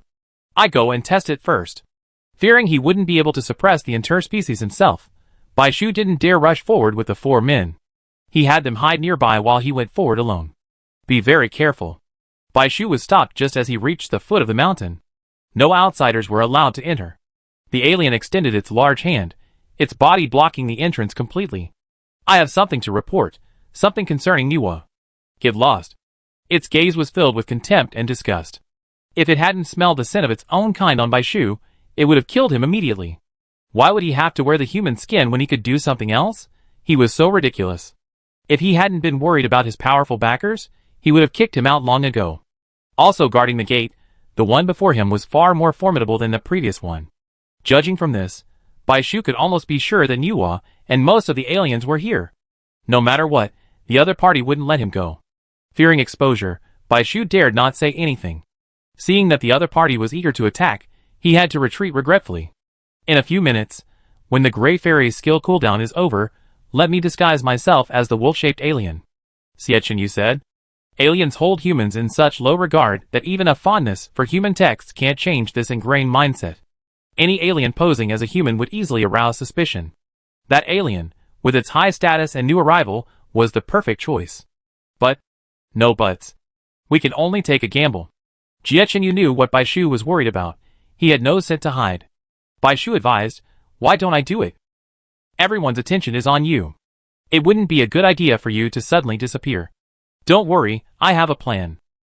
When the time came, the Gray Fairy's ability was activated again, and Xiechin's stature suddenly grew taller, resembling a giant wolf. As he glanced at him, Bai Shu felt he was even more harmonious and alien-like than the previous one. Compared to the others, who were inevitably nervous after being taught by so many seniors, Xiechin was a natural actor, effortlessly capturing the alien's demeanor. Talented people are truly enviable. He leaned forward, placed one hand on the ground, and spread his palm in front of Bai Shu. Come up. He placed the person safely on his shoulder, and then casually lifted the remaining 3, swaying them back to where they had been, like cargo, with a swagger. Let them in. The alien guard tried to stop him again, but there was a hint of fear in his eyes. His attitude was less forceful than before, more flattering. Of course you can come in, of course you can. But they can't. I think there's something wrong with them. He was regretting not reacting then, and taking them down, letting them get away so quickly. He hadn't expected to invite such a large Buddha. They judged superiority and inferiority by bloodline, and the one before them was undoubtedly a pure blood of noble stock, born different from those of them, exiled far from home, without even a name, toiling away doing dirty work. The wolf sniffed deeply at Bai Shu's neck, its eyes gleaming with interest. You mean him? He captured some humans for my amusement. I disdain to touch them, but the human form is quite interesting. I like him the way he's become. Perfectly suited to a noble being, newly arrived in a foreign land, interested in everything. The guard's initial suspicion subsided. So that's how it was. It had wondered how a human could possibly sneak in so openly, but it hadn't occurred to it that this great figure was playing a trick. What the humans saw were only the lowest blood slaves and a deformed species even worse than him. How could they possibly be associated with a great figure? He had also heard that a shapeshifter had returned with a human. He hadn't expected to catch the eye of this important figure, truly a stroke of luck. He even rationalized the obvious human scent of Jiechenyu, believing it to be from one of those humans. Won't you lead the way? Jiechenyu looked down at him, his voice tinged with displeasure, his aura so intimidating that the guard hurriedly obliged. Having finally had the chance to meet a prominent figure, he had hoped to introduce himself slowly and chat a few words. Unexpectedly, the man, seemingly lazy, was actually quite impatient, his steps swift. Looking back carefully, he saw that the man's gaze was unwavering, his eyes piercing, his sidelong glance darting over, sharp as a knife, radiating authority. The guard immediately stopped talking. Soon, they reached the entrance to the mountain. Rubbing his hands, he said flatteringly. Please. These 3 humans can't go in. I keep an eye on them for you, okay? I promise they won't get lost. Just then, Jie Chenyu's ears perked up. He heard a commotion in the distance and could vaguely see a familiar, large figure approaching, its tail swishing. Seeing a familiar figure, the guard's smile faded, and he looked suspiciously. Jie Chenyu considered killing the alien immediately, but then he shifted his gaze and regained his composure. Go and see what's going on. I don't want to bother. Just kill these 3. Zhua Jiang and Anne's hearts trembled at his indifferent attitude, almost believing it was a real alien. Chapter 256.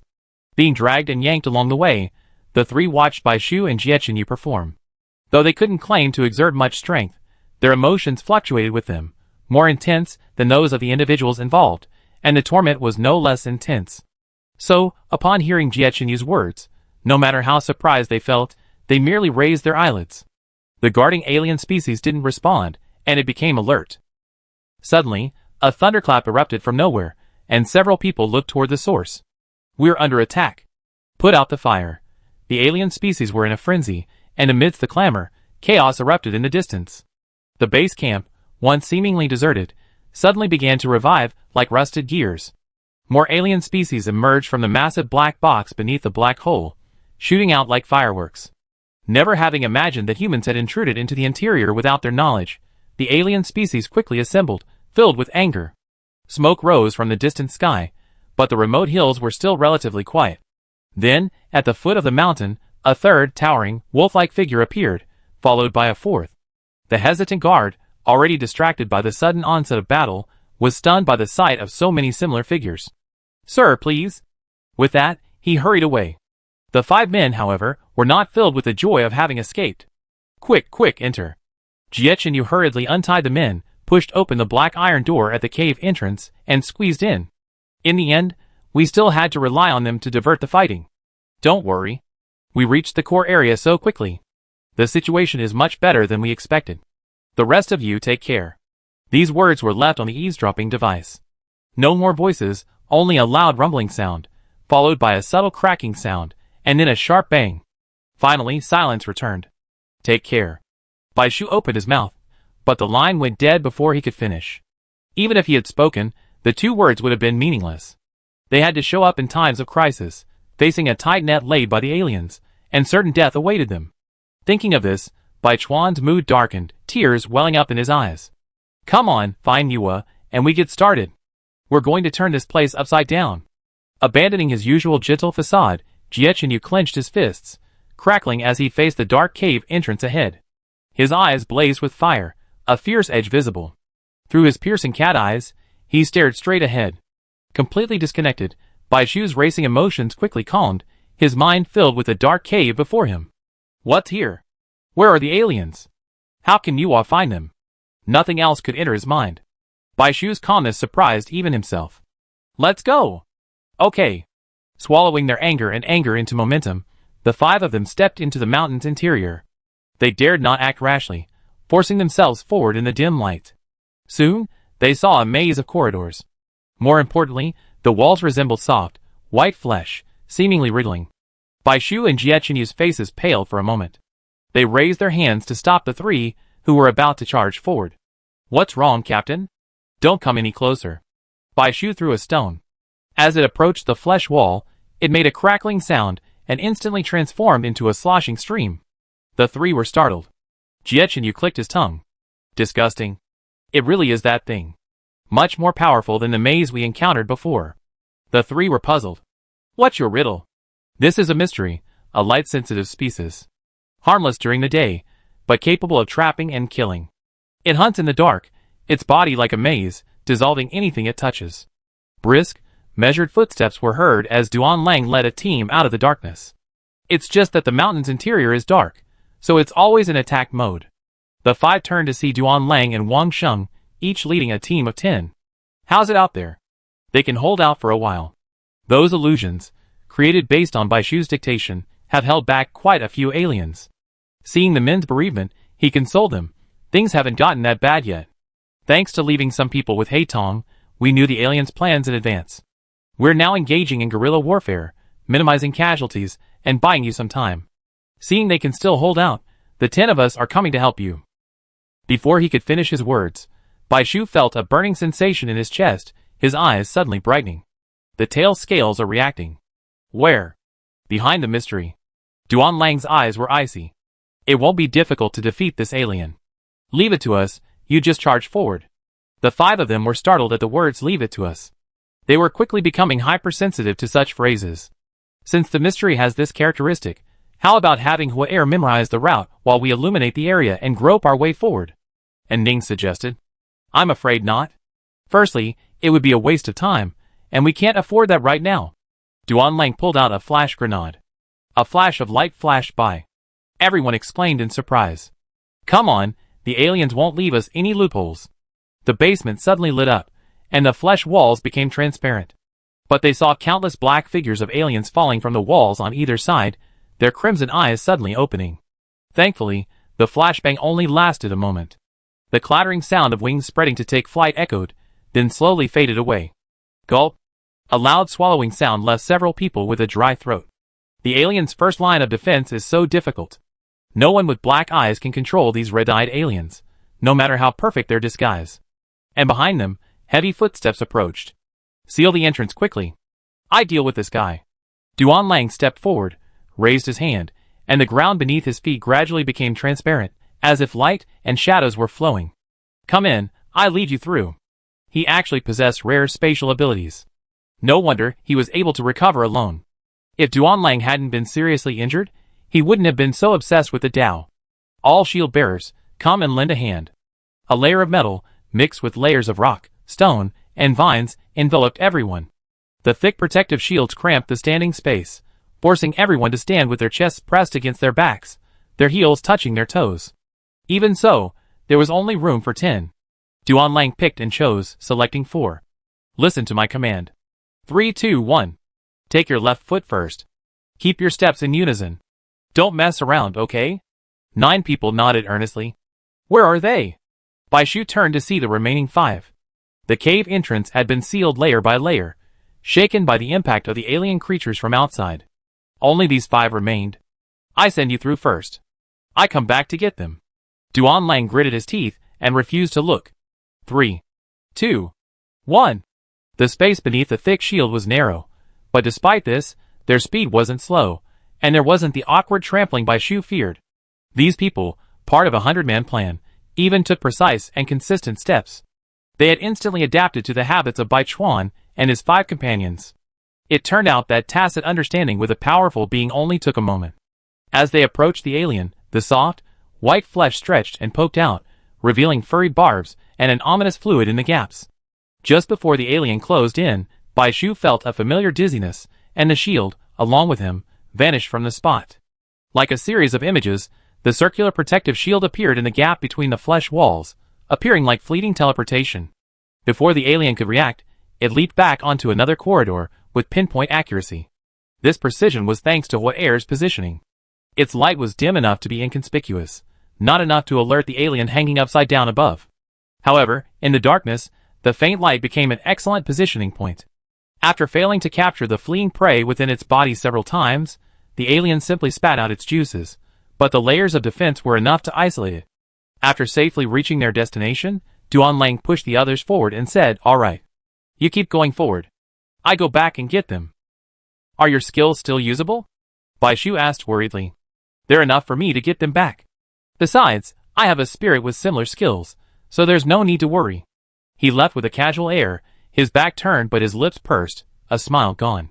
He wasn't lying, but as they were betting on the cave entrance and putting up their shields might not be enough. But it doesn't matter.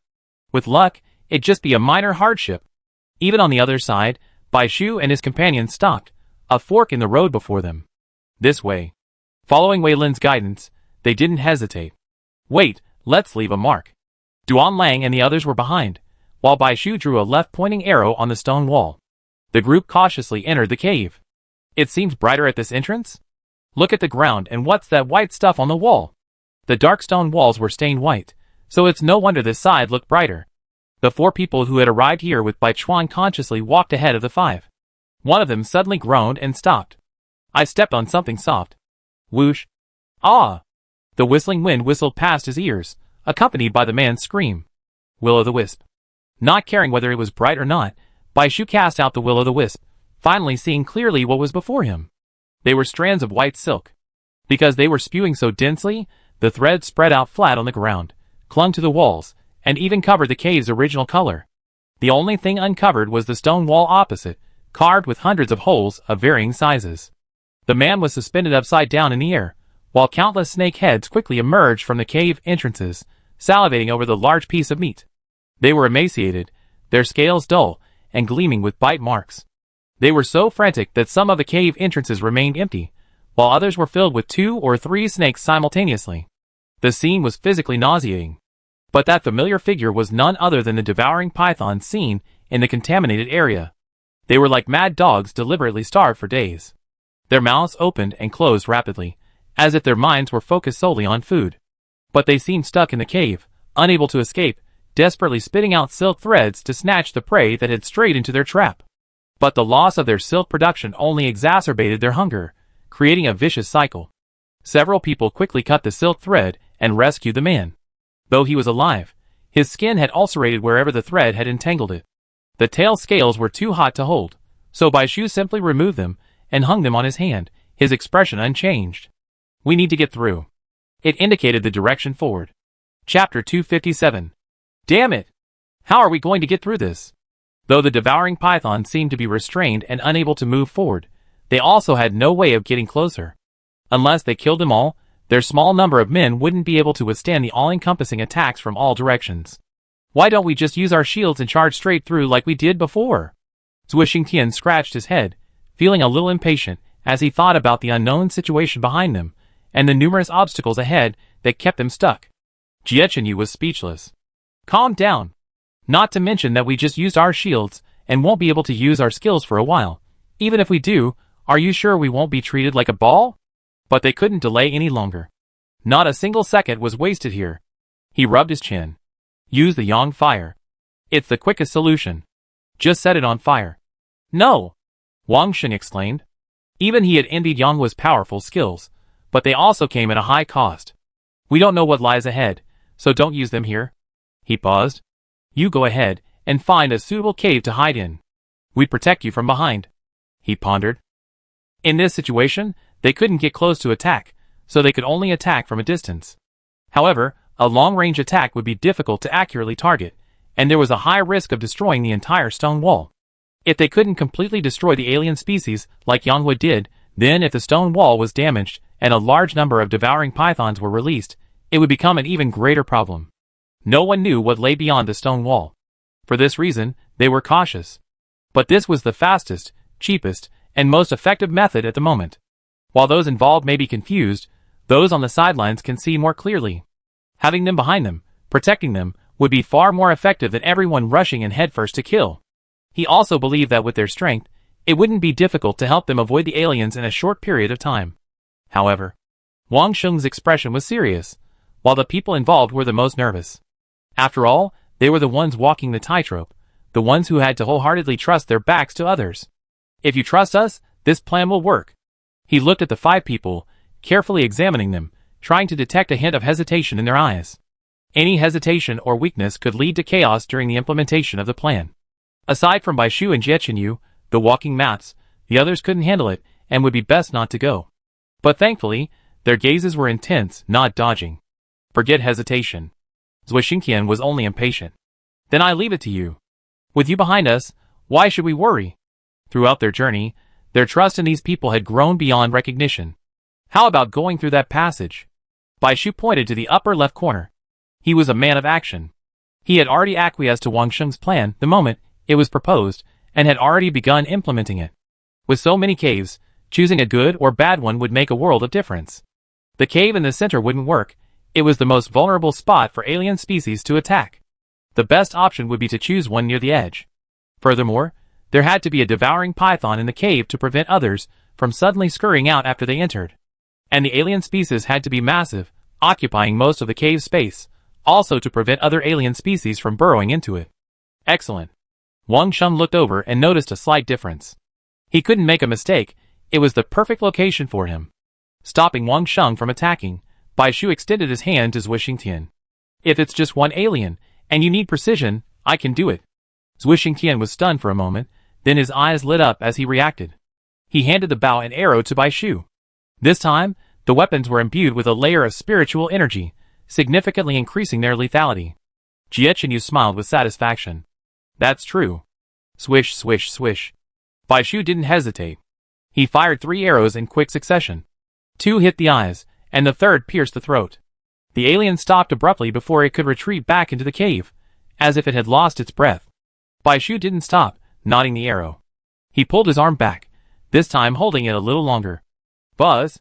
The arrow flew out, this time piercing the tiny hole in the alien's face used to produce silk. The flawless execution, the exquisite craftsmanship, was truly breathtaking. Zhuo Xingtian leaped to his feet, excited as if he were an archer. Well done, Xiao Bai. Awesome. I'm stunned, Xiao Bai. The atmosphere in Baichuan suddenly soared to unprecedented heights, the previous lows and anxiety gone.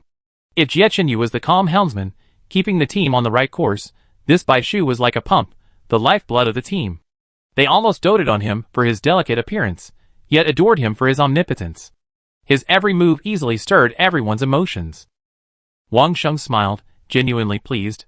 At first, he was deeply worried about sending children in the 2nd and 3rd grades deep into the enemy camp, worried they wouldn't be able to keep up, wouldn't be able to adapt, and wouldn't be able to address any problems. Now it seemed he had been overthinking it. They admittedly felt a bit apprehensive at first, but with these 2 around, the team would become a resilient, cohesive force. This would also give him some peace of mind. They would have to walk the rest of the way on their own. Let's go! A stone staircase suddenly rose from the ground, the work of Jiang Jingping's Li Bing. And Ning's Li's Witcher rained down hailstones, while a cold white mist swirled around. Using 2 skills simultaneously could hold the opponent for a longer period of time. The devouring python's nimble head slowed down. Captain, you go too. The 3 of us will be enough to hold the line. Wang Sheng thought for a moment, and didn't refuse. Any extra help was welcome. The 5 of them and Wang Sheng ascended the stairs, attacker Wang Sheng in front, shieldman Jiang Zhengping behind, climbing one after another. Like silent mad dogs, though at a slower pace, the devouring pythons all rushed forward, roaring. Some stretched their bodies, frantically reaching for their prey, others, unable to reach far enough, spun silk, attempting to snatch it. However, all were repelled. Behind them, 3 summoners activated their ancestral abilities. For a moment, Bai Shu's peripheral vision was filled with a cacophony of light and shadow, making it impossible to see his surroundings. The rock wall wasn't actually far away, nor high. They reached it a little faster than they imagined. With his vision completely obstructed, his hearing became even more acute. Amidst the whirring of wind, crashing sounds, and low roars, he seemed to hear the subtle sound of stone breaking. Wang Sheng would have noticed even earlier. He was at the front, with a relatively wide field of view. The devouring python in the cave near them struggled particularly fiercely, even scraping off a layer of its own skin. Therefore, the nearby stones had already shown signs of loosening, but at this time, they were very close to the stone wall. In order to help them block the alien attack, the 3 people at the back lost their strength, and their skills passed through the alien's head and hit the stone wall, and the stone wall extended outward from the center of force. Several nearby aliens, realizing this, began to move more violently, as if trying to break free. The entire stone wall began to shake. Not to mention whether the collapse of this section of the wall would release all the aliens. Even if one escaped, the others would only fight harder, potentially leading to a complete collapse. The aliens on this increasingly fragile stone wall couldn't be left alive. With a sudden thought, Wang Sheng turned and left. Hey! Zhuo Xingtian grabbed him. Let go. Wang Sheng's innate ability had already been activated, and he was determined to leave. Hurry! The devouring python is out. A force from behind pushed the 5 men into the narrow gap between the dead aliens and the cave, sealing the entrance without hesitation. Bai Shu felt his body lighten, suspended in the air for a moment, until he felt a smooth, soft touch beneath his feet. They were stepping on the dead aliens. No one, except Jie Chenyu, saw what happened to Wang Sheng and the others. What happened? Bai Shu was walking in the middle, his vision blocked in front and behind by the towering wall of people. He turned his head to look back. Jie Chenyu placed a hand over Bai Shu's eyes, and gently turned his head back. Be good, look forward. Ah, be careful! Zhuo Xingtian, who was at the front, suddenly yelled in panic, there's a slide ahead. Who could have imagined that after only a few steps, they would take a sharp downward turn? It was pitch dark here, and he was unprepared. Furthermore, the python's scales were slippery, and the surrounding cave walls were even more rough with grains and rocky debris, making it impossible to grab onto anything. He could only accept his fate and slide down. Everyone lie down. Don't get up. There's gurgling down there. They didn't say it out loud, but the sound of the splash was enough to tell everyone what was down there. The other 4 people fell into the water like dumplings. Where is this? They cursed inwardly. Drenched to the skin, Bai Shu could smell a damp, fishy smell before he even opened his eyes. Kwai! He was drenched and nearly vomited. Judging from the echo, the place wasn't large enough, so Kunping probably wouldn't be able to use his full power. Calling Kwai, who could transform his form, was the most appropriate. You? Kwai's expression was awfully foul. Could this be the excrement of a devouring python? The 5 people clung to Kwai, calming down as the firelight illuminated the surroundings. Looking back, the stone wall remained unshaken. They were on the other side. Behind them lay the tangled tails of countless devouring pythons, their skin and flesh entwined, glued together into a single, inseparable whole. Now, smelling the humans sit behind them, many of them pulled themselves out of the cave entrance and turned back to stare at them fiercely. Hurry! The back was even more dangerous than the front. Without a rock wall to block the way, wouldn't the devouring python's path be completely under control once it turned around? Underwater, surrounded by rock walls, and Ning asked the crystal mirror if the intersection was underwater.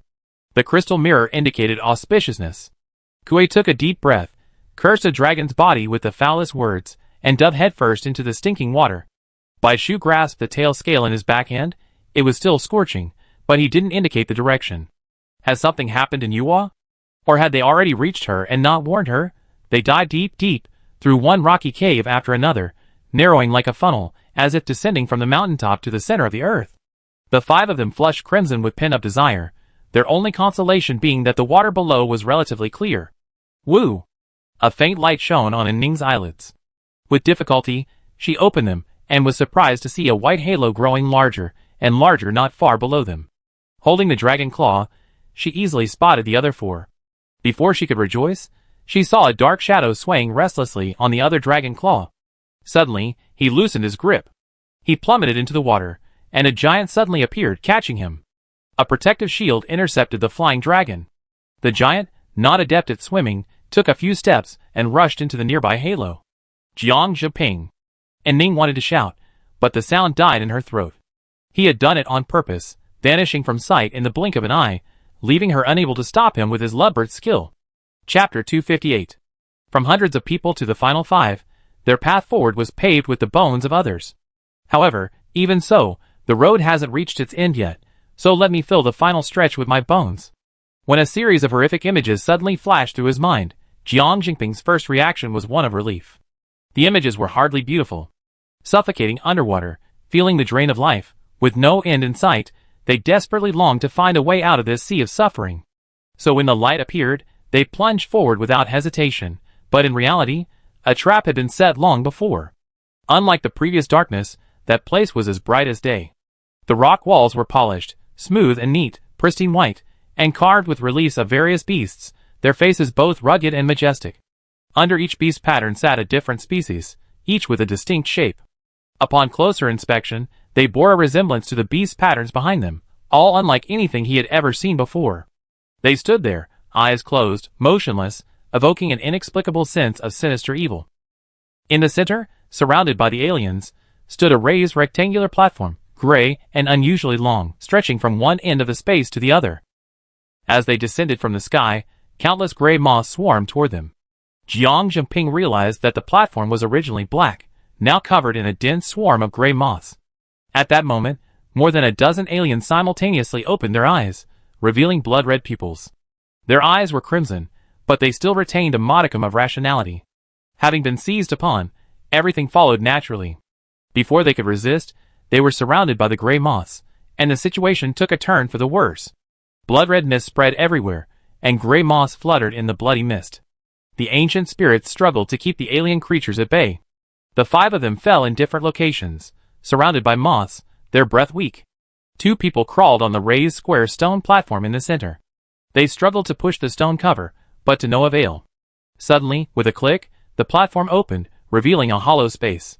He saw a slender, white, female arm within, and a few scales reflecting light from beneath. Niwa. The scene froze for a moment. He was already dead. Niwa was so close, yet no one survived. Jiang Zheping watched, scratching his head anxiously. He wondered if the others had died. And Ning and Zui Xingtian were in no worse condition than he, and presumably in similar situations. He wondered if Bai Shu and Team Jia had any backup plans, or if they had successfully summoned Niwa. He only knew that within the next minute, they would all face a devastating blow. The image of whose prophetic skill flashing through his mind made Jiang Jingping's heart bleed. So he held his teammates back, and went ahead to explore the path, allowing those who followed to be prepared. This was the shield bearer's duty, and he was tough and resilient after all. Sacrificing his life for the others was more than worth it. But he felt guilty towards his ancestors. Who? Lord Chuan. The two ancestors returned his gentle smiles, and nodded gently in response. Entering the pure white hall unimpeded, it was clear they had been waiting for a long time. Just as in the image, the sound of tiny moths flapping their wings was deafening due to the sheer number of them. Jiang Jingping's vision was suddenly filled with a gray darkness, his body enveloped in it.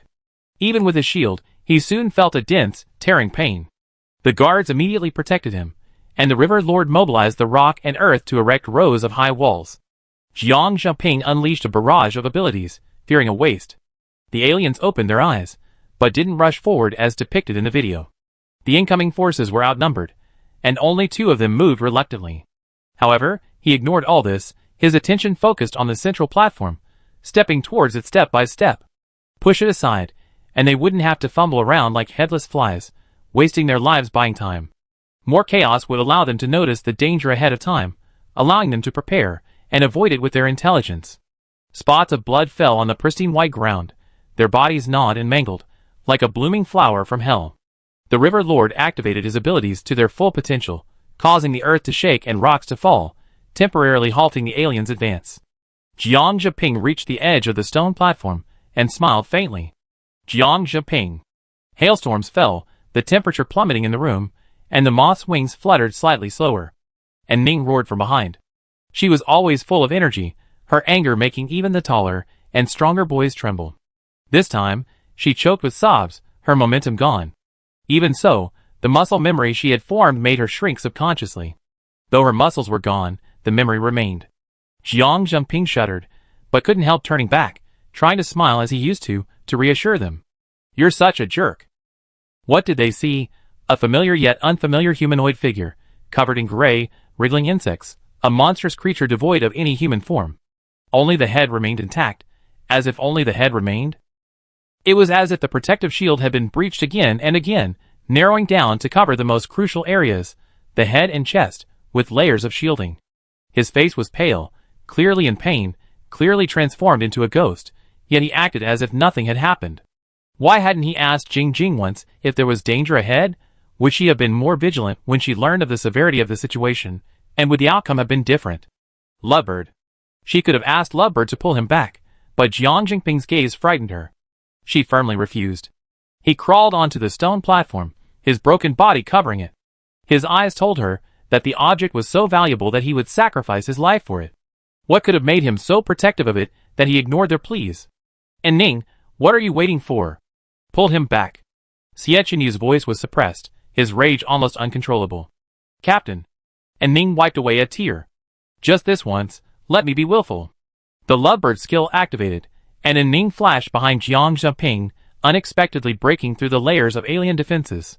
This seemed to anger the aliens. With a roar, the ground beneath their feet shook, as if some control mechanism had shattered. At the same time, the maze and the 10,000 snake caverns all turned back toward the center. Meanwhile, the few who had been fighting bloody battles outside also paused their efforts. The entire alien army, black-eyed and red-eyed, faced the mountaintop. Even the outward-flowing alien tide had ceased, all flowing in one direction. "Stop them!" Xue Chengyong shouted. The dozens of people who had been outside had been reduced to a handful, all covered in blood, their eyes blazing with blood. "Hold them!" The same words were heard from within the mountain. After finally making it through the maze, he saw the scattered aliens, and the 3 men on the ground, and the tightly sealed cave entrance. Well done. Duanlang quickly sniffed for breath, scooped up the survivor, and with a bang opened the medicine bottle, guzzling it without hesitation. Without a healer, this was the only way to save his life. carrying his unconscious teammate through the maze again, his back and arms corroded and peeling, revealing the blood-red flesh. He had been looking for Baishu, but after a while, he was confronted by a rare, aggressive maze. He set the wounded aside, stopped, and smiled. This is truly bizarre. I fight you again. In the 10,000 snake cavern, the four men panted.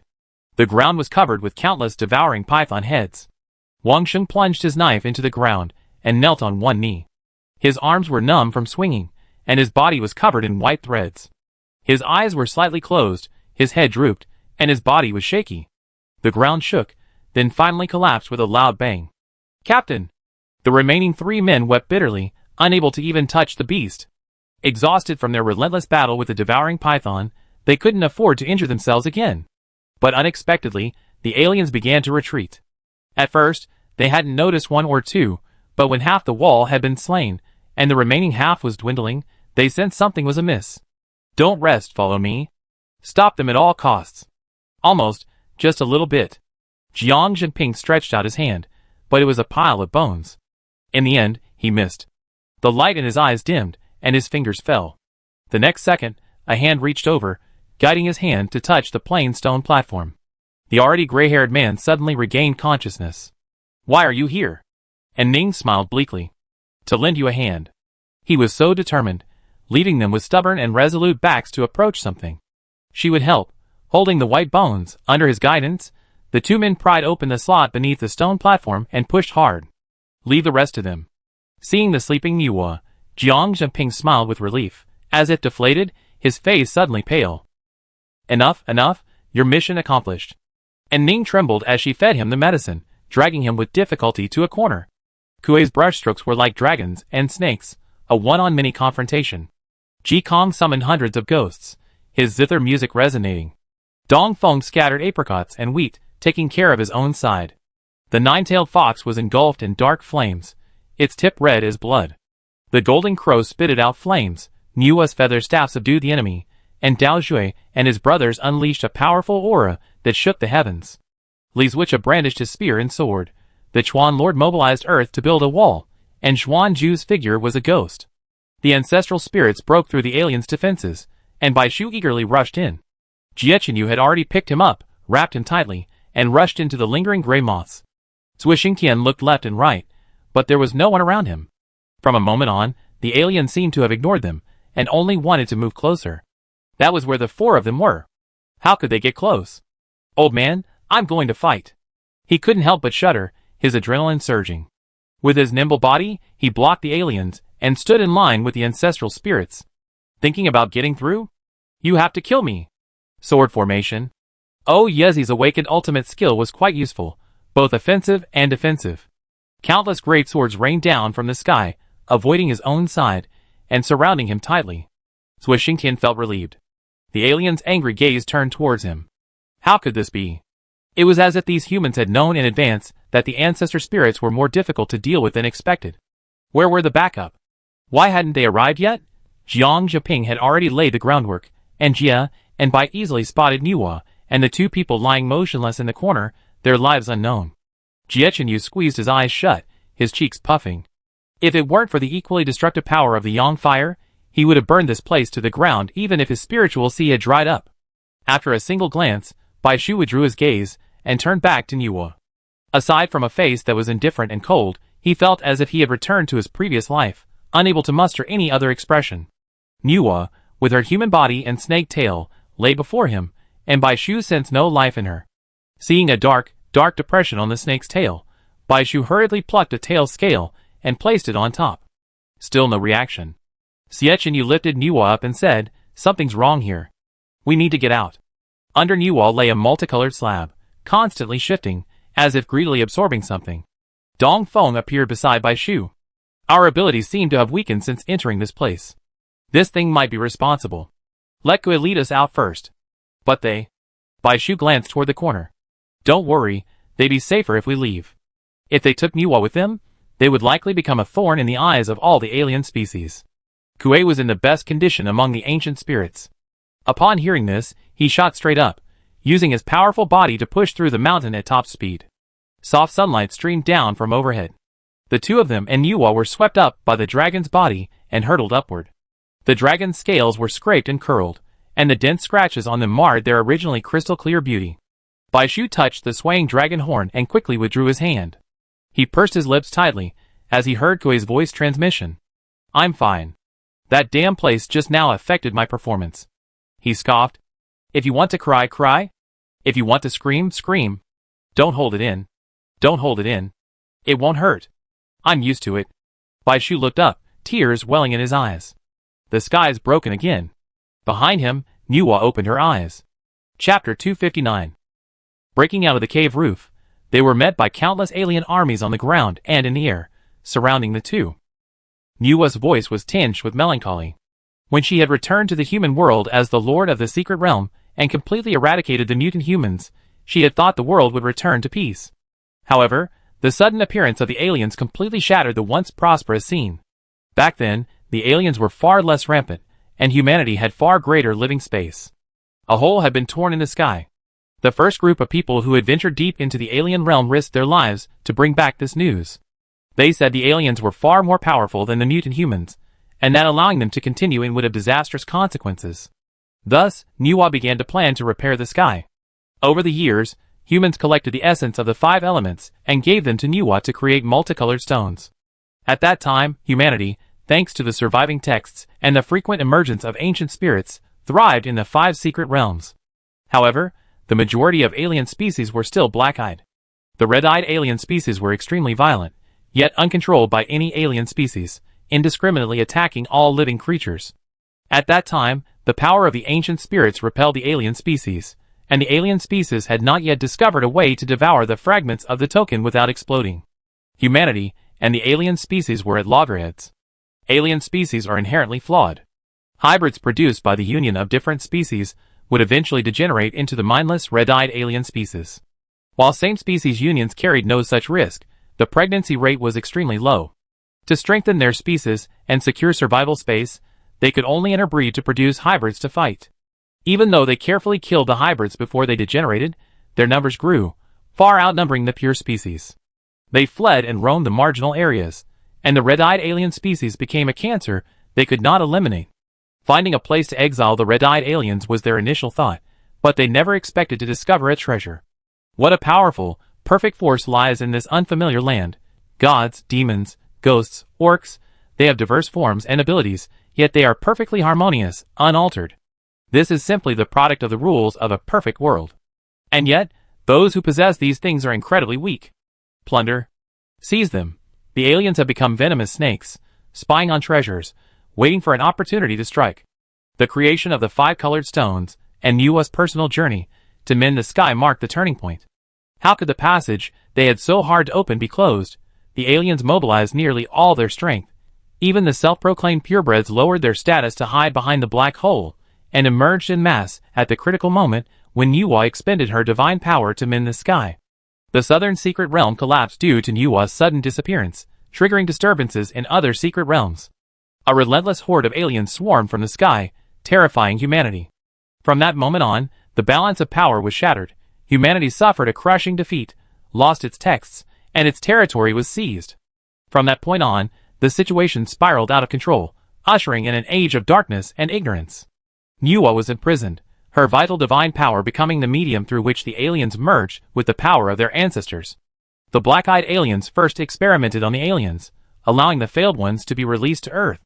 Their production became even more reckless than before. Finally, to gain power, they began experimenting on themselves, aiming to seize all power in this world.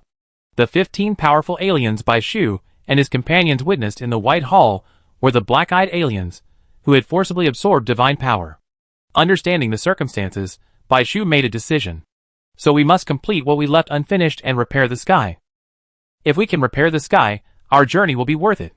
The sacrifices of those who came before us have also been worthwhile. If the sky is repaired, we can halt the increase in the number of alien species on Earth. On the one hand, the red-eyed alien species are the product of the black-eyed alien species rampage. They lack the instinct to mate and cannot reproduce. On the other hand, the black-eyed alien species are relatively weaker, and most are concentrated in this area. Once the sky repair is complete, they will have the freedom to annihilate this area and avenge their past. As long as the alien population is under control, Gradually reclaiming the land becomes possible. If 1 year doesn't work, then 10. If 10 doesn't work, then 100. What could be more satisfying than seeing all the alien species wiped out in one's lifetime? They are still young and can afford to wait. Nuwa smiled faintly and nodded, a hint of sadness in her eyes. Sietchenyu frowned, a vague sense of foreboding. How do I get the 5-colored stone? The 5-colored stone is invisible. It requires sufficient condensation of the 5 elements, the 5 elements essence. What level of essence is required? It needs to be strong enough to become the master of the first secret realm, Nuwa said. But we don't have any 5 elements essence on hand. The two frowned in unison. Forget about becoming the master of the first secret realm, they didn't even have a cent. I understand, Nuwa said gently. I informed the masters of each secret realm that I will temporarily take over the 5-colored stone. Even if the secret realm master changes, the 5 secret realms will still exist. Back then, they didn't care, spending their time collecting fire essence, allowing the aliens to take advantage. Now, they dared not hold back. It was like a bucket of cold water being poured down on their heads, and the joy in their hearts vanished. Their grip tightened and unclenched, loosened and tightened again. But the secret realm masters of the North and South districts aren't the first generation. When Nuwa mentioned requiring the secret realm masters of District 5 to be used as the heaven-repairing stone, the two men were reluctant. But when they realized that even secret realm masters might not be enough, they felt anxious. I already made them aware of collecting wood and fire essence. Recalling that there was a task to collect fire essence during the Southern District regional competition, yet it wasn't included in the Central District competition. I think this might be related. Don't worry, this is just a temporary measure. The secret realm master is no ordinary being. As long as they remain in this world, they won't perish easily. Once I collected enough 5 elements essence, I find a way to bring them back. The two felt relieved. When does it start? Once the secret realm is completely replaced, or until they arrive here, it will take at least an hour. The two exchanged glances. During this time, we're responsible for keeping the alien species away. Nuwa, well, I'm worried that the secret realm master's sudden departure would be a significant blow to the people in District 5. I wonder if it would cause panic like last time. Baishu shook his head. It should be alright. The Mermaid Dragon Secret Realm gave each of the 5 districts a dragon scale. With the dragon's support, we can hold out for a while. Besides, the alien species tide should have been stopped beforehand. Looking at the alien species lurking around, they should all be gathered here. Baishu took off the Golden Order, a gift from the Qin Emperor. It was his last trump card. At Jin Ling's command, a formation of terracotta warriors appeared before him. Wielding spears and shields, they formed a fortress, blocking the aliens in their path. Baishu moved his lips, and a small group of terracotta warriors silently departed. He had no idea how many of the 3 men and the 100 men from the mysterious plan could survive. He simply hoped to do his best to help them. Even Dong Feng remained in the cave. Kue, let's go. After completing this, free from any worries, the dragon soared away on the wind. The terracotta warriors blocked the aliens' overwhelming attack, and the dragon took the opportunity to rise high into the sky. After a moment's hesitation, it flew towards District 5. Here they come. Time flew by. Seeing a large group approaching from afar, they immediately slowed down. The arrivals included not only the masters of the secret realm, but also many humans. In addition to the border troops, Baishu also saw many familiar faces. Hei Bo Ji, Feiying Emojo, Qin Bei Songyu. They had come all the way from the regional competition, and surprisingly, all the teams they had encountered were here. Also, Cui Lu Sheng, Yuan Kan, and others had rushed from the Western District secret realm. Baishu was surprised. Why are you here? This was outside the outer circle. There were many more aliens behind. We come to bid farewell to the masters of the secret realms. This year's alien species wave ended unusually quickly, with few casualties. We couldn't wait to help you. You detained all the alien species here, and we're all a little lonely. How can we be absent from such a heroic undertaking as saving all of humanity? They chatted in a flurry of voices, full of high spirits. The Qin Emperor, Englong, the Emperor of Fengdu, the Ginseng Spirit, and Shinon were overhead. They smiled at Baishu and Jiechenyu, as if to say they were doing a good job. They exchanged glances with the 5 masters of the secret realms, and bowed deeply. We will never forget the sacrifices of the masters of the secret realms. Please believe us. 10, 20 years, even our entire lives, we will welcome you back one day. Without further delay, Fushi played music to support the battle, and used his divine power to clear the way for Nuwa. The 5 masters of the secret realms, and Niwa transformed into beams of light that soared into the sky. A ray of light blazed in the sky, like a rainbow at dawn, illuminating the world darkened by the black hole. Roar! The aliens raised their heads and roared in fear, but this time, they were the ones caught off guard. After so long in peace, they had treated this place like a scavenger hunt, a garbage dump. The high-ranking aliens outside had enjoyed a life of peace for far too long. This time, the garrison behind the black hole was vulnerable. What are you waiting for? Kill the aliens! Someone shouted, and the young men rushed into the alien horde, their fighting spirit high. The sky brightened, and the black hole gradually vanished. But one side of the ground remained dark and unshakable. Time ticked by, and everyone sensed something was amiss. What's going on? Guan Zhizha turned his head and glanced at Su Li. Su Li pursed his lips. I'm afraid the wood and fire properties aren't sufficient to refine the 5-colored stone. As if to verify his words, Fushi flew down. There aren't enough fire essences. The lords of the 2 realms had brought with them the wood and fire essences they had gathered over the years, but they hadn't expected Shenong to be so weak, lacking fire essence. There was nothing they could do. Shenong had forced himself to save others, severely damaging his vitality. Everyone clenched their fists, halting at the last moment. Furious, everyone was filled with anger. But more than that, regret filled their hearts. If the other 4 districts had provided more assistance to the South District, wouldn't this have happened today? Is there a remedy? The atmosphere suddenly darkened. Su Li said anxiously, I'm a fire summoner. I can help. Yes, with so many fire summoners, the ancestral spirits can surely bridge the remaining gap. Fushi looked at them. But you have to consider this. Humans and ordinary ancestral spirits cannot endure the pain of refining the 5-colored stone and will not be resurrected. The air pressure suddenly dropped a degree. Jiechenyu stepped out, a smile still on his face. In that case, to minimize casualties, let's send the most powerful fire summoner. He couldn't claim to be superior to everyone else, but when it came to his innate power, he was confident. And me, Baishu said. Go back. Jiechenyu grumbled. Baishu grabbed his hand. One of us won't do. We 2 are the most suitable candidates. Fushi has already made his decision. He was extremely perceptive in this regard. When Fushi arrived, the first thing he saw was him and Jiechenyu. Upon hearing that the fire attribute wasn't enough, his mind cleared up. Indeed, you 2 have awakened your innate powers. One draws from the true fire of the divine realm, the other from the ghostly fire of the netherworld. With the harmonious balance of yin and yang, you are the most suitable candidates. Furthermore, your innate powers are indestructible and can devour everything. Perhaps you can persevere in refining the 5-colored stone. Whether they survived or not was no longer important to them. They had already prepared for the worst by stepping forward. Watching the 2 men about to fly on the dragon, the crowd couldn't cheer. No, let us do it. You've done enough. They were different from the Lord of the Secret Realm. Fushi had only said perhaps they wouldn't be able to return. Why them? They rescued Niwa, and they should be the ones to make the sacrifice. That's fair. Don't be silly. Leaving this behind, Jiechenyu embraced Baishu, and without looking back, they rushed towards the last ray of darkness. Fuck. Someone uttered a curse, charging into the alien race like a murderous god. The only way to relieve worry is through slaughter. On the dragon's back, the 2 embraced tightly, still some distance from the black hole. The short journey was the last time they could spend together. Looking at Baishu's serene, waiting face, he realized this was the second time he had died saving someone.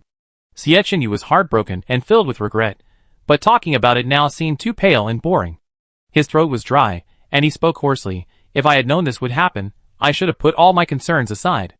Waiting this long is truly foolish. Wait until after the national competition, wait until the 100 Talents project, wait until Niwa is rescued and world peace arrives. He thought they had a lifetime, but in reality, only a short countdown remained. He leaned in for a kiss, but Baishu stopped him. He looked at him pitifully. Are you still rejecting me at this time? No, but there's still something important to resolve. Let's let the spirits go first. Okay, the final countdown will be shared with the spirits. But his words made sense, and Jiechenyu could only nod. No. Nightale appeared in an instant, resting its head on Baishu's shoulder. I go with you. He didn't want to turn back into fragments, nor did he have any intention of finding a new summoner. Anyone would find that boring. Let him go back. This guy might be able to succeed long as the master of the secret realm. Nightale looked at Kue, truly unwilling to end up with this guy after turning to stone. The others on the dragon's back couldn't see Kuei's face darken, but for the first time, he responded to the provocation with silence. It should have agreed. It had only borrowed this man to leave the secret realm. It had followed him from the east to the south, even into the alien heartland. It was time to return to the secret realm, and the dragons needed him. But for some reason, it couldn't speak. It didn't want to say it. In the end, it didn't want to be separated. Ji Kong and Dong Feng couldn't wait any longer, sobbing back, "We stay with you." They were reluctant to sever this bond. The golden crow also cried, leaping into Bai Shu's arms like a cannonball. "I want to go too. I'm also a fire element. I don't want to be separated from you. I want to turn to stone with you." The little black bird cried heartfeltly. Jiechenyu watched his remaining time dwindle. He endured for a long time, but when he saw his ancestor's spirit appear, his eyebrows raised. Finally, unable to bear it any longer, he grabbed the golden crow's feather and threw it away. "It's me who wants to end this relationship with you. It's no use begging him." The little black bird blinked, sobbing even harder, finally saying what it wanted to say, "I don't want it either." Nuba flew beside the giant dragon. Though she didn't speak, her reluctance was clear. Dao Jue slapped them, and hooked his arm around Jiechenyu's shoulder. As the saying goes, a spirit seeking a partner is like a woman marrying. "You're just right for me, brother. I don't want you to die." "Who said you were going to die?" "We come back." Jiechenyu shrugged his hand off, his face pale. Only after grasping Bai Shu's did he reluctantly turn back, saying firmly, "We're all spirits now. Be reasonable. If we're going to die together, it's not now. Wait at least 10 or 20 years. Bai Shu also steeled his resolve, and pushed them aside. "Go! Help us gather the fire spirits, and wait for us to return." "But..." Jinwu wanted to say more, but Jiawei stopped him with his tail. "I understand. We wait for you." Summoning was difficult, but breaking the connection was surprisingly easy. The spirits left the dragon, either hovering in the air or landing on the ground, watching the two depart. "Woo woo, stinking fox, you changed so quickly. I haven't even had a good look at them yet." The golden crow flapped its wings and said angrily. Ninetail impatiently shook it off, its 9 tails exploding. "Shut up." The golden crow, frightened, covered its mouth with its wings. Ninetail looked up into the sky. They had vanished in the multicolored light, their figures no longer visible. It remained motionless, its 9 tails drooping lifelessly on the ground. It turned back to its beautiful fox tail, the pride of its own, as if making some resolution. "Are you going to renew the contract with the others?" "We can't hold out that long alone before we turn back into tokens," Kuei asked. "Of course not. I'm going back to the West Secret Realm to wait for him," said Ji Kong. Dong Feng said, "Then I have to shamelessly return to the Central Secret Realm." Dao Ji hurriedly said, "I go too." "Let's go back to the South Secret Realm," said Nuba and the Golden Crow. "What about you?" Kuei looked at Jiawei with a gloating look. "Looks like you have no choice but to return to the East District Secret Realm with me. Although you're not one of my dragons, for Bai Shu's sake, I put in a little effort to keep you from changing the token." "Okay." Jiawei agreed so quickly that Kuei didn't react, and the dragon froze in midair, stunned. "But wait a moment," Jiawei said. "Does it hurt?" Jiechenyu kissed the person in his arms repeatedly, sweating profusely. Bai Shu could still use the ghost fire to protect himself, but Jiechenyu's ability was cooling. He had never experienced such burning pain from a flame before, and he gave a wry smile. During the refining of the multicolored stone, his whole body felt like it was in a furnace. The two of them were tightly entangled, and Jiechenyu kissed the person in his arms as he wished. He pushed with extra force, giving it his all. This was the last chance he could hold. This was the final pleasure, the one that would erase all pain. He wanted to rub his neck against hers, clinging to her until death. Dying in the land of tenderness was preferable to the crematorium. "No, it doesn't hurt." The hand on the boy's back clenched, and Bai Shu tilted her head back, pleading, "Kiss me, and it won't hurt." Their lips and tongues met again, and Bai Shu closed her eyes, taking the initiative. The foreign object in her mouth was pushed forward by her soft tongue, but it failed at the last moment, and was pushed back into her throat. She was forced to swallow. Bai Shu broke down and cried, "Why don't you want it?" The white peach blossom that could end his skill cooldown. He used to get angry if she gave it to someone else. "Since you're secretly giving it to me, you understand why I don't want it." Jiechenyu gently wiped the corner of his eye. He touched the control, and the tears had already dried. "You're so weak, I'm worried the will-o'-the-wisp isn't strong enough." The 5-colored stone was finally complete, and the last wisp of darkness was lifted from the land. The skylight was blindingly bright, bringing tears to his eyes. Watching the dragon return, with no familiar figures aboard, the suppressed volcanoes within the young men erupted. Their eyes crimson, they frantically chased the fearful aliens. Ah!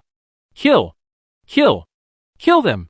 Unbeknownst to anyone, they embraced each other, the taller one embracing the shorter one, their fear of death unwavering, their tenderness surpassing pain. So be it. Jiet Shinyu curled his lips, his body miraculously swirling with golden flames, complementing the orchid-like will-o'-the-wisp fire. He whispered to the person in his arms, perhaps kissing, savoring the sweet intimacy. So be it. The future belonged to them both.